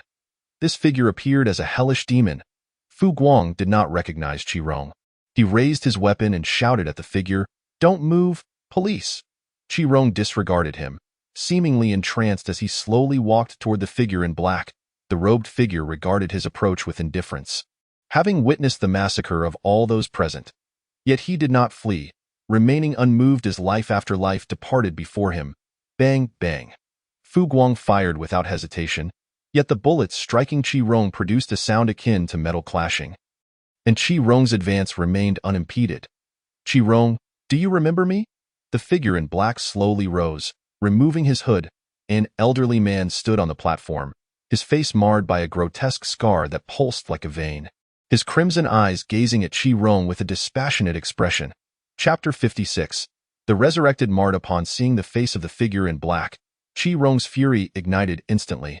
"Zhu Neng," the figure chuckled. You indeed remember me. After so many years, have you missed me? Fu Guang, wide-eyed, stared incredulously at Qi Rong. You are Qi Rong? How could you have transformed into this? Qi Rong offered no reply, his gaze fixated on Juneng, the very individual who had eluded capture all those years ago. Juneng had amassed wealth through the drug trade, leading to the destruction of countless families. Most significantly, Juneng had indirectly caused the death of Qi Rong's wife. How could Qi Rong not be enraged when confronted with the murderer of his beloved? Taking a deep breath, Qi Rong gradually regained his composure. I never expected you to remain in Bin City. Perfect, I can settle both old scores and new ones now. Qi Rong's aura surged dramatically, purple flames rising around him. Fu Guang hesitated, aware of certain insider knowledge, recognizing that Qi Rong's current state was entirely abnormal. Ha ha ha! I truly didn't anticipate you would find this place following that simpleton Huang Shan. I admit you are formidable now, strong enough to evoke my jealousy. Juneng's expression twisted with malice. But hold on. Don't be too hasty to kill me. Juneng did not retreat. Instead, he began recounting events. That fool Huang Shan came to me, and I merely fed him a few lies, and he fully trusted me. He attributed his infertility to his wife. What an imbecile. I brought his wife before the divine, and the deity transformed her into a faceless ghost. Ha ha ha, what a splendid creation. Lord Mart is indeed a magnificent artist. With her aid, Huang Shan produced so many meat buns for society. What do you think of my first great gift? Juneng laughed maniacally. You beast. Fu Guang aimed his weapon at Juneng. I am so scared, Juneng mocked. Officer Fu, if you kill me now, you won't hear about my second gift. With a sinister grin, Juneng continued. Officer Fu is known as the brain of the police, so why not guess how many bombs I've hidden in Bin City? The sound of an explosion echoed in Fu Guang's mind. Bombs in Bin City. If Juneng spoke the truth, the consequences would be unimaginable. Worse yet, the entire Bin City could be teetering on the brink of disaster. Qi Rong hesitated as well. On one hand, the lives of countless residents of Bin City hung in the balance, and on the other, the blood feud he bore for his wife and the mute child weighed heavily on him. What choice should he make? Was he to choose between killing me or sparing my life?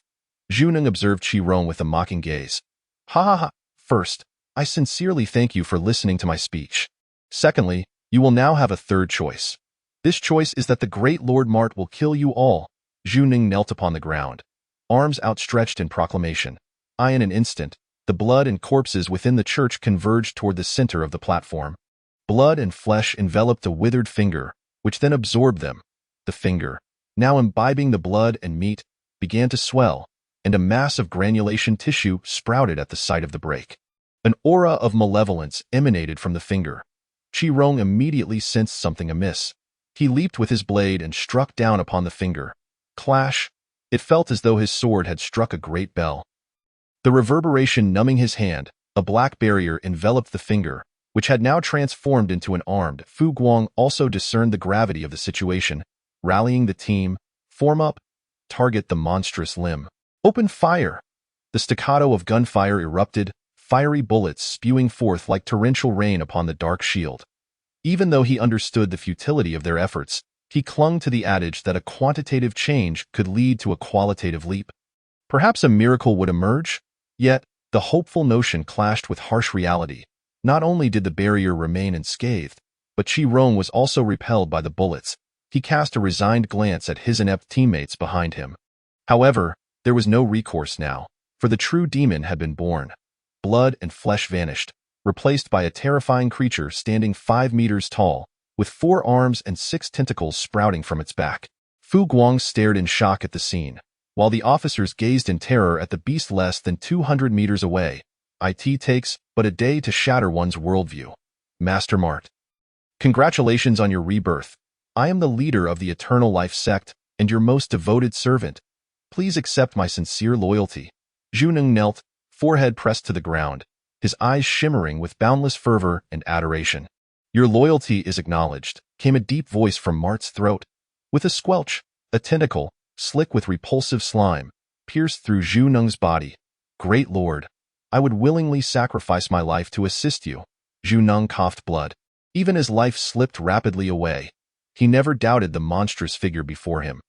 Huang Shan at least understands the fear of death. You are truly the fool. Rong could not help but scold. Yet Zhu Neng could utter no sound. His body rapidly withered, and in an instant, he was reduced to a desiccated corpse by Mart's absorption. Mart flicked the tentacle, and Zhu Neng's body crumbled like clay. You are the mastermind behind all this. Rong glared with fury. Indeed, Mart's silence echoed throughout the hall. Everything is my doing. It began the moment Zhu Neng picked up my finger. Mart hovered high above, surveying the crowd below. The eternal life sect is my creation. All the followers are under my hypnosis, and even your wife's death was orchestrated by me. There are no coincidences. Mart's chilling laughter gradually dismantled Rong's final psychological defenses. I will kill you. Rong swung his katana at Mart. Ding! Mart caught the powerful blow with 2 fingers, yet the resultant shockwave hurled Fu Guang and others away. You truly are weak, Mart remarked. Delivering a powerful kick that sent Rong flying. Crash! Rong landed in the rain outside the church. You seek revenge? Here I am. Just think of the scenes before her death. How exquisite they were. Mart continued to taunt. Shut your mouth. Rong rose from the ground, flames surging around him, finally coalescing into a demonic silhouette behind him. Upon seeing the violet demon that stood at eye level with him, Mart's composure faltered. Uncle Butcher, how could you be here? He then turned to Rong, his fury igniting. You are not Uncle Butcher. You have stolen his power. Chapter 57. The True Demon Under the Shroud of Dark Clouds. Binhai City was shrouded in a night-like darkness. In the afternoon, residents sank into slumber, unaware that dream-eating worms gnawed at their consciousness. In the church, the fierce battle between Rong and Mart raged on. Boom! Rong was again struck down to the ground. Mart floated above, looking down with disdain at Rong. A bug is still a bug. You do not deserve the power of Uncle Butcher. I will make you feel the despair of absolute power once more, just like in the past. Squelch, squelch.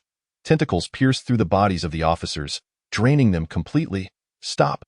Rong's eyes blazed red with fury as he strained to stand, yearning for a mutual destruction. Yet, the armor upon him began to disintegrate into particles. The butcher's power was waning. Rong gazed in disbelief at himself. In an instant, he had reverted to his former state. Powerless to continue the fight, he knelt, eyes vacant, watching helplessly as officers were drained by Mart. Have you given up? A voice called out as a white figure approached through the heavy rain, with white hair, a white garment, and white wolf ears atop his head. Despite the torrential downpour, not a single droplet touched him. His ethereal appearance captivated Rong. Hey, you ugly creature! Lai Fu shouted at Mart. My master wishes for you to be a guest. Mart halted his actions, glaring furiously at Lai Fu. What demon are you? What nonsense, master? Get lost. Lai Fu's gaze turned cold, his form expanding, white fur enveloping him as he grew larger. Soon, a 10-meter-tall werewolf stood before Mart. My master has commanded you to go. What are you? Lai Fu lifted Mart as one would a chick, and Mart's face contorted in terror as he squirmed to escape. Slap, slap. 2 massive hands, twice the size of his head, struck Mart soundly, rendering him compliant. Lai Fu then strode away with Mart in tow, leaving Rong and the remaining officers in stunned silence, questioning the reality of what they had witnessed. Only when Lai Fu vanished into the rain did they come to their senses. Rong, weary, slowly rose. Fu Guang, fortunate to have survived, wished to speak but found his words trapped in his throat. I know. I will confess. Rong, with a heavy heart, returned to the church. He removed the small mute's body from the cross. Even as his palms were bloodied from the iron thorns, he paid it no mind. In the rain, Rong carried the battered body of the small mute through the streets. Little mute, we are going home. To your true home. It's the Bureau of All Affairs. Lai Fu transformed back into a large white dog, resting in a corner. A miniature Mart stood on the floor, his expression frantic as he darted his gaze between Lai Fu and Ning. Such a powerful demon is his pet. Mart trembled. Mart, long time no see. Ning smiled softly. Who are you? Mart looked at Ning, bewildered, as he did not recall having met such a prominent figure. You were just born then. It is only natural you don't remember. Your father was on his knees, licking my shoes, pleading for mercy. It was your father's humiliation that afforded you your chance to escape, allowing you to survive until now. Are you not grateful to me? Mart's face shifted between red and pale as he finally grasped the identity of the person before him. He understood why they had once been so powerful yet had to live in constant flight. You killed my father and mother. You killed Uncle Butcher. You killed Uncle Sage. You killed all my kin. You are utterly inhuman. You are the true demon Uncle Butcher spoke of. Mart trembled all over. Whether from rage or fear unclear, I in the corner, Lai Fu gazed, bewildered, at the unfolding drama, a reversal of extremes. Who is good and who is evil? Humanity. Ning laughed heartily. Humanity is the most foolish thing in this world. They will only exploit your so-called humanity to manipulate you endlessly. The only thing that maintains relationships between people is interest, eternal interest. Mart watched in horror as Ning's words struck home. Uncle Sage was right. They were not demons, for the true demon had always been one. Ning's gaze turned cold as he looked at Mart. Your clan should be reunited now. Mart recoiled in terror. I cannot die. How can I face my kin if I die? You cannot be so ruthless. You cannot kill me, Mart bellowed. Ning's palm ignited with flame. How could I kill you? On the contrary. You should thank me for generously allowing your reunion. You devil. Ah! The flames consumed Mart entirely, casting their shadows on the wall to create a horrific tableau. The rain ceased, the clouds dispersed, and the setting sun's glow illuminated the streets of Binhai City once more. People awakened from their slumber, having dreamt a dream so vivid it nearly kept them from waking. With a heavy heart, Rong buried the small mute. The clouds over Binhai City had cleared. Yet the clouds within his heart grew ever denser. Beep, beep, military vehicles halted behind Rong as the police chief descended from one, issuing the command to apprehend him. At the chief's order, 2 soldiers seized Rong and escorted him onto a military vehicle. Rong was taken to prison, awaiting the outcome of his fate. In the chief's office, Kong Chung sat with a furrowed brow, the atmosphere so tense one could hear a pin drop. Dingling. A sudden ring of the telephone shattered the tranquility. Upon seeing the name, Kong Chung pressed the answer button, and a tense voice resonated from the other end. Lao Kong, an unusual high-energy response has been detected from the satellite. The energy level is substantial. Has something gone awry in Bin City? Kong Chung inhaled deeply, releasing 2 words slowly. The enforcer. A silence fell on the line, and after a considerable pause, the voice returned. Have you located him? Yes, he has lost control of that power, resulting in the deaths of nearly 1,000 individuals. He is currently awaiting his fate in prison. Following another moment of silence, the voice commanded, bring him to the capital. This place may be more suitable for him. The call ended, and Kong Chung rose from his office. Good day, Director Kong. Good day, Director Kong. Upon his arrival at the prison, the guards saluted him, astonished at who could possibly warrant Kong Cheng's personal visit. Open this cell, Kong Cheng instructed, pointing to Rong's confinement. The guard hesitated, for protocol dictated that visitors were not to directly interact with inmates. He will not harm me, and should anything occur, I assume full responsibility, Kong Chung asserted. Under pressure from higher authorities, the guard reluctantly opened the door. Upon entering, Kong Chung found Rong sitting on the edge of his bed, his eyes devoid of light. At the sight of Kong Cheng, a flicker of recognition sparked in Rong's eyes, only to swiftly extinguish. Chapter 58. The Fugitive of the Magic City. Director Kong, I plead guilty, Rong stated, bowing his head. Kong Chung replied sternly, a soldier must embody the spirit of a soldier. Summon forth your spirit. Yes, Rong replied, his gaze resolute as he saluted Kong Chung. The latter smiled and patted him on the shoulder, exclaiming, that's the spirit. He then pulled up a chair and sat down. Addressing Rong, I am here to discuss your future plans. Hearing this, Rong's spirits sank once more. Director Kong, I understand I have erred, and I willingly accept my punishment. Kong Chung took Rong's right hand, rolling up his sleeve to reveal a mark that appeared before them. Director Kong, this? Rong began to shield it, in a one is infallible. We all make mistakes, Kong Chung interjected. He then retracted his hand and rolled up his own sleeve, revealing an identical mark on his right hand. Rong stared in shock. Director Kong, you too. Kong Chung nodded. My past transgressions were far more grievous than yours, and even now, I strive to atone for my misdeeds. Kong Chung continued, this mark is both a curse and a blessing, and the contract inscribed on the parchment states, from the moment you become an enforcer, any individual who dies in relation to you Whether kin or foe, their soul and lifespan belong to another party. Once they perish, they are denied even the chance of reincarnation. Qi Rong listened, astonished by the truth of the contract. Is there truly reincarnation in this world? Kong Chung shook his head. I am uncertain, but where there are souls, all possibilities exist. And what of the soul of that mute boy? Kong Chung replied, it remains unclear whether it is in the hands of that boss. He gazed at Qi Rong. If it is, you may attempt to rescue him through an exchange, so. Kong Chung nodded. Thus, you still have a chance for redemption. A spark of hope reignited in Qi Rong's eyes. But he quickly realized that as a prisoner, escaping posed a significant challenge. Kong Chung rose, stating, do not concern yourself with that. I will assist you. Qi Rong stood and bowed deeply in gratitude. On a train in Qingzhou, Qin Feng, accompanied by a team of special police officers in plainclothes, searched through the carriages. Unit 16, have you found the target? Unit 16 reporting, the last carriage does not contain the target. After thoroughly inspecting each carriage, Qin Feng found no sign of the individual they sought. Furrowing his brow, he commanded, all teams, repeat the search. Do not alert the suspect or cause panic among the public. After a brief search, Qin Feng finally received the news he had been waiting for.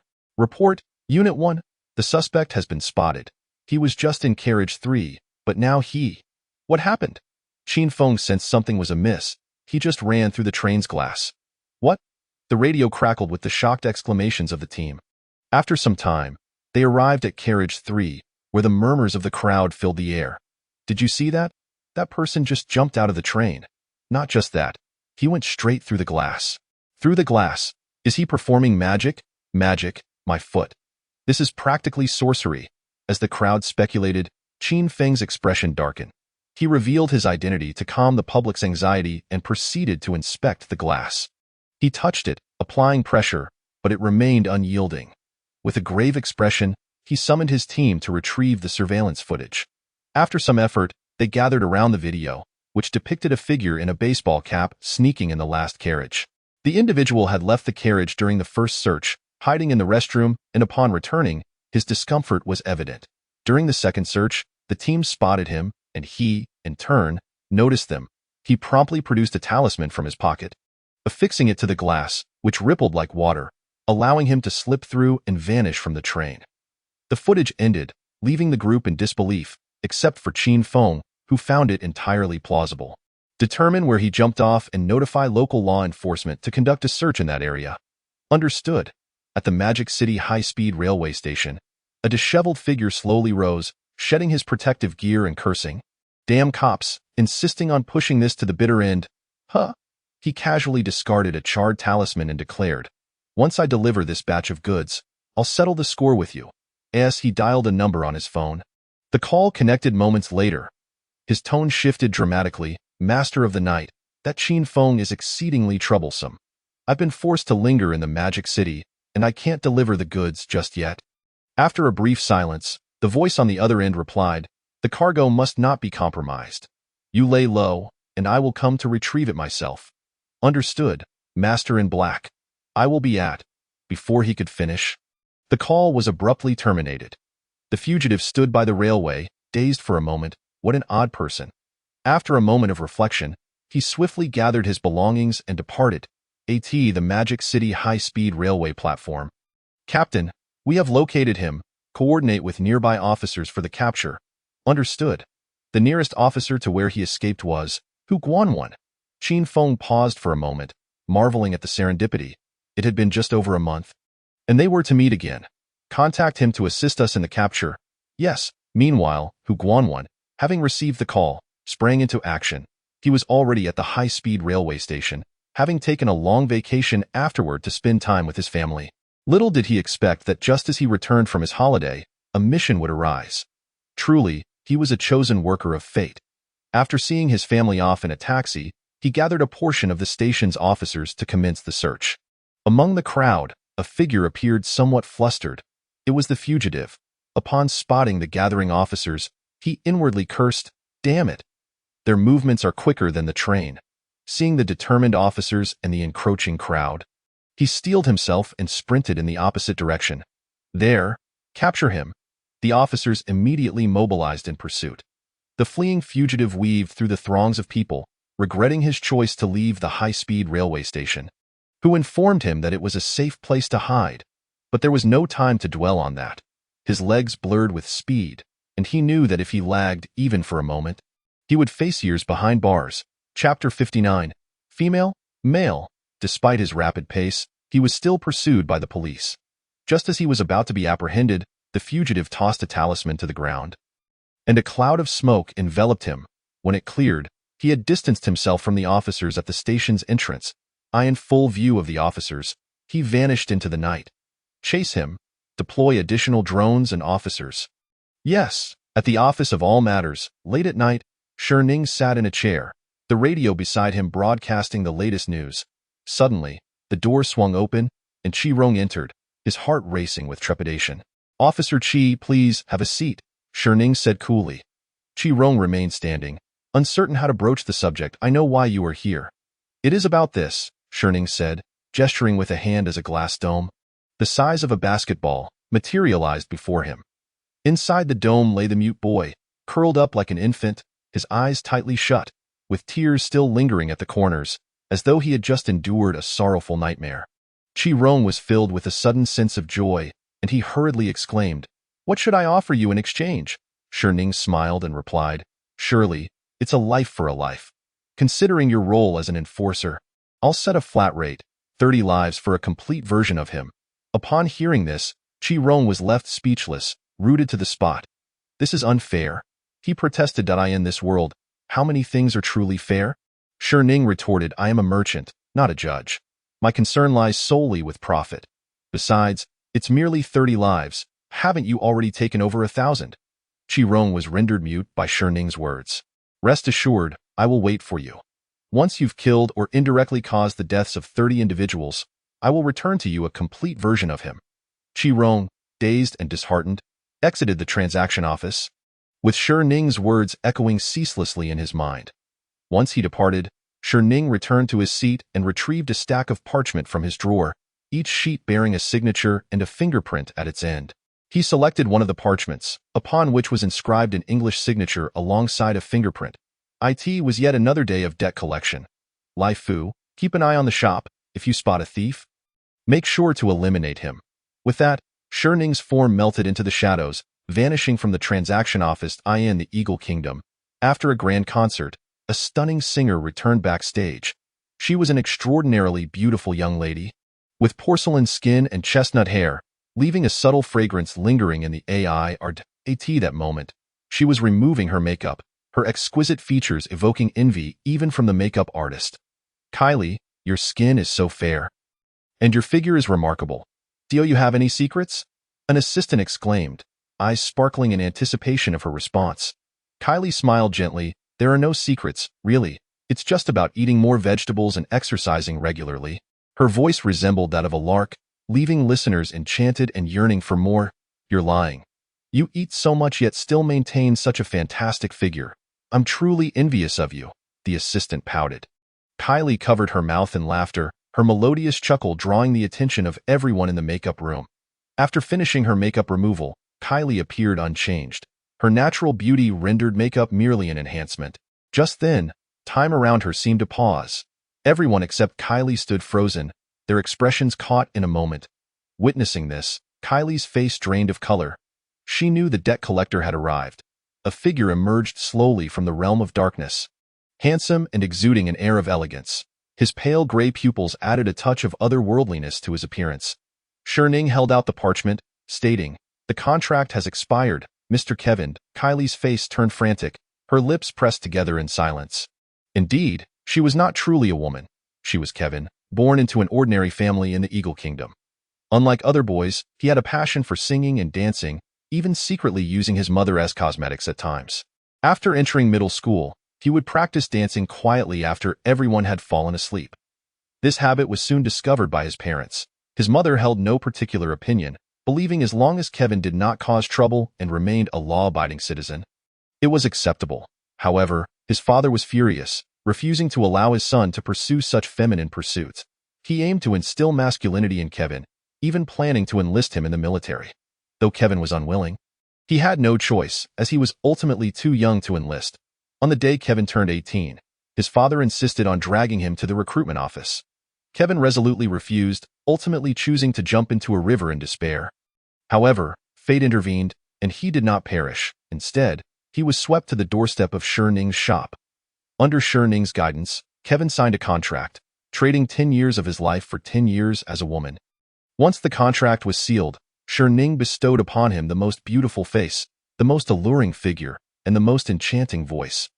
Thus, Kevin disappeared, and Kylie emerged. With her looks and voice, she became an overnight sensation.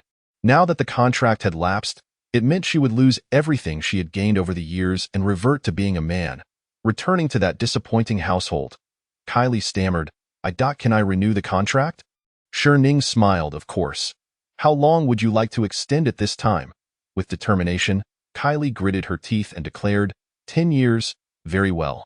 With a flick of his wrist, a strand of time was drawn from Kylie's being, while Ning infused her with a sphere of golden light. The process was swift, occurring in the blink of an eye as they exchanged words. The transaction is complete. I will return in 10 years. Do ensure you are still alive by then. Ning's words held a deeper meaning as he vanished from sight. After the extraction of time, Kylie's appearance remained unchanged, leaving her standing in a daze. Once Ning left, time resumed its course around her. Kylie, what's wrong? The assistant asked with concern, noticing her lost demeanor. Kylie snapped back to reality, shaking her head. I'm fine, I was just contemplating the road ahead. Upon returning to the transaction office, Ning discovered two bloody men sprawled on the floor, both dressed in black attire, their necks severed, clearly lifeless. Well done. Here's your reward, Ning said, tossing a candy to Lai Fu. Excited, Lai Fu consumed it, aware that this candy was no ordinary treat. It was the reason he could transform in such a short time. With a casual wave, Ning set the two corpses ablaze, reducing them to ashes while leaving behind 2 glass orbs and 2 strands of time. He packed up the time solutions before departing the transaction office once more. Chapter 60. The Beggar Tiger in the Hazy Night. A fugitive hid in the dark corners of the magical city, evading capture as countless drones scoured the skies for his presence. Clutching his bundle tightly, he navigated through the shadows. What a hassle. What kind of cargo did they send me? So many police on my tail. He cursed silently. He had been directed to deliver the goods to Jizhou, but after traversing just a few provinces, the police had pursued him relentlessly, forcing him to expend 2 life-saving talismans. He continued his flight, praying for the fall of night to conceal him. Lao Hu, Team Qin? At that moment, Qin Feng reunited with Hu Guanwan and the special police team. Let's skip the pleasantries. We have urgent matters to attend to. Hu Guanwan nodded. He headed towards Neon Street. It's crowded at night, making him difficult to locate, Hu Guanwan reported. Indeed, this mission is of utmost importance. The higher-ups have emphasized that we must not fail. Let us employ straightforward tactics, seal off the area and conduct a thorough search, suggested Qin Feng. Hu Guanwan concurred, recognizing the necessity for caution given the higher-ups' insistence on success. The team immediately sprang into action to implement their capture plan. Neon Square, a haven for night owls, transformed from an unremarkable place by day into a vibrant spectacle at night, filled with parties and performances. Consequently, as night fell, the area became densely populated and chaotic. The police acted swiftly, soon enclosing Neon Square. Damn it, the fugitive muttered, spotting the nearby police. Just then, a figure tapped his shoulder, causing him to flinch and consider fleeing. But the figure spoke. Where's the cargo? Turning to face the person, the fugitive saw a young man wearing a baseball cap, his expression impassive. The young man's cold, dark eyes bore a mark on his face. If Qi Rong were present, he would recognize him as an enforcer. Lord Dark Knight? The fugitive's face lit up with joy. The young man nodded, extending his hand. The fugitive instinctively reached out to shake it. Slap! Dark Knight smacked his hand away, coldly demanding, the cargo? The fugitive awkwardly chuckled, retrieving a parcel from his coat to hand over. Dark Knight took the package and turned to leave. Lord Dark Knight, the fugitive suddenly called out, rushing to catch up that it's surrounded by police. I can't get out. Is there any chance you could? He hesitated, looking at the young man. You want me to help you escape? Dark Knight's eyes narrowed slightly. Yes. The fugitive nodded eagerly. Dark Knight smirked mischievously. I can help you out, but the dead are often more compliant than the living. Have you found him? No, the police, having searched thoroughly, gathered together in frustration. Just then, their canine companion seemed to pick up a scent. Over there. They followed the dog into an alley. In the alley lay a corpse, still warm, indicating a recent death. Qin Feng approached, recognizing the body as that of the fugitive they were pursuing. Who killed him? He wondered aloud, kneeling beside the corpse to taste a drop of blood. This action seemed to trigger something within him. As Qin Feng's eyes morphed into red slits, his perception of the world shifting dramatically. Everything around him turned a vivid crimson, and he saw a green figure leaping across the rooftops. Is that him? Qin Feng's expression grew serious as he focused on the figure. There, he shouted. Chase, at midnight. Ning appeared in the reception office, where outside sat the old beggar he had encountered previously. Upon seeing Ning, the old beggar entered the office as well. He was uncertain why he felt compelled to return to this place. But an inexplicable connection lingered in his heart. Old man, it is time to fulfill your wish, Ning remarked with a smile. Fulfill my wish? The beggar echoed, bewildered. Indeed. Ning presented him with a printed newspaper, which the old beggar accepted, scrutinizing it with great seriousness. Soon, he trembled with excitement, tears streaming uncontrollably down his face. Baishu village finally has a way out, the old beggar exclaimed with fervor. Then, the old beggar realized something. Turning to Ning with caution, young boss, did you do this? He inquired. Ning nodded slightly. The old beggar, overwhelmed with emotion, began to kneel before him, ready to bow his head in gratitude. However, Ning waved his hand, and a gentle breeze lifted him back up. Your wish has not yet been completed, Ning said with a calm smile, and then he clapped his hands, causing a figure to emerge, somewhat hazy. The old beggar's composure shattered upon recognizing the figure. Mother? Is that not my mother who passed away decades ago? He gasped. Young boss, this, he stammered. This is her from the past. I brought her here to prepare a meal for you. Ning explained. What a profound power exists in this world. The old beggar marveled, moving to the table where a feast had been laid out. He hesitated to speak to her, fearing that his appearance would frighten her. Huzi, your boss has told me that you did her well, the woman spoke. Upon hearing her voice, the old beggar could no longer contain his tears. Mother, it is my fault for not listening to you, for leaving without a word.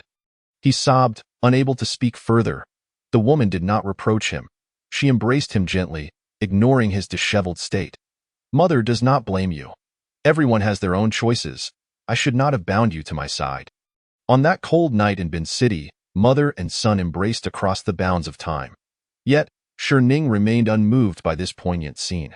Hurry now, time is running short, he urged. The old beggar ceased his weeping, savoring the meal prepared by his mother. Soon, he finished the last bite, marking it as the most fulfilling meal he had ever had in Bin City.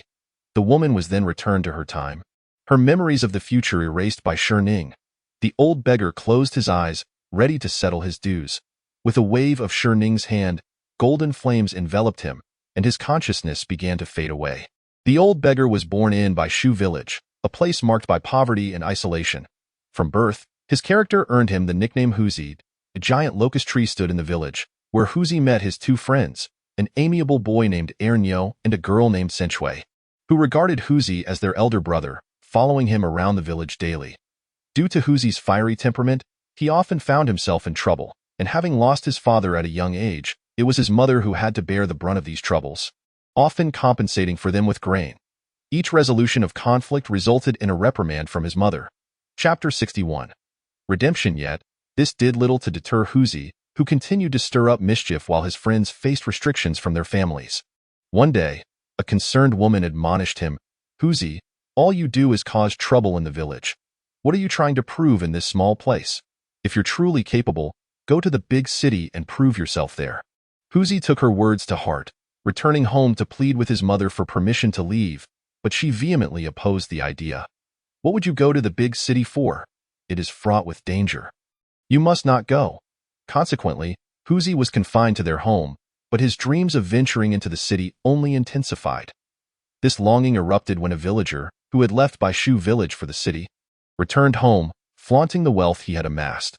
Huzi envied him and envisioned a better life for himself in the city. Unable to be caged like a bird yearning for freedom, Huzi secretly left.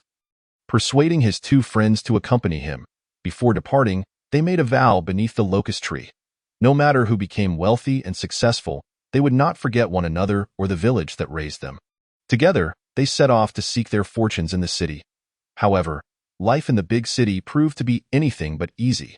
The trio wandered the streets, struggling to meet even their basic needs. Ernyo and Sanchui contemplated returning to Baishu village, but Huzi's pride prevented him from accepting the ridicule that awaited him there. Ultimately, Huzi's persistent urging kept them in the city. Through relentless effort, they began to earn enough to sustain themselves, taking on various jobs, collecting scrap, moving bricks, washing dishes, whatever work was available. Yet, Huzi's volatile temperament often led to conflicts, and despite his friends' attempts to counsel him, he remained obstinate. After a particular incident, Huzi matured. However, tragedy struck when Ernyo was killed in a brawl, one instigated by Huzi himself. In that moment, both Huzi and Sanchui grasped the cruel reality of city life. They longed to return to Baishu village, but the years of struggle had caused them to forget the way home. Their paths diverged, with Sanchui holding Huzi responsible for Ernyo's death, believing that had it not been for him, they would never have left the village. Time passed, and society, like sandpaper, dulled Huzi's once sharp edges. In pursuit of survival, he began to humble himself before others, striving to please them. When they crossed paths again, Sanchui had married and borne 2 children. Huzi felt a tumult of emotions but received no forgiveness from her, and their reunion ended in bitterness. Eventually, Huzi found his way back home, eager to share his newfound insights with Sanchui in hopes of atonement. Yet, he discovered that she had died, murdered by her husband, who was now imprisoned. Kneeling before her grave, Huzi silently confessed his regrets. The trio that once ventured to the city with dreams had left only Huzi, who returned home with nothing to show for his journey. Upon arriving in Baishu village, he opened a small school, but everything else remained unchanged. His home lay in ruins, and his mother, having succumbed to depression after his departure, passed away without anyone to bury her. Emaciated and broken, Huzi knelt before the remnants of his home for an entire day and night. The sound of the school children eventually roused him, and gazing at the dilapidated schoolhouse and the cheerful children, he made a decision. He sought redemption for his younger self. Thus, he returned to the city, laboring tirelessly to earn money, which he sent back to Baishu village. He aimed to purchase books for the village's children, hoping to redeem himself through this. As the years passed, he aged from a spirited youth into a disheveled beggar. Trading decades of his youth for the education of the children in Baishu village, he thought he could grow old peacefully until he encountered Shurning. He offered his final value to Baishu village, his soul. After signing the contract, the government initiated poverty alleviation measures in Baishu village, transforming it into a scenic area. Huzi achieved his redemption, sacrificing everything he had. The locust tree became a symbol of Baishu village, which would flourish henceforth. Yet, who would remember the boy who once made a vow beneath its branches? As the old beggar's figure faded away, it was replaced by a golden glass sphere. Within the sphere was a single tear, the redemption of a sage. Shurning placed the glass sphere in a display case and then closed the door of the reception office. Ding, ding. The clock struck midnight, and the reception office vanished in a flash of white light from Bin City. In the early morning, at the Bin City police station, Qirong relayed the events to Kong Chung, who was not taken aback. Rising to his feet, Kong Chung informed him of an invitation from the capital. Qirong hesitated. Although Kong Chung had cleared his name, an internal barrier still loomed. Do not dwell on the past. Look towards the future. The outcome may not be unfavorable. This is an opportunity. Seeing Kong Cheng's benevolent expression, Qirong felt immense gratitude. This was a chance he could not afford to squander. After Kong Cheng's earnest advice, Qirong returned home to pack his belongings. More importantly, to avoid a fate akin to that of the mute girl. Bai Tang Tang had been adopted by Qirong. Although he had no wife or children, he now had his first daughter, albeit through adoption. Upon returning home, Qirong noticed a letter on the table. It was penned by Shurning, containing a brief farewell message followed by a list of peculiar addresses, culminating with a drawing of a bomb. Qirong smiled, having deciphered the meaning behind those addresses. One may lack humanity, but one must not extinguish the last flicker of conscience. Within 3 days passed swiftly, and once again, Shurning returned to the reception office, this time in his true form. Having just returned from the underground forest, Shining returned to her seat and calculated for a moment, frowning slightly. This truly is a dreadful place. The recruitment office had been established in a desolate area, surrounded by a few small villages, and even more disturbingly, behind the office lay a graveyard. The numerous tombstones loomed ominously. However, there was little choice. Shining could conveniently procure goods here. She gathered the wandering spirits one by one and reclined back onto her chair. Chapter 62. The enforcer of the night in the outskirts of the magical city, Qin Feng and Hu Guanwan had been pursuing him for 3 days. They were oblivious to what kind of goods were so highly prized by their superiors. They could only speculate that it must be something of great societal peril. Having chased him from the city to the outskirts, this was their last opportunity. The area was devoid of other souls. A group of police officers, armed and vigilant, surrounded a young man wearing a baseball cap. The youth regarded Qin Feng with a calm demeanor. "I never expected you would discover my trail. Are you also one of his customers?" Qin Feng queried, a sense of unease creeping in as he began to piece together the puzzle, while Hu Guanwan remained entirely bewildered. The enforcer of the night let out a cold chuckle. "Very well, eliminating you should alleviate quite a bit of trouble for the organization." As he spoke, shadows coalesced around him, and the markings on his face began to dissolve. Qin Feng immediately sensed the impending danger. "This is bad. Attack now!" Rat-a-tat-tat. The sound of gunfire erupted, directed at the enforcer of the night. Yet, an eerie spectacle unfolded. His form became an obsidian void, and the bullets sailed through him, striking nothingness. The onlookers stared at the shadow-like figure of the enforcer, exchanging perplexed glances. "Rest assured, you are the last one." The surroundings abruptly plunged into darkness, as if a black shroud enveloped them. If there is no darkness, then let us create it. Within this shrouded environment, the enforcer thrived, like a dragon in the depths of the sea, ruthlessly reaping the lives of the officers. "Everyone, don't panic. Let us gather together," Qin Feng commanded. The remaining officers began to converge towards his voice. "Will this even help?" In the obsidian shadows, a pair of crimson eyes emerged, back to back. Qin Feng and the remaining officers raised their shields defensively. Swoosh! A red blade pierced through the shield, claiming the life of an officer. Qin Feng, witnessing his fallen comrade, felt utterly powerless. With rage-filled eyes, he shouted, "If you have the guts, face me. Come at me."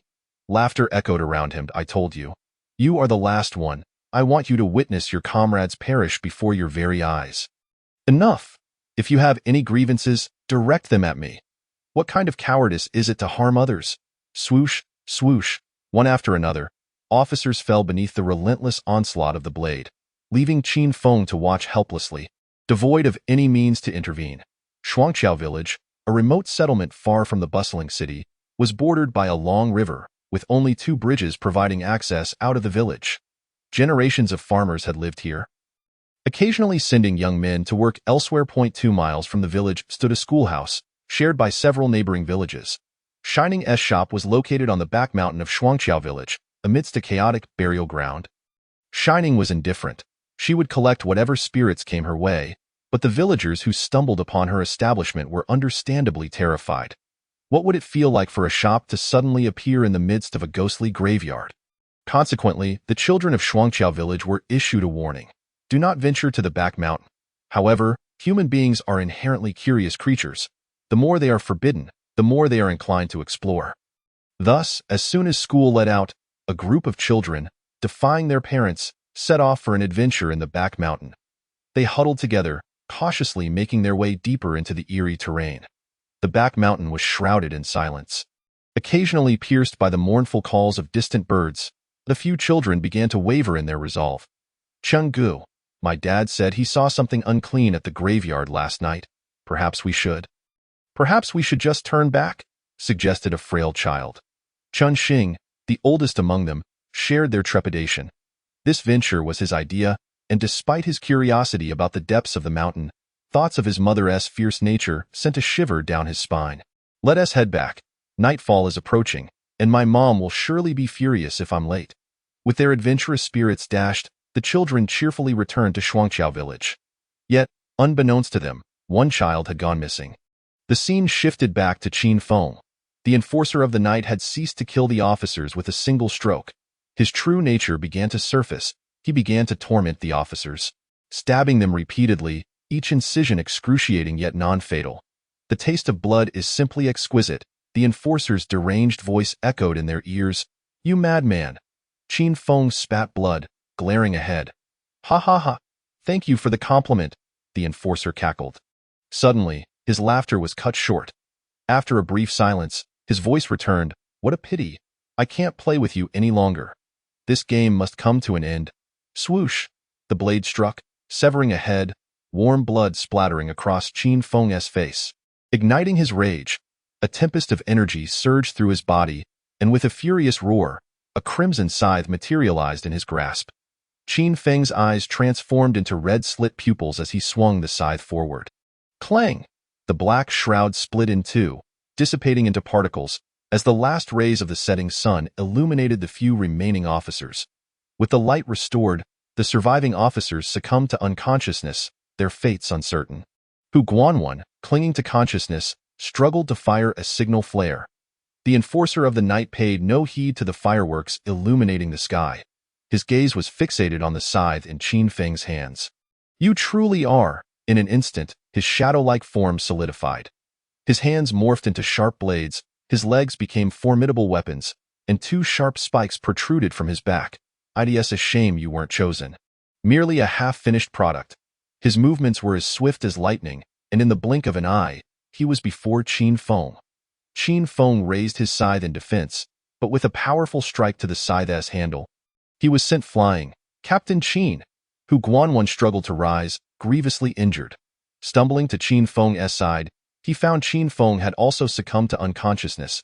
The scythe vanished from sight. Hu Guanwan positioned himself protectively in front of Qin Feng. He could die, but Qin Feng must not perish. He could not bear to watch a young genius, yet to marry, fall before him. The enforcer of the night regarded him mockingly. What is the purpose of your sacrifice? Perhaps if you lay on the ground feigning death, I wouldn't even notice you. With unwavering determination, Hu Guanwan replied, if you wish to kill him, you must first step over my corpse. The enforcer's gaze darkened. I have seen ants, but never ants seeking death. If you wish for death, I shall grant it with that. He charged at Hu Guanwan like a bolt of black lightning, wielding a tremendous blade aimed at his throat. Clang! A blue-gold aura enveloped Hu Guanwan, as a spectral paladin shielded him and Qin Feng beneath its form. The enforcer was repelled by the paladin's might, staring in shock at the apparition above. You too! Chapter 63. The fog of the burial ground woo-woo-woo-woo the distant, melodious sound of police sirens echoed. The enforcer of the night, seeing the armored officers approaching and hearing the urgency through his earpiece, clicked his tongue in annoyance. Finally, he dissolved into shadows and fled, as the paladin dissipated. Hu Guanwan collapsed to the ground, utterly exhausted. Just before losing consciousness, he recalled Shining's words, Boss Shining, you truly saved my life. Hu team, Qin team. A contingent of fully armed officers rushed toward them from the distance. Xing, have you seen my little Ding? An anxious elder arrived at Chun Xing's home. He probably went back. Chun Xing replied uncertainly. They had sprinted back from the burial ground and hadn't he paid attention to see if anyone was missing. Weren't you all together after school? Chun Xing's eyes darted. His voice faltering, that was the case before, but today, not really. At that moment, Chun Xing's mother emerged. Ding grandma, it's nearly dark now. Shuangqiao village is so small. Perhaps little Ding is just playing at someone else's house and lost track of time. Ding grandma fell silent, her anxious eyes betraying her inner turmoil. I in the burial ground. A child wandered lost. Grandma. Woo-woo, I want to go home. The child crouched on the ground, weeping. The heavens offered no solace to the frightened child. Cruelly dragging the sun below the horizon, as the last rays of sunlight faded, Shuangqiao village plunged into darkness. Ding Feng stood and aimlessly wandered through the forest. The quiet woods were occasionally pierced by the calls of owls. A faint mist enveloping him, Ding Feng felt a wave of fear wash over him. He began retracing his steps along the path he had come. Rustle, rustle, a sound from the grass startled him, causing him to instinctively run. After an indeterminate time, Ding Feng stepped into a void and fell into a deep pit with a thud. Gritting his teeth against the sharp pain in his ankle, he slowly rose, noticing that a thick mist had begun to envelop the area. Little Ding, Ding Feng gazed ahead with a mixture of hope and trepidation, his eyes catching sight of villagers in the distance. Wielding flashlights as they searched for his silhouette amidst the thickening fog. With tears brimming in his eyes, he cried out, "I am here." But before he could finish his plea, a massive, rusted nail pierced through his heart with a sickening thud. Vivid crimson blood gushed forth as Ding Feng collapsed helplessly to the ground. Thud, thud. The sound of heavy footsteps approached from behind him, revealing a ghastly creature, its body wrapped in bandages, shackled by iron chains. One side of its face was devoid of flesh, a single eyeball dangling grotesquely as it gazed down at the prostrate Ding Feng with a sinister grin, as his heartbeat gradually faded. Ding Feng's eyes dulled, his mouth slightly agape, yet no sound emerged.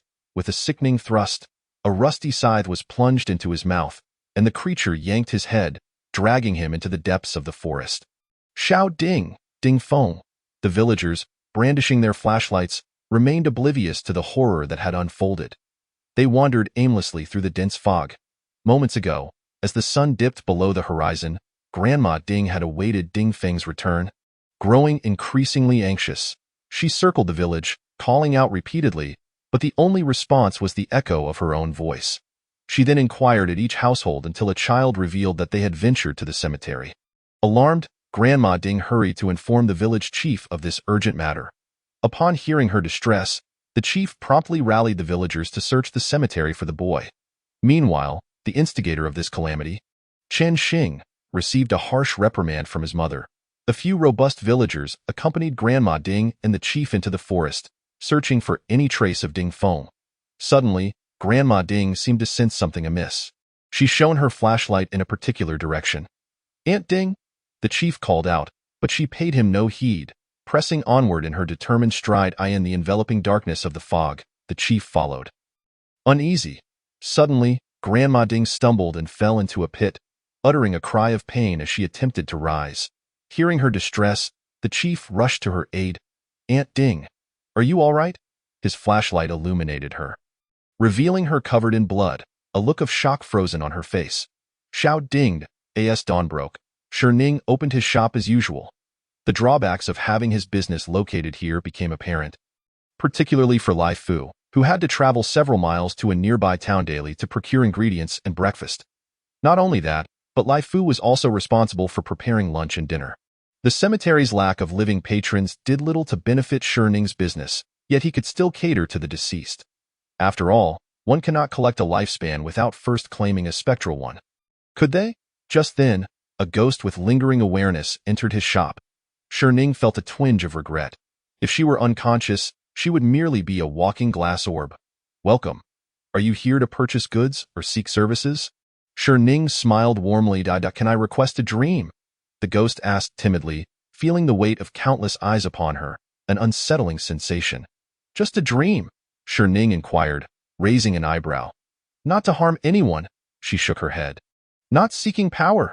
She shook her head again, and a silence enveloped the room. Shining sighed, lamenting the lost opportunity to profit from a rare customer. That not possible." The ghost ventured hesitantly. 30 years of spectral lifespan. Shining replied. 30 years? The ghost exclaimed. "A spectral lifespan isn't worth much." The corners of her mouth twitched as she regarded the shrewd merchant before her. Were it not for her lack of strength, she could easily invade another's dreams. "Can it be negotiable?" After another pause, the ghost gritted her teeth. "Fine. 30 it is." Shining grinned broadly, deftly extracting a pale blue thread of time. As a gust of wind swirled, the ghost was swept into a vortex, disappearing from sight. Shining purified the pale blue thread into a white one, reasoning that money could be earned again. But once conscience was lost, the gains would be far greater in a nearby town outside Shuangqiao village. Grandma Ding awoke in a hospital bed, having fainted from overwhelming sorrow the previous night. Her children were hastily traveling from the city. "Xiao Ding," she sobbed, her hair having turned strikingly white overnight, her aged visage now adorned with additional wrinkles. The village chief approached to offer comfort. "Aunt Ding, do not grieve too deeply. It could merely be the blood of a wild beast. We cannot be certain about Xiao Ding's fate." His words, rather than uplifting her spirits, only deepened her despair. Helpless, the chief withdrew to await the arrival of her children. Chapter 64. Grandma, please don't hit me. The morning air was fresh as an elderly woman in the town hung her bedding out to dry. She felt somewhat unwell, having tossed and turned throughout the night, each attempt to sleep accompanied by a pang of heartache. Suddenly, a wave of dizziness washed over her. She assumed it was merely the result of her restless night. Setting down the bedding, she leaned against a chair to rest. Before long, she fell into a deep slumber. An hour later, she awoke, her cheeks still damp with unshed tears. Rushing to retrieve her phone, she dialed a number. Beep beep beeped, we are sorry. The number you have dialed is currently unavailable. Please try again later. Unease gripped her heart as she redialed the number, only to be met with silence once more. Panic surged within her. This couldn't be happening. In her frantic state, she dialed another number. Moments later, the call connected, and a languid voice responded, Grandma, why are you calling so early? The elderly woman, her voice tinged with urgency, replied, Li Tsong, are you still in bed? Have you seen your sister these past few days?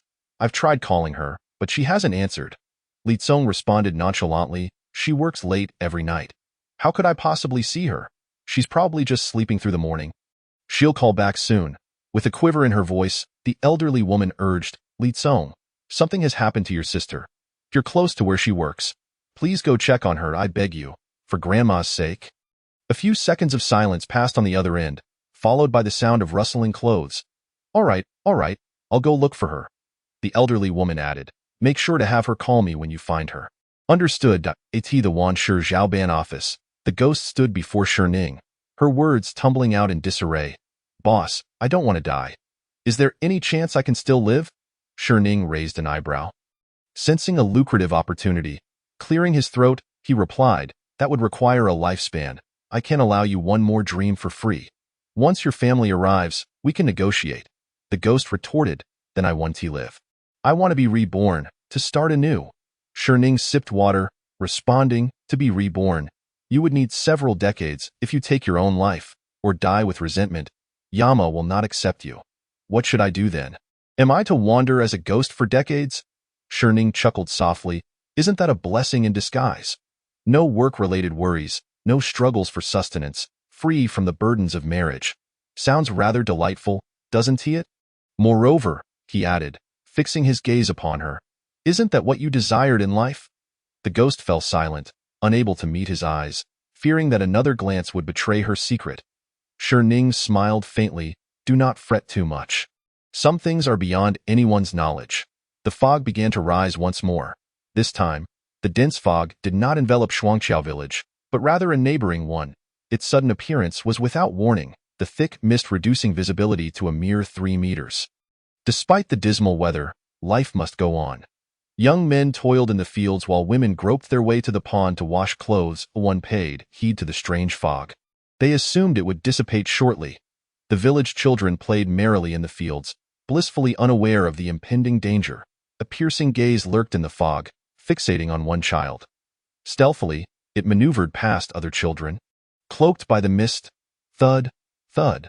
The heavy footsteps betrayed its presence, though the thick fog rendered the children only able to perceive a blurry figure. Who-s there? They called out, rising to glance around. The shadow vanished. But the fog thickened, transforming their 3-meter field of vision into a mere 30 centimeters. Thud, thud. The footsteps drew closer, instilling fear in the children. The village gossip spread quickly. They had heard whispers of the missing children from Shuangqiao village. Suddenly, the footsteps halted. The children looked up, catching a glimpse of an eye swaying ominously within the shadow at a ghost. There's a ghost, they screamed, fleeing in terror, only to stumble and fall in the oppressive mist. A shadowy figure, with a fierce gaze, advanced towards a child. Snap! The malevolent entity spoke little, swiftly snapping the child's neck before dragging him away with an iron hook. The fog dissipated abruptly, as if it had never existed. A few children, terrified, stumbled into a muddy pit, their bodies now covered in filth. Once the mist cleared, they wept as they returned home to recount their frightful tale. Grandma, it was so terrifying. There's a ghost in the wasteland to the west. A ghost? You little rascal. I've told you to stop watching horror films, but you never listen. Now look at you, filthy. Am I a cow? Do you think I relish washing clothes every day? Just wait until I deal with you. Ow, ow. Please don't hit me, Grandma. I'm telling the truth. Boo-hoo, hey. Have you seen my Sanchi? A woman, noticing that her child was missing among the dirty children, called out, Woo-woo, how would I know? I told you there was a ghost. We all ran away in fright. Perhaps he couldn't escape and was captured by the ghost. His grandmother immediately rushed over and pulled him away, awkwardly explaining to the woman, the child doesn't know how to speak properly. Sanchi might have gone home to change clothes. She then glared fiercely at Ergo. You're always spouting nonsense. Just wait until I deal with you, ow. Ow. Please don't hit me, Grandma. I promise I won't talk back again. Woo-woo, a sense of unease washed over the woman. She dropped the clothes she was holding and rushed home. Upon arriving, she found everything unchanged since her departure, with no sign of anyone returning. Sanchi? No response. She ran outside, shouting at the top of her lungs, Sanchi.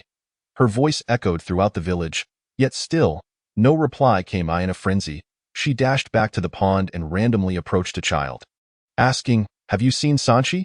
Where did you say you saw the ghost? The child, still glistening with tears from a recent scolding, pointed to the west. I haven't seen Sanchi either. The ghost was in that field over there. And at that time. Stop your nonsense. What ghost can be found in broad daylight? A woman exclaimed, raising a bamboo stick to strike him. However, the child took off like a shot the moment he saw her. Unfazed by this brief encounter, the woman hurriedly made her way to the western field. As she stepped into the field, she sought traces of Sanchi, but after some time, all she found was a chaotic array of footprints and a small pool of crimson blood. Chapter 65. The disappearance of the elder's granddaughter. Early Pond, a village near Shuangqiao, was abuzz with villagers gathered around a field, pointing and discussing it is human nature to gossip, especially among villagers. They say Sanchi has gone missing, and there's still wet blood in the field. Indeed, another child from the neighboring village has vanished, and that elderly woman has been hospitalized. My son said they saw a ghost. Perhaps it was that ghost that took him away. A ghost? Could it be human traffickers disguised as one? No way.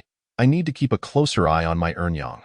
The villagers chattered animatedly, while one woman clung to a man, weeping, Wang Nyo, the child is gone. What should we do now? Wang Nyo's face darkened with concern, crying, "Want help? If the child is missing, we must call the police. Sitting here waiting won't solve anything. Yes, I'll call the police right away." The woman sprang to her feet, her clothes smeared with mud, her disheveled hair and tear-streaked face making her look like a village madwoman. Wang Nyo, however, seemed less frantic. A flicker of unease flashed in his eyes at the mention of calling the police. Baiyun Town, the nearest small town to the village, was a common trading place for villagers. In one household there, an elderly woman paced nervously in the yard, dingling. The phone rang, and her heart leaped with joy as she reached for her mobile. But the caller was not who she had hoped for. Trembling, she answered, "Grandma, the company employees say my sister hasn't come to work for several days. I'm heading to her place now." Crash! The elderly woman's phone slipped from her grasp and shattered on the ground as she fainted, her eyes rolling back. "Grandma? Grandma." At the affairs office, Ning stood before a tomb, a strange energy emanating from his fingertips. The lingering resentment of the past and the anger from his life would now be unleashed. Rage, spirits wronged in death. The crimson light radiated from Ning, creating ripples upon striking the grave. After a time, no vengeful spirit appeared before him, yet Ning smiled. A grand drama between people was about to unfold. The village was remote, and the police had to traverse a long mountain road to reach Shuangqiao. They were handling 3 cases, 2 missing persons reports and 1 concerning an elderly woman from the town. The police busied themselves until afternoon. The elderly woman had been promptly treated, and investigations into the missing persons began. Based on villagers' accounts, many suspected that human traffickers had seized the 2 children amidst the fog, while others believed it was the work of ghosts. Naturally, the police started by investigating human traffickers, dismissing the ghost theory as mere superstition. The case was assigned to a newly appointed officer named Wu Chuan, tasked with working in this area. Though he lacked the seasoned judgment and experience of older officers, he could still conduct basic case analyses. Wu Chuan dispatched officers to nearby intersections to prevent the traffickers from escaping, then followed the villagers' directions to the crime scene. The 2 locations of the incidents bore striking resemblance, with only a pool of blood and faint drag marks left behind. Faced with such a situation, Wu Chuan felt overwhelmed. He had just arrived, and this was his first case. No one had seen the assailant, and no useful evidence remained. The flawless execution of the crime filled him with anxiety. As darkness fell, Ding Feng's parents returned from the city, alarmed by the news of their son's disappearance and Ding Dama's fainting. They hurried to the town hospital. At that moment, Wu Chuan arrived to gather information from Ding Dama. Entering her hospital room, he found it already crowded with relatives. Upon seeing the officer, Ding Feng's father felt a jolt of apprehension. Avoiding Wu Chuan's gaze, Wu Chuan noticed his demeanor but thought little of it, considering it merely anxiety from the child's disappearance. Approaching Ding Dama's bedside, he asked, "Dama, did you see what the assailant looked like? Did you hear any other sounds?" Ding Dama looked up at Wu Chuan, her eyes hollow, clearly traumatized. "I saw nothing, heard nothing. All I saw was little Ding's blood," she sobbed. Her relatives comforting her. Wu Chuan, realizing that further conversation was futile, quietly left the room. Ding Feng's father sighed in relief as Wu Chuan departed. Just outside, Wu Chuan was about to leave the hospital when suddenly, another cry broke out. The voice came from another elderly woman in a different room. Out of curiosity, Wu Chuan entered. Unlike the previous room, this one was empty, save for a solitary elderly woman weeping on her bed. "Hui, why would you take such a drastic step at such a young age?" Wu Chuan felt a pang of sympathy. He approached her gently and said, "Dama, your family may not have arrived yet. If something troubles you, feel free to share it with me." The elderly woman paused her tears upon seeing him and, after gathering herself, slowly began, "What family do I have left? My husband passed away early, and I have no siblings. My only son is missing, and his wife divorced him.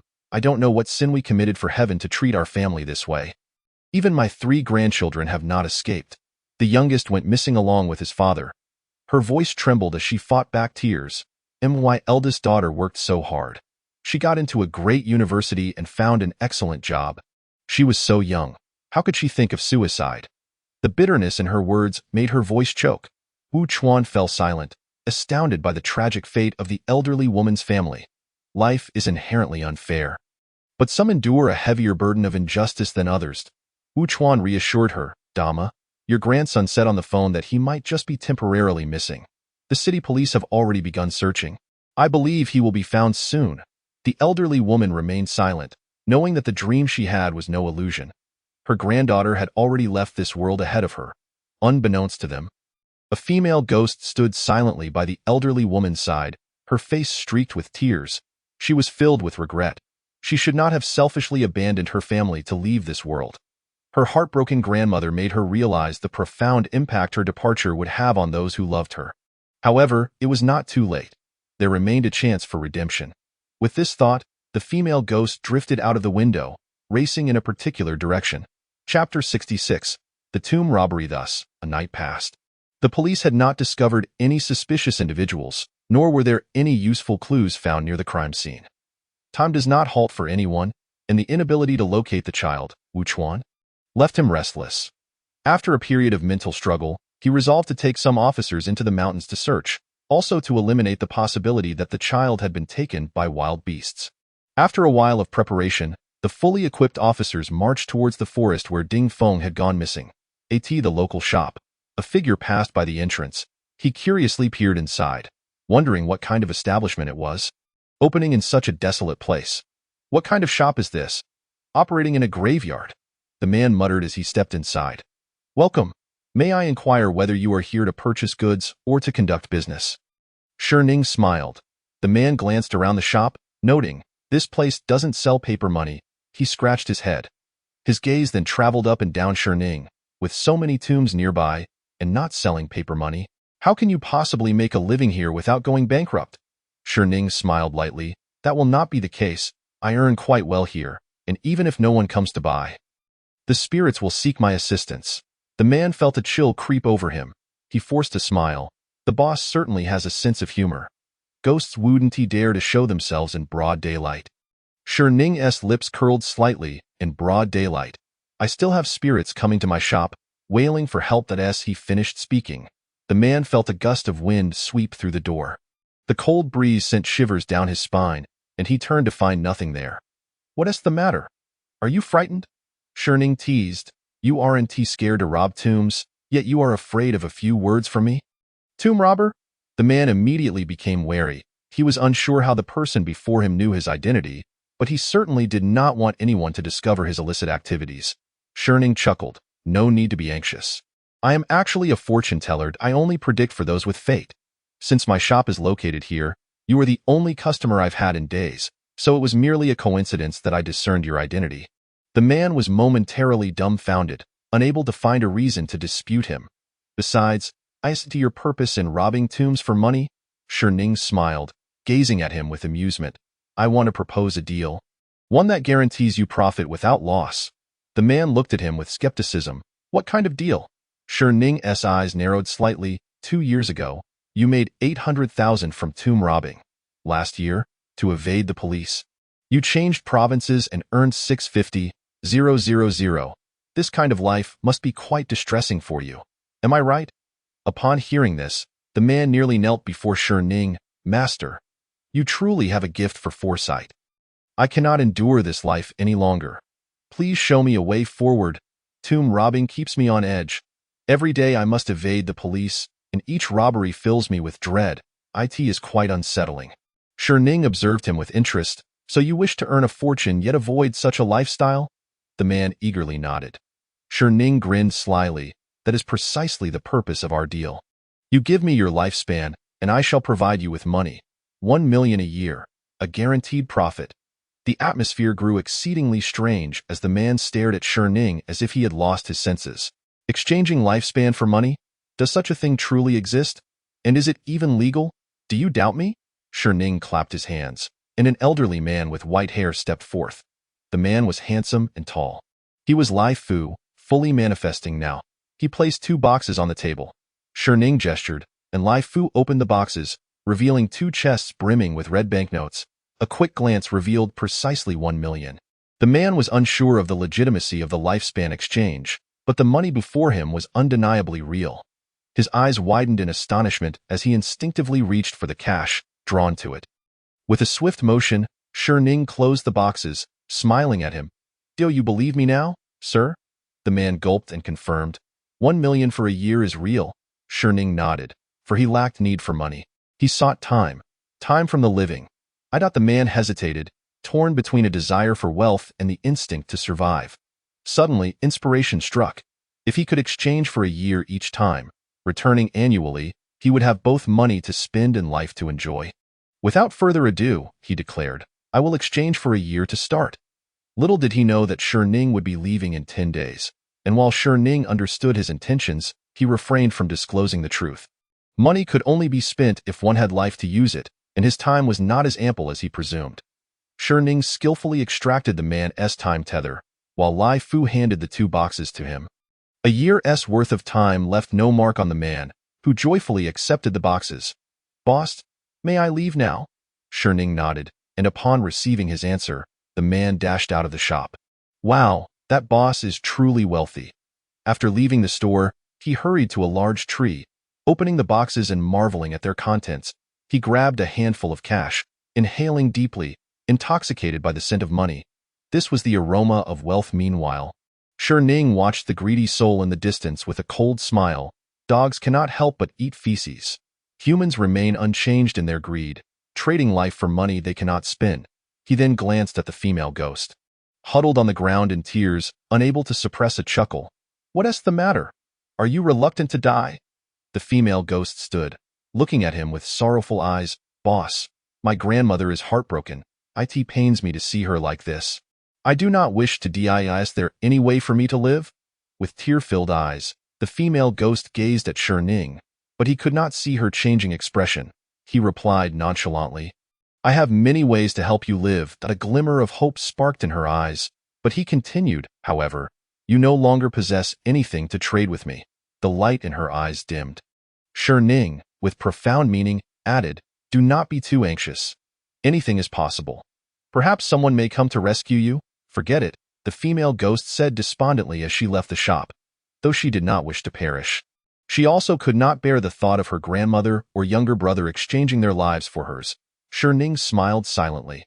Since Wu Chuan's departure, another significant event unfolded in early Tang. fog had arisen once more.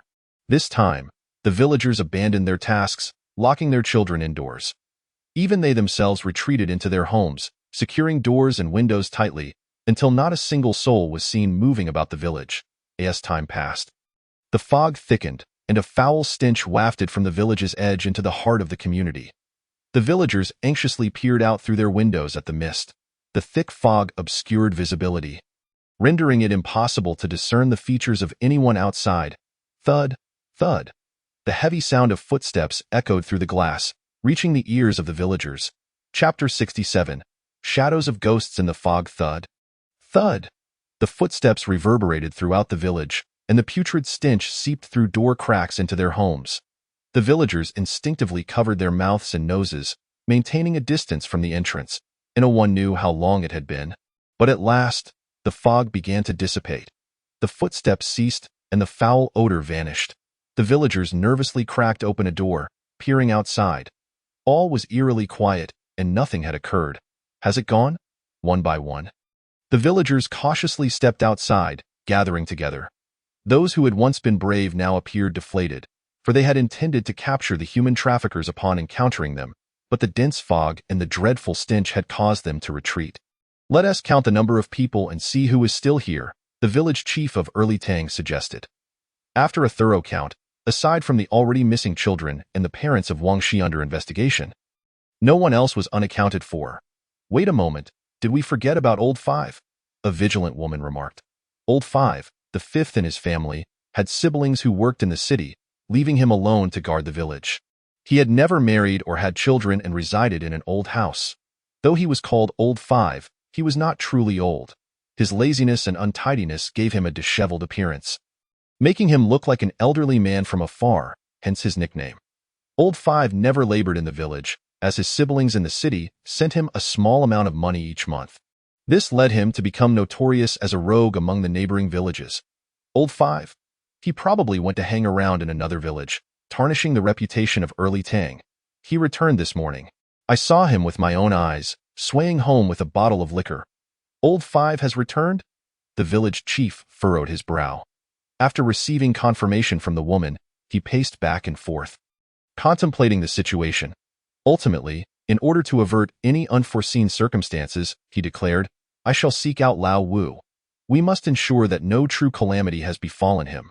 With that, the village chief hastened towards Lao Wu's home, while other villagers, driven by a morbid curiosity, followed suit. Knock, knock. The village chief arrived at Lao Wu's doorstep and rapped on the door. After a considerable wait, there was no response. Lao Wu, the village chief bellowed. Still, silence reigned. A sense of unease washed over him as he turned the doorknob and discovered that the door was ajar. Without further ado, he stepped inside. As the door swung open, light flooded into Lao Wu's dwelling, only to be met with the overwhelming stench of refuse. The interior was a veritable wasteland, with not a single inch of floor visible beneath the heaps of garbage, an abomination surpassing even the village's communal dump. It was difficult for the onlookers to fathom how Lao Wu, a man of such peculiarities, could endure living in such squalor. The village chief stepped over an array of mushrooms sprouting at the threshold and began to call out for Lao Wu as he searched for any trace of him. The villagers remained outside, unwilling to venture into a place more repugnant than any refuse site. After scouring the upstairs and the living room without finding Lao Wu, the village chief turned his attention to the area behind the living room. Suddenly, he halted in his tracks. The back door of Lao Wu's home stood wide open, and at the entrance lay a wine bottle, accompanied by a familiar pool of blood and a trail of drag marks. Panic surged through him as he dashed outside. Lao Wu, he too had been taken. As dusk approached, an unusual visitor arrived at the township's office. He was entirely wrapped in bandages, his ankles shackled by chains. His visage was horrifying. One half of his face was missing, exposing a portion of his skull, while one eye glowed an ominous red and the other dangled grotesquely from its socket. Welcome, greeted Ning with a smile. Does this esteemed Mr. Zombie seek to purchase goods or conduct business? The zombie's gaze bored deeply into Ning's, and in a chilling voice he uttered, I wish to strike a bargain with you. Wu Chuan's search and rescue team returned, undoubtedly empty-handed once more in the remote village. Not every household was equipped with surveillance, rendering the investigation significantly more arduous than in the city. Just as one wave of misfortune receded, another arose. Wu Chuan soon learned of yet another disappearance. Upon further inquiry, he discovered that a middle-aged man had gone missing under circumstances eerily similar to those before. Bewildered, Wu Chuan pondered, how could human traffickers also be abducting adults? He proceeded to the scene of the incident, only to be further confounded by the sight of a refuse station masquerading as a house within the village. Though perplexed, his professional integrity prevailed as he meticulously examined the crime scene. Correlating it with the previous two cases, he discerned that neither adults nor children had the capacity to resist their captor, and all incidents occurred amidst a peculiar fog. The perpetrator's strength was formidable. Likely capable of ending a life in a single blow, Wu Chuan's gaze shifted towards the forest beyond the back door. The evening sun was retreating, casting shadows that deepened the forest's unsettling aura. At that moment, a police officer rushed to Wu Chuan's side and whispered urgently. Wu Chuan's expression darkened. Let us proceed to Shuangqiao village. In Shuangqiao village, yet another pool of blood and a trail of drag marks awaited them. But the faces of many villagers now reflected sheer terror. Wu Chuan pushed through the crowd to cordon off the crime scene, yet no clues remained, leaving him with a sense of frustration. His first case as a newly appointed officer yielded naught. Observing the villagers' expressions, he surmised they must have witnessed something. Elder madam, did you see the face of the person? He inquired. The elderly woman's gaze faltered. Panic etched upon her features as she replied, You mustn't ask me, I saw nothing, no nothing. With that, she hastily departed and soon, the surrounding villagers dispersed in a flurry. Wu Chuan was left bewildered. At this juncture, he couldn't even ascertain who was missing. Were these people haunted by specters? Though lost in thought, he resolved to visit the village chief to glean more information. Shortly thereafter, Wu Chuan arrived at the village chief's yard, where the elder greeted him with a warm smile. Officer Wu, come in and sit. Wu Chuan accepted the invitation without hesitation, taking a seat on a nearby stool before addressing the chief directly. Village chief, have you seen the face of the trafficker? Upon hearing this, the village chief's expression shifted dramatically. He glanced around nervously before lowering his voice. Officer Wu, that was no mere human. It was truly a ghost. Ghost? Wu Chuan questioned, bewildered. Is there truly such a thing in this world? The village chief, his face pale with trepidation, continued, I witnessed it with my own eyes. As the sun dipped below the horizon, we were preparing to return home when a sudden fog descended. It was so thick that one could not see their own hand before their face. At that moment, I felt a presence brush against me. When I looked closely, a ghostly visage, bound in white ribbons, passed right before me. I was so frightened that I forgot how to walk. He paused, his voice heavy with sorrow. Shortly after the fog lifted, we discovered that a student who had just finished school had vanished. Chapter 68. The elderly lady's son. Another fog enveloped the area. Wu Chuan's expression grew grave as he inquired, Village chief, does such fog frequently occur in this vicinity? The village chief shook his head vigorously. It has only been frequent these past few days. The earliest instance was 2 years ago during a particularly thick fog that even reached Baiyun town, where a father and son went missing. The mention of a missing father and son sparked recognition in Wu Chuan. The village chief sighed. That father and son were truly unfortunate. The father was our schoolteacher, dedicated and exemplary in his role. Now they have vanished without a trace, and we have yet to find them. Wu Chuan's expression darkened as he began to piece together the identities of the missing pair. The mystery was slowly unraveling.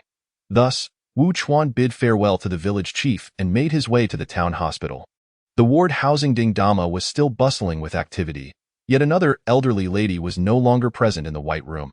After inquiring, Wu Chuan learned that the old woman had recovered and returned home. Through further investigation, he eventually located her residence as darkness fully enveloped the village. With no streetlights to illuminate the night, only the sounds of chirping insects accompanied him. The elderly woman's home was situated in a remote area, its windows aglow with light. The solitary figure of the old woman sat in a chair, lost in contemplation. Wu Chuan hesitated to disturb her, but in the pursuit of justice, he felt compelled to do so. Knock, knock, Wu Chuan rapped gently on the open door. The elderly woman looked up, her eyes devoid of light. Her hair was a cascade of white, and her face bore the marks of recent trials. She rose, her steps unsteady, and managed a bittersweet smile. "Young man, I apologize for the spectacle. Please, take a seat and no need. I'll stand for a moment," Wu Chuan replied, gently guiding the elderly lady back into her chair. "You must take care of yourself, or you risk exhausting your strength," he added. The elderly lady regarded Wu Chuan with a kind gaze. "At my age, I should have already departed this world." "Nonsense. Your health remains remarkably robust. Even more so than those city dwellers dancing in the squares." Wu Chuan's words brought a smile to her face, lightening the atmosphere between them. Perceiving Wu Chuan's true intentions, the elderly lady said, "You may ask. I shall share all that I know." Wu Chuan's demeanor turned serious. "I wish to know about your son." The elderly lady reflected for a moment, her mind wandering back several years. The night deepened, illuminated by a bright moon that mingled with the soft glow of the lamp, casting a gentle light upon her face. She began to recount her son's past. "My husband left this world early, and he was my only child. From a young age, he was obedient and diligent, a source of pride in both his studies and in life. His hard work bore fruit, and he became a teacher, eventually finding love. They were deeply affectionate, and soon after, they married and welcomed their first child. Gradually, our family grew with 2 more members, bringing me immense joy after my husband's passing." A smile graced the elderly lady's face as she continued. "But then that fateful day arrived, and everything changed. For reasons unknown, my daughter-in-law divorced him. I cannot fathom what could have driven such a loving couple apart, yet my son bore her no ill will. He respected her choices. It was from that moment misfortune began to haunt us relentlessly, as if the heavens had turned against you. My son and youngest grandson vanished 2 years ago amidst a thick fog, and no trace of them has ever been found." As she spoke, her voice grew heavy with sorrow. Wu Chuan felt at a loss for words to comfort her. "Elder madam, everything will eventually be all right. Fate cannot be so cruel." Upon hearing this, the elderly woman could only manage a bitter smile, hoping that fate would spare her last grandson. If he were to meet with misfortune, what purpose would her existence hold? Wu Chuan remained silent. If anything were to happen to the elderly woman's final descendant, it was indeed plausible that she might succumb to despair. After exchanging a few more idle remarks, Wu Chuan bid her farewell. Thus, days passed once more. The good news was that no more children had gone missing in the village, while the bad news was the absence of any leads regarding the disappearances. Under mounting pressure from the villagers, the higher authorities imposed a final 3-day deadline on Wu Chuan to solve the case, or face dismissal. At this moment, Wu Chuan sat in the police station's office, his forehead cradled in his hands. He had frequently visited the elderly woman over the past few days, which had notably uplifted her spirits. Yet, he found himself at a complete loss regarding the case. What perplexed him further was that the parents of the last missing child had yet to return. Did they no longer care for their child? Just as everyone was at their wits' end, a breakthrough in the case emerged. A patrolling officer apprehended a tomb raider, who happened to be the same individual that had visited Ning's shop. Ning was right. A leopard cannot change its spots, and neither can a person rid themselves of greed. After leaving Ning's establishment with money in hand, the tomb raider had indulged himself for a while. But as his funds dwindled, he grew restless. Consequently, he returned to his old profession, grave robbing. Stealthily assessing the surrounding geography and the mountainous terrain, his actions were soon detected by a patrolling officer. In light of the recent disappearances, this presented an invaluable opportunity. The officer discreetly followed the tomb raider, who traversed a forest and arrived at a riverbank. The raider, looking around nervously, spotted a cave from a distance. It was in his nature to be drawn to such openings. With a glimmer of excitement in his eyes, he rushed to the cave's entrance. Peering inside, he did not find treasure but instead discovered a corpse. The corpse's eyes locked with his, and although the tomb raider had encountered death before, this sight startled him. Just as he intended to flee, the officer launched a surprise attack, subduing him. Wu Chuan approached the tomb raider, his gaze stern as he locked eyes with the man. "Are you the trafficker?" The raider, bewildered, replied, "You cannot unjustly accuse me. I am merely a tomb raider, not a murderer or a kidnapper. How can you police officers wrongfully accuse me?" The officers exchanged puzzled glances. Wu Chuan's tone was laden with meaning as he remarked, "Ah, so you are indeed a tomb raider." The man was momentarily rendered speechless, realizing he had inadvertently incriminated himself. Wu Chuan then exited the interrogation room, leaving the raider in custody to await his fate. Chapter 69. What wine brings you here? Subsequently, Wu Chuan arrived at the location where the corpse had been discovered. Through investigation, they had ascertained that it belonged to the missing fifth child. The body bore a severed neck, puncture wounds to the shoulder, and signs of having been dragged. Wu Chuan summoned the enthusiastic officer who had brought in the raider, commending him. You've made a significant contribution this time. If we solve this case, your efforts will not go unrecognized. Yes, thank you, Captain Wu. Wu Chuan nodded, patting the young officer's shoulder. Now, take me to the site where this body was found. Yes, soon. The two traversed the forest and arrived at a secluded lake. Its surface murky and covered in duckweed. Exuding a foul odor, Wu Chuan followed the officer to a large hole at the base of a small hillside. The more he observed, the more peculiar it seemed.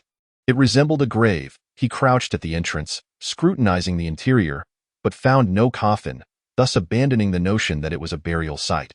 Rising to his feet, he circled the mound and suddenly noticed a vague footprint that led deep into the forest.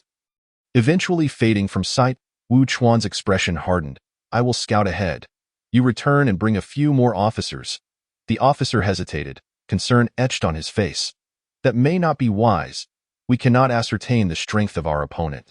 Acting recklessly could lead to disaster. At that moment, Wu Chuan felt compelled to proceed regardless. I will keep my distance. Besides, I am a trained officer, not a child or a petty thug who could be easily subdued. Despite his reassurances, the officer remained uneasy. Ultimately, Wu Chuan agreed to share his real-time location with the officer, which eased his worry. Thus, Wu Chuan followed the footprints into the depths of the forest. The agency of all things, due to its geographical location, had not seen any visitors since the last Tomb Raider's visit. However, with Sherning's arrival, the King of Hell had dispatched several emissaries to guide lost souls, resulting in a noticeable decline in the goods at the agency's entrance. The King of Hell was indeed a troublesome figure. Sherning, observing the drifting emissaries, felt a twinge of irritation, but there was little he could do. In order to maintain the balance between the realms, the King of Hell had to work tirelessly. Had it not been for Sherning's previous disruption at the Inyang Springs, the King's workload would not have increased so drastically. Sherning, though frustrated, could not deny that this King of Hell was more competent than his predecessor. He then produced a piece of parchment, marked with a blood handprint and a small bat. After some calculations, he transformed into a shadow and vanished from the agency. Time to collect debts. Meanwhile, Wu Chuan followed the footprints to a highly concealed cave. He crouched at the entrance, peering inside, and was instantly frozen in shock. Regaining his composure, he withdrew, pressing his back against the wall as he slowly retreated. He had gleaned two pieces of information. The good news was that all three missing children had been found, and they were all inside the cave. The bad news was that they were covered in blood, their fates uncertain, and beside them stood a bandaged monstrosity, a newcomer to the police force. Wu Chuan was genuinely terrified by the creature before him. It resembled a zombie straight out of a horror film. He edged along the wall, gradually distancing himself from the cave. As the saying goes, all fears stem from a lack of firepower. He would wait for reinforcements to arrive before confronting the creature. "Wu Captain!" A sudden noise startled him, and he turned to see the officer who had gone to fetch help, now panting heavily. "What are you doing here? Where are the others?" Wu Chuan whispered urgently. "The mountain path was treacherous.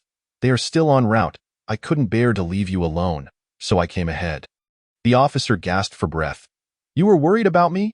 Wu Chuan realized something and stealthily approached the cave entrance to look inside. It was too late. He withdrew his gaze and turned pale as he looked at the officer behind him. "What's wrong, Wu Captain?" the officer asked, puzzled, completely unaware that a single eye was nearly touching his back. "Monster! Get away from him!" Wu Chuan shouted. "Step back. Do not approach here."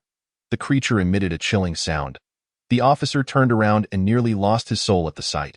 He hurriedly joined Wu Chuan, confronting the creature. "Monster! I don't know if you're human in disguise or what, but if you've killed, you will pay the price." Wu Chuan, emboldened by an unknown courage, picked up a stick and demonstrated a set of moves before the creature. A true man's battle was about to begin. However, the creature showed no inclination to fight. It merely sought to escape, unwilling to engage with the two before it. "Step aside. I do not wish to kill you," rasped the creature. With a thud, Wu Chuan, well aware of the saying that evil men perish with their own words, struck the creature on the head with the stick. The officer looked at Wu Chuan with stars in his eyes, witnessing a scene reminiscent of Wu Song slaying the tiger. This act earned Wu Chuan a devoted admirer. Yet, the blow did not harm the creature at all. Instead, it only served to enrage it further. With a furious roar, the creature's single eye turned a deep crimson. It brandished a small scythe, swinging it at the two, but Wu Chuan and the officer were not to be trifled with. Both were veterans of the force, capable of handling themselves. They suppressed their fear, holding the creature at bay while awaiting reinforcements. At the summit of the Antarctic snow mountain, it was astonishing to find a tavern nestled halfway up the slope. Bang! The tavern doors swung open, a bone-chilling gust of wind sweeping into the establishment. The patrons shivered, about to voice their displeasure when they caught sight of a figure, swallowing their anger back down as if it had lodged in their throats. Which insolent fool enters without closing the door? A man with a pig-like face abruptly rose from his seat, his gaze fierce and menacing, two tusks glinting ominously in the light. The patrons of the tavern fell silent, all fixated on the doorway, their hands trembling slightly around their cups. The pig-faced man snorted, steam escaping from his nostrils. Due to the glare, he could hardly discern who stood outside. Rolling up his sleeves, he stormed towards the entrance, eager to confront the audacious fool who dared to provoke him, the esteemed pig grandpa. As he advanced, the blinding light no longer pierced his eyes, and he finally recognized the figure at the door. Thud! His legs buckled, and he collapsed onto the floor, gazing up at the silhouette with a sense of humility. Grandfather, what brings you here? In Chapter 70 of the Blizzard Tavern, Ning observed the kneeling pig-faced man with a mocking glint in his eye. Well, well, pighead, have you grown some spine? The pig-faced man was drenched in cold sweat, forcing a smile that was more grotesque than tears. How could you say that? Old pig may be capable, but I can never match even a single finger of yours. Grandfather. Ning disdainfully turned his head away, coldly declaring, Scram! If you dare misidentify kin again, I'll have you turned into merchandise. The pig-faced man shivered. I'm leaving. He immediately sprawled on the floor and rolled aside. The other patrons of the tavern remained silent, not a hint of shame for the pig-faced man in their expressions. On the contrary, if it had been any of them, they would have likely fled the premises in haste. The tavern was devoid of normalcy, filled instead with all manner of monsters, deer demons, bear spirits, rabbit sprites. This was the Blizzard Tavern, a place of unparalleled freedom, secluded from human interference, making it a favored gathering spot for creatures, even perched atop the peaks of Antarctica. Yet, the atmosphere within the tavern was unusually somber, devoid of the usual revelry and laughter. As creature after creature sat in eerie silence, I'm here to collect a debt. This does not concern you, Ning spoke. The crowd of creatures collectively exhaled, resuming their drinks, their curiosity piqued. Who would dare owe this esteemed figure? Little one, don't think that I cannot see you hiding. Do you wish to forsake your soul? Just as Ning finished speaking, a bat flitted out from beneath the bar. The bat looked somewhat sheepish as it regarded Ning, who, with a stoic expression, approached the bar and sat down naturally. With a flash of dark light, the bat transformed into a stunningly voluptuous woman who settled beside Ning. She was a vampire. 10 more minutes, Ning stated nonchalantly. Can't you grant a few extra days? The vampire pouted. Her unique allure left the tavern's patrons entranced. Had it not been for Ning's presence, they might have rushed to her aid. Unfazed, Ning did not even glance at her, asserting, I adhere to my principles. The debt is as it stands. The vampire pouted again, retreating to her original position. As the 10 minutes swiftly elapsed, Ning rose and said coolly, Time's up. Do you wish to renew the contract? The beauty, with a forlorn expression, lamented, My lifespan is nearly depleted, and you still think of renewing. Do you not understand the value of cherishing a delicate flower? Ning scoffed lightly, That was your own choice. With that, he extracted a strand of time from her, and a remarkable transformation ensued.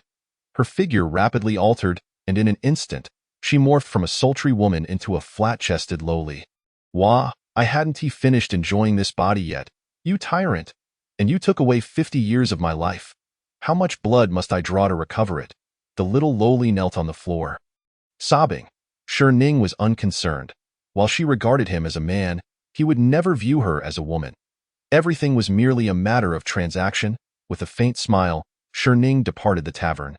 Apart from the celestial beings above, he relished trading with vampires, especially these naive little ones, with their short lives. After Ning's exit, the creatures in the tavern cast curious glances at the weeping lowly. "Why are you all staring at me like that? I'm not easy to mess with." The little lowly revealed her vampire fangs. "Little brat, you should leave quickly. They're coming to beat you up." A voice emerged from beneath the bar, revealing an old turtle who poked his head out to speak to the lowly. "You brought him here to the tavern to escape your debts. We may have to relocate again." The little lowly shivered under the hostile gazes of the creatures and hurriedly fled the tavern. "Should we move again?" the pig-faced man inquired as he rose from the floor. A hint of trepidation in his voice. The old turtle pondered for a moment before responding, "Not this time. It was that fool's folly that caused this mess." The creatures fell silent, seemingly haunted by the memories of their past fears governed by time. Meanwhile, the battle between Wu Chuan and the monster drew to a close. Unsurprisingly, both Wu Chuan and his companion were half kneeling on the ground, panting heavily, their bodies bearing various wounds. The monster loomed like a lifeless husk, impervious to their attacks. Suddenly, a rustling sound echoed through the surrounding forest, and Wu Chuan's face lit up with joy. Reinforcements had arrived. The monster, too, sensed the presence of newcomers. Clarity began to seep back into its eyes as white mist emanated from its form. It cast a lingering glance at Wu Chuan before vanishing into the fog. "Old Wu, how are you?" Officers emerged from the woods, urgency in their voices. "Quick, the child is in the cave," Wu Chuan exclaimed hurriedly. Some officers diverted towards the cave, and shortly thereafter, they returned, each wearing a grim expression. "Damn it," Wu Chuan clenched his fists tightly. Despite their efforts to delay, the monster had escaped. Even more infuriating was the fact that it had taken all the bodies with it. Upon returning to the town, a doctor bandaged Wu Chuan and the officers, administering a tetanus shot. The police dispatched more personnel to patrol the village woods and deployed several drones to monitor the mist movements. As evening fell, Wu Chuan's injuries were not severe. He remained unaware that the monster had shown restraint. He purchased some fruit to visit the elderly lady. Upon arrival, he discovered a boy accompanying her. "Grandma, have you eaten? Little Wu is here." The elderly lady beamed. Her spirits lifted significantly after Wu Chuan's encouragement over the past few days. "Why are you bringing gifts?" she chided with a smile. Wu Chuan casually placed the fruit he had picked up from a stand on the table. "You must finish dinner before you leave," the old lady insisted. Wu Chuan chuckled at her words, while Li Tsong, observing the jovial exchange, felt a twinge of envy. "Why does he seem more like a grandson than I do?" Li Tsong mused. At the task force headquarters, Ning had already returned from Antarctica, and before him lay the bodies of 3 children. "I never expected you to be so ruthless, able to act against children without a flicker of emotion," Ning remarked, his eyes narrowing. In the past, he would have sought friendship with the zombies before him, but things were different now. He was weary of the game. "They too did not hesitate to strike at us in the past, and I shall repay this pain in kind." A hoarse voice emerged from the zombie's throat. "Ha ha ha, I admire you. You are just like the destroyers of old, seeking vengeance for every slight." Ning chuckled. The zombie remained silent. "Fear not. The outcome of our transaction will not disappoint you. Tonight shall witness a grand feast between man and man." With that, a fragrant mist began to emanate from his palm, gradually spreading until it enveloped several nearby villages and White Cloud Town. In Chapter 71. As the sun set and night descended, both the village and the town found themselves engulfed in a thick fog. Fortunately, the rural roads were not heavily trafficked at night. Upon witnessing the fog, drivers instinctively halted their vehicles, waiting for it to dissipate. This fog was unlike any before. It permeated not only the outdoors but even infiltrated homes, so dense that one could easily lose their way indoors. Concurrently, some peculiar occurrences unfolded in certain households. The elderly lady's residence. Wu Chuan found himself unable to resist her warm hospitality and decided to stay. Just as they were about to eat, a heavy fog swept over the entire town. Wu Chuan's immediate thought was to return to the police station to check on the drones. But the fog disoriented him. The faint, alluring scent of the mist made him dizzy, while Li Tsong and the elderly lady also found themselves lost within the confines of their home. When Wu Chuan regained clarity, The fog lifted, leaving him uncertain of his whereabouts. "Are you?" "Officer Wu." At that moment, 5 individuals stood in a graveyard, exchanging bewildered glances. It was the parents of Ding Feng and Wang Shi, alongside Wu Chuan. They had arrived here without understanding how or why. "There's light over there." Ding Yu pointed towards a distant glow. Curiosity piqued, the group wondered who would build a home in such a grim location as a grave mound. As darkness enveloped the surroundings, they found themselves in dire need of a refuge. Exchanging glances, the group ventured towards a source of light. Before long, they arrived at the origin of the illumination, a peculiar establishment, situated just outside a graveyard. The gentle glow of the moonlight cast an ethereal aura upon the shop. Approaching the entrance, they noticed that the glass of the reception area had, for some inexplicable reason, become foggy, obscuring their view of the interior. With a heart full of trepidation, Wu Chuan raised his hand to knock, but the door creaked open of its own accord. "Come in," a deeply magnetic male voice beckoned from within. Their consciousness momentarily hazy, they found themselves stepping inside the reception area involuntarily. When they regained their senses, the sight before them rendered them motionless. The floor was meticulously arranged with 4 lifeless bodies, including that of the police station's old 5. Sanchi. A woman gasped in horror and rushed towards the corpse on the ground. The others hurried to inspect the scene, but only Wu Chuan remained, his expression grave as he regarded Shining. Was this all his doing? What was his purpose? Was the eerie mist also of his creation? What connection did that monster have with him? Countless possibilities raced through Wu Chuan's mind. Just as he was about to speak, he noticed a flash of red light in Shining's eyes, leaving Wu Chuan frozen in place, as if he had plummeted into an abyss. At that moment, a white-haired man approached, completely disregarding the 4 individuals weeping on the ground, and walked straight towards the immobilized Wu Chuan. Although his mind and eyes remained clear, Wu Chuan found himself utterly unable to move. He watched helplessly as the white-haired man hoisted him onto his shoulder and gradually made his way towards a corner. "Sanchi, how could you have died like this?" the woman lamented, caressing Sanchi's cold body. While the other parents looked on in sorrow at the lifeless forms. "Do not rush to mourn. Our guests have yet to arrive," Shining remarked, drawing a circle in the air with his index finger. Instantly, 2 dark, gaping holes materialized before the other 2 corpses, from which black tendrils emerged, reaching into the void and, to the astonishment of the onlookers, pulling out 2 individuals. Both appeared utterly bewildered. They were the father of the last child and old 5's elder brother. Upon their arrival, they immediately noticed the bodies lying on the ground.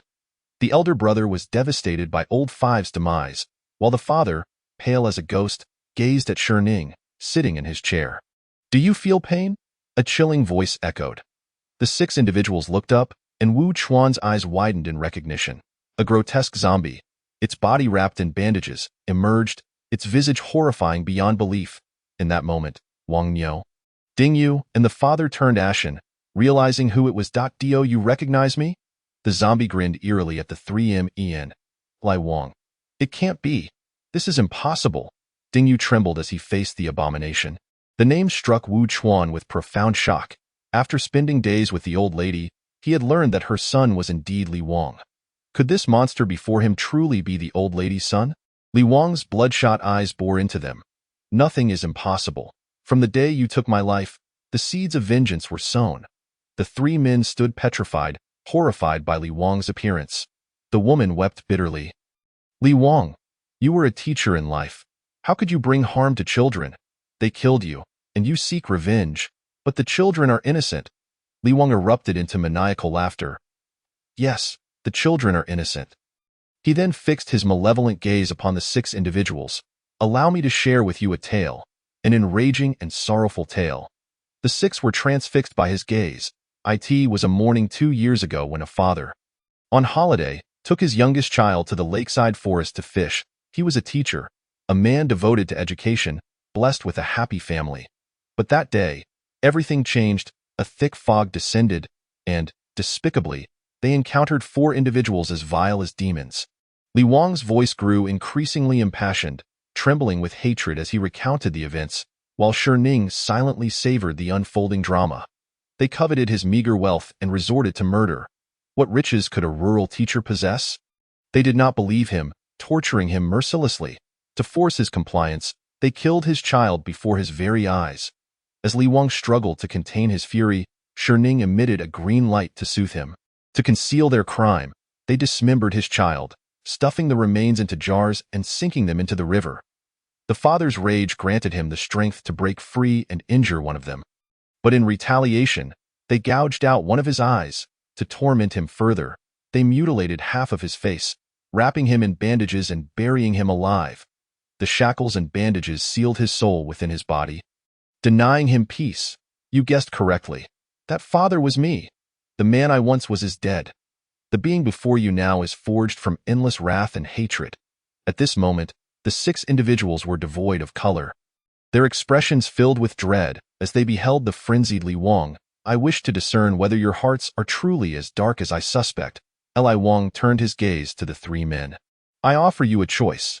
If you are willing to exchange your lives for that of the child, I shall grant you my forgiveness. Chapter 72. A shocking revelation. Dingyu forced himself to remain calm. How could a child possibly be resurrected? Was this a test? He pondered. I am willing to exchange my life, he exclaimed urgently. Li Wang's smile grew sinister as he turned to Shining, who also smiled, regarding Dingyu with a knowing look. Then, with a snap of his fingers, a crisp sound echoed in everyone's ears, heralding a chilling spectacle. A green ribbon of energy emerged from Dingyu's body. One end tethered to him, the other to the corpse. As the ribbon manifested, Dingyu's form rapidly aged, while the wounds on the lifeless body began to heal. Shining reveled in this ability, having derived it from the goddess of life herself. Moments later, without even a cry of anguish, Dingyu dissipated into dust, drifting out of the shop. The child on the ground came back to life. He gazed around in confusion. Child? Ding Feng's mother cried out, embracing him tightly. Having already lost her husband, she could not bear to lose this child as well. The others felt as though their worldviews had utterly collapsed. Such a phenomenon could occur. They stared at Shining as if they had seen a ghost. And what of you? Shining inquired, casting a peculiar glance at Wang Niu and his wife. What will you choose? Save the greater or the lesser? Witnessing Dingyu's fate, Wang Niu began to panic. He stammered, Wife, a child can be born again, but if a person dies. Before he could finish, his wife glared at him furiously. You scoundrel! You're the one who stirred up this trouble. Why involve the child? You were just an ordinary farmer. Why do you hang around with him every day? She unleashed her pent-up fury upon Wang Niu.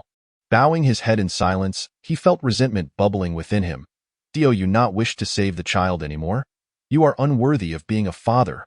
Her final remark seemed to strike a nerve deep within him. Crack!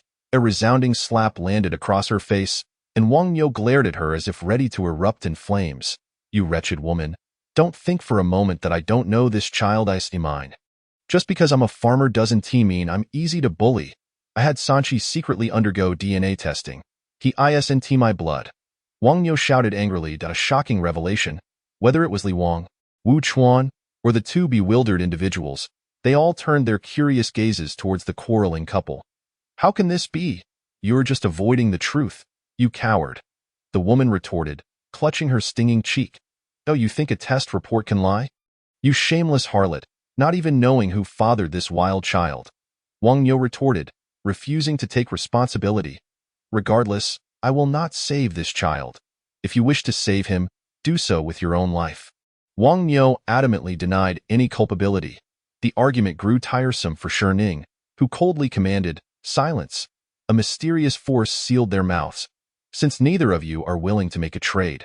Shining paused. Then you shall both perish. A wicked smile crept across his face. MMM. MMM.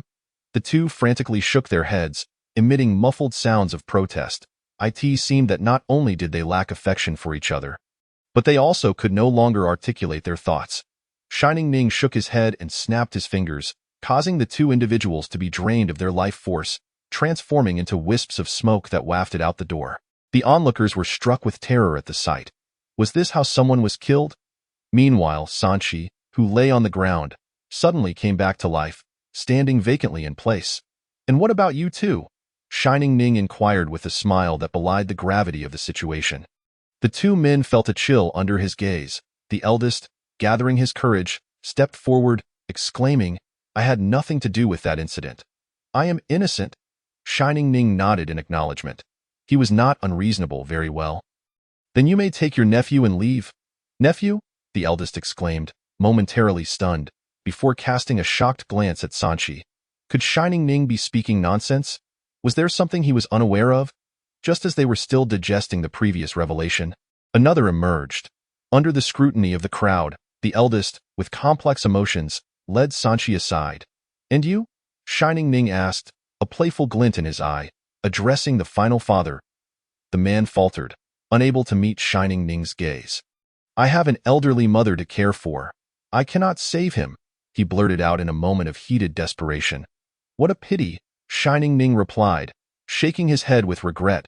It seems Mr. Zombie will not forgive you. Then, his smile turned sinister, reminiscent of a demon from the depths of hell. Lai Wang let out a chilling laugh as he approached, and upon seeing him, the man's face turned ashen. He struggled to speak, only to find his mouth seemingly glued shut.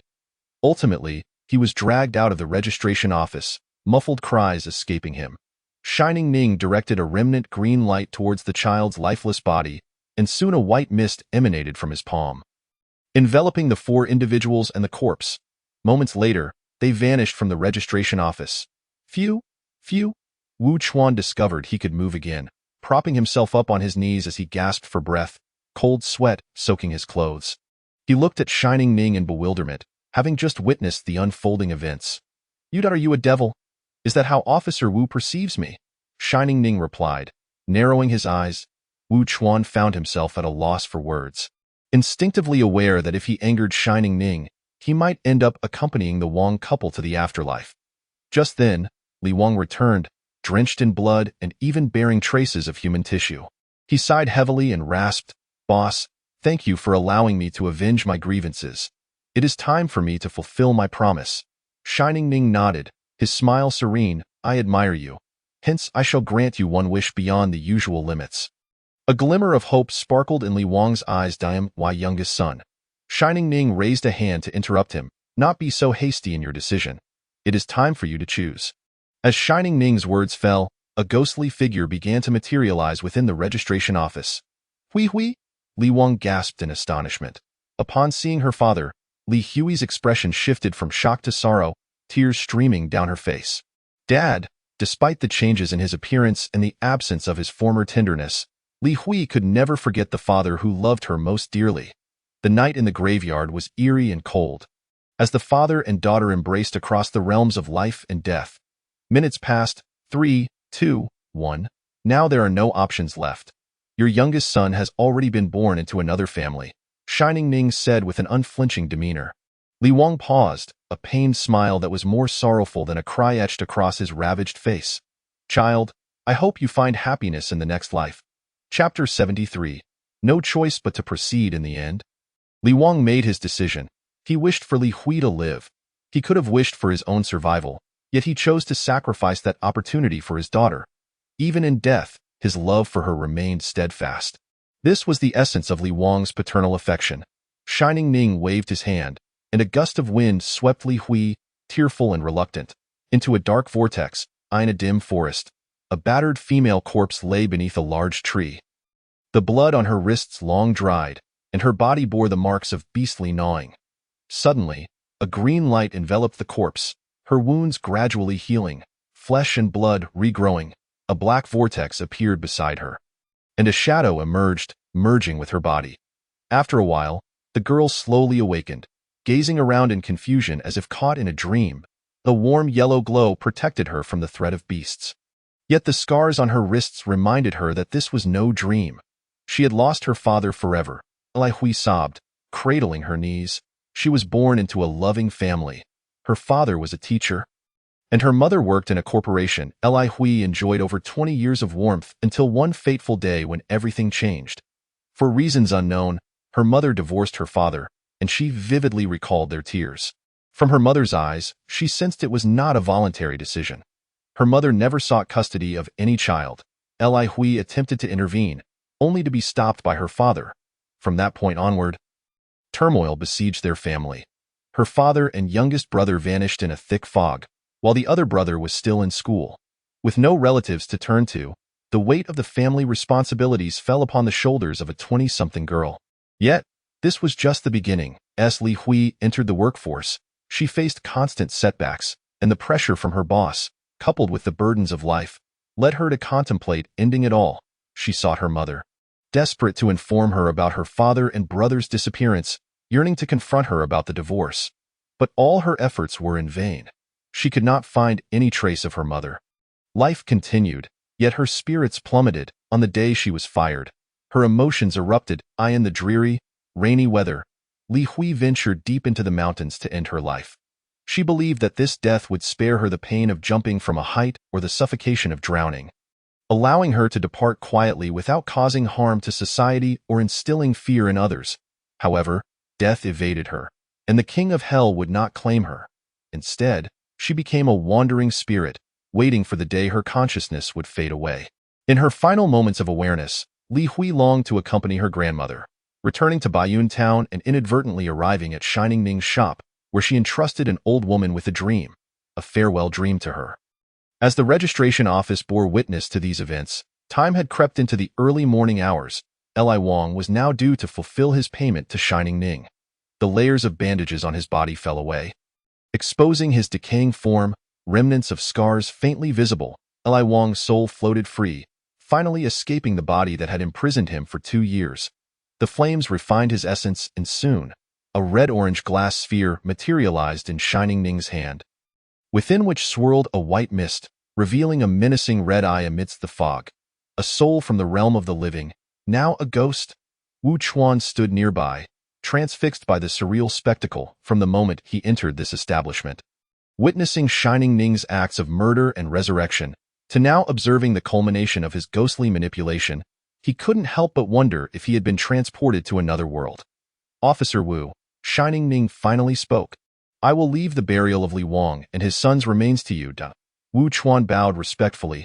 Yes, senior, I will see to it. Wu Chuan was astute. From the moment he witnessed these events, he understood that this world was far from simple. He recognized that the man before him was undoubtedly a true powerhouse, and he needed to cling tightly to this formidable figure. Shining Ning produced a glass sphere.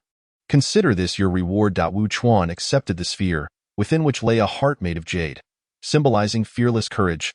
Thank you, senior. Wu Chuan bowed deeply. Shining Ning chuckled. You have a keen eye, young man. After Wu Chuan departed, he couldn't quite recall how he left. He only remembered a moment of disorientation before finding himself at a grave site. Right beside Li Wang's body, he pulled out his phone, but there was no signal on the mountain. Fortunately, a drone guided him back. By the time Wu Chuan returned to the police station, dawn was breaking, and he gathered his fellow officers to prepare for the recovery operation at the lake where the bodies had been submerged. As the morning sun rose, a rooster's crow awakened the residents of Baiyun Town. Today, the old woman seemed particularly spirited, a smile adorning her face, and even her steps appeared lighter. This newfound vigor stemmed from a call she received from Li Hui, informing her of her imminent return. Her joy knew no bounds.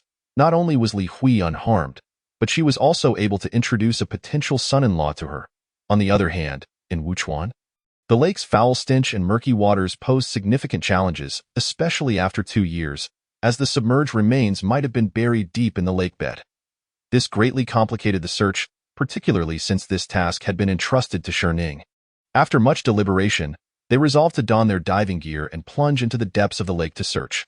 Meanwhile, at the Wanshi Zhaoban, a peculiar woman entered the shop, clad in a form-fitting black outfit. Her long black hair and curvaceous figure only enhanced her allure. Madam, you have arrived too late. Your child perished 2 years ago. Shining spoke with a calm demeanor. Why? I had distanced myself from them. Why did misfortune still befall them? The woman's emotions were tumultuous. Shining remarked, You severed the ties of fate, even the very fabric of destiny itself. Truly a remarkable feat. Yet, he continued with a faint smile. Time will remember all. You may sever all connections, but you cannot escape the grasp of time. You have been outmaneuvered. He fixed his gaze upon her soul. The woman bowed her head, clenching her fists so tightly that her nails dug into her flesh. Oblivious to the pain. What is the price to bring them back?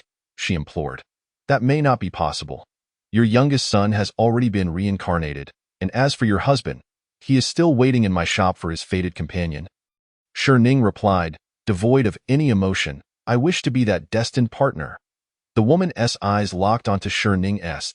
You cannot die, must. With that, she drew 2 black daggers, inscribed with runes, aiming them at Ning. Oh? The essence of the blacksmith, intriguing. Ning mused, do you believe that possessing 2 daggers marked with the sigils of slaughter can challenge me? His eyes brimmed with scorn.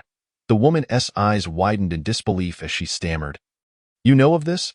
Are you from the ancient times? Slowly, Ning rose. Curious, seek the answers in time. Darkness enveloped them as an indomitable hand sent her hurtling into an abyss. As noon approached, Wuchuan finally made progress, retrieving a heavy stone jar from the lakebed's sludge. Although they had an inkling of its contents, a wave of tension washed over Wuchuan. When the jar was opened, a putrid stench wafted forth, revealing decomposed remains mingled with fragments of bones. Ugh! One officer could no longer contain his revulsion, triggering a chorus of retching from the team. Wuchuan returned the bodies of Li Wang and his youngest son to the elderly matriarch. Although she had long prepared herself for the grim news, hearing it confirmed still plunged her into sorrow, leaving her unable to recover for an extended time. On the train to the countryside, Li Hui composed herself, gazing out at the swiftly retreating scenery, her heart gradually finding peace. The train sped along, transitioning from towering buildings to the simplicity of rural life in the blink of an eye. Upon alighting, she hailed a ride to Baiyun town, finally returning by evening. Taking a deep breath, the unique fragrance of the countryside lifted some of the gloom from her heart. Instead of heading straight home, she navigated through her memories to the chaotic burial ground behind Shuangqiao village. The Wan Shijiao Ban. Darkness enveloped the shop when Li Hui arrived. Miss Li, how does it feel to be reborn? Ning asked with a gentle smile. Li Hui bowed her head in silence for a long moment. Her life had been bought at the cost of her father's, and though she had returned, she was uncertain whether to feel joy or sorrow. She finally lifted her gaze. I will no longer squander this life.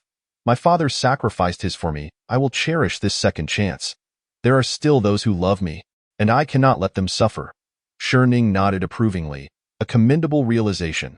An uneasy silence fell between them. Li Hui bit her lip. Can I see him just once more? Ning shook his head but said nothing. Understanding dawned on her, and she stood, bowing deeply to Ning. Thank you. Though it is tinged with regret, I am still grateful. There is no need to thank me. If gratitude must be given, let it be to your father. All is a transaction of equals. As he spoke, a wisp of smoke emanated from his palm. The curse would be lifted, and everything would soon begin anew. Before Li Hui lay a blinding whiteness, leaving her momentarily disoriented. Suddenly, she felt a lightness, as if the shackles binding her were broken. When she regained her senses, the night had not dimmed the street before her, which opened a portal to her childhood memories. Hui Hui! A voice, achingly familiar, rang out, and she turned to find not only the elderly matriarch but also Li Tsong and Wuchuan, all gazing at her with joy. Grandma Li Hui's voice choked, and she could no longer restrain herself. Collapsing into the matriarch's embrace, sobbing uncontrollably. Life must go on. Do not be defeated by the challenges faced, nor let those who love you feel regret. Tick-tock, ding. The Wan Shijiao Ban vanished into the night as a radiant light. Ning also gleaned much from this rural journey. He not only acquired numerous goods from the graveyard, but also forged a powerful glass orb and found a suitable bearer, all unfolding according to his meticulous plan. On a beautiful coastline, the Wan Shijiao Ban appeared once more. The moon shone brightly in the early morning, its light shimmering across the sea, while the gentle sea breeze carried away worries and evoked memories. Ning stood at the entrance of the Wan Shijiao Ban, facing the boundless ocean, teeming with life. Who, in this world, still remembers the battlefields of your at dawn? Ning opened the shop early, while Lai Fu ventured out in search of breakfast. With summer upon them, the seaside welcomed a surge of tourists. The Wan Shijiao Ban had relocated from the Summer Kingdom to a nearby coast, and on its opening day, customers arrived. Coincidentally, the patrons were the couple from Tashan, now evidently married. The boy radiated happiness, though the girl's expression was somewhat somber. It was peculiar. Since the girl had locked her fate with the boy, everything about her had changed. Once a fresh graduate managing a fish pond, her beauty had attracted suitors, particularly the boy, who became her personal ATM, funding her every expense. The boy was devoted, while the girl kept him on a string, delighting in his affection. When he invited her on a trip, she eagerly brought her friend along, and he bore no ill will towards her invitation of others. He cherished her. Even if she were a mere stone, he would warm it with his love. A chance encounter led them to Sherning's shop, where he sold them a fate lock at a bargain, breaking the cycle of dependency. Initially, the girl dismissed it, but once they locked their fates, her life took a drastic turn. Strangely, all the fish in her pond ceased to acknowledge her, leaving only the boy at her side. Her confidant, her friend, suddenly quarreled with her, abruptly ending their journey. Reluctantly, she returned home for a few days. But odd occurrences plagued her. Any interaction with other men resulted in misfortune, falls, choking, and near drownings. Strangely, these mishaps befell even her father and brother. Yet, when the boy was near, all was normal. It was the boy's first visit to her home, and he appeared incredibly nervous, stumbling over his words. Yet, the girl's parents took an instant liking to him, insisting on their marriage. That night, the boy couldn't sleep from joy, and they wed not long after. However, her life remained unsettled. While she could converse normally, any physical contact with other men triggered calamity whenever the boy was absent. At last, the young man decided to celebrate their union by taking the girl on a delightful trip to Sanya. During their journey, he stumbled upon a remarkably familiar shop. Chapter 75. The Tale of Sherning in the Underworld. Welcome.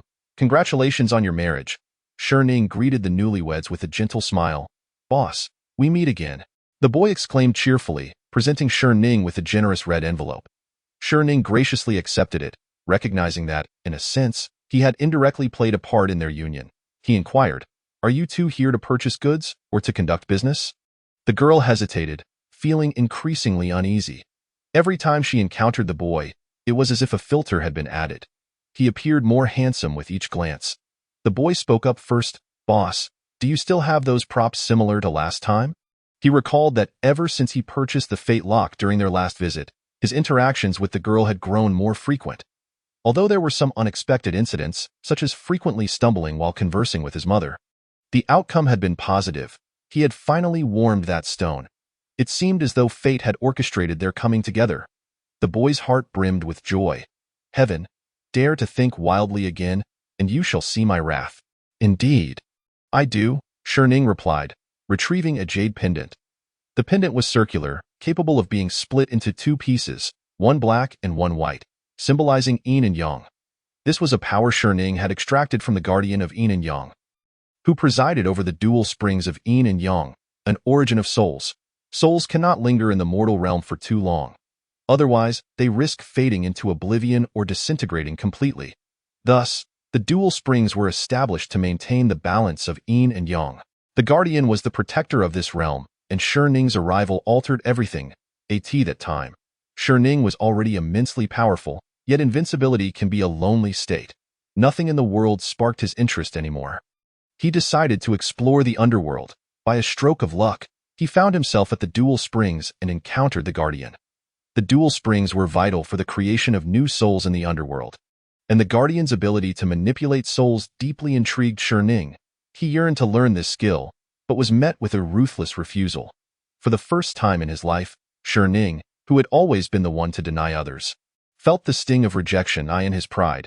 He committed a grave mistake that would alter the course of the world. He killed the guardian and stripped him of all his powers. Sherning sought to transform the guardian's soul into a work of art, thus giving birth to the world's first soul glass orb, and a pervert enamored with glass orbs. The guardian's death disrupted the balance between yin and yang, prompting the king of Hades to dispatch troops against Sherning. Unsurprisingly, Sherning found himself surrounded by a multitude of glass orbs, yet he wasn't unreasonable. He soon identified a suitable replacement for the king of Hades. The current king was dutiful, dispatching emissaries to retrieve all souls from the mortal realm to prevent their loss. Meanwhile, Sherning was in search of a fitting candidate to assume the role of the guardian. The yin-yang jade pendant, divided into two pieces, symbolizes the dual existence of yin and yang, signifying that they shall reunite in the next life. Sherning explained with a smile. "Reunite in the next life?" The boy's eyes widened. "Boss, I'll take it."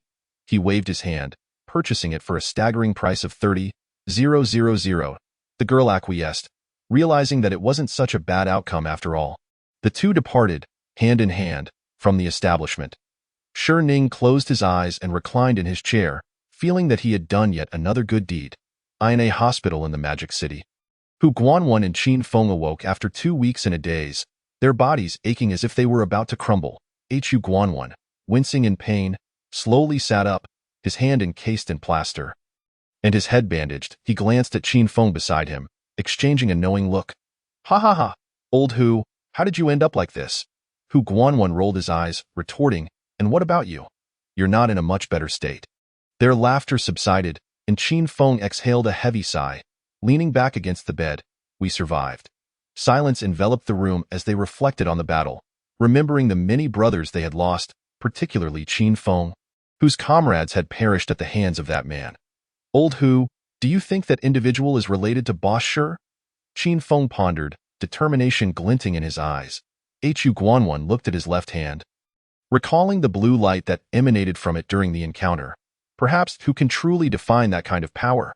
Moreover, he is stronger than us. Qin Feng remained silent, aware of the significance of Shi Ning's glass orbs. That battle had activated all their orbs, and he could feel a strange energy coursing through him. The room fell into a hushed stillness until the door swung open, revealing an officer adorned with 3 stars on his shoulder. The officer appeared to be in his 60s, with piercing eyes, an upright posture, and a commanding presence. He was a Major General Luo. Qin Feng and Hu Guanwan sprang to their feet, preparing to salute. Major General Luo halted them with a wave, signaling for everyone else to leave. Once the room was clear, he turned his grave expression towards them. Qin Feng, Hu Guanwan, who was the enemy you encountered this time? What were their characteristics? Qin Feng furrowed his brow in deep thought. I can't be certain. He was a young man, and from his words, it seemed he belonged to some organization. He didn't appear quite human. He resembled a monster. Major General Luo's expression turned serious. If he isn't some other peculiar character, he may very well be the enforcer mentioned by the general. He instructed, do not speak of this to anyone else. Just say you encountered an ambush. Understood? Yes. In a dilapidated neighborhood of the capital, a small team scoured the area for something. Newbie, did you gain your powers from that strange boss? A silver-haired girl circled around Qirong, causing him to feel slightly dizzy. Yes, I acquired power. Qirong touched the mark on his hand, aware that this power granted him the ability to protect others. Yet, he remained uncertain if this power was a blessing or a curse. The little girl's eyes sparkled with excitement. Wow. So, what is your power? Is it impressive?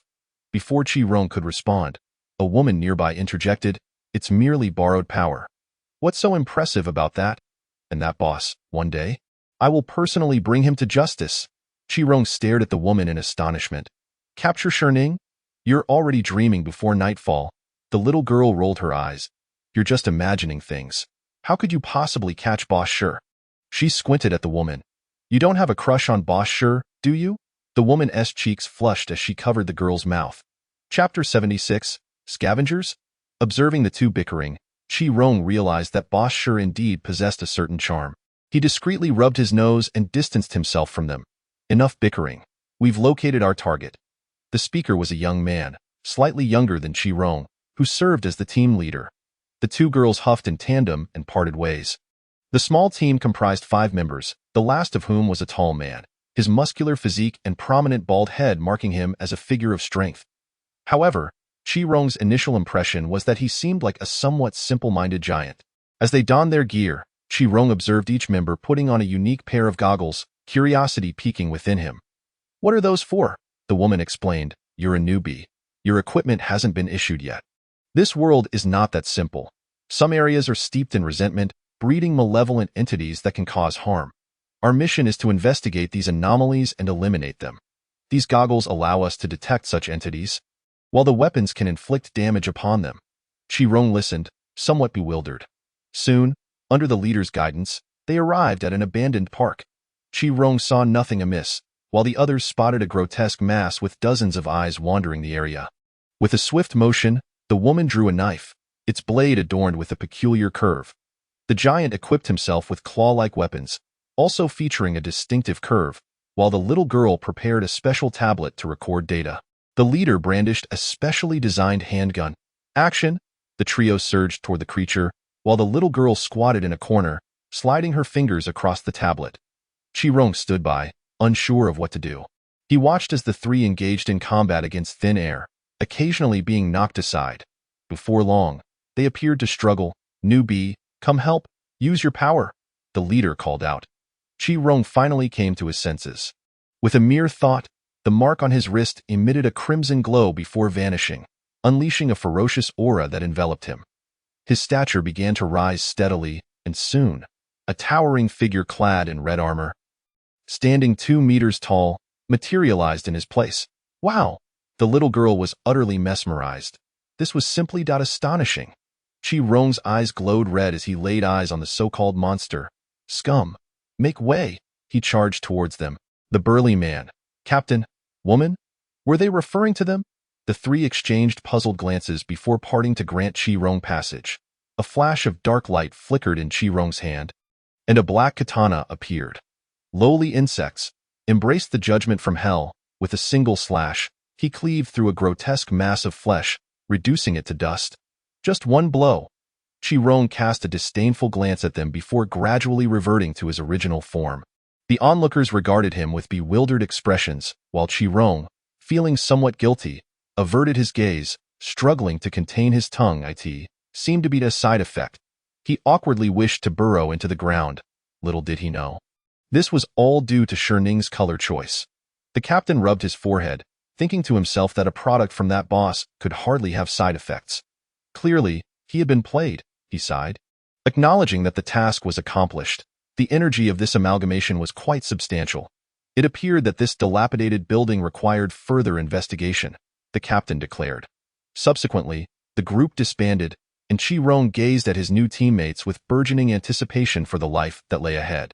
The arrival of summer heralded another significant event, the college entrance examination. This was an opportunity for students to alter their destinies. Shan, a diligent student, steeled herself to face the upcoming exam in 2 weeks. In a high school in the Magic City, Bao Yaoyao and Tu Mei were engrossed in their studies. "Little Baozi, do you really want to become a police officer?" Of course, it was the little boss who pointed me in that direction. "Speaking of the little boss, I find myself missing him a bit," Tu Mei lamented. Bao Yaoyao couldn't help but chuckle. "You really are infatuated. It's been nearly 2 months and you're still thinking about him?" Tu Mei turned her head, ignoring her. Bao Yaoyao then inquired, "Little Mei, what do you want to major in?" Tu Mei perked up instantly. Hee, "I want to become a journalist. Wherever the handsome guys are, that's where I'll go." Hee, "Snap out of it. You're drooling," Bao Yaoyao remarked, somewhat exasperated. How could her friend's mind be filled with thoughts of handsome men? "I've heard the competition in journalism is quite fierce." Bao Yaoyao expressed her concern. Tu Mei confidently replied, "I'm not afraid of that. As long as I work hard, I will surely achieve greatness." Bao Yaoyao looked at her with pride, thinking to herself that her best friend had finally matured. "Then you can look at handsome men all you want," Bao Yaoyao mused, "as if I ever thought about that." At the admissions office, just around noon, a fierce-looking man entered. "Welcome. May I assist you in purchasing a product or processing a service?" Sherning greeted him with a smile. "Processing a service? Indeed, any service is available, for example." Sherning's expression turned ominous. "Murder?" The man furrowed his brow, reaching for his back, where a handgun was clearly visible. Sherning smiled nonchalantly. "There's no need to doubt me. I know all your thoughts. AM-9 semi-automatic pistol.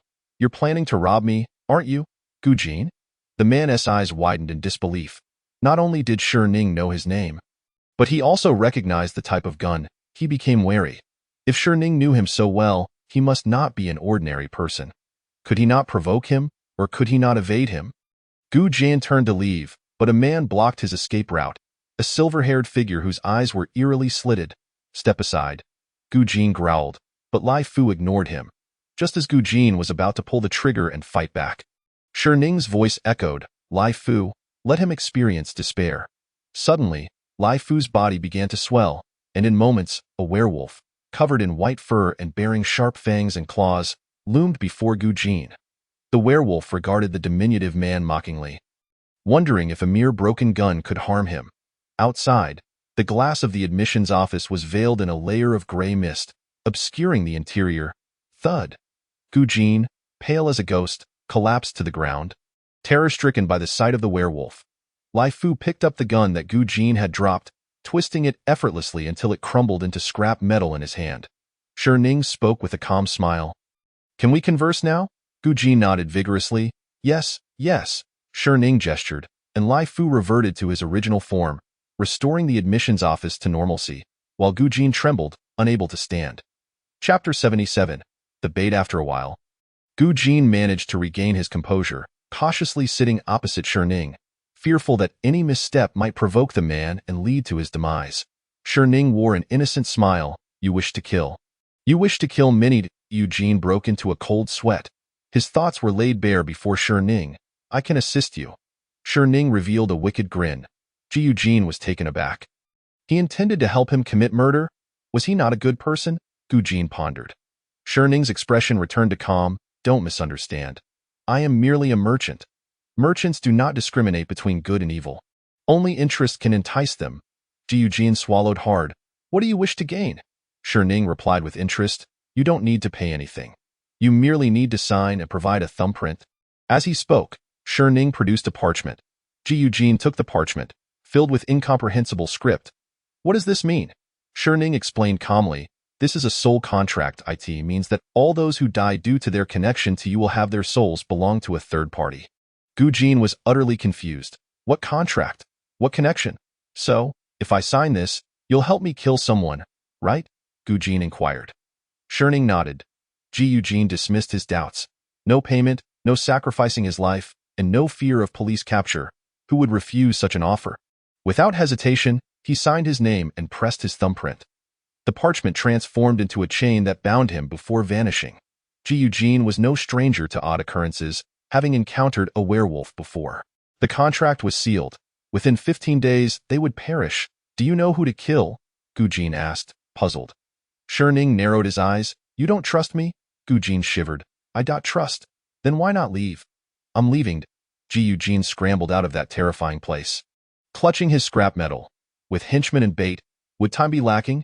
Bandies, the wealthiest tycoon in the country, was also the most renowned businessman, having generously donated to impoverished children and renovated many schools.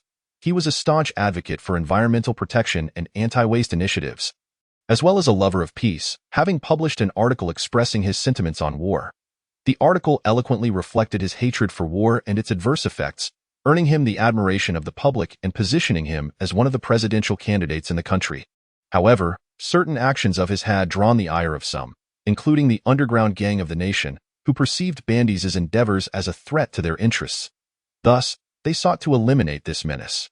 This group formed an opposition organization against Bandi's, with Gu Jin as one of their members. Despite being from Xia country and unable to participate in the presidential vote, he remained obedient to the gang leader. On his way home, Gu Jin encountered a passerby asking for directions. Annoyed, he casually pointed to a path. The passerby gratefully thanked him and hurried off in the indicated direction. As he turned the corner, a runaway bicycle barreled towards him. Bang! The pedestrian was struck and sent flying. "Are you trying to get yourself killed?" The pedestrian scrambled to his feet, engaging in a scuffle with the cyclist. Eugene observed the commotion from a distance before hastily departing. Bait requires a specific candidate. The ideal bait must possess a robust life force, ensuring long-term benefits. Those in proximity to the selected individual will experience a downturn in fortune, and remaining close poses a threat to their lives. However, the bait attracts individuals with similar dispositions to the host. If the host is malevolent, they will attract evildoers, and if benevolent, they will draw good-hearted individuals. Upon the death of the attracted individuals, their souls and lifespans will belong to Shi Ning. This is the second method employed by Shi Ning, in addition to henchmen, bait. Uncertain of how much time had passed, a woman clad in black emerged from the shadows. She surveyed her surroundings with a dazed expression, but darkness enveloped her entirely, leaving not even a glimmer of light. Suddenly, a single starbeam cascaded from the heavens, illuminating the space before her, a solitary beacon amidst the abyss. She hastened towards it, feeling warmth envelop her as the star's glow touched her skin. Raising her gaze to discern the source of the light, she froze in astonishment at the sight before her. A vast chasm, as if the world itself had been pierced, the starlight emanating from the fiery glow of distant celestial bodies. The end of the light led to an unfathomable void. Abruptly, a colossal head hurtled towards her from afar. She could not ascertain the nature of the creature, yet she knew she could not evade its impending strike. The monstrous roar reverberated in her ears, jolting her awake, and the darkness dissolved into the confines of a hospital room. Awake! An elderly man sat in the adjacent bed, observing the woman as she regained consciousness. "Father? What is happening to me?" "You collapsed at the entrance of the company. I happened to see it." "The company entrance? Have I returned to Longwan?" The elder nodded. "Did something happen to you?" The woman remained silent. Her eyes ablaze with a mixture of fury and tears as she proclaimed, "He deceived me. Misfortune has not vanished. Li Wang and the child are dead." The elder momentarily appeared taken aback. His voice stern as he countered, "Impossible. The high priest's rituals have never failed." "Who have you been listening to?" With a gaze filled with discontent, the woman replied, "Time vagabond." The elder fell silent, his eyes darting uncertainly. "I shall inquire with him myself shortly." As night descended, the moonlit sea shimmered beautifully. Ning, seldom venturing out of the office, strolled leisurely to the shoreline. The sea breeze tousled his clothing and hair, a sensation he relished deeply. Inhaling the familiar air, he felt an overwhelming sense of nostalgia, particularly for the essence of the ancient war. At that moment, a girl passed by the shore, exclaiming, "Hey, don't do anything reckless," she shouted. Rushing towards Ning, he slightly turned his face, and in an instant, vanished from sight. The girl reached the spot where he had just stood, her expression vacant as she knelt in the sand. Realizing she had arrived too late upon reappearing, Ning found himself in a cove surrounded by trees, the beach marked by human footprints. Oil slicks floated on the water's surface, remnants of industrial waste. A few kilometers across the bay loomed a massive rock formation. And astonishingly, perched upon it was a creature that was half human, half fish. The mermaid gazed sorrowfully at the moon above, and Ning regarded her with keen interest. She was a descendant of an old friend. "This girl is quite bold. Does she not fear being discovered by humans?" Ning mused. "Hey, what are you doing? Are you seeking death?" Suddenly, two menacing workers emerged from the trees, brandishing iron buckets filled with industrial waste. "Foolish insects!" Ning turned, his eyes transforming into a silver hue akin to moonlight, his demeanor chillingly indifferent. "Deities are sacred, inviolable, and unassailable. The foolish actions of humanity would find their reckoning here." As soon as Ning's words came to an end, the moon in the sky erupted in an extraordinary radiance, and he appeared resplendent, the moon seemingly ablaze with silver flames. In an instant, two beams of silvery light shot forth, reducing the two men to mere ashes, leaving no trace behind. The mermaid, blinded by the moonlight, turned to look back, only to find the beach devoid of anything. The night passed in silence. As dawn broke, Ning opened his shop as usual. With no customers in sight, a few fortune-bringing youths did arrive. Ning had anticipated correctly. Other nations lacked the safety of the Summer Kingdom. Within just 2 days of his arrival, a group of robbers had set their sights on him. They observed the glass doors of his shop, eyeing the antiques within. After scrutinizing the sudden establishment for a day, they found nothing particularly noteworthy about the shop or its owner, leading them to decide to rob this peculiar place. As their finances were tight, Ning closed the shop's door again. He needed a reason to collect their life force, or else it would become quite troublesome for him. However, to the robbers, it appeared as though Ning was simply afraid. Upon seeing their approach with a violent kick, the robbers burst through the shop's door, dozens of them flooding inside, dragging along Ning's reason with them. Damaging property requires compensation. The robbers brandished their guns at Ning, hurling an array of incomprehensible threats. Meanwhile, other henchmen prepared to seize the treasures. Then, unexpectedly, the door slammed shut once more for reasons unknown. The leader turned to see two of his men attempting to pry it open. But despite their efforts, the door remained immovable. Ning watched them with a smirk, devising a rather entertaining game. The leader aimed to shoot Ning, hoping to dispose of him first, but what unfolded next astonished them all.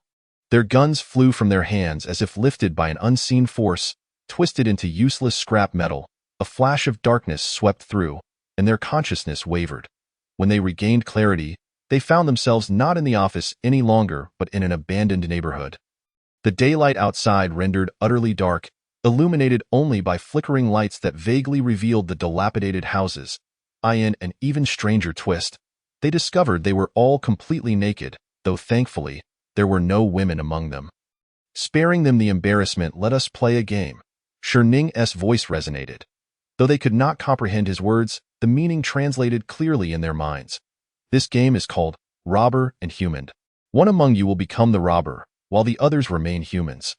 The robber will gain 20 times the strength, but the side effect will be an increase of 20 times the pain. After a certain interval, a part of the robber's body will glow. If the robber fails to consume that part of someone else within the designated time, it will vanish, and I must warn you. It will be exceedingly painful should the robber perish. Another will randomly take their place, and the last survivor shall live. The group exchanged bewildered glances as they listened to the rules Ning laid out. Though they could understand his words, they were still disoriented by their sudden arrival in this unfamiliar place. Now, let the game begin.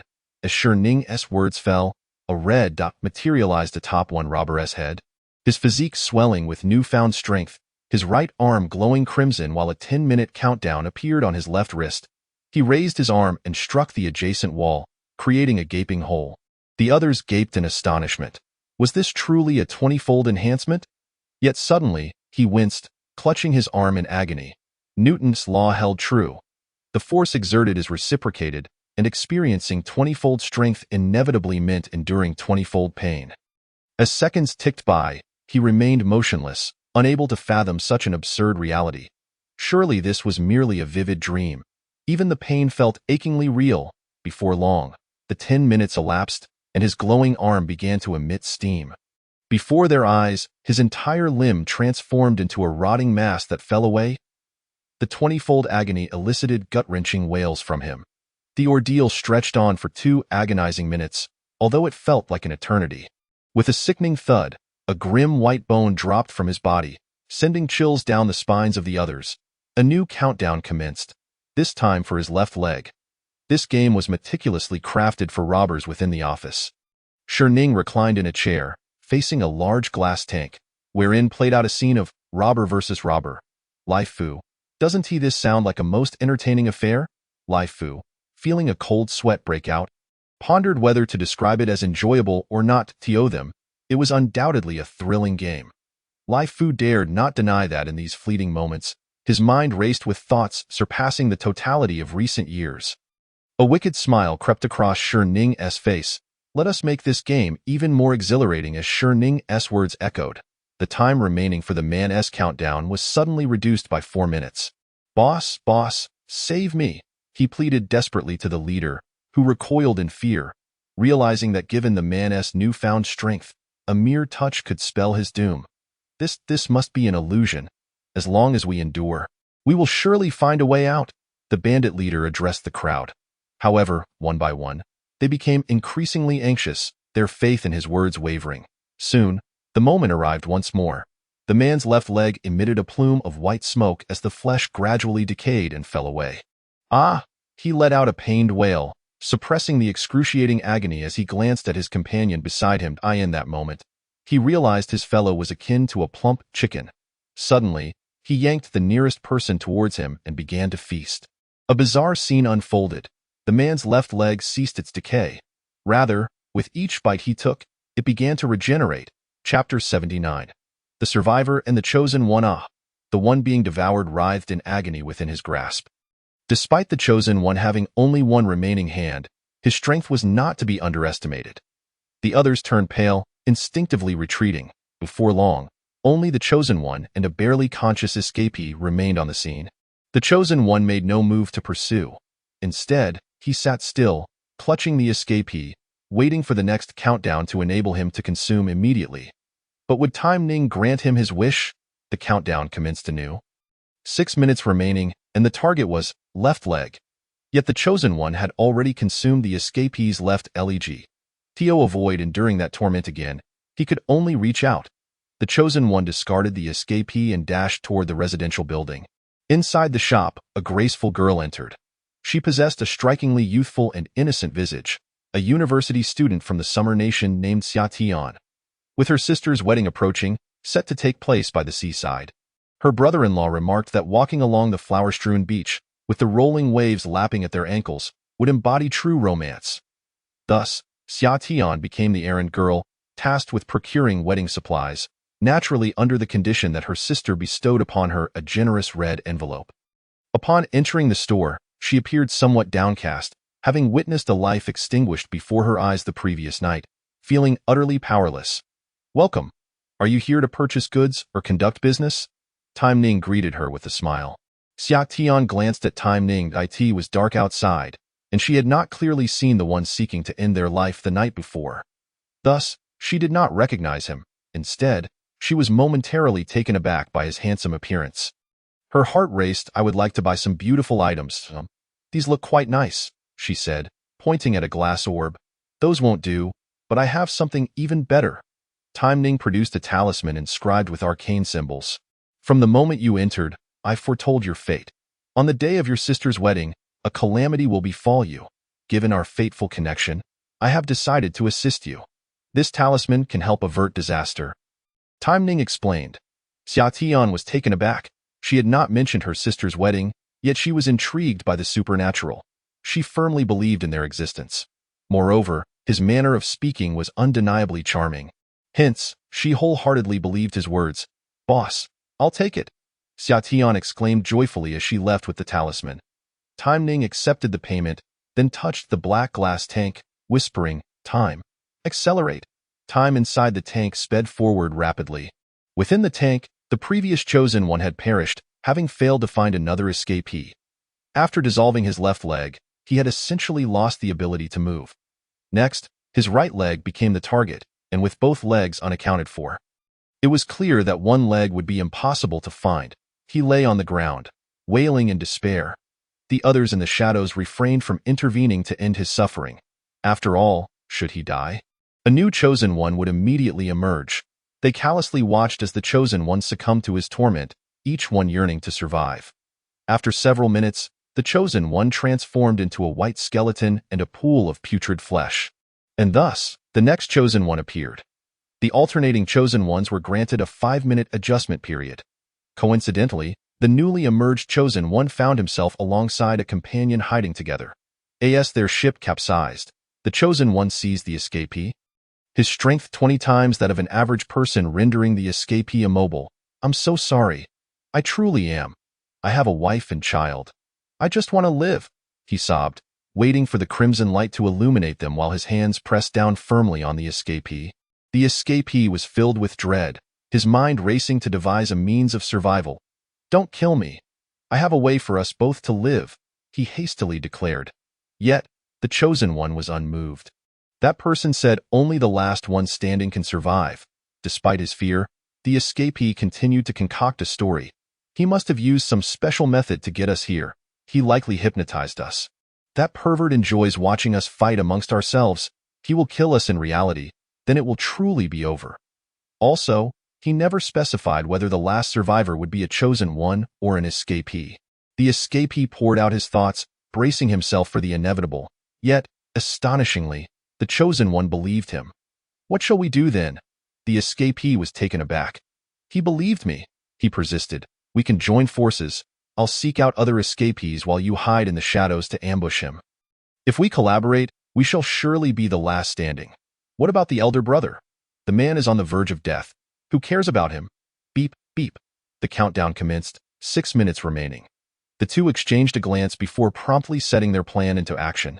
What would transpire when the chosen one and the escapee joined forces? The answer was evident. The escapee leveraged his intelligence to gain the trust of others. After all, they could hardly fathom that the escapee and the chosen one would ally together. In the shadowy corner beneath the staircase lay several corpses, their bodies dismembered, missing limbs. All of these individuals had been lured by the escapee, only to fall victim to the chosen one. When a lie is repeated often enough, even the liar may be deceived by their own words. Once we've eliminated them all, we can escape. Then everything belonging to the bandit group will be ours. We'll have wealth beyond measure. The escapee fantasized about his grand aspirations. The chosen one, bloodied and ravenous, responded while chewing on an unidentifiable morsel. Suddenly, his eyes turned crimson, allowing him to see clearly amidst the shadows, particularly one room that harbored numerous escapees. The flesh of the deceased held no value. Just then, The countdown began anew. He relayed the positions of the escapees to his companion, and together they stealthily approached the location amidst the dim light. It resembled a special safe house, the door forged from solid steel. Thud, thud, thud. The escapee knocked on the door, and the occupants peered through the peephole. Just as one reached for the iron door, another intervened. "Don't open. He and the chosen one are in cahoots." Others looked on in astonishment. I witnessed him bringing others to feed the chosen one. If you don't believe me, wait for the light outside to flicker, and you will surely see the chosen one's shadow. The individual peered through the peephole, half convinced. Sure enough, each time the dim light flickered, it revealed that the escapee remained cloaked in darkness. He was, in fact, ensconced in the shadow of the chosen one. Chapter 80. The defense battle. After incessantly knocking, the escapee received no response. Following the chosen one's confirmation that many were inside, the escapee finally realized that the occupants were aware of their secret. He kicked the iron door, producing a dull thud. To no avail, the door remained intact. The chosen one shoved him aside and landed a powerful punch against the door. Boom. It made a loud noise. Yet only a small dent appeared on the door, and simultaneously, his hand bore the agony of 20-fold intensity. Recognizing the futility of his efforts, he hurried to the adjacent room and launched a forceful blow against the wall. The good news was that the wall cracked. The bad news was that only the plaster had crumbled, revealing a thick layer of steel beneath. As time dwindled, despair set in when he discovered that the next part of his body to glow red was his genitals. Boom, boom. The chosen one, disregarding the pain in his hands, relentlessly battered the iron door. The escapees inside turned pale with fear. None wished to be consumed by the chosen one. None wished to perish. Boom. With one final resounding crash, a substantial hole was created in the door. The chosen one ceased his assaults, for time had run out, and he began to dissolve. He had a wife. He could not lose her, however. The formidable door before him was insurmountable. Even with 20-fold strength, he could not budge it. Thus, he cast his gaze toward the nearby escapee, remarking, "You are not yet wed. Hence you have no immediate need for this." The chosen one, gritting his teeth against the searing pain, approached the escapee. At this juncture, even a fool could surmise the implications of the chosen one's actions. The escapee turned on his heel and fled, exclaiming, "It is precisely because I am not married that I require this even more. You already have a wife. Haven't you savored enough?" As he ran, the escapee hurled invectives. Yet the chosen one could no longer afford to ponder such matters, for his prize had fallen to the ground. Ah! The excruciating agony compelled him to emit a wretched scream. As long as it had not completely dissolved, there was still hope, the chosen one thought to himself. The pain also fueled his resolve. His legs moved with such swiftness that they seemed to leave afterimages in their wake, all in pursuit of the one ahead of him. However, the escapee was darting away at an alarming speed, zigzagging across the vast chamber. The chosen one's cumbersome form could not keep pace with him. Ultimately, when the chosen one's punishment concluded, he lost his prize forever. He knelt on the ground, his eyes vacant, uncertain whether it was the pain or some other reason that rendered him so. Meanwhile, the escapee gazed from a distance, too fearful to return. The punishment had ended, and the next countdown commenced, this time targeting the head. The chosen one's bloodshot eyes fixed upon the escapee, resolute that even if this punishment involved his head, he would tear apart the escapee before him. No one would escape unscathed, like a raging bull. He charged toward the escapee. Regardless of the obstacles in his path, he would plow through them all. Crash, crash. The walls crumbled under his assault, the distance between the chosen one and the escapee diminishing rapidly. The escapee, sensing the impending danger, quickened his pace, attempting to reason with the chosen one as he ran. "You cannot hold me accountable for this. Rest assured, once we are free, I will take good care of your sister-in-law." The escapee's wisdom seemed to have run dry, and his words only served to infuriate the chosen one further. With a thunderous roar, the chosen one shattered a wall and seized the escapee by the neck. Lifting him effortlessly, the escapee struggled for breath in the chosen one's grip, the pendulum of dignity swaying before his eyes. With a mighty hand, the chosen one crushed it with the strength of 20 normal men. Intense pain surged through the escapee's mind, but with his neck ensnared, Even breathing became a Herculean task, let alone screaming. His face was streaked with tears and mucus, while humiliating saliva dripped from his mouth onto the ground. Crack! In a moment of reckless abandon, the Chosen One inadvertently twisted the escapee's neck, snapping it. The escapee was dead. If he wished to survive, he would have to seek out other escapees, such as the way of the marauder.